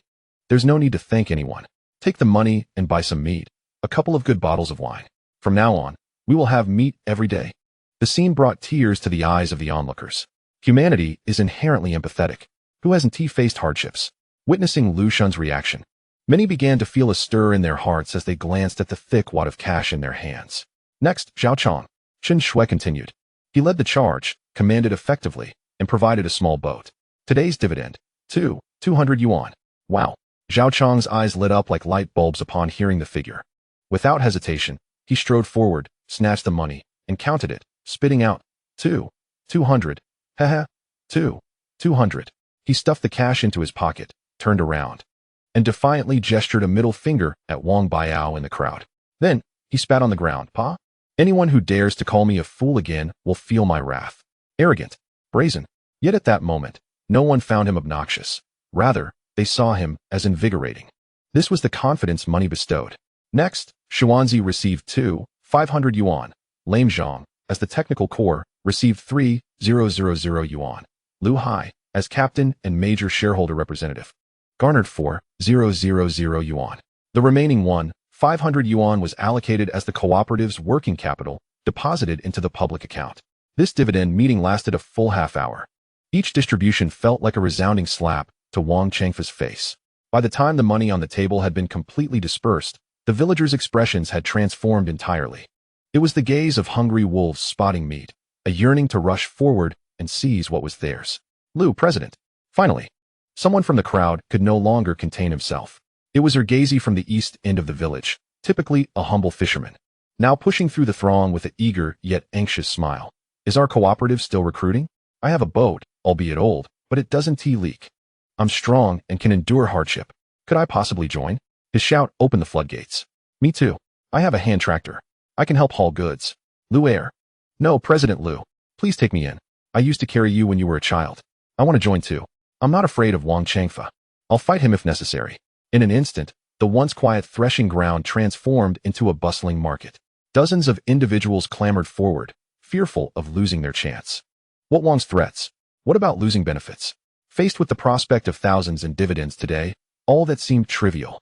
Following Wang Chengfa meant barely scraping by and enduring humiliation.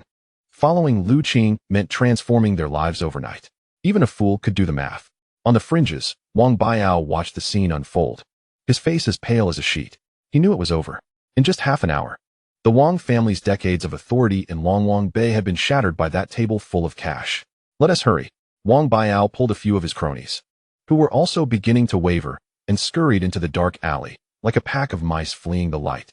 In the threshing yard, Lu Qing observed the fervent villagers and did not immediately respond. He raised his hand, silencing the crowd. At this moment, he was 100 times more persuasive than Wang Chengfa in their eyes. Dear villagers, Lu Qing's voice was steady and powerful. I understand your desire for a better life. The doors of our cooperative will always be open to everyone. However, he shifted his tone to a serious note. Our Qinglong cooperative is not a free-for-all, nor a refugee camp. To join, there must be rules. First, you must obey orders. You must go east, never west.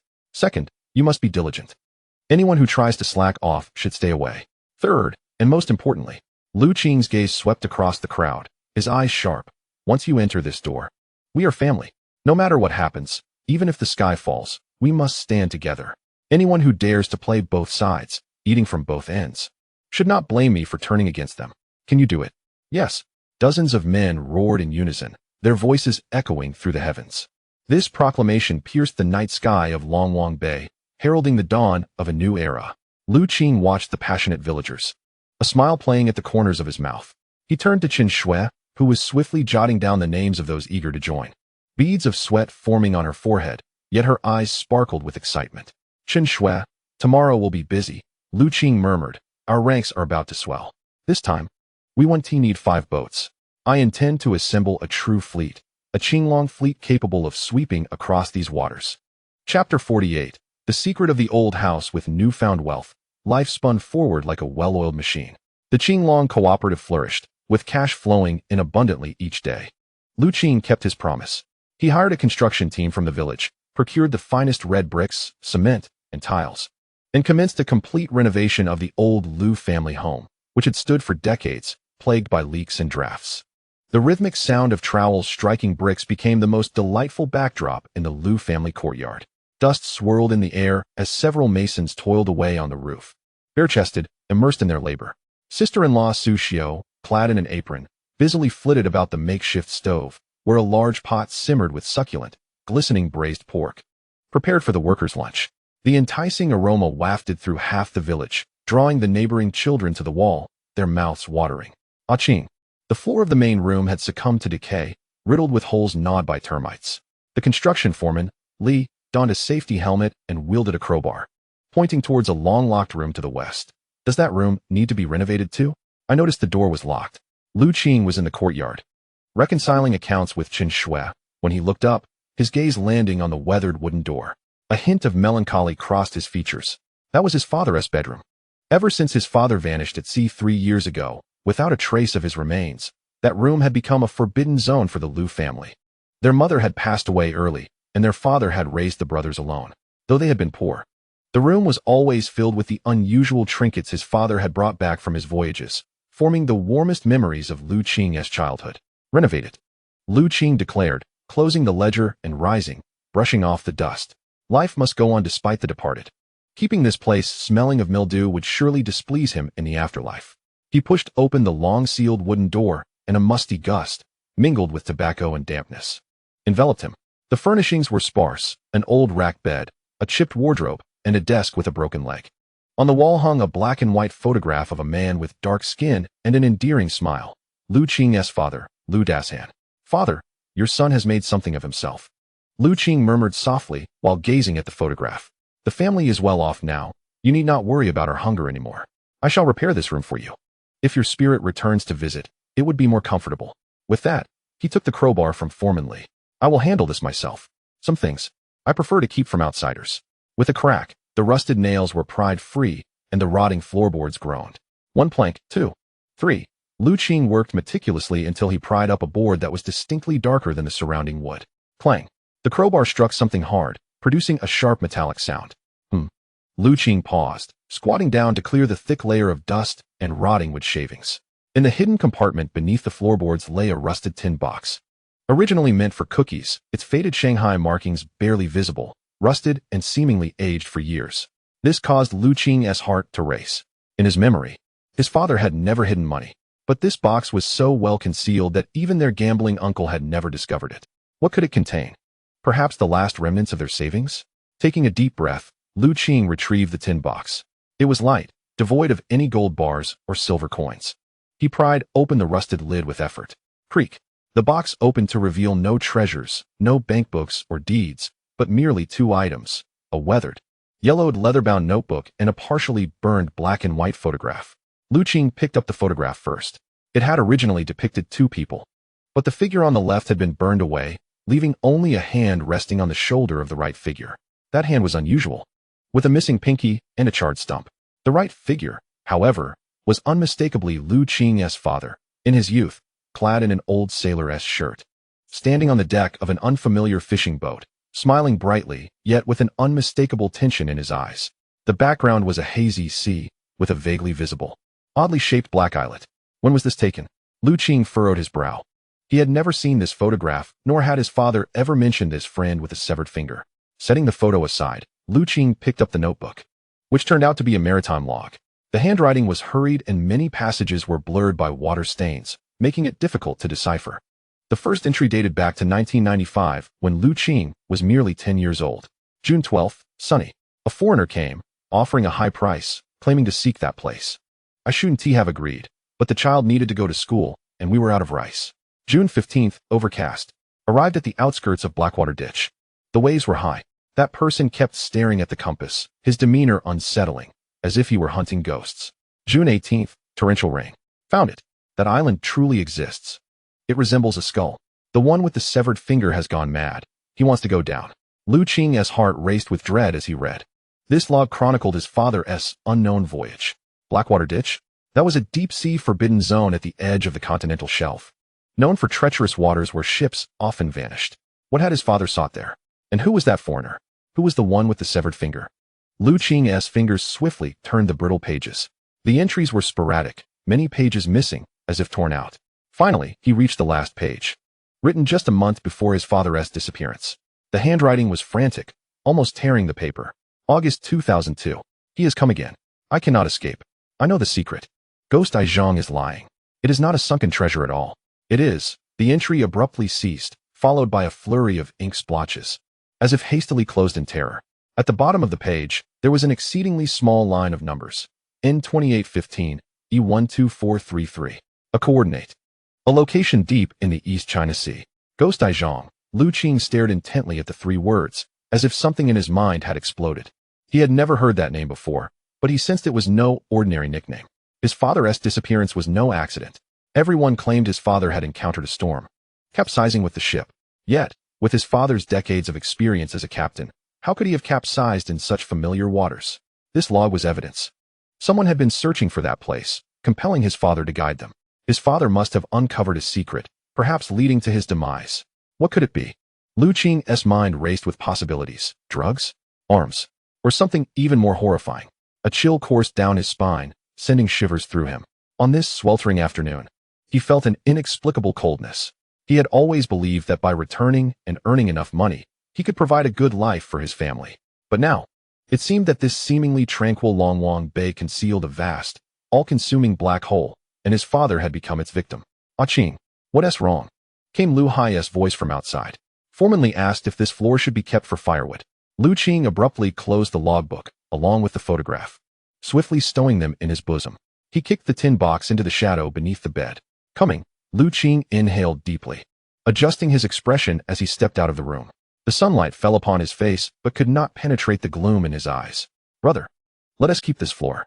Lu Qing gazed at the decayed timber, his voice calm, yet imbued with an undeniable resolve. Some matters must be clarified, even if reduced to ashes. What?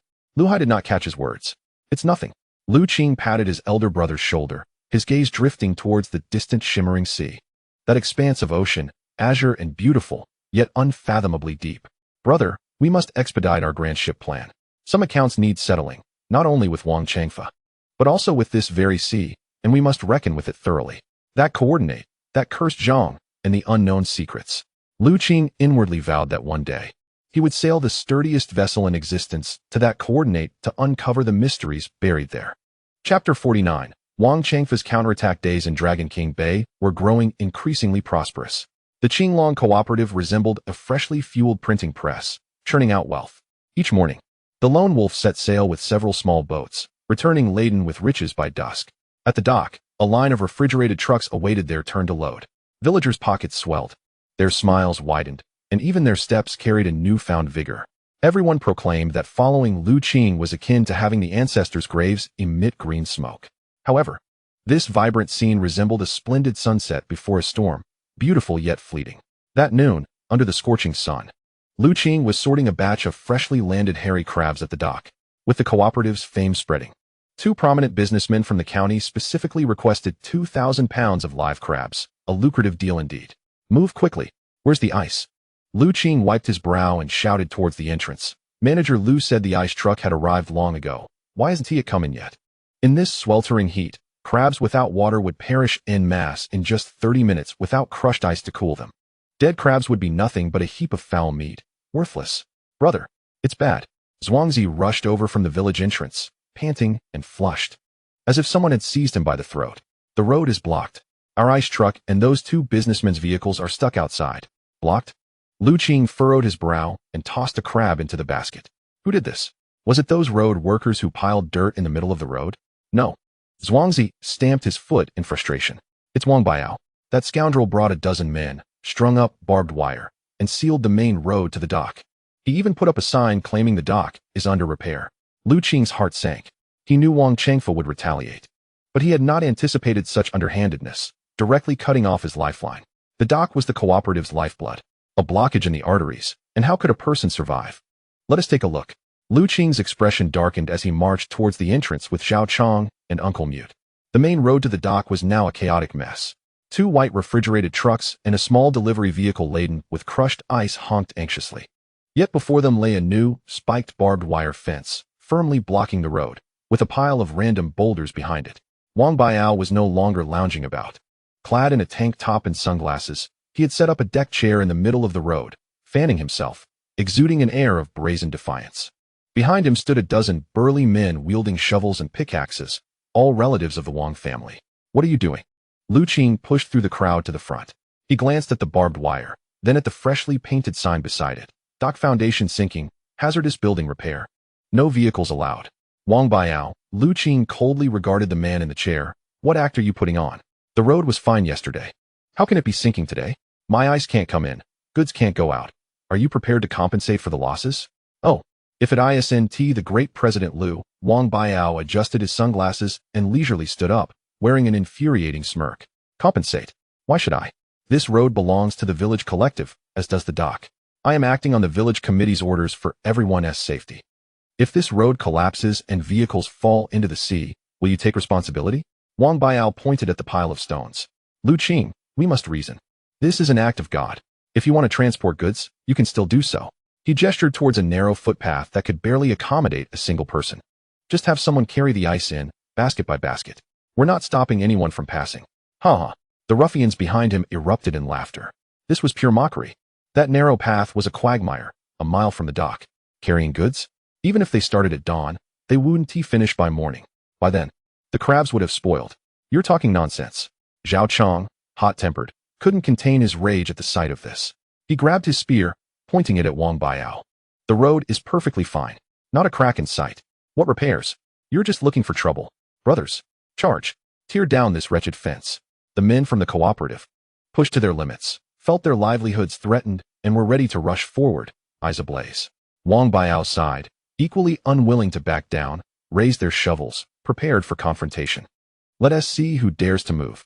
Just as both sides were on the brink of violent conflict, a commanding voice boomed from behind the barbed wire.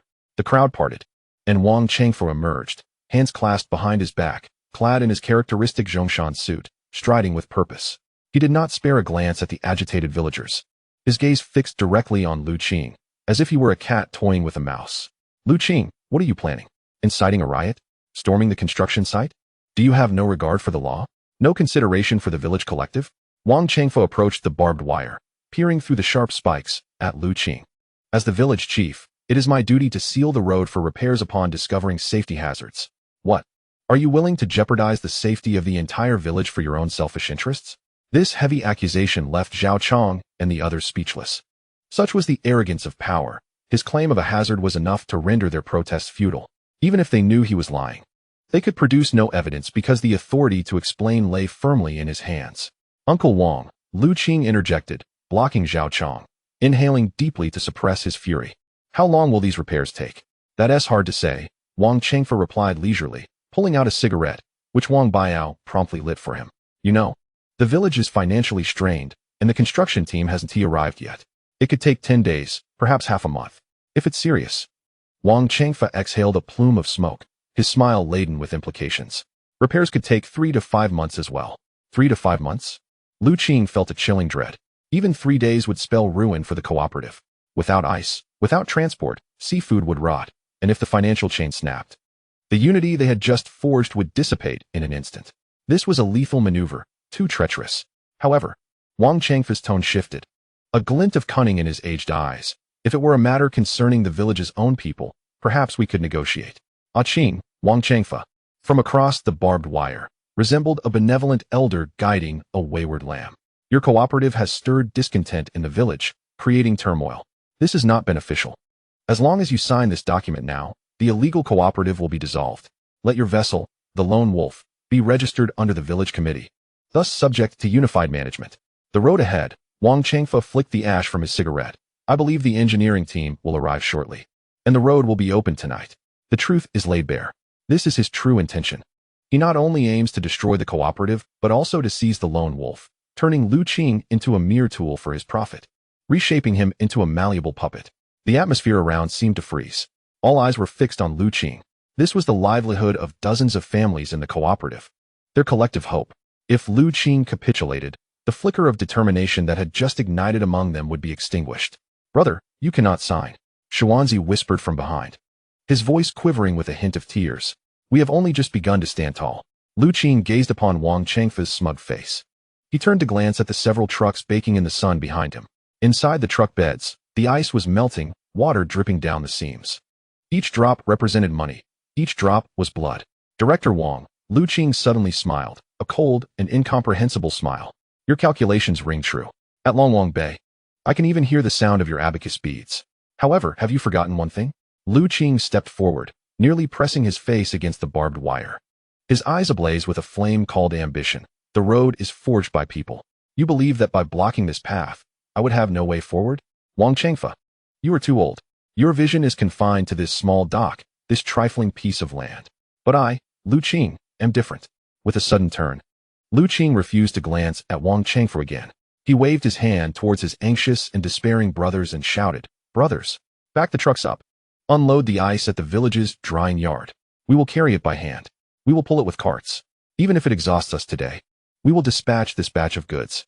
As for this road," Lu Qing turned back, pointing at Wang Chengfa, his voice resolute as an oath, "You keep it for me. This wretched path is not worth my time.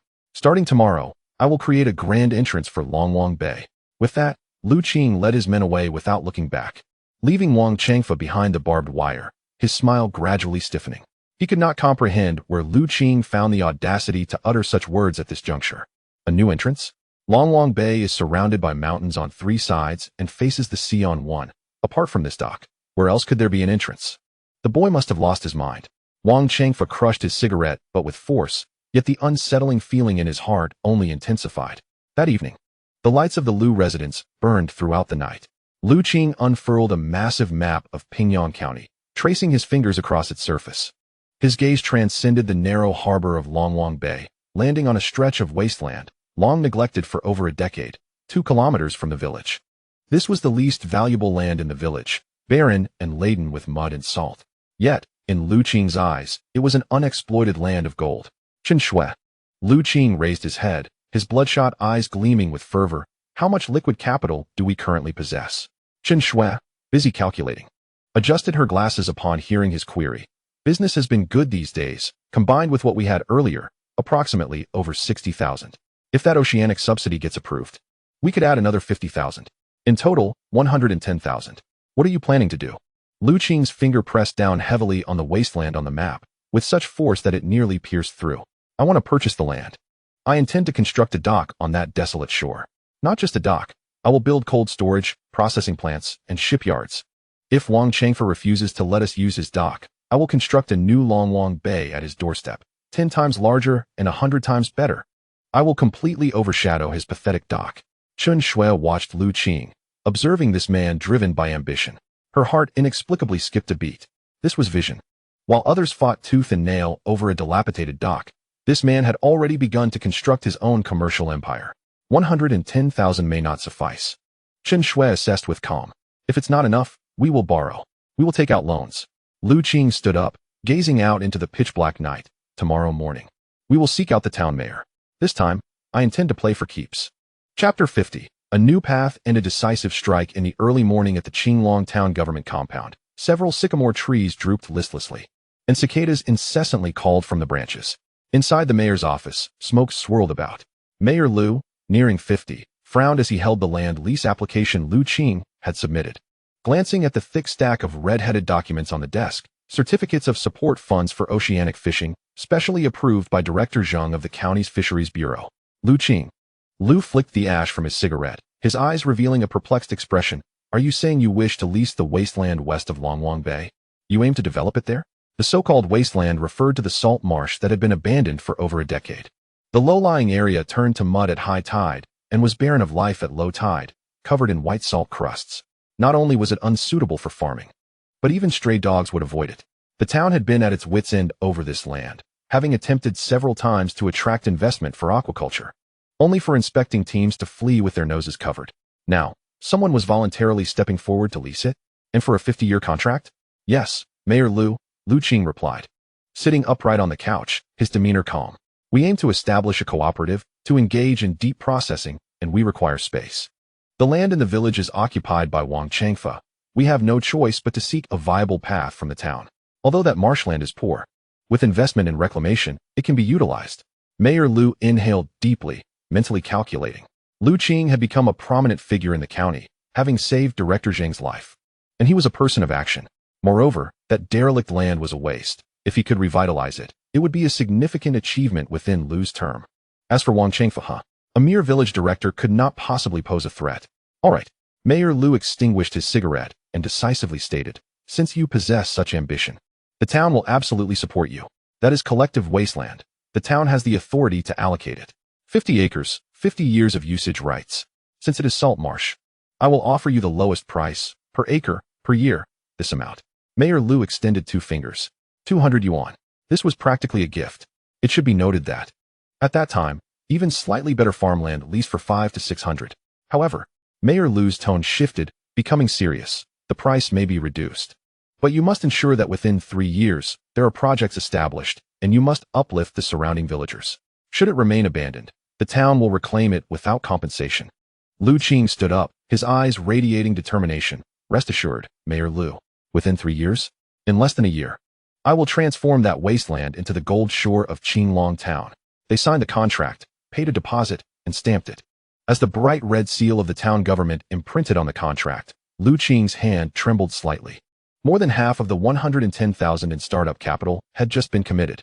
This was a grand gamble, yet he was confident of victory. As Chen Shui stepped out of the town government office, the hefty land lease contract in her hands made her feel as if she were in a dream. Lu Qing, have we truly purchased it? 50 acres, such an expansive area, and at merely 200 yuan per acre? Though an outstanding student, Chen Shui was astonished by the price. This is vision. Lu Qing mounted his motorcycle, donned his helmet, and with an air of audacious pride proclaimed, to others, it may appear to be wasteland, but to me, it is the future deep water port, the cold chain logistics center, the seafood processing park. Let us go. Back to the village. Allow everyone to see our new territory. At Longwang Bay, the main road to the dock remained fenced off. Wang Baiao lounged in a deck chair, humming a tune while observing the cooperative members laboriously hauling ice with carts, exhausted as they toiled. Huh, competing with us? You poor souls will wear yourselves out. Suddenly, the roar of motorcycles pierced the air. Lu Qing, with Chen Shui, sped past him without so much as a glance. Soon after, a whistle sounded from the old Lu residence, calling for assembly. All members, gather immediately. Bring shovels and pickaxes. We are about to expand our territory. This shout bewildered the entire village. Expand our territory? Where to? Are we going to clash with the Wang family for the road? Many curious villagers stealthily followed suit, eager to uncover the truth. Even Wang Baiao could not remain seated, trailing behind with a few others, intrigued. However, to everyone's astonishment, Lu Qing did not lead them toward the blocked road. Instead, he guided a large group, some even driving hand tractors, straight to the desolate, uninhabited saline alkaline land at the village's far west. What is the purpose of this? This place is devoid of life, a mere quagmire. What are we doing here? Villagers whispered among themselves, standing amidst the marshy expanse, reeking of salt and mud, with reeds swaying in the sea breeze. Lu Qing turned to face the bewildered members behind him. Lu Hai, Xuanzi, Lame Zhong, Zhao Chong, and Uncle Mute. His loyal brothers who had stood by him through thick and thin, gazed at him with confusion. Brother, what are we doing here? Catching loaches? Xuanzi scratched his head in question. Lu Qing smiled, retrieving the freshly signed contract from his pocket and raising it high above his head. Under the setting sun, the red seal on the contract gleamed brilliantly. Brothers, Lu Qing's voice echoed across the barren land. Take a good look. From this day forth, this land, this 50 acres, belongs to the Lu family. It also belongs to our Qinglong cooperative. The crowd erupted in astonishment. What? We bought it. What will we do with this worthless land? It won't grow crops, nor can we build houses. The foundation is too soft. Faced with their skepticism, Lu Qing offered no explanation. He strode to the edge of a muddy pit, pointing at the foul drainage connecting to the sea. Wang Chengfa has blocked our road, preventing us from using the dock. Fine, then we shall not use it. With a sweeping gesture, he outlined a massive circle in the desolate tidal flat. I will excavate a deep water port for ourselves here. I will construct a 500-ton cold storage facility over there. I will build a fully automated seafood processing plant right here. In the future, our ships will dock at our own port. Our goods will enter our own cold storage. We will transform this muddy wasteland into the largest seafood trading center in Pingyang County. I will ensure that Wang Chengfa's decrepit dock will not see even a fly enter it. His words struck like thunder, reverberating in the hearts of all present. So audacious. So shocking. In a village where even constructing a pig pen required meticulous calculations, Lu Qing proposed to build a port? A factory? What immense ambition. What grand vision. Is this feasible? Lu Hai felt his legs tremble, not from fear, but from excitement. It can be done. Lame Zhang, relying on his cane, radiated a spirit of determination. He approached Lu Qing and emphatically jabbed the mud beneath his feet with his cane, saying, "I have measured this place. Though the ground is muddy, it is a natural deep water channel. If we clear this area and level the sides, it could be a natural harbor 100 times better than our village's rickety windbreak. Let us do it." Zhao Chong thrust his shovel into the ground, his eyes ablaze. Rather than suffer under the Wang family's oppression, we might as well fight here. After all, we are expending our efforts. It is worth it for ourselves, even if it means exhausting ourselves. Do it, do it. Dozens of men roared in unison, their voices startling the waterfowl in the reed marsh. In the distance, Wang Baiao, hidden in the grass, dropped his binoculars in shock. He gazed at the man standing on the muddy flat, pointing with authority. For the first time, he felt the weight of despair. The once derided Lu Qing had now transformed into a towering figure he could only look up to. Block the road? They are directly building a city. This was not merely a decisive blow, it was an attempt to uproot the Wang family's very foundation. The tides have turned. Wang Baiao murmured to himself as he scrambled back, eager to inform his father, who still dreamed of being a local tyrant. That Longwang Bay was no longer the same as before. Chapter 51. The bottomless pit and the money-printing machine. The sea breeze sliced through the saline alkaline flats at the western end of Longwang Bay. Once a silent wasteland, it now resembled a disturbed anthill. Dozens of bare-chested men shouted commands, laboriously pushing wheelbarrows through the muck. Heave-ho! Heave-ho! Heavy stones were dumped into the massive pit, splattering murky mud that vanished without a trace, not even producing a sound. Lu Qing stood before the hastily constructed makeshift shelter, surrounded by discarded cigarette butts. Chen Shui, whose typically cold demeanor was now etched with anxiety, frantically pressed the calculator in her hands, its rapid clicking sounding to Lu Qing like a funeral dirge for his already meager finances. "Boss Lu, we truly cannot sustain this any longer." Chen Shui laid the hefty ledger before him, pointing to the final entry marked in glaring red. "This is not land reclamation, it's simply money being swallowed. This quagmire is a bottomless pit. In just 3 days, purchasing stones for the road to the provincial highway has consumed 20,000 yuan, and the rented bulldozer costs 800 a day for fuel and fees. The moment that machine operates, money flows out like water from a spigot. Plus, the workers' meal and cigarette expenses, along with material prepayments." Chen Shui took a deep breath, her tone nearly despairing. "The money you made selling lobsters and squids, combined with the advance from Manager Lu, leaves us with less than 5,000 now. 5,000. Not even enough for tomorrow's stone purchase." Lu Qing took the ledger, scrutinizing the alarming figures, feeling a throbbing pain at his temples. It hurt, truly hurt. In his past life, while he burned cash in business, it was someone else's money. Venture capital. Now, it was the hard-earned money he had risked his life for during typhoon nights, and the pain felt akin to having his heart carved out. "I understand now." Lu Qing closed the account book and handed it back to Chen Shui, striving to maintain a calm tone. "I will find a way regarding the finances. The project must not halt, especially that road. Even if it means laying gold bricks, it must be completed." "But, there is no but," Lu Qing interrupted her, a fierce glint flashing in his eyes. "If we stop now, all the tens of thousands we have invested will go to waste. Wang Changfa is just waiting to see us fail." As Lu Qing had anticipated, the atmosphere at the construction site had become increasingly tense. The initial fervor of expanding territory had faded, and the harshness of reality struck like a bucket of cold water, leaving everyone chilled to the bone. "Oh, my back!" Lengzi exclaimed, tossing the wheelbarrow to the ground and plopping down on a mound of mud, panting heavily. "This work is truly inhumane. How many loads of stones have we filled? Why is this road still so soft?" Nearby, several workers leveling the ground paused, leaning on their shovels with sighs. "Indeed, this land is cursed. The pits we filled yesterday have sunk again with the tide. We are competing with the Dragon King for territory. What good can come of it? I reckon this money is a waste. With this time, we might as well go out to sea and catch more fish. That would be real money." Doubts and complaints spread among the crowd like a plague. Even the usually steadfast Lu Hai squatted nearby, puffing on his dry tobacco, his brow furrowed in worry. He felt the pain too. Watching the wealth bought with hard-earned money buried in mud felt akin to burying one's own grain. "Shut up." Xuanzi, carrying a bag of cement, heard the murmurs and threw the bag down, kicking up a cloud of dust. "Anyone who dares to utter defeatist words will find themselves thrown into the sea. Qing Gu has told us to work, so we shall work. What else with all the nonsense?" "Xuanzi, it's not that we don't want to work," Lengzi replied with a pained expression. "We're afraid this money will go to waste. This is clearly a bottomless pit. Can our meager savings fill it?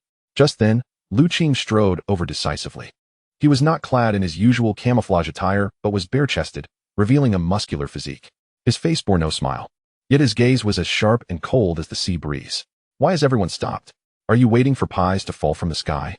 He stood before Lengzi, looking down at him. Afraid we won't fillet? Afraid the money will go to waste? Let me ask you, if we stop now, what will we do? Go back and beg Wang Changfa for a passage permit? Go back and endure Zhao Dezu's sour face while fueling? Or do you want to spend your lives being pointed at, labeled as the Lu family who can't rise above mud, retreating at the slightest difficulty? This barrage of questions left Lengzi blushing and speechless. Lu Qing surveyed the crowd, noticing the myriad of confused and fatigued eyes. He understood that mere motivation was insufficient. Action was imperative. I, Lu Qing, declare today that this land is our treasure trove. As long as the road is completed, the ground is leveled, and the cold storage is erected, we shall be the masters of this sea. Feeling it's difficult? Feeling exhausted? Then watch me. With that, Lu Qing bent down and picked up a heavy iron hammer, a tool meant for shattering stones, weighing around 18 pounds. He swung it with all his might at the most formidable boulder protruding from the ground. Clang! Sparks flew. The tremendous recoil made Lu Qing's hands tingle. Yet he did not flinch. Clang! Clang! Clang! Each strike resonated in the hearts of all present. The normally cerebral and commanding Lu Qing now resembled a laborer. Sweating profusely in the muck, mud splattered on his face, and sweat flowed down the contours of his muscles. That raw, primal sense of strength pierced through everyone's psychological defenses. Damn it! Lu Hai, tossing his smoking pipe aside, felt his eyes welling with tears. My younger brother is here fighting hard, and as the elder brother, I cannot be afraid. Let us work. He grabbed a shovel and frantically began shoveling the rubble. Let us go, Xuanzi shouted, hoisting 2 bags of cement and sprinting off. Damn it, we are all in. Lengzi slapped himself hard and spat on the ground. Qinggu is right. We must reclaim our pride. We cannot allow that scoundrel Wang Changfa to look down on us. In an instant, the previously somber construction site erupted with renewed vigor. The roaring machines, the sound of shovels striking stone, and the hoarse shouts of determination blended into an unyielding battle anthem. In this desolate place known as Ghost Beach, these men, driven to desperation, were carving out a path to the future with their very flesh and blood. However, despite working diligently, Lu Qing's heart remained heavy. He was acutely aware that this was merely the beginning. The looming crisis of a severed financial chain hung over him like a sword. What troubled him more was the eerie silence emanating from the direction of the water supply pipeline leading to the village. It was unsettlingly quiet. At that moment, Su Xiao, responsible for cooking, rushed over in a panic, her face reflecting unprecedented alarm. Ah Qing, it's bad. There's no water. The water pipe we connected isn't flowing a drop. Chapter 52, The Drought Strategy. The once robust black rubber pipe, which had been gushing water into the reservoir, now lay limp and lifeless on the ground like a snake stripped of its spine. The last few drops of murky water plopped down, quickly absorbed by the parched, scorching earth, leaving only a coin-sized damp patch. What is going on? Where's the water? Not far away, by the roaring JZC 350 concrete mixer. The foreman in charge of the machine was nearly hopping in agitation. His face was coated in grayish cement dust, and he didn't bother to wipe it off as he shouted, Boss Lu, the mixture has just been added. The sand and cement are combined. If we run out of water now, do you want this mixture to set in the mixer? If it solidifies, the machine will be ruined. Even a deity couldn't pry it loose. His shout raised the anxiety of everyone present. Those familiar with construction knew that concrete is impatient. Once the cement and aggregate are mixed, if the water supply falters, even for half an hour, the once flowing slurry will harden into solid rock. At that point, not only would they be unable to work, but they would also face ruinous compensation for the rented machinery.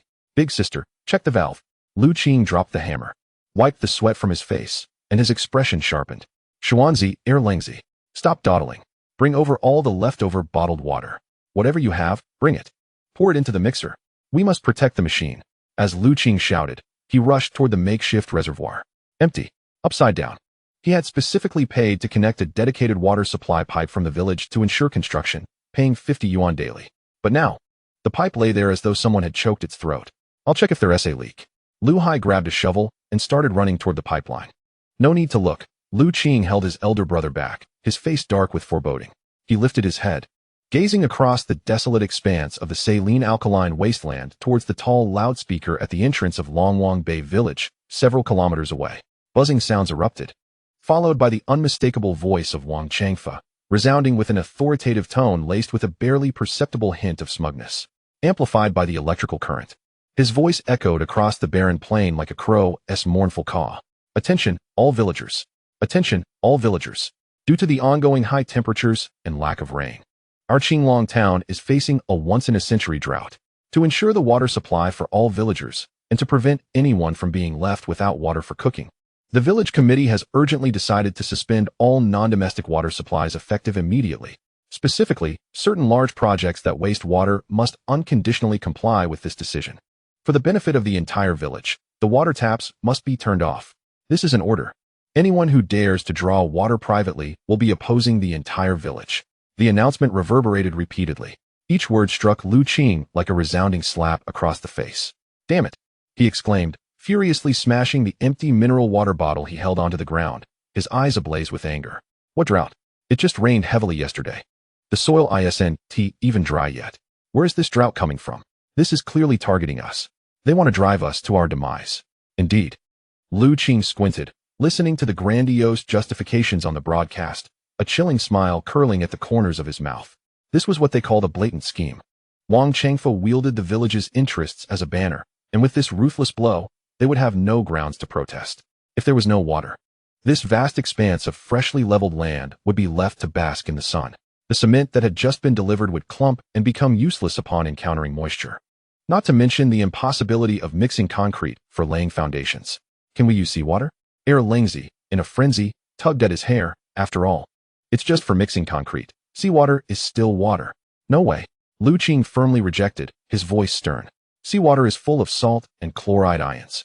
If used for mixing concrete, the rebar will rust and break within 3 years. When the building collapses, lives will be at stake. We aim to establish a foundation that lasts a century, not a pile of rubbish." "What are we going to do?" Lu Hai gazed at the mixer, which was already emitting a creaking sound, tears welling in his eyes.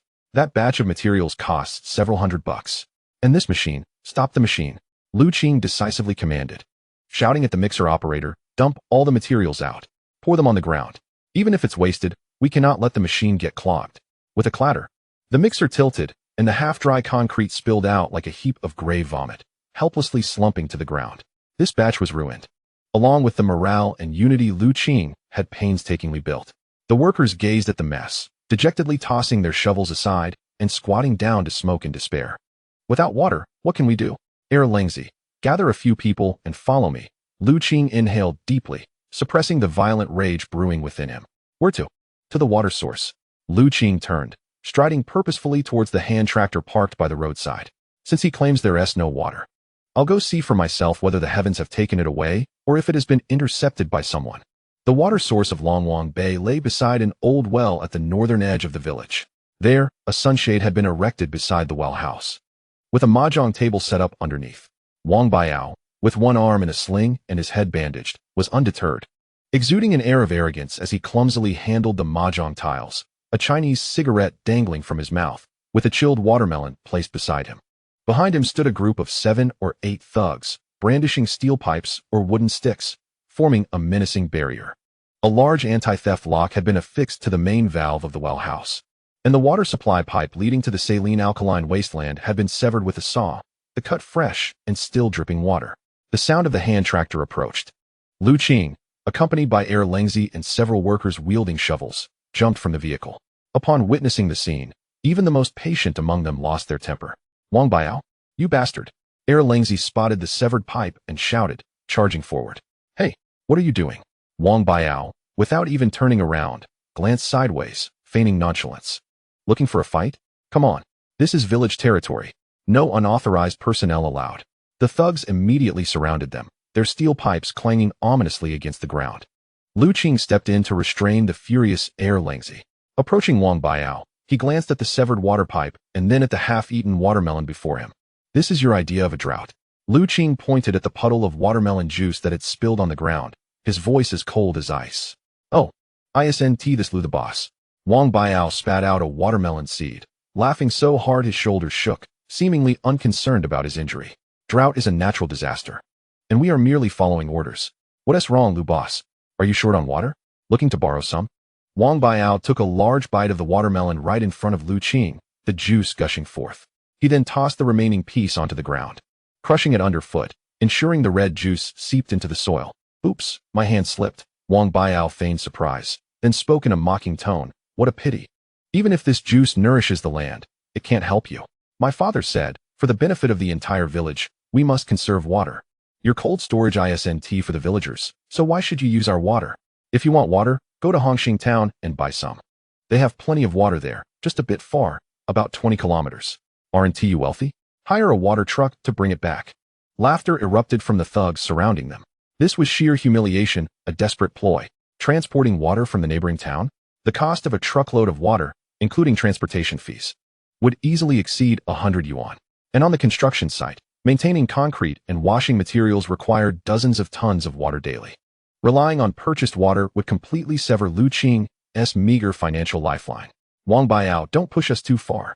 Lu Hai trembled with rage, pointing at the well. When this well was drilled, our family contributed money. Why can't we use it? Why not?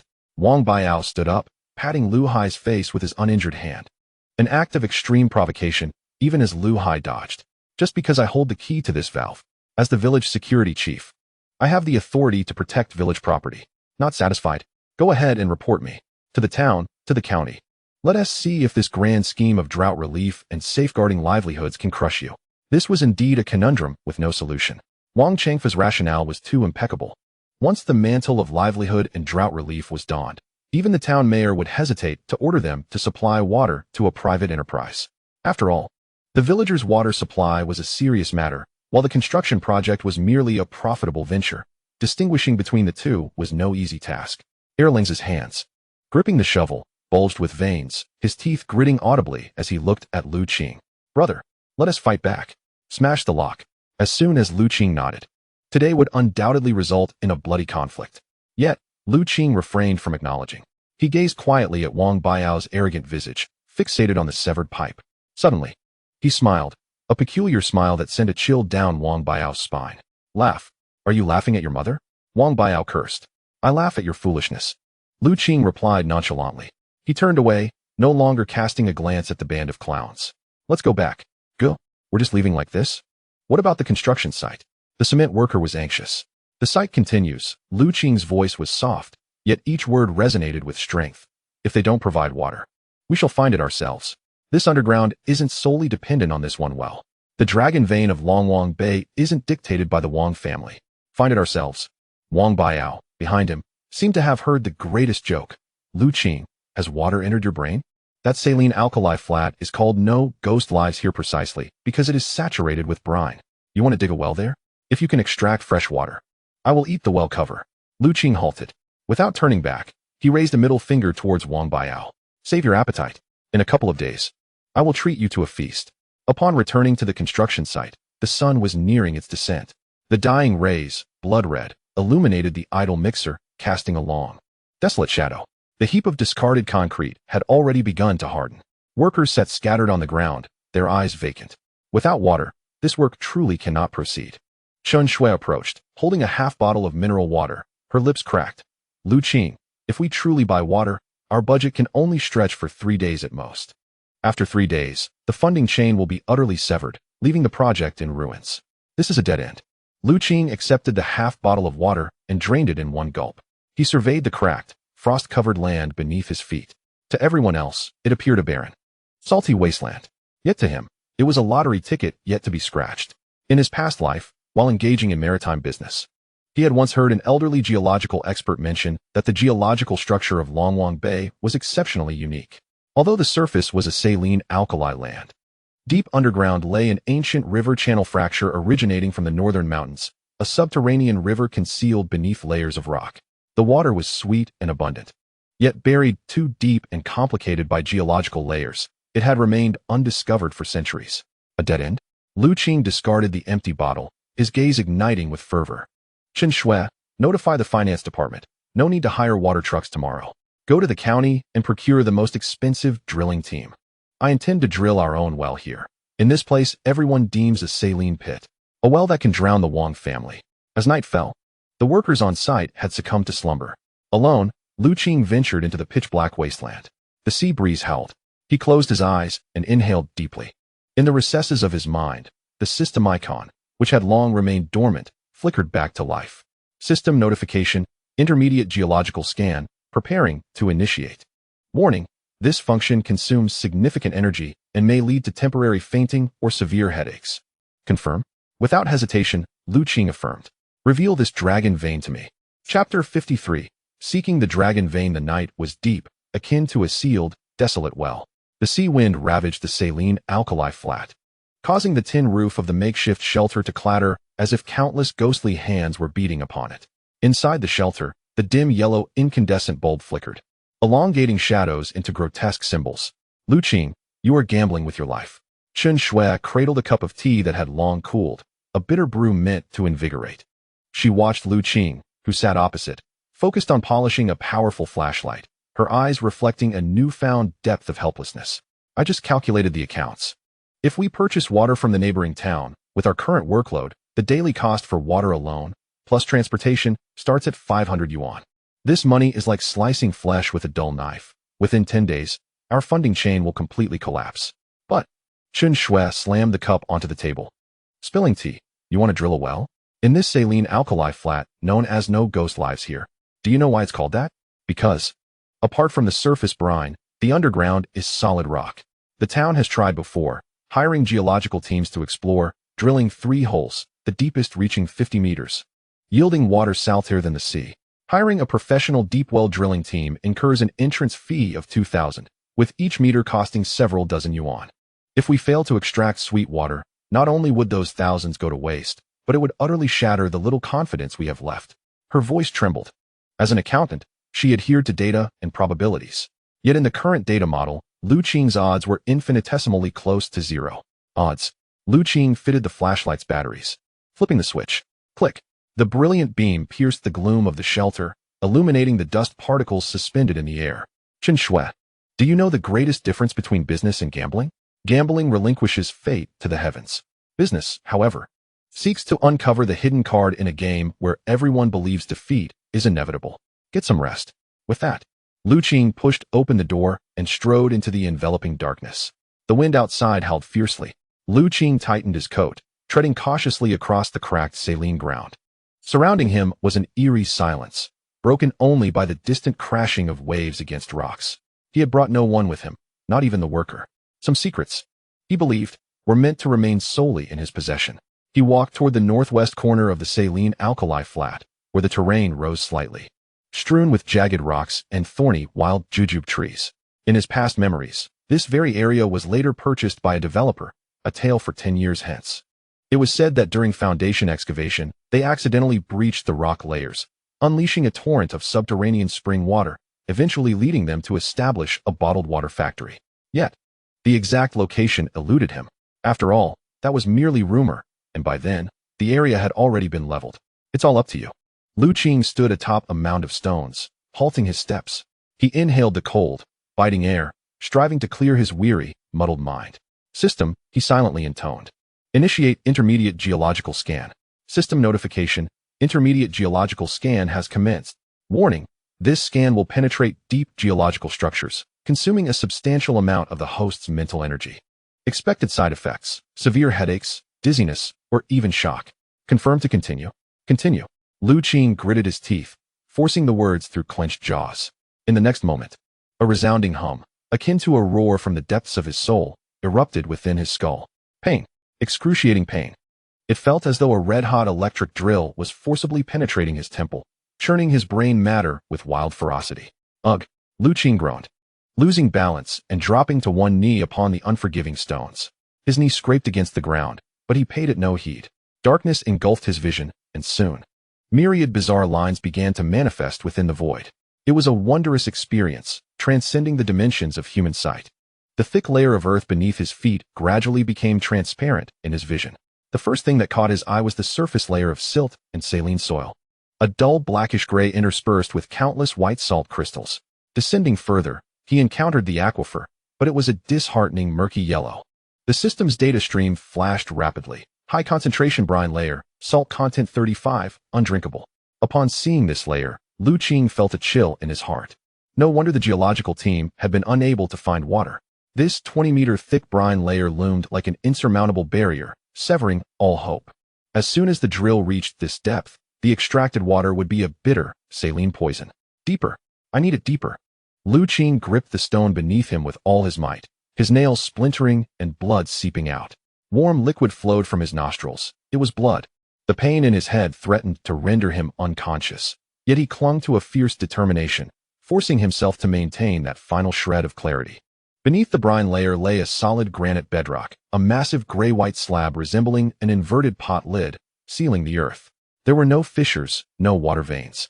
Only an overwhelming hardness that inspired despair. Could memory be mistaken? Was that legend merely a fabrication by developers? Lu Qing's heart raced, cold sweat soaking his body. If he could not find water, the several tens of thousands he had invested would truly be for naught. And the reputation he had built in the village would collapse like the fleeting bubbles on this saline land. Absolutely not. Scan. Search every corner. Lu Qing roared, intensifying his mental output. The radar's scanning range began to expand outward. Finally, just as his consciousness was on the verge of shattering, beneath the pile of rubble in the northwest corner, deep within the unyielding granite, appeared an exceedingly fine, deep blue crack. It was a geological fault zone. Target discovered. Depth, 85 meters. Geological structure, granite fault compression zone. Aquifer nature, pressurized underground river. Water quality analysis, low mineralization freshwater, rich in strontium, silica. Water pressure, extremely hot. That deep blue light spot, within Lu Qing's gray-white field of vision, resembled a beacon in the vast darkness, dazzling and radiant. It was forcefully trapped beneath that thick layer of rock, like a giant dragon imprisoned, roaring in anger, seeking an escape from its confinement. Found it. The dragon vein is here. Lu Qing gazed at the position of the light spot, directly beneath the vast, turtle shell-like bluestone slab upon which he stood. With a sudden release of tension, the radar view vanished. The sensation of detachment caused Lu Qing to spit out a mouthful of blood, his body collapsing to the ground like a puddle of mud. His head throbbed painfully, and golden stars danced before his eyes. He lay on the ground for a full 10 minutes before managing to catch his breath. The night breeze dried the cold sweat and blood on his face, leaving him feeling as if coated in a layer of paste. Struggling to rise, Lu Qing picked up a sharp stone from nearby and forcefully carved a cross on that turtle-shell bluestone slab, digging deep, sending sparks flying. Right here, Lu Qing panted, gazing at the mark, a bloodied smile creeping across his lips. This was not merely a drilling point. It was the spring from which the Lu family would rise. A mighty hammer to shatter Wang Chengfa's plan to cut off water supply. Wang Baiao. Lu Qing looked towards the distant flicker of village lights, his gaze fierce. Didn't you say I couldn't find sweet water? Tomorrow, I will show you what it means to flood the Dragon King Temple. The next morning, as dawn broke, a truck bearing out-of-town plates and towing a massive drilling rig rumbled into the saline wasteland. This was the professional deep-well drilling team that Lu Qing had urgently called in, paying a high price to summon from the neighboring county. The team leader, a rugged man in his 50s named Li, alighted from the vehicle, surveying the surrounding white saline soil and the pile of rubble pointed out by Lu Qing. His brow furrowed deeply, capable of pinching a fly. Boss Lu, you're not joking, are you? Li squatted down, dipped his finger into the white frost on the ground, tasted it, and immediately spat it out. Yuck. Bitter. This place is typical saline land. I don't even need to look. It's surely brine underneath. I'm in the drilling business and want to make money, but I can't deceive you. Drilling here would be like throwing money into the sea. Take my advice. Don't waste your effort.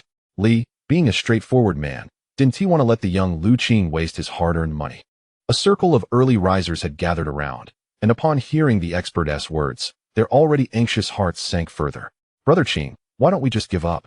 Kiazi whispered nearby. The expert says it won't work, and we have to pay a $2,000 entry fee.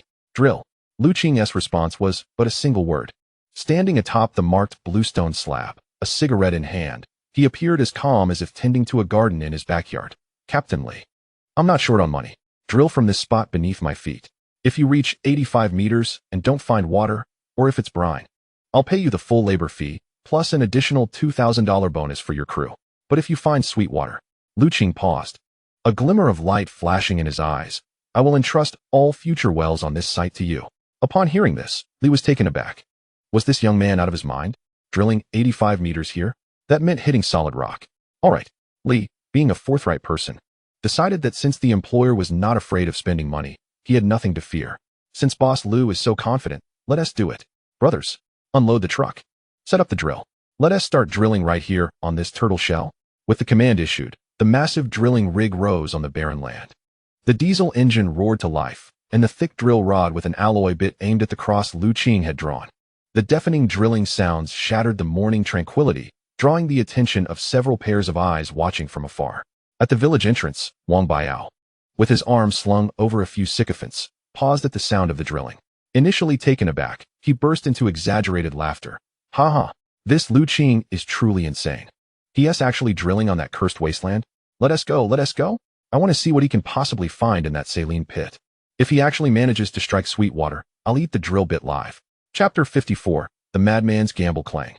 The enormous diesel drilling machine roared like a raging steel beast, sending vibrations through the ground. Black mud oozed from the seams of the drill rod, bubbling over into the makeshift sedimentation pool nearby. The sun grew increasingly fierce.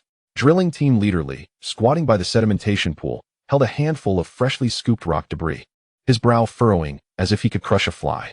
Bringing the debris to his nose for a whiff, he licked it with his tongue. Yuck! Li spat out a mouthful of muddy saliva, grimacing as he stood up and shouted towards Lu Qing, who was intently watching the drill rod. Boss Lu, stop. You need to stop now.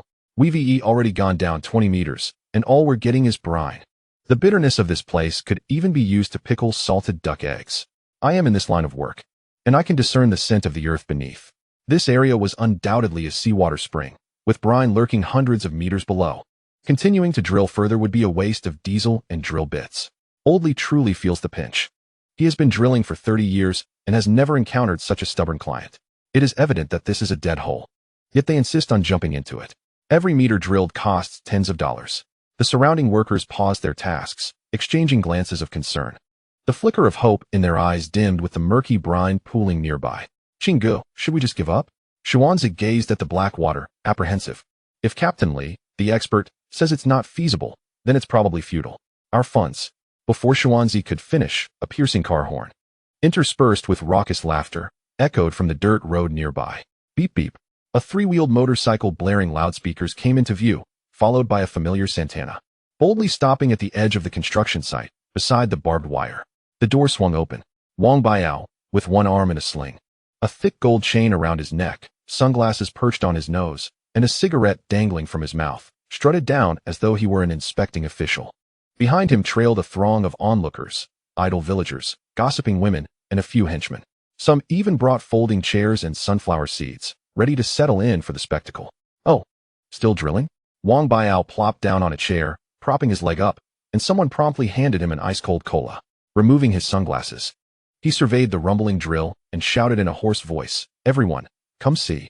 We have a unique character from Longwang Bay, in an arid, barren salt flat. Drilling for sweet water? Is this not madness?" Ha ha. The henchmen erupted in laughter, while the villagers murmured among themselves, pointing fingers. The Lu family has truly lost their wits. Driven to desperation. Indeed, is there water down there? Isn't that mere fantasy? What a pity for the tens of thousands of dollars. Are they just throwing money into the water? Despite the derision, Lu Qing's expression remained impassive.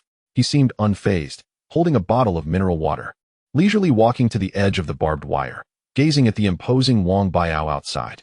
"Young Master Wang, is your injury healed?" Lu Qing pointed at Wang Baiao's sling, his tone nonchalant. "Last time you drank your fill at sea, and now you wish to sip, well, water? You." Wang Baiao's expression shifted. The humiliation of that night at Ghost Tooth Reef haunted him. He stood abruptly, crushing the cola can in his hand. "Lu Qing, don't try to outsmart me with your words. You think you're still the hero who saved people? Everyone is watching. You are merely a fraud leading us to ruin. Didn't you claim you could strike water? Where is it?" Wang Baiao pointed at the pool bubbling with black sludge, laughing uproariously. "Is that water? More like soy sauce. Ha ha. Let us see how you end up today. If this well is a failure, I wonder how you'll show your face in this village again. Your pathetic cooperative should disband and beg for scraps." His words struck deep, for in rural life, reputation is hard to build but easily shattered.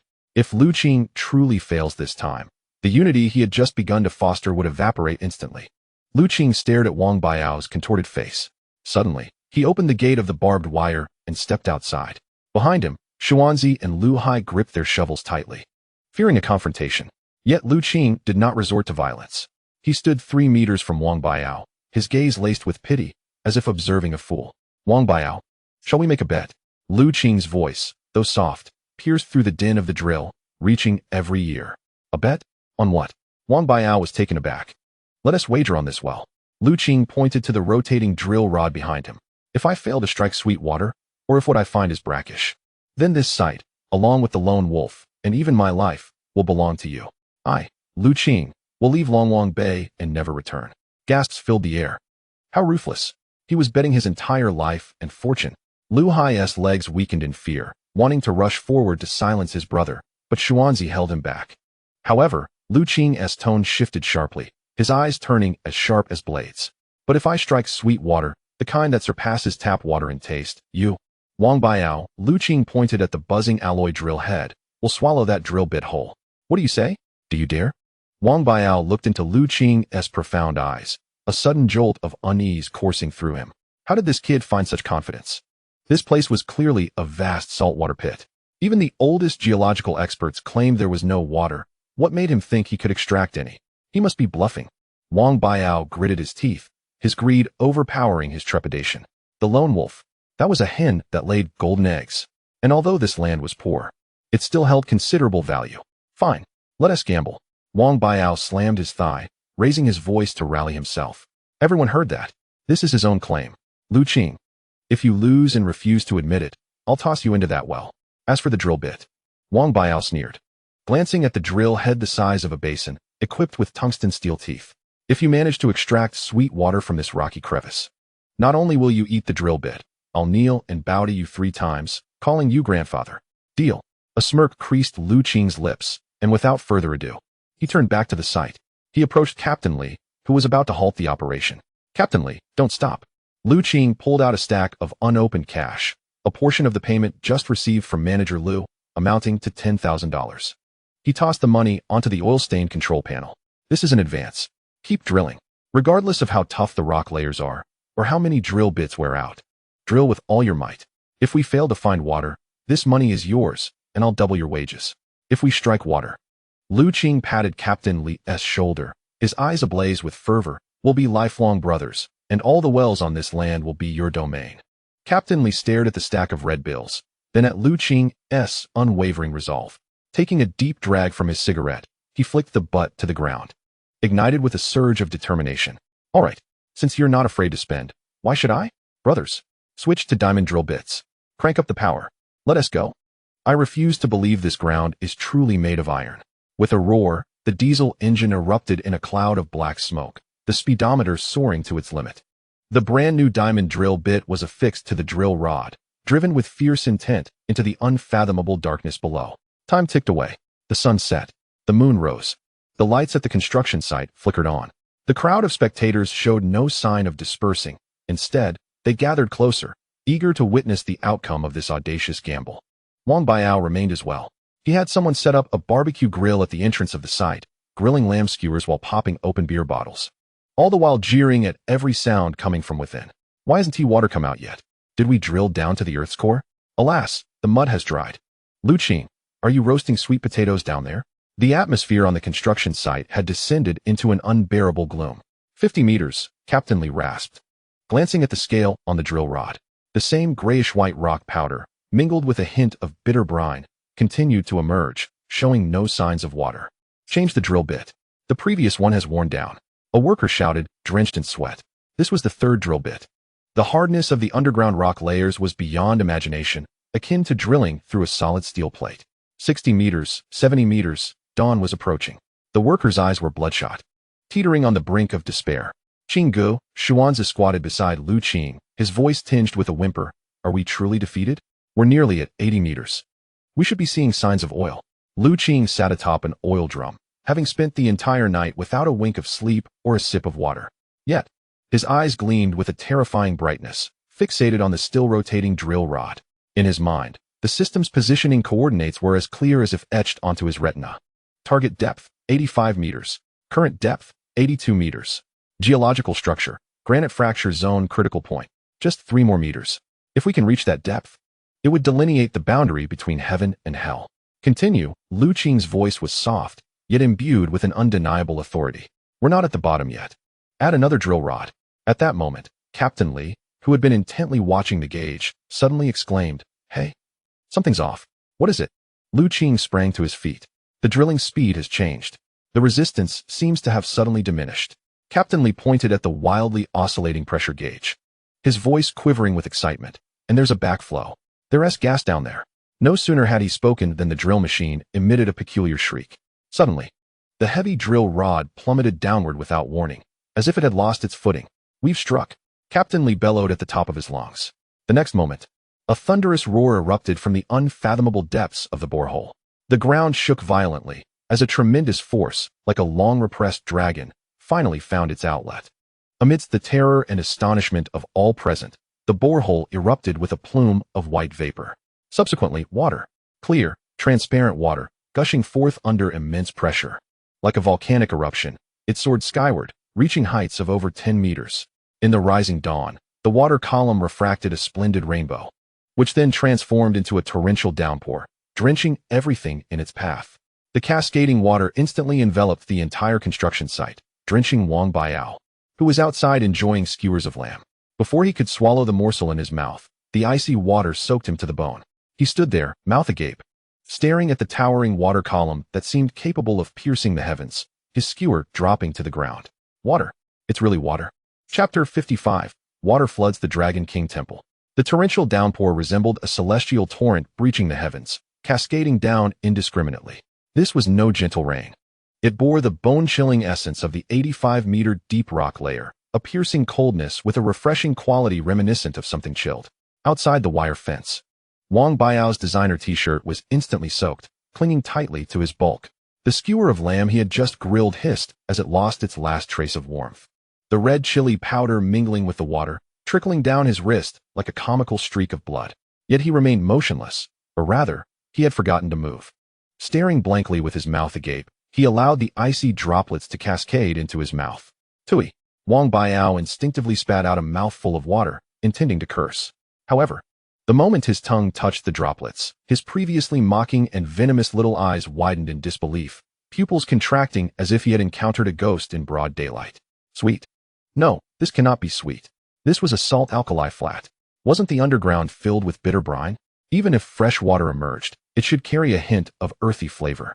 Yet this taste was invigorating, pure, and even soothing to his throat, more refreshing than the several-dollar-a-bottle soda he had just consumed.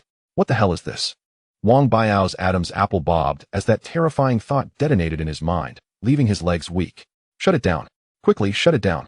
Don't let the water escape. Captain Li's thunderous shout echoed through the construction site. Drenched to the bone, he rushed to the control panel, frantically pulling the clutch. The roar of the drill ceased abruptly. Yet, the water from the borehole did not stop. It continued to gush out like a mischievous child, though without the high-pressure gusts, it no longer soared as high.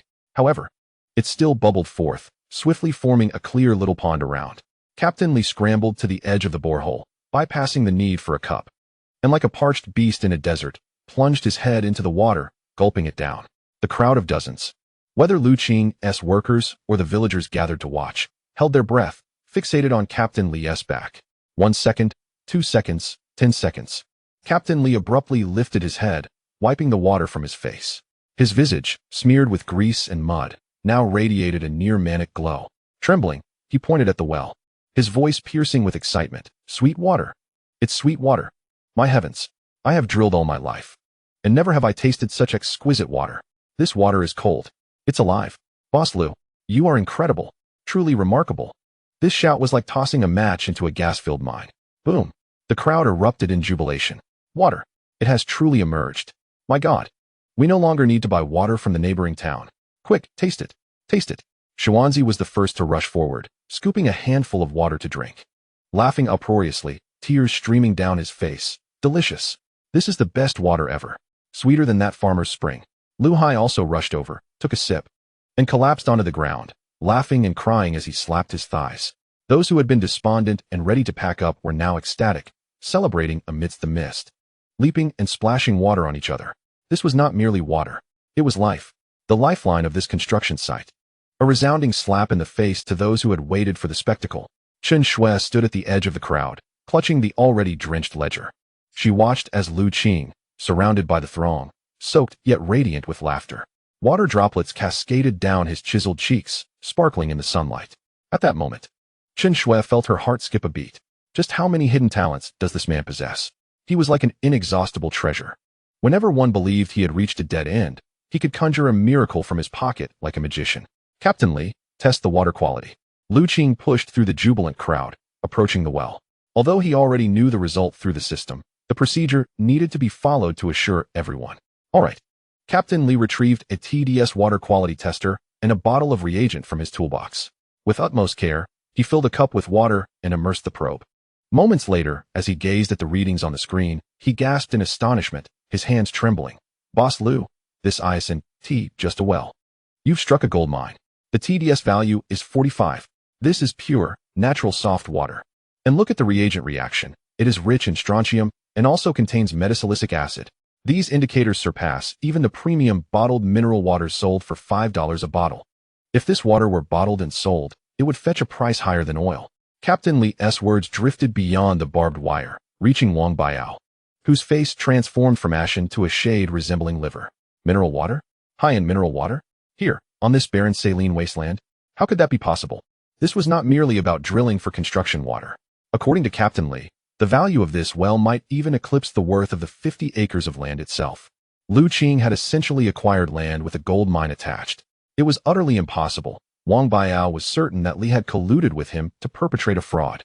Muttering to himself, Wang Biao instinctively stepped back, hoping to slip away unnoticed while everyone reveled in their jubilation. However, his attempt to escape did not go unnoticed. Oh, young Master Wang? A voice dripping with mockery and coldness pierced through the cacophony of cheers, striking Wang Biao's back like a nail. He froze, his feet seemingly glued to the ground.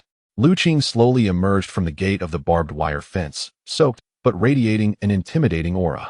He bore no weapon, merely toying with the slightly dulled alloy drill bit he had just replaced. The drill bit was nearly as large as a basin, caked with rock dust and mud, appearing exceedingly heavy. Why the rush, young Master Wang? Lu Qing positioned himself directly in Wang Biao's path. The surrounding cheers gradually subsided, all eyes refocusing on the two men. Xuanzi, Lu Hai, and dozens of workers wielding shovels silently formed a wall, encircling Wang Biao and his terrified lackeys. What do you want? Wang Biao stammered, staring at the enormous drill bit in Lu Qing's hand, his throat constricting as he spoke. Lu Qing, don't do anything reckless. We live in a society governed by law. Governed by law? Lu Qing laughed, a chilling sound that sent shivers down spines. Did you consider the law when you had men saw through my water pipes and lock the village well? Did you think of the law while you sat there watching us perish of thirst? Lu Qing suddenly hurled the drill bit to the ground. The resounding crash shook the earth, creating a pit where it landed, splattering mud and water onto Wang Biao's pant leg. You agreed to the terms in front of hundreds of people just now. You vowed that if sweet water was found, you would eat this drill bit. Now the water is gushing forth, sweet as can be. Go on, eat it. Lu Qing crossed his arms, his expression cold. I am not unreasonable. This hefty piece of iron might indeed be a challenge to swallow whole. How about this? If you merely take a bite and leave a tooth mark, we can consider the matter settled. If you cannot manage that, Lu Qing's gaze swept over Wang Biao's fear-stricken face, his voice turning icy. Then you will regurgitate the lamb skewers and watermelon you just devoured. And then, kneel and call me grandfather. You. Wang Biao trembled with rage and fear. The idea of eating the drill bit was tantamount to a death sentence. Kneeling and calling someone grandfather was a humiliation he could scarcely endure. For years, young Master Wang had reigned supreme over Longwang Bay. When had he ever faced such disgrace? Lu Qing, don't go too far, Wang Biao shouted, his voice trembling as he reached into his pocket to retrieve his phone. My father is the village head. Just try to lay a finger on me. Before he could extract his phone, a resounding slap echoed through the air, striking his face with force. It was not Lu Qing who struck him, but Xuanzi. The towering man could no longer contain his fury. His slap sent Wang Biao spinning, half of his face swelling like a doughy bun. Blood streaming from the corner of his mouth, mingling with the rain. Your father is of no consequence. Xuanzi roared. Debts must be repaid, and you must honor your wagers. That's the rule of the streets. Not willing to eat it? Then I shall help you, Xuanzi declared, reaching down to pick up the drill bit to force it into Wang Biao's mouth. Ah, no, please. Wang Biao, terrified, felt as though his very soul was escaping him. I concede. I concede. He shielded his face, ultimately succumbing to fear. Under the intense scrutiny of dozens of angry eyes, his already fragile pride crumbled. With a thud, Wang Biao sank to his knees in the muddy water. In that moment, the once mighty prince of Longwang Bay finally bowed his head in humility. "Grandfather." His voice was barely a whisper, mingled with tears and snot. "Louder. Have you not eaten?" The surrounding workers jeered in unison. "Grandfather." Wang Biao closed his eyes, letting out a heart-wrenching wail. In that instant, he felt as though his very backbone had been stripped away. Lu Qing looked down from his elevated position at the kneeling Wang Biao, devoid of any triumph, only a sense of expected calmness. "Go, return, and inform your father. This water now belongs to me, Lu Qing. But this matter is not yet resolved. Have him prepare himself." Wang Biao, as if granted a reprieve, scrambled to his feet and, amidst the laughter, fled the scene with his equally terrified lackeys. As he watched the frantic departure of the Santana, Lu Qing turned to the well, which continued to gush forth fresh spring water. The mist refracted a splendid rainbow under the sunlight. "Brothers," Lu Qing called out, "we're in luck. Tonight, we feast on pork and lamb. We'll drink sweet water and enjoy the meat. Starting tomorrow, this construction site will operate 24 hours a day. I want to transform this place within a month." Cheers erupted, echoing through the skies. On this day, Lu Qing not only struck life-saving water from the depths, but also shattered the Wang family's oppressive reign over Longwang Bay. This accursed wasteland had finally begun its rebirth. Chapter 56. The unique Iron Brigade on the saline wasteland of Longwang Bay. Though the drilling machine had ceased its roar, the sound of the mixer soon filled the air once more. With water now flowing, life surged into the nearly lifeless construction site, invigorated as if receiving a much-needed shot of adrenaline. However, Lu Qing soon encountered a new dilemma, one far more vexing than the lack of water: a shortage of manpower. "Boss Lu, we can't continue like this."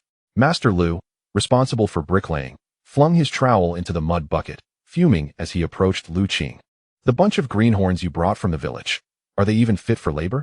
They can barely move bricks without crying out in exhaustion when asked to mix mortar. It's as runny as diarrhea. Just now, 2 of them snuck off to play cards in the windbreak. If this continues, not only will it take more than a month to complete, but even by the time next year's new year arrives, the walls of this cold storage will remain unbuilt." Lu Qing stood at the edge of the freshly laid foundation, observing the villagers in the distance who were indeed dawdling, his brow furrowed in deep concern. This is the harsh reality. In the rural social fabric, personal relationships can often serve as the greatest impediment. These individuals are all from the same locality. Some even share familial ties.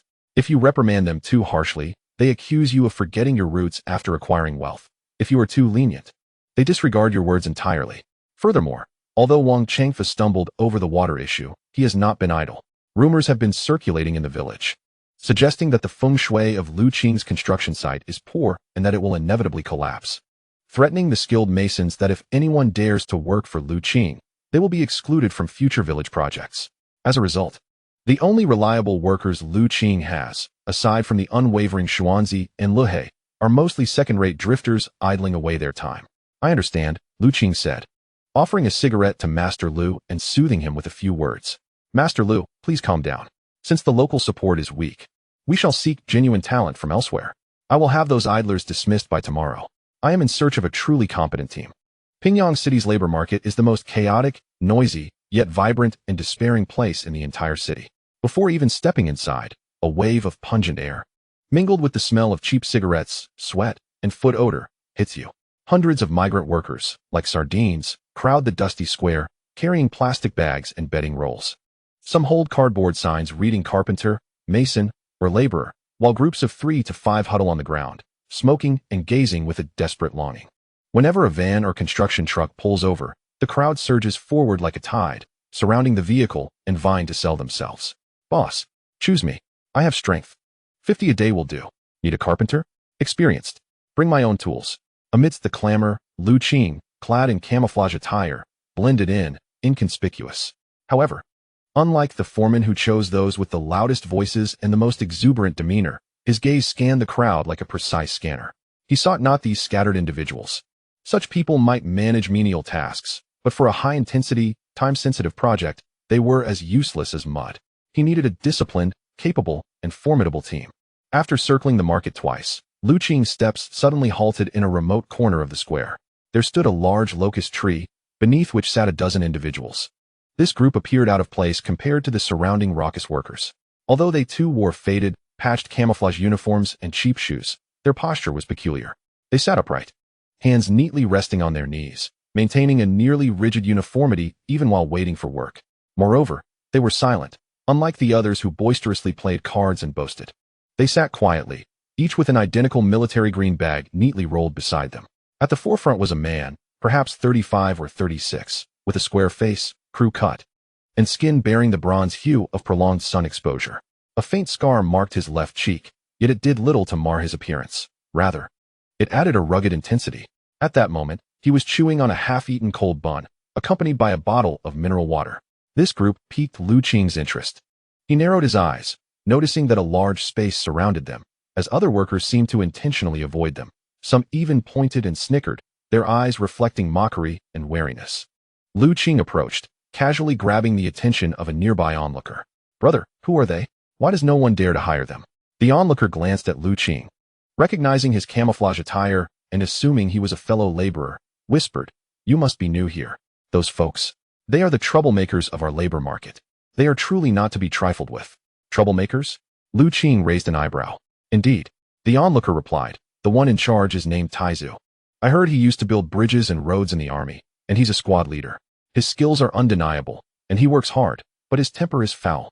Last time, a boss hired them for a job, but when Taizu discovered the boss was skimping on materials and using inferior cement, he had his crew demolish the freshly built wall. He nearly fought the boss. In this day and age, who doesn't cut corners a little? He is so principled, so capable.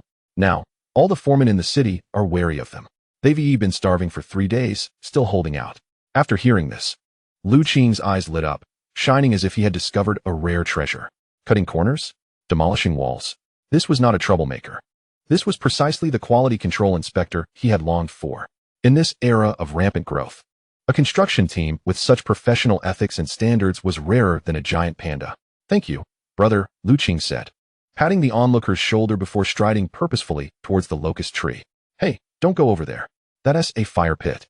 The onlooker called after him, but Lu Qing paid no heed. Upon nearing, he realized the situation of these individuals was even worse than he had imagined. The man named Taizu held a half-bun that had hardened like a stone, each bite requiring effort to swallow. Behind him, his companions mostly rested with closed eyes, their lips cracked and peeling, clearly too hungry to speak. Yet, despite their plight, their spines remained unbent. Lu Qing stood before Taizu, blocking the sunlight. Taizu paused his chewing and slowly lifted his head. What a pair of eyes they were. Bloodshot, exhausted, yet deep within them lay a sharp glint reminiscent of a hawk, radiating an unassailable dignity. "Looking for workers?"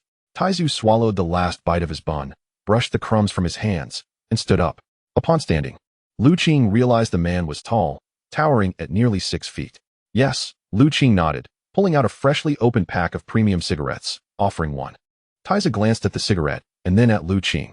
He did not accept. "I don't smoke good cigarettes. They are hard on my throat." Instead, Taizu produced a crumpled pack of lower-quality cigarettes from his pocket, lit one, and inhaled deeply, the acrid taste of poor tobacco wafting through the air. "Boss, let me be clear from the start. There are 18 of us. If you want to hire us, you take all of us, no splitting. The pay is 100 for skilled laborers, 80 for unskilled. Daily settlement, no delays." And the most important point, Taizu exhaled a plume of smoke, his gaze fixed on Lu Qing, carrying both scrutiny and warning. "We can work hard, even risk our lives. But if you expect us to engage in shoddy work or help you with fraudulent practices, even if you offer mountains of gold, we will not accompany you." His words were resolute, direct, and even carried a hint of provocation, entirely unlike the utterance of someone who had gone 3 days without food. Lu Qing smiled, placing the unsent cigarette between his lips and lighting it. "I want all 18. Lu Qing's voice, though not loud, resonated with authority. "The wages are set at 120 for skilled labor and 100 for unskilled labor, with daily payments. Accommodation and meals are provided, and each meal must include meat." Upon hearing this offer, the dozen or so men behind Taizu widened their eyes in disbelief. This price exceeded the market rate by more than 20%. However, Lu Qing shifted his tone, taking a step closer, his presence exuding a palpable pressure reminiscent of the ghost-tooth reef. "I have a rule. I do not inquire about your past. I do not care how impressive your previous endeavors were. On my construction site, there is but one ironclad principle: quality. I do not care what methods you employ. I expect you to transform that muddy expanse into the most robust dock within a month. Should anyone attempt to cut corners or fail to meet the required standards." Lu Qing pointed into the distance, I will not withhold pay or resort to reprimands. I will simply toss him into the sea and let him swim back. Taizhu fixed his gaze on Lu Qing. His eyes, having seen countless faces during his military service and various bosses on construction sites, some hypocritical, others cunning, and some downright ruthless, now beheld something different in this young man. There was an indefinable intensity in his gaze, a blend of ambition and candor. Suddenly, Taizhu extended his hand, a powerful grip marked by thick calluses and a few unhealed wounds from his labor. "Boss, shake hands," he said. Lu Qing hesitated but ultimately clasped his right hand with Taizhu's. Taizhu squeezed Lu Qing's palm and the area between his thumb and forefinger. He was assessing, feeling for the calluses that only those who have truly engaged in hard labor, pulled heavy nets, and grasped the helm would possess. Moments later, Taizhu released his grip, and a faint smile broke through his previously taut expression. "You have the hands of a worker, not one of those softies who only know how to bask in air conditioning." Taizhu turned to his eager comrades, bellowing, "Everyone, stand up." In an instant, the 18 men sprang to their feet like a battalion responding to a charge, their movements synchronized, creating a gust of wind. They hoisted their meager belongings, their previous despondency replaced by a fierce fighting spirit. "Boss, we accept this job." Taizhu regarded Lu Qing, saluting with an unadorned yet precise military gesture. "As long as you do not deceive us, this team will become your iron army. Whether it be building bridges or venturing into the sea, we will follow your command." Observing these resolute men, akin to unsheathed swords, a surge of warmth filled Lu Qing's heart. With access to water, land, and now, genuine laborers, he felt invigorated. "Good." Lu Qing extinguished his cigarette and waved his hand. "Let us go. I'll show you our battlefield. Tonight, let us prepare a hearty meal for the brothers. Only when we are well fed can we muster the strength to turn the tides." As the sun dipped below the horizon, a procession of 20 marched in unison from the bustling labor market. The onlookers, still embroiled in disputes over meager daily wages, gazed at their retreating figures with confusion and envy. Little did they know that this band, once regarded as a troublesome lot, would soon achieve remarkable feats on the desolate land known as Ghost Beach. In that moment, Lu Qing's commercial empire would lay its most steadfast foundation. Chapter 57. Night talks on the construction site and ghostly shadows as night fell. The sea breeze carried the distinct chill of late autumn across the barren salt flats. Yet tonight, it was far from cold. A massive bonfire blazed in the clearing before the makeshift shed, constructed from discarded wood and dried reeds from the site. Flames leaping over a meter high, illuminating the surroundings and warming the weary bodies of the men. "Time to eat." A cheerful shout shattered the silence, previously punctuated only by the sound of waves. Sister Sushio, alongside a few nimble women from the village, hurriedly arrived with 2 tricycles. Each bore a large iron pot, a meter in diameter. When the lids were lifted, a rich aroma wafted forth, tantalizing enough to make one's tongue tingle. This was authentic fisherman's seafood porridge, made not with stale rice, but with freshly harvested grains, simmered to perfection, thick and clinging to the ladle. The ingredients were astonishing: diced pork belly, fresh oysters, premium dried scallops, and freshly caught crab, all combined in a single pot, a feast fit for a celebration in these times of scarcity. "Don't just stand there. Grab a bowl." Sushio, her face glowing from the firelight, clanged her ladle against the pot's edge. Qing said, "On this site we do heavy work. An empty stomach won't do. There's plenty to fill you up. And if that's not enough, we've got fresh steamed buns, just out of the steamer." Taizhu and his band of brothers stood quietly at the periphery, their eyes fixed on the steaming pot, their throats involuntarily working as they swallowed. They were genuinely hungry. Having survived 3 days in the labor market on nothing but cold water and hard buns, their stomachs empty enough to race. Yet they remained still, without the boss's cue. They adhered to the unspoken rules. "What are you waiting for? Form a line." Lu Qing approached, holding a large bowl, slurping down a hearty mouthful. He exhibited no airs of authority, simply plopped down on a bag filled with cement. "Taizhu, let your brothers serve themselves first." He gestured toward the pot. "Here. We don't have so many rules. Fill your bellies first. Only then will you have the strength to work for me." Taizhu glanced at Lu Qing, then at Sushio's warm smile. Taking a deep breath, he turned to his comrades and nodded. "All right. Grab your bowls. Time to eat." "Thank you, boss." The 18 men chorused in unison before stepping forward. As each ladle of thick, steaming porridge, brimming with meat and seafood, was poured into their bowls, Taizhu's hands trembled slightly. He held the bowl, not rushing to drink, but inhaling the rich fragrance deeply. It smelled divine. The humiliation of the past few days, the disdainful glances, the hunger, The indignity of being scorned for begging seemed to dissipate in the warmth of this meal. "There is so much meat," remarked a young man named Shunzi, wolfing down his food while his eyes glistened with unshed tears. "Boss, at our previous sites, we only had broth with a few wilted leaves floating on top. This boss actually feeds us meat?" Taiju remained silent, savoring the porridge as the warmth flowed down his throat, soothing every withered cell within him. He lifted his gaze through the flickering flames of the bonfire, observing Lu Qing, who was jokingly drinking with Xianzi and Erlongzi, carefree and unpretentious, a far cry from a wealthy boss, more akin to one of them. But Taiju understood. This was not charity, it was respect. He was treated as a human being, not as a mere talking beast of burden. "Remember this." Taiju set down his empty bowl, wiping his mouth. His voice was low and serious, audible only to those nearby. "This meal is not to be taken for granted. Starting tomorrow, if anyone dares to slack off, I won't wait for the boss to intervene. I'll deal with him myself." "Yes, squad leader." As the night deepened, the campfire gradually faded, leaving only the glowing embers flickering in the darkness.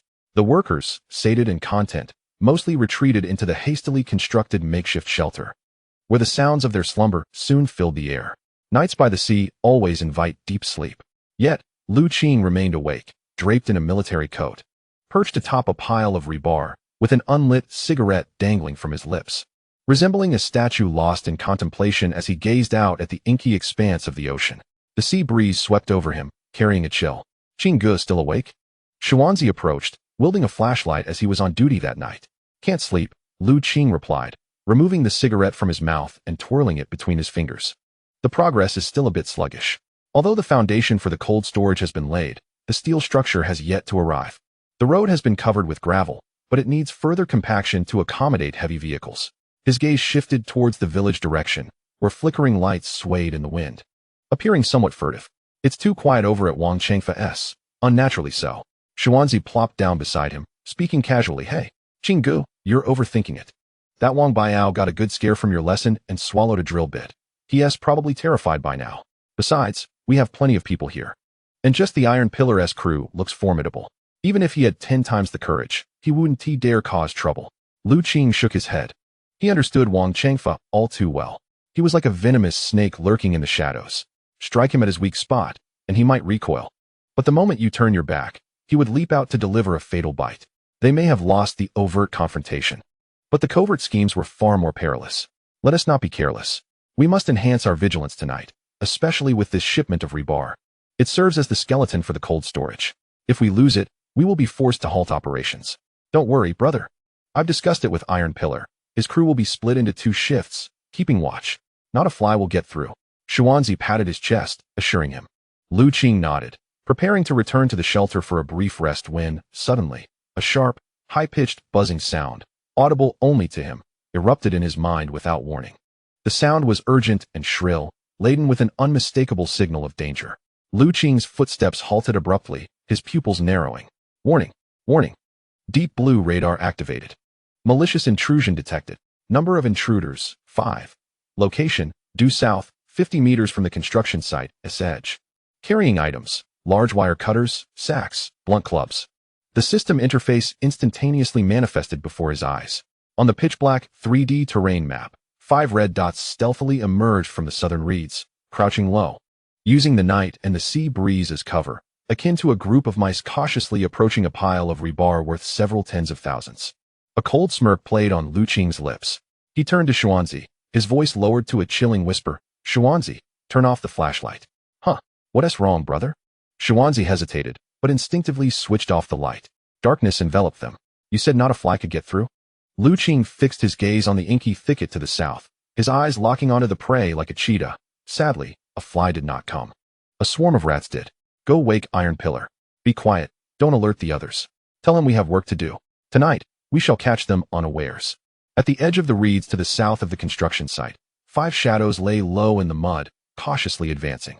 The leader, a tall and lean figure, his face obscured by a black cloth, tightly gripped a large hydraulic wire cutter 1/2 meter long. He was known as the Lizard Dog, a reliable henchman of Wang Biao, notorious for petty theft. In the past, if any chickens or dogs went missing in the village, it was likely his doing. "Boss, is this really going to work?" A younger accomplice trailing behind glanced nervously at the still-burning campfire at the construction site. I heard Lu Qing has hired a bunch of strongmen from out of town. If we get caught, fear not. Lizard Dog shot him a glare and hissed. Biao Gu said if we cut that pile of steel or steal some of it, causing them to lose work tomorrow, we will have accomplished a great feat. Afterward, we each get $500. Besides, look at the time. Those big oafs have been working all day. They're probably sleeping like dead pigs. Let us move quickly. Cut through the fence, grab the rebar, and vanish without a trace. His eyes gleamed with greed as he eyed the steel glinting under the moonlight. This bundle of rebar, if sold at the scrapyard, could fetch us a few hundred. It's a no-risk, high-reward deal. Go. Lizard Dog waved his hand. The 5 men scuttled like black maggots towards the barbed wire. Snip. The hydraulic cutters easily sliced through the wire, creating a gaping hole. Lizard Dog was the first to slip through. The surroundings were eerily quiet, save for the distant sounds of snoring from the shelter. Huh, they're really out cold. Lizard Dog chuckled triumphantly, heading straight for the pile of rebar. He reached out and grasped a cold piece of rebar. A surge of excitement rushing through him as he prepared to signal his comrades. Suddenly, he felt something was amiss. The silence around him seemed too profound. Even the sound of the waves had softened. Moreover, a chill crept up his spine, raising the hairs on his neck. It was the instinctive feeling of being stalked by a predator. Lizard Dog instinctively turned around.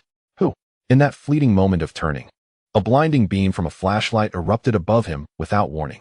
The light beam struck his face like a sword, rendering him momentarily sightless. Ah! Lizard Dog screamed, instinctively raising his hands to shield his eyes. Immediately, he heard a voice that seemed to echo from the depths of hell, dripping with mockery and cold menace. Out in the dead of night, come to guard my territory? You've worked hard. Since you're here, don't leave.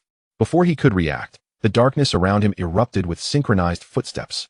With a rustle, a dozen figures emerged from the shadows, encircling the 5 intruders. They bore no weapons, merely crossing their arms and coldly regarding the intruders illuminated by the glaring light. The leader, a towering figure at 185 meters, resembled an iron tower. He casually chewed on a half-eaten cucumber while eyeing Lizard Dog, a grin that was both innocent and cruel spreading across his face. The boss said, "For every piece of steel you steal, a finger goes. Count how many you've touched." Lizard Dog surveyed the fierce countenances surrounding him, then glanced at the hydraulic cutters in his hand, which now felt utterly inadequate. His legs turned to jelly. Oh my god, it's a ghost. Chapter 58, Vigilante Justice and Rules. Thud. The hydraulic cutters slipped from Lizard Dog's grasp, falling into the mud with a muffled thump. He collapsed to the ground. Akin to a limp shrimp, his pants instantly soaked, a pungent odor wafting through the sea breeze. He was a rogue, a scoundrel, but he was not a fool.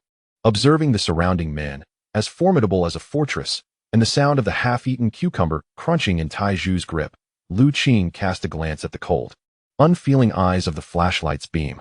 He realized that tonight, he had indeed fallen into a trap at his grandmother's house. Lao Lu, the mangy dog, trembled, his teeth chattering as he struggled to muster a smile more grotesque than a cry. It's all a misunderstanding. We merely passed by and thought to borrow a rebar to build a doghouse. Passed by? Before Lu Qing could respond, Taiju burst into laughter. He strode forward, seizing the mangy dog's collar with one hand, effortlessly lifting the hefty man into the air as if he were a mere chick. You're not just passing by. You've come to meet your demise. Taiju's gaze was as sharp as a knife. During our time in the military, we despised thieves like you who pilfer materials. If a rebar is missing, the bridge could collapse in the future, costing lives. What should we do, Sergeant? Shunzi, holding a thick hemp rope, inquired excitedly. Should we break his legs and toss him out? Or dig a pit and bury him, leaving only his head exposed? Upon hearing this, the mangy dog and his 4 subordinates were struck with terror, prostrating on the ground, banging their heads. No, please, spare us. We dare not do it again. We only came because Wang Baiao told us to. He instigated us. Lu Qing approached and placed a hand on Taiju's arm, signaling him to release the man. Burying him is illegal, and breaking his legs would incur medical expenses. Picking up the wire cutter from the ground, he weighed it in his hand, feeling its heft. Shall we send them to the police station? Xuanzi asked. Lu Qing shook his head, a smirk of derision curling his lips. Send them in? They'll only be detained for a few days, find a bit, and emerge as bold as ever, likely to return and annoy you again. Sometimes the law is too lenient for scum like this. They need a lesson that etches itself into their bones, a memory that evokes shivers for a lifetime.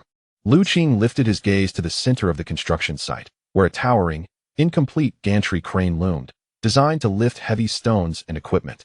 Standing 10 meters tall against the night sky, resembling a massive gallows. How strong is the sea breeze tonight? Qing suddenly posed a seemingly nonsensical question. Boss. About 5 to 6 degrees, quite refreshing. Taiju instantly grasped the intent, grinning widely.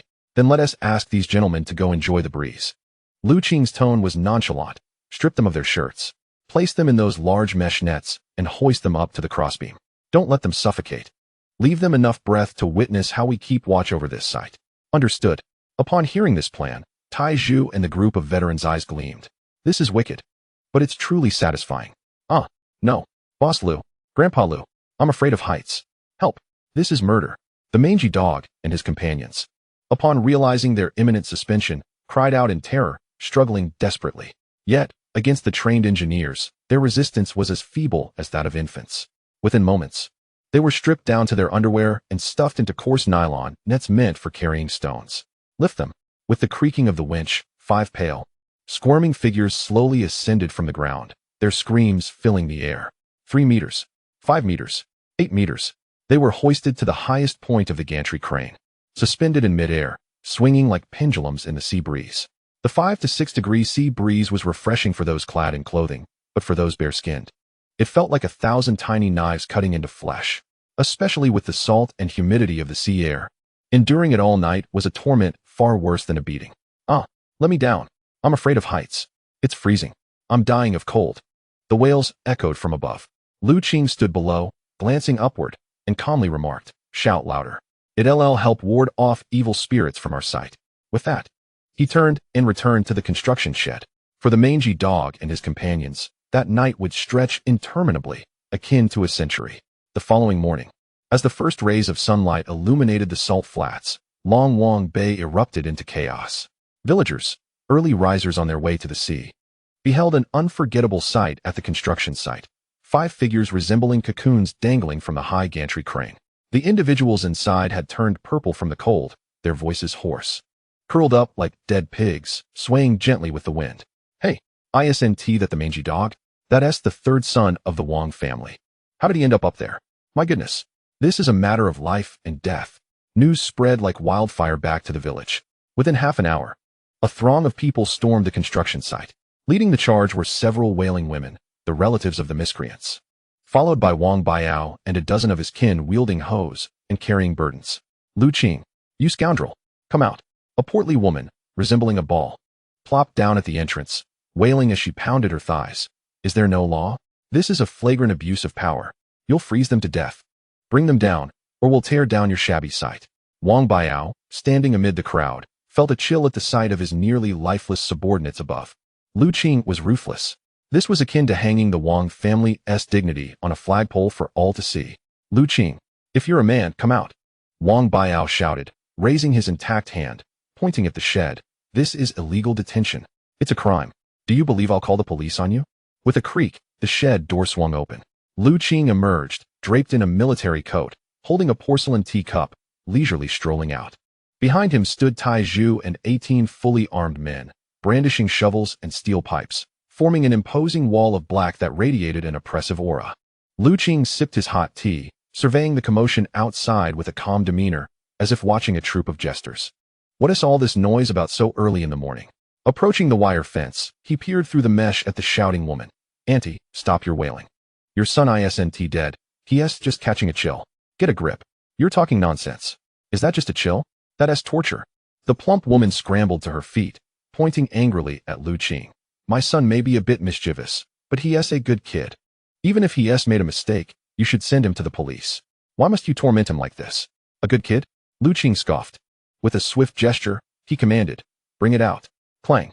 Xuanzi hurled the massive hydraulic wire cutter and several bags filled with rebar over the fence. The stolen goods rolled to the plump woman's feet. Open your eyes and see. Qing's voice rose above the clamor. This is what your good son has done. Last night, he came here to cut my fence and steal my rebar. This stack of rebar is the backbone of my cold storage construction. If they manage to cut it and steal it, and my project collapses, who will be responsible for the casualties? Stealing. The onlookers gasped, and the tide began to turn. In rural areas, theft was akin to a dagger in one's back, especially when it involved materials for building homes. Just a few pieces of rebar aren't worth much. The plump woman's resolve weakened, but she persisted. But you can't treat people like this. This is vigilante justice. Vigilante justice? Lu Qing opened the wire fence gate and stepped outside. Behind him, Tai Zhu and the others stepped forward in unison. The sound of their synchronized footsteps reverberated, shaking the ground beneath them. Wang Biao and his ragtag group, armed with shovels, instinctively recoiled several steps in fear. Lu Qing stood between the two factions, his gaze not on the families present, but directed at Wang Biao, who was hiding behind the crowd. His eyes were sharp and predatory, akin to a hawk surveying its prey. In my territory, my rules are law, Lu Qing declared, pointing to the 5 individuals suspended above. His voice resonated like a bell. This construction site is a product of my entire fortune and life. Anyone wishing to work here and earn money will be treated like a brother, with provisions of food and drink. But those who dare to disrupt or steal from me will face dire consequences. Lu Qing's finger shot towards the sky. That is your fate. Tonight is merely a warning. Should you dare to reach out again, I will sever your hand and hang it on the flagpole as a wind chime. Those who doubt, feel free to test me. His words were laden with a palpable aura of menace and authority. The crowd fell silent. Even the most boisterous of women, who typically raised a ruckus, was rendered speechless by Lu Qing's imposing presence, forgetting her tears. Wang Biao's face fluctuated between shades of green and white. He attempted to muster a retort to regain his composure, but the sight of Tai Zhu and his men, brandishing their gleaming shovels, left him tongue-tied, as if a stone lodged in his throat. He understood that as of today, the Wang family's rules would no longer hold sway in this salt marsh and construction site. Here, it was the Lu family who reigned supreme. Release them and let them leave. Lu Qing gestured dismissively, turning away to leave behind a cold silhouette. This is both your first and last warning. Should there be a next time, the consequences will be yours to bear. With a thud, the net fell to the ground as the 5 frozen thugs were carried away amidst the lamentations of their families. Under Lu Qing's iron grip, this farce transformed into a stage for him to assert his dominance. After this night, Lu Qing not only subdued the foreign laborers, but also established a firm rule over this chaotic construction site, akin to a stabilizing anchor. Yet, he knew this was insufficient. For he understood that while human calamities are avoidable, there exists a deeper, more ancient fear that truly curses this desolate land. Just as the excavators roared to life, preparing to dig into the depths of the cold storage's foundation, an unexpected object was about to resurface. Chapter 59. The Legend of the Town Ceiling Stone. The midday sun blazed like a fiery orb, scorching the salt marsh and sending up plumes of white smoke. After days of relentless work, the foundation for the cold storage had been excavated over 5 meters deep. In the vast pit, 2 caterpillar excavators extended their long iron arms, tirelessly extracting the dark, gleaming sludge from the depths. The deafening roar of the engines filled the air. Lu Qing, donning a hard hat, stood at the edge of the pit, examining the blueprints with Tai Zhu. Boss, we're ahead of schedule, Tai Zhu remarked, pointing to the deep pit. Sweat glistening on his brow, yet his eyes sparkled with excitement. The soil here is more solid than we anticipated. Once we get past that layer of sludge, we'll hit the sandstone layer, ensuring firm piles. At this pace, we'll pour the first layer of the foundation in 3 days. Lu Qing nodded, about to respond when suddenly, Bianji, a deep, piercing sound erupted from the bottom of the pit, unlike any encountered before, as if a shovel had struck solid steel, causing the ground to tremble. Immediately, the excavator in operation jerked violently. The massive machine swayed, its tracks slipping with a grating sound. Moments later, the engine sputtered twice and died. What is happening? Lu Qing furrowed his brow and hurried to the pit's edge. He saw the operator, now pale as a ghost, leap from the cab, scrambling up the slope while shouting in terror, "It's bad. It's bad. We've hit something." "What is it?" The workers, who had paused their tasks, craned their necks to peer into the pit. Without hesitation, Lu Qing slid down the dirt slope, followed closely by Tai Zhu and Xuanzi. The pit was deep, the air thick and stale, carrying the pungent odor of aged mud and an indescribable scent of decay. Beneath the excavator's bucket, a large expanse of earth had been cleared, revealing an enormous, grayish-white stone. However, this stone was unlike any ordinary rock. It was smooth and rounded, its surface adorned with natural patterns resembling scales, and it was covered in a dark red substance that resembled dried blood. What sent shivers down their spines was the grotesque shape of the exposed portion. 2 bulging stone mounds resembled eyes, with a fissure in between resembling a mouth, at first glance. It appeared to be the head of a colossal beast, buried underground for millennia. now glaring at the intruding humans. What the hell is that? Is it alive or dead? Is it the town-sealing beast? One curious worker gasped, sitting down in the muddy water, terrified. At that moment, an elderly Tyler, trembling, approached. He stared at the stone for a long while before suddenly dropping to his knees, as if he had seen a ghost, and began to fervently bow before it. Forgive me. Forgive me. I told you, this cursed land should not be disturbed. This is the town-sealing stone spoken of by our ancestors. Sent by the Dragon King to suppress the sea eye. Beneath here lies the sea eye. If we disturb this stone, the seawater will flood in, and our entire village will be submerged. We will face dire retribution. In the fishing village of 2005, the influence of superstition was profoundly strong. Especially legends concerning the Dragon King, the sea eye, and town-sealing artifacts were deeply ingrained in the common folk's psyche. The old Tyler's outcry sent a wave of panic through the crowd. Is that true? Is it really that ominous? It looks alive, it's terrifying. I don't want to work anymore. I want to risk my life for this. Panic spread like a plague, swiftly engulfing the confined space of the pit. Even Tai Zhu's seasoned veterans, who had seen much in their time, regarded the grotesque stone with newfound apprehension. They were unafraid of toil, fatigue, or even death. But the primal fear of the unknown and the mysterious was difficult to overcome. Everyone, stand still. A booming voice cut through the chaos. Lu Qing stood before the stone, his back to the crowd. His voice was icy, colder than the muddy water below. What town-sealing beast? What sea eye? This is merely a piece of granite. A rather unattractive rock. Are you here to work or to listen to ghost stories? Boss Lu, we can't touch it. The old Tyler pleaded, pounding his thigh, tears streaming down his face. This is no ordinary stone. Look at those patterns. Those are dragon scales. Others have tried to excavate here, and they broke their legs after just 2 digs. This is real. We should fill the hole back up. We can't lay the foundation here. It will cost lives. The workers began to stir, and a few even dropped their shovels, preparing to climb back up. The project was on the verge of collapse. Lu Qing recognized that this was the greatest crisis he had faced on this site, more terrifying than lacking funds or water. This was a battle against inner demons. If this inner demon is not vanquished, even if the cold storage is constructed, no one will dare to enter and work. This land would truly become a wasteland. Refill it. Lu Qing let out a cold laugh. He slowly removed his shirt, revealing a robust physique. His muscles glistened with a bronze sheen under the sunlight. A testament to strength. I, Lu Qing, invested hundreds of thousands to acquire this land, not to serve as a shrine for this wretched stone. Lu Qing turned, his gaze sharp as lightning, sweeping over every hesitant worker. Are you afraid it is a deity? Afraid it will retaliate? Very well. Lu Qing strode to the side and seized an 18-pound iron hammer used for driving piles. The hammer weighed nearly 20 pounds, its head dark, exuding an aura of deadly intent. Today, in front of all of you, let us see if this is merely a stone or a divine entity. If it is a deity, let it come for me, Lu Qing. If it is but a stone. Lu Qing's expression became fierce, gripping the hammer tightly. His muscles instantly tensed to their utmost.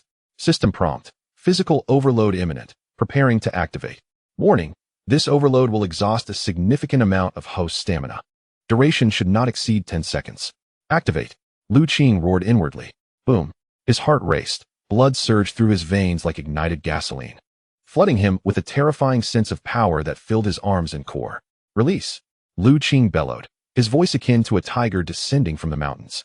He swung his arm, the heavy hammer creating a dark arc in the air, accompanied by the sound of rushing wind, as if he aimed to pierce the heavens, striking fiercely at the forehead of the so-called sea guardian beast.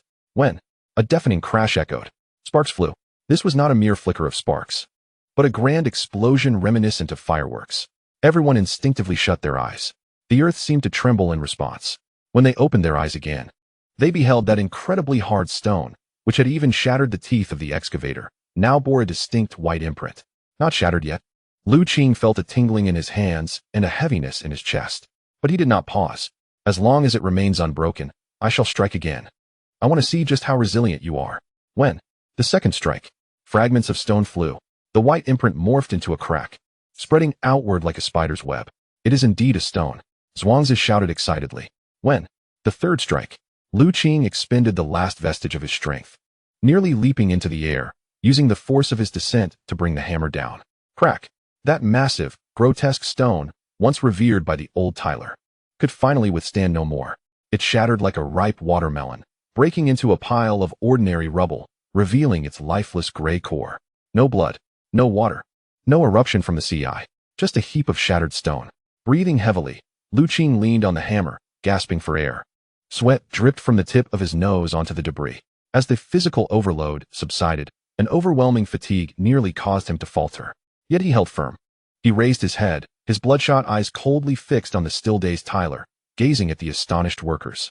"Do you see?" Qing pointed at the pile of rubble. His voice hoarse, yet commanding.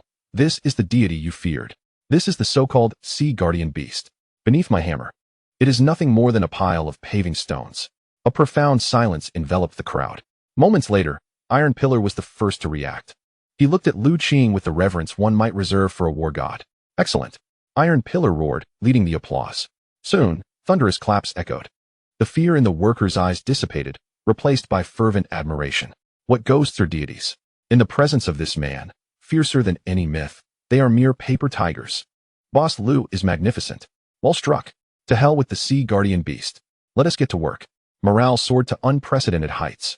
The old Tyler, trembling, rose to his feet, gazing at the pile of rubble, then at Qing, his face betraying a hint of shame.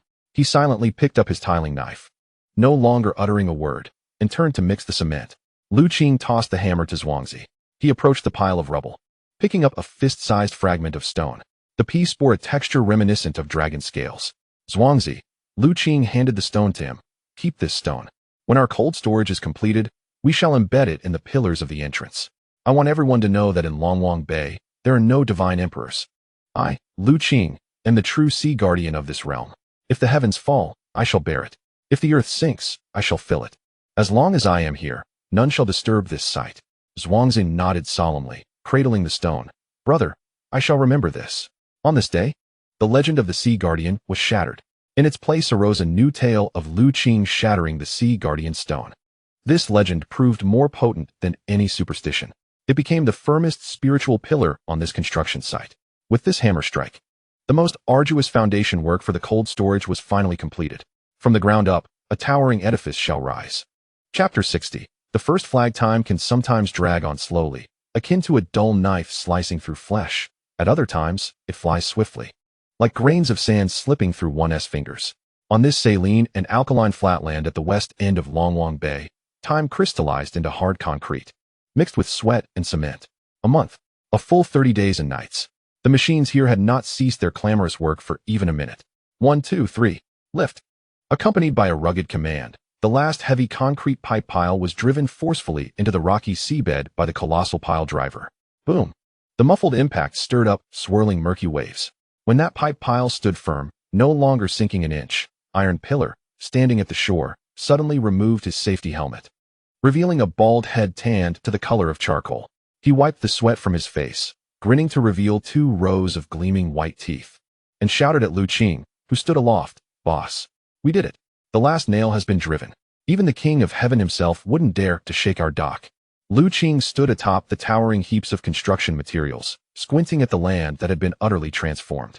A month ago, this place was a desolate mire, glistening with frost. Even wild dogs turned away in disdain. Now, a wide, level path, strewn with gravel and cement, stretched like a gray dragon from the provincial road straight to the seashore. Where once there had been a quagmire, now stood a vast, rudimentary dock platform, constructed from reinforced concrete. Although it appeared rough, lacking tiles and railings, exposing the coarse cement surface and rusted steel bars. The air was thick with the pungent aroma of diesel, the scent of the sea, and the smell of uncured cement. Yet to Qing, this aroma was the most comforting in the world. It was the scent of industry, the essence of strength. More importantly, it was the promise of wealth about to roll in. Well done. Qing leaped down from a height, landing steadily on the freshly poured concrete of the dock. The ground beneath his feet felt solid and firm, dispelling the previous sensation of treading through muddy terrain. "Qing, you are truly a madman," Chen Shui remarked as she approached, clutching a folder. Over the past month, she had tanned considerably. The delicacy of an urban white-collar worker had long been swept away by the sea breeze, replaced by a demeanor that was both capable and spirited. She gazed at the construction site before her, modest yet grand in its ambition, with a complex expression. "Do you have any idea how much we've spent this month? Excluding labor costs, we've already burned through nearly 80,000 on materials and machinery alone. The little savings you had, along with the bank loans, have dwindled to less than 1,000 on the books. If we can't turn a profit next month..." Chen Shui left the thought unspoken. As the consequences were clear to all, a point of no return. Lu Qing extracted a cigarette from his pocket and lit it, his gaze drifting toward the shimmering sea in the distance, where the setting sun stained the waters a deep crimson. Turn a profit? He exhaled a plume of smoke and chuckled softly. Chen Shui, your vision remains limited. I am not building this dock merely to recoup costs. I aim to establish the rules. Previously, the regulations of Longwang Bay had been dictated by Wang Changfa, controlling who could fish, who could refuel, and who could set sail. But from this day forth, Lu Qing asserted, tapping the solid concrete beneath his feet, as long as we stand on this ground, I shall set the rules. With that, he turned to his comrades, Xuanzi, Lu Hai, and Tai Zhu, who were resting on the ground, and beckoned them over. Gather round. Put down your tools. The workers approached, their faces smudged with dirt and grime, some with bloody bandages wrapped around their hands. Yet, the intensity of their labor over the past month had not crushed their spirits. Rather, their gazes were sharper, their postures prouder, embodying a resilience forged through strife. Brothers, Lu Qing addressed this band of men who had fought alongside him. His voice somewhat hoarse. This past month has been arduous for all of you. Why have we toiled day and night? Some say for money, others for pride. Both are valid, but I believe we strive for something greater, a home, a place where we need not bow to others, where we can earn a living with our heads held high. He walked to the edge of the dock, where a newly welded steel flagpole, towering 10 meters high, stood erect. Though unpainted and still marked by welding residue, it pointed toward the heavens like a spear piercing the sky. Xuanzi, bring it forth. Xuanzi approached, reverently presenting a neatly folded red cloth package to Lu Qing.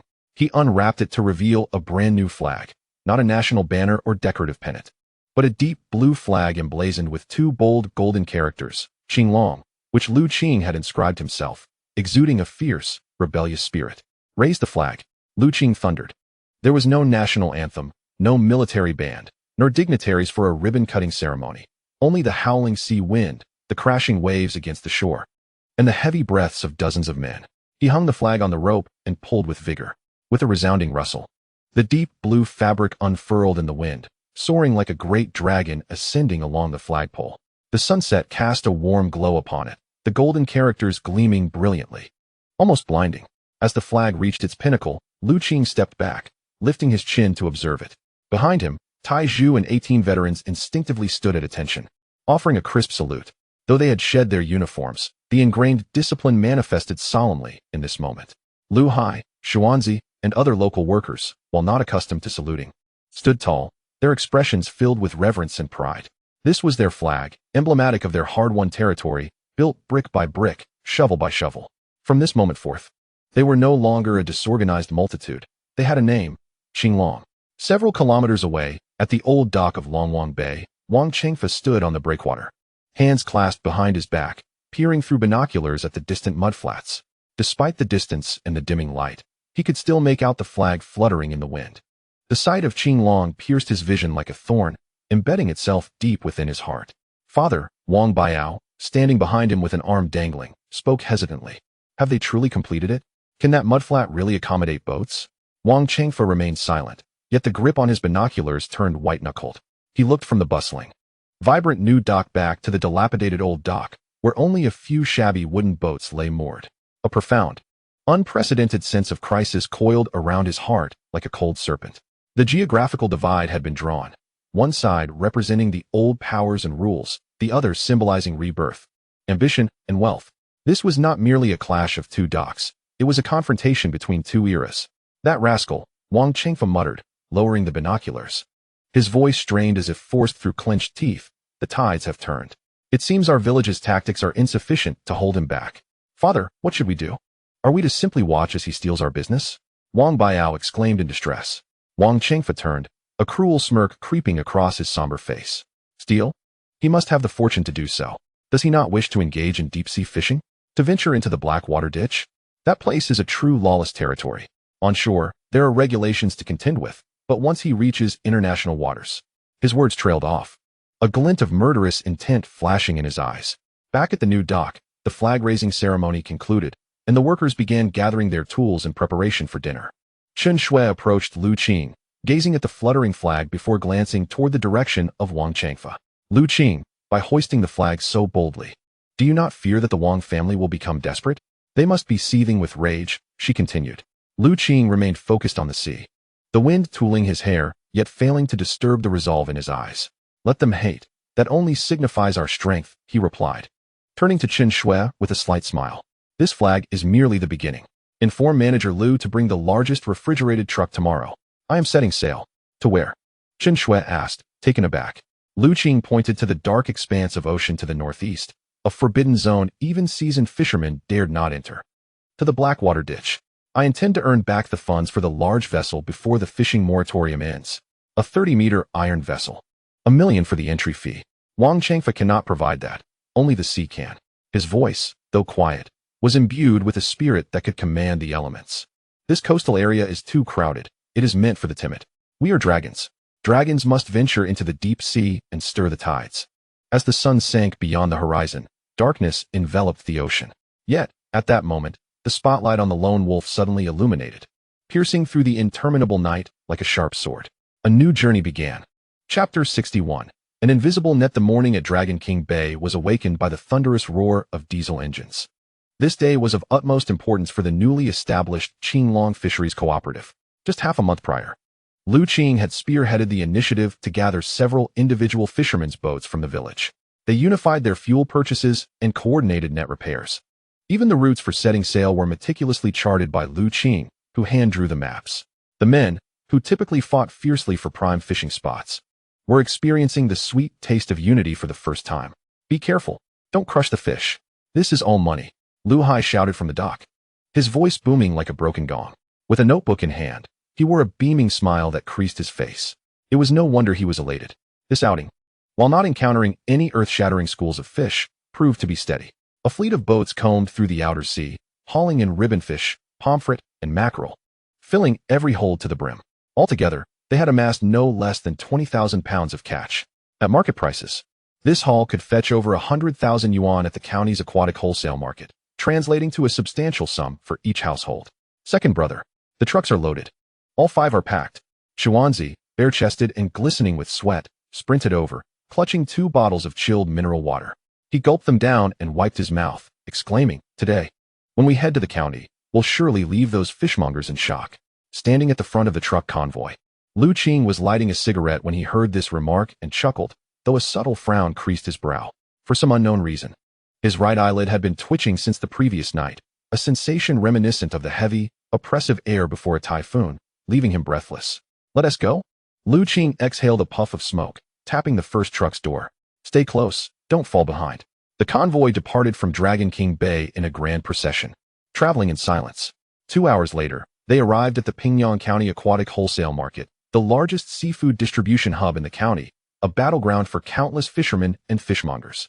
Typically, at this hour, the market entrance would be congested, with 3-wheelers and small trucks jostling for space amidst a cacophony of shouts and haggling that could lift the roof. However, today, as Lu Qing's convoy entered, the atmosphere felt unsettlingly off. It was too quiet. There were people, fishmongers clad in rubber shoes with money pouches at their waists, huddled in groups, smoking and chatting. Yet when they saw the convoy emblazoned with Qing Cooperative, they recoiled as if confronted by a harbinger of doom. The lively scene instantly turned cold. No one approached. No one, as usual, clamored to claim the cargo. They merely watched with an inscrutable expression, some turning away as if blind. "Hey, did these guys change their tune today?" Xuanzi leapt from the passenger seat, bewildered. In the past, they would fight over our old boat's stinky fish and shrimp, and now they ignore this fresh catch? Lu Hai sensed something was amiss too. But being a straightforward man, he thought little of it. He walked directly to a familiar fishmonger's stall. "Old ma, fortune awaits," he said, handing over a cigarette and gesturing toward the truck behind him. "Freshly landed ribbonfish, shimmering silver, top-quality stuff. Shall I reserve this load for you?"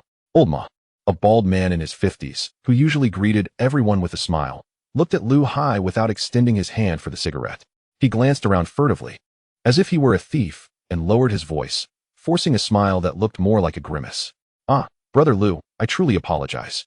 I haven't brought any money today." "No money?" Lu Hai was taken aback. "Old ma, are you joking? Your stall makes tens of thousands a day. How could you not have cash?" "Fine, I'll let you have it on credit. We're like family," Lu Hai insisted. "No, absolutely not." Old ma recoiled as if burned, shaking his head vigorously. "I can't take it. You should ask around at other stalls." With that, He abruptly pulled down the awning of his stall and retreated into the back room, slamming the door shut. This scene served as a signal. Lu Hai, undeterred, approached several other fishmongers with whom they had good relations, only to receive the same response. Either they had no money, their inventory was full, or business had been poor lately. One particularly burly fishmonger cast a glance at the truck's cargo and spat, "I'll take it, but for 2 dimes a pound." 2 dimes. The villagers following behind erupted in outrage. "Are you robbing us? These ribbon fish sell for 8 yuan at the market. You offer 2 dimes. Do you think we're fools? Sell, or take it back to rot in your truck." The burly man retorted, chopping at the counter with a cleaver, the noise reverberating. His words sent a chill through everyone. It was clear to any sensible person that something was amiss. They were being blackballed. Lu Qing remained silent, leaning against the truck, chain-smoking until he had stubbed out 3 cigarettes. His deep-set eyes scanned the faces of each fishmonger, finally settling on old Ma, who cowered inside, too afraid to emerge. "Chuanzi." Lu Qing tossed his cigarette, but to the ground, crushing it underfoot. His tone was eerily calm, sending shivers down spines.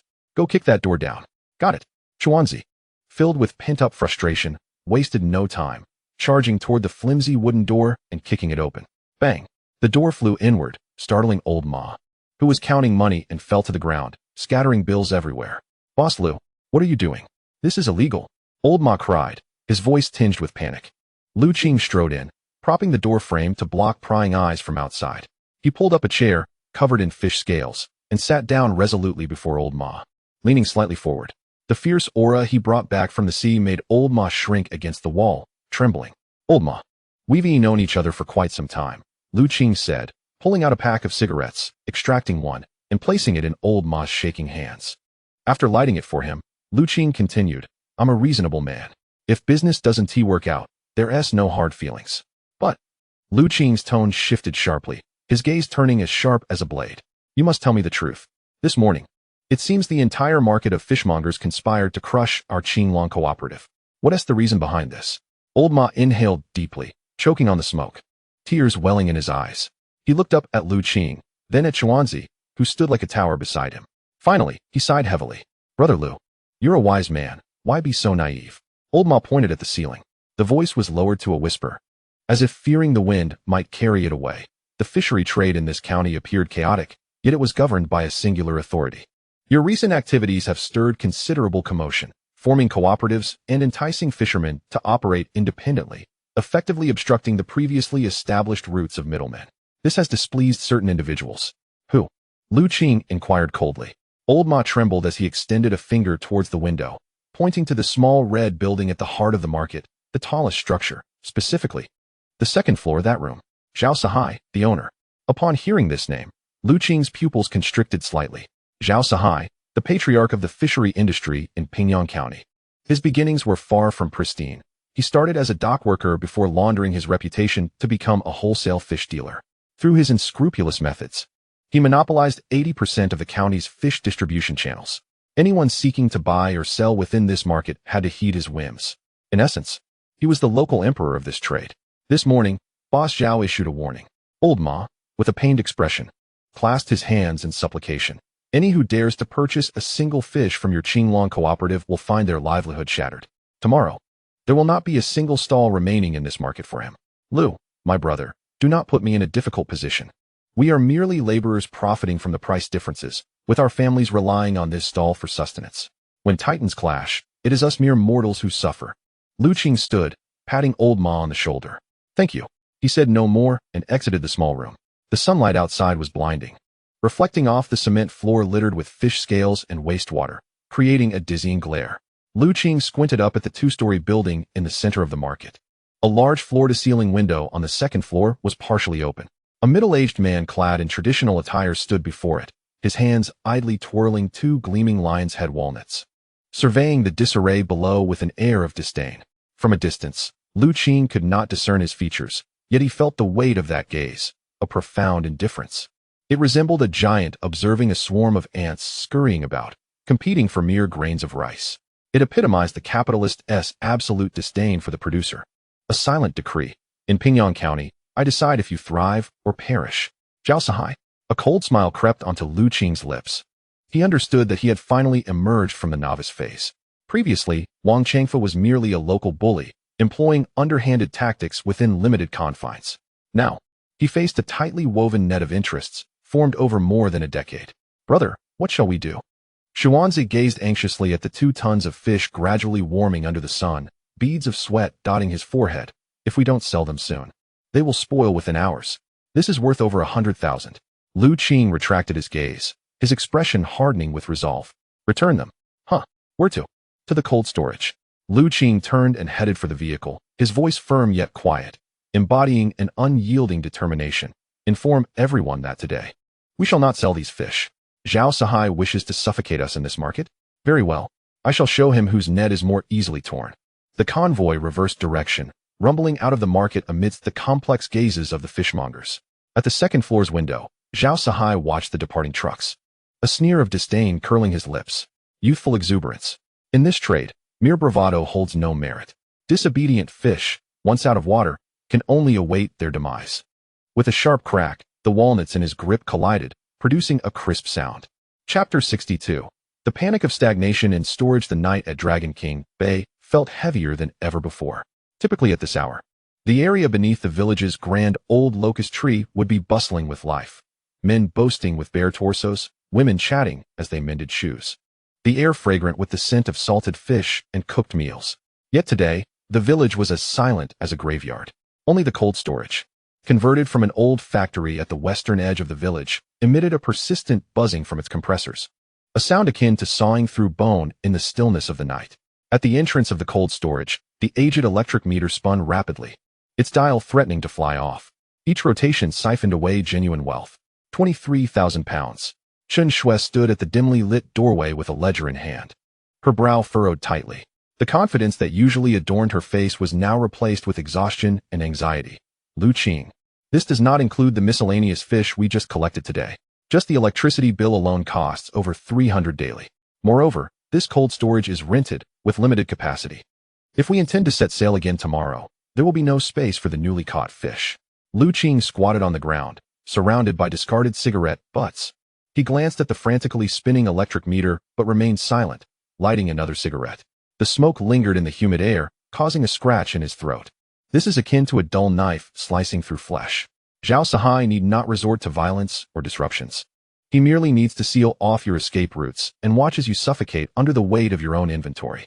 Suddenly, Xuanzi burst forth from the darkness, panting heavily, his expression fraught with panic. The cooperative is in chaos. Orlinzi and a few others are causing a ruckus in the meeting room. They're demanding refunds of their shares and accusing you of being a harbinger of doom, blaming you for offending Zhao Sahai and wanting to drag everyone down with you. Lu Qing's fingers trembled sharply, ash from his cigarette falling onto his hand, leaving a burn mark. He did not shake it off, rising to his feet. An unsettling fierceness flashed in his eyes, sending a chill through Chen Shui. Let us go? Lu Qing spat out the cigarette, but his voice as frigid as ice freshly removed from the cold storage. We must see which deity dares to obstruct my path. The temporary meeting room of the cooperative was, in reality, a small room adjacent to the Lu family's old residence. At that moment, the air was thick with smoke, the stench of inferior tobacco strong enough to suffocate mosquitoes. A dozen men were crammed into the cramped space, some perched on stools, others leaning against the walls, each face pale and eyes flickering with anxiety. In the center stood Orlinzi, a wiry man, fervently banging on the table, his spittle flying. He was notorious in the village for his fickleness.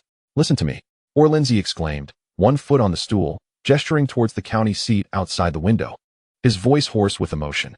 We are but a bunch of struggling fishermen. That is Zhao Sahai. He is the authority in this county. Lu Qing's desire to play the hero and confront him head-on is his own affair. Why must we be dragged into this peril? You all heard the fishmongers today. If we follow Lu Qing, we won't sell a single fish. If these fish rot in storage, it will cost our families everything. Orlinzi grew increasingly agitated, his eyes reddening. I won't do this anymore. While our ship hasn't sunk yet, return my investment. I want to withdraw my shares. This outburst ignited a powder keg. The already anxious villagers erupted into a frenzy. Indeed, Orlinzi had a point. They had borrowed high-interest loans to purchase their shares. Should they incur losses, their families would be left to face dire consequences.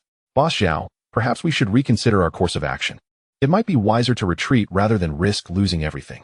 Fear. This emotion is indeed contagious, particularly when confronted with the unknown and the powerful.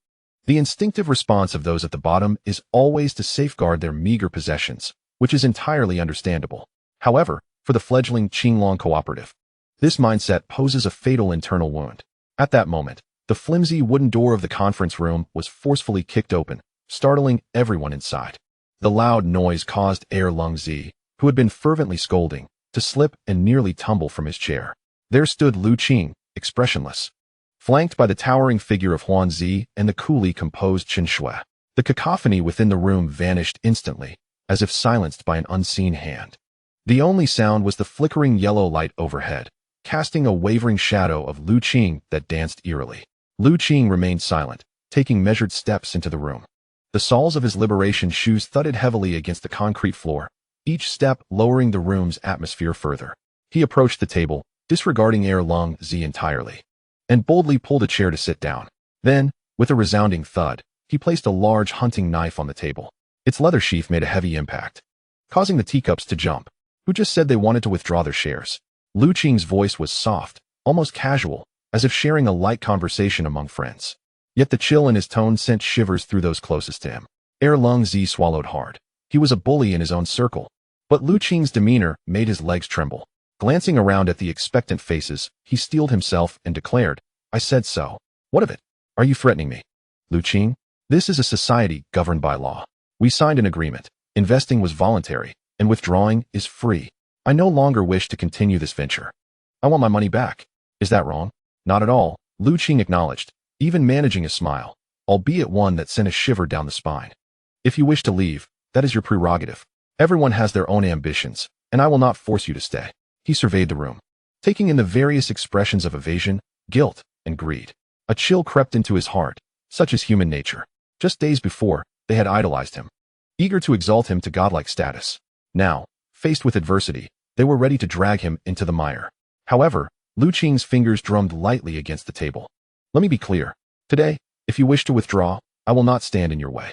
I will return your principal in full, even including this month's dividends."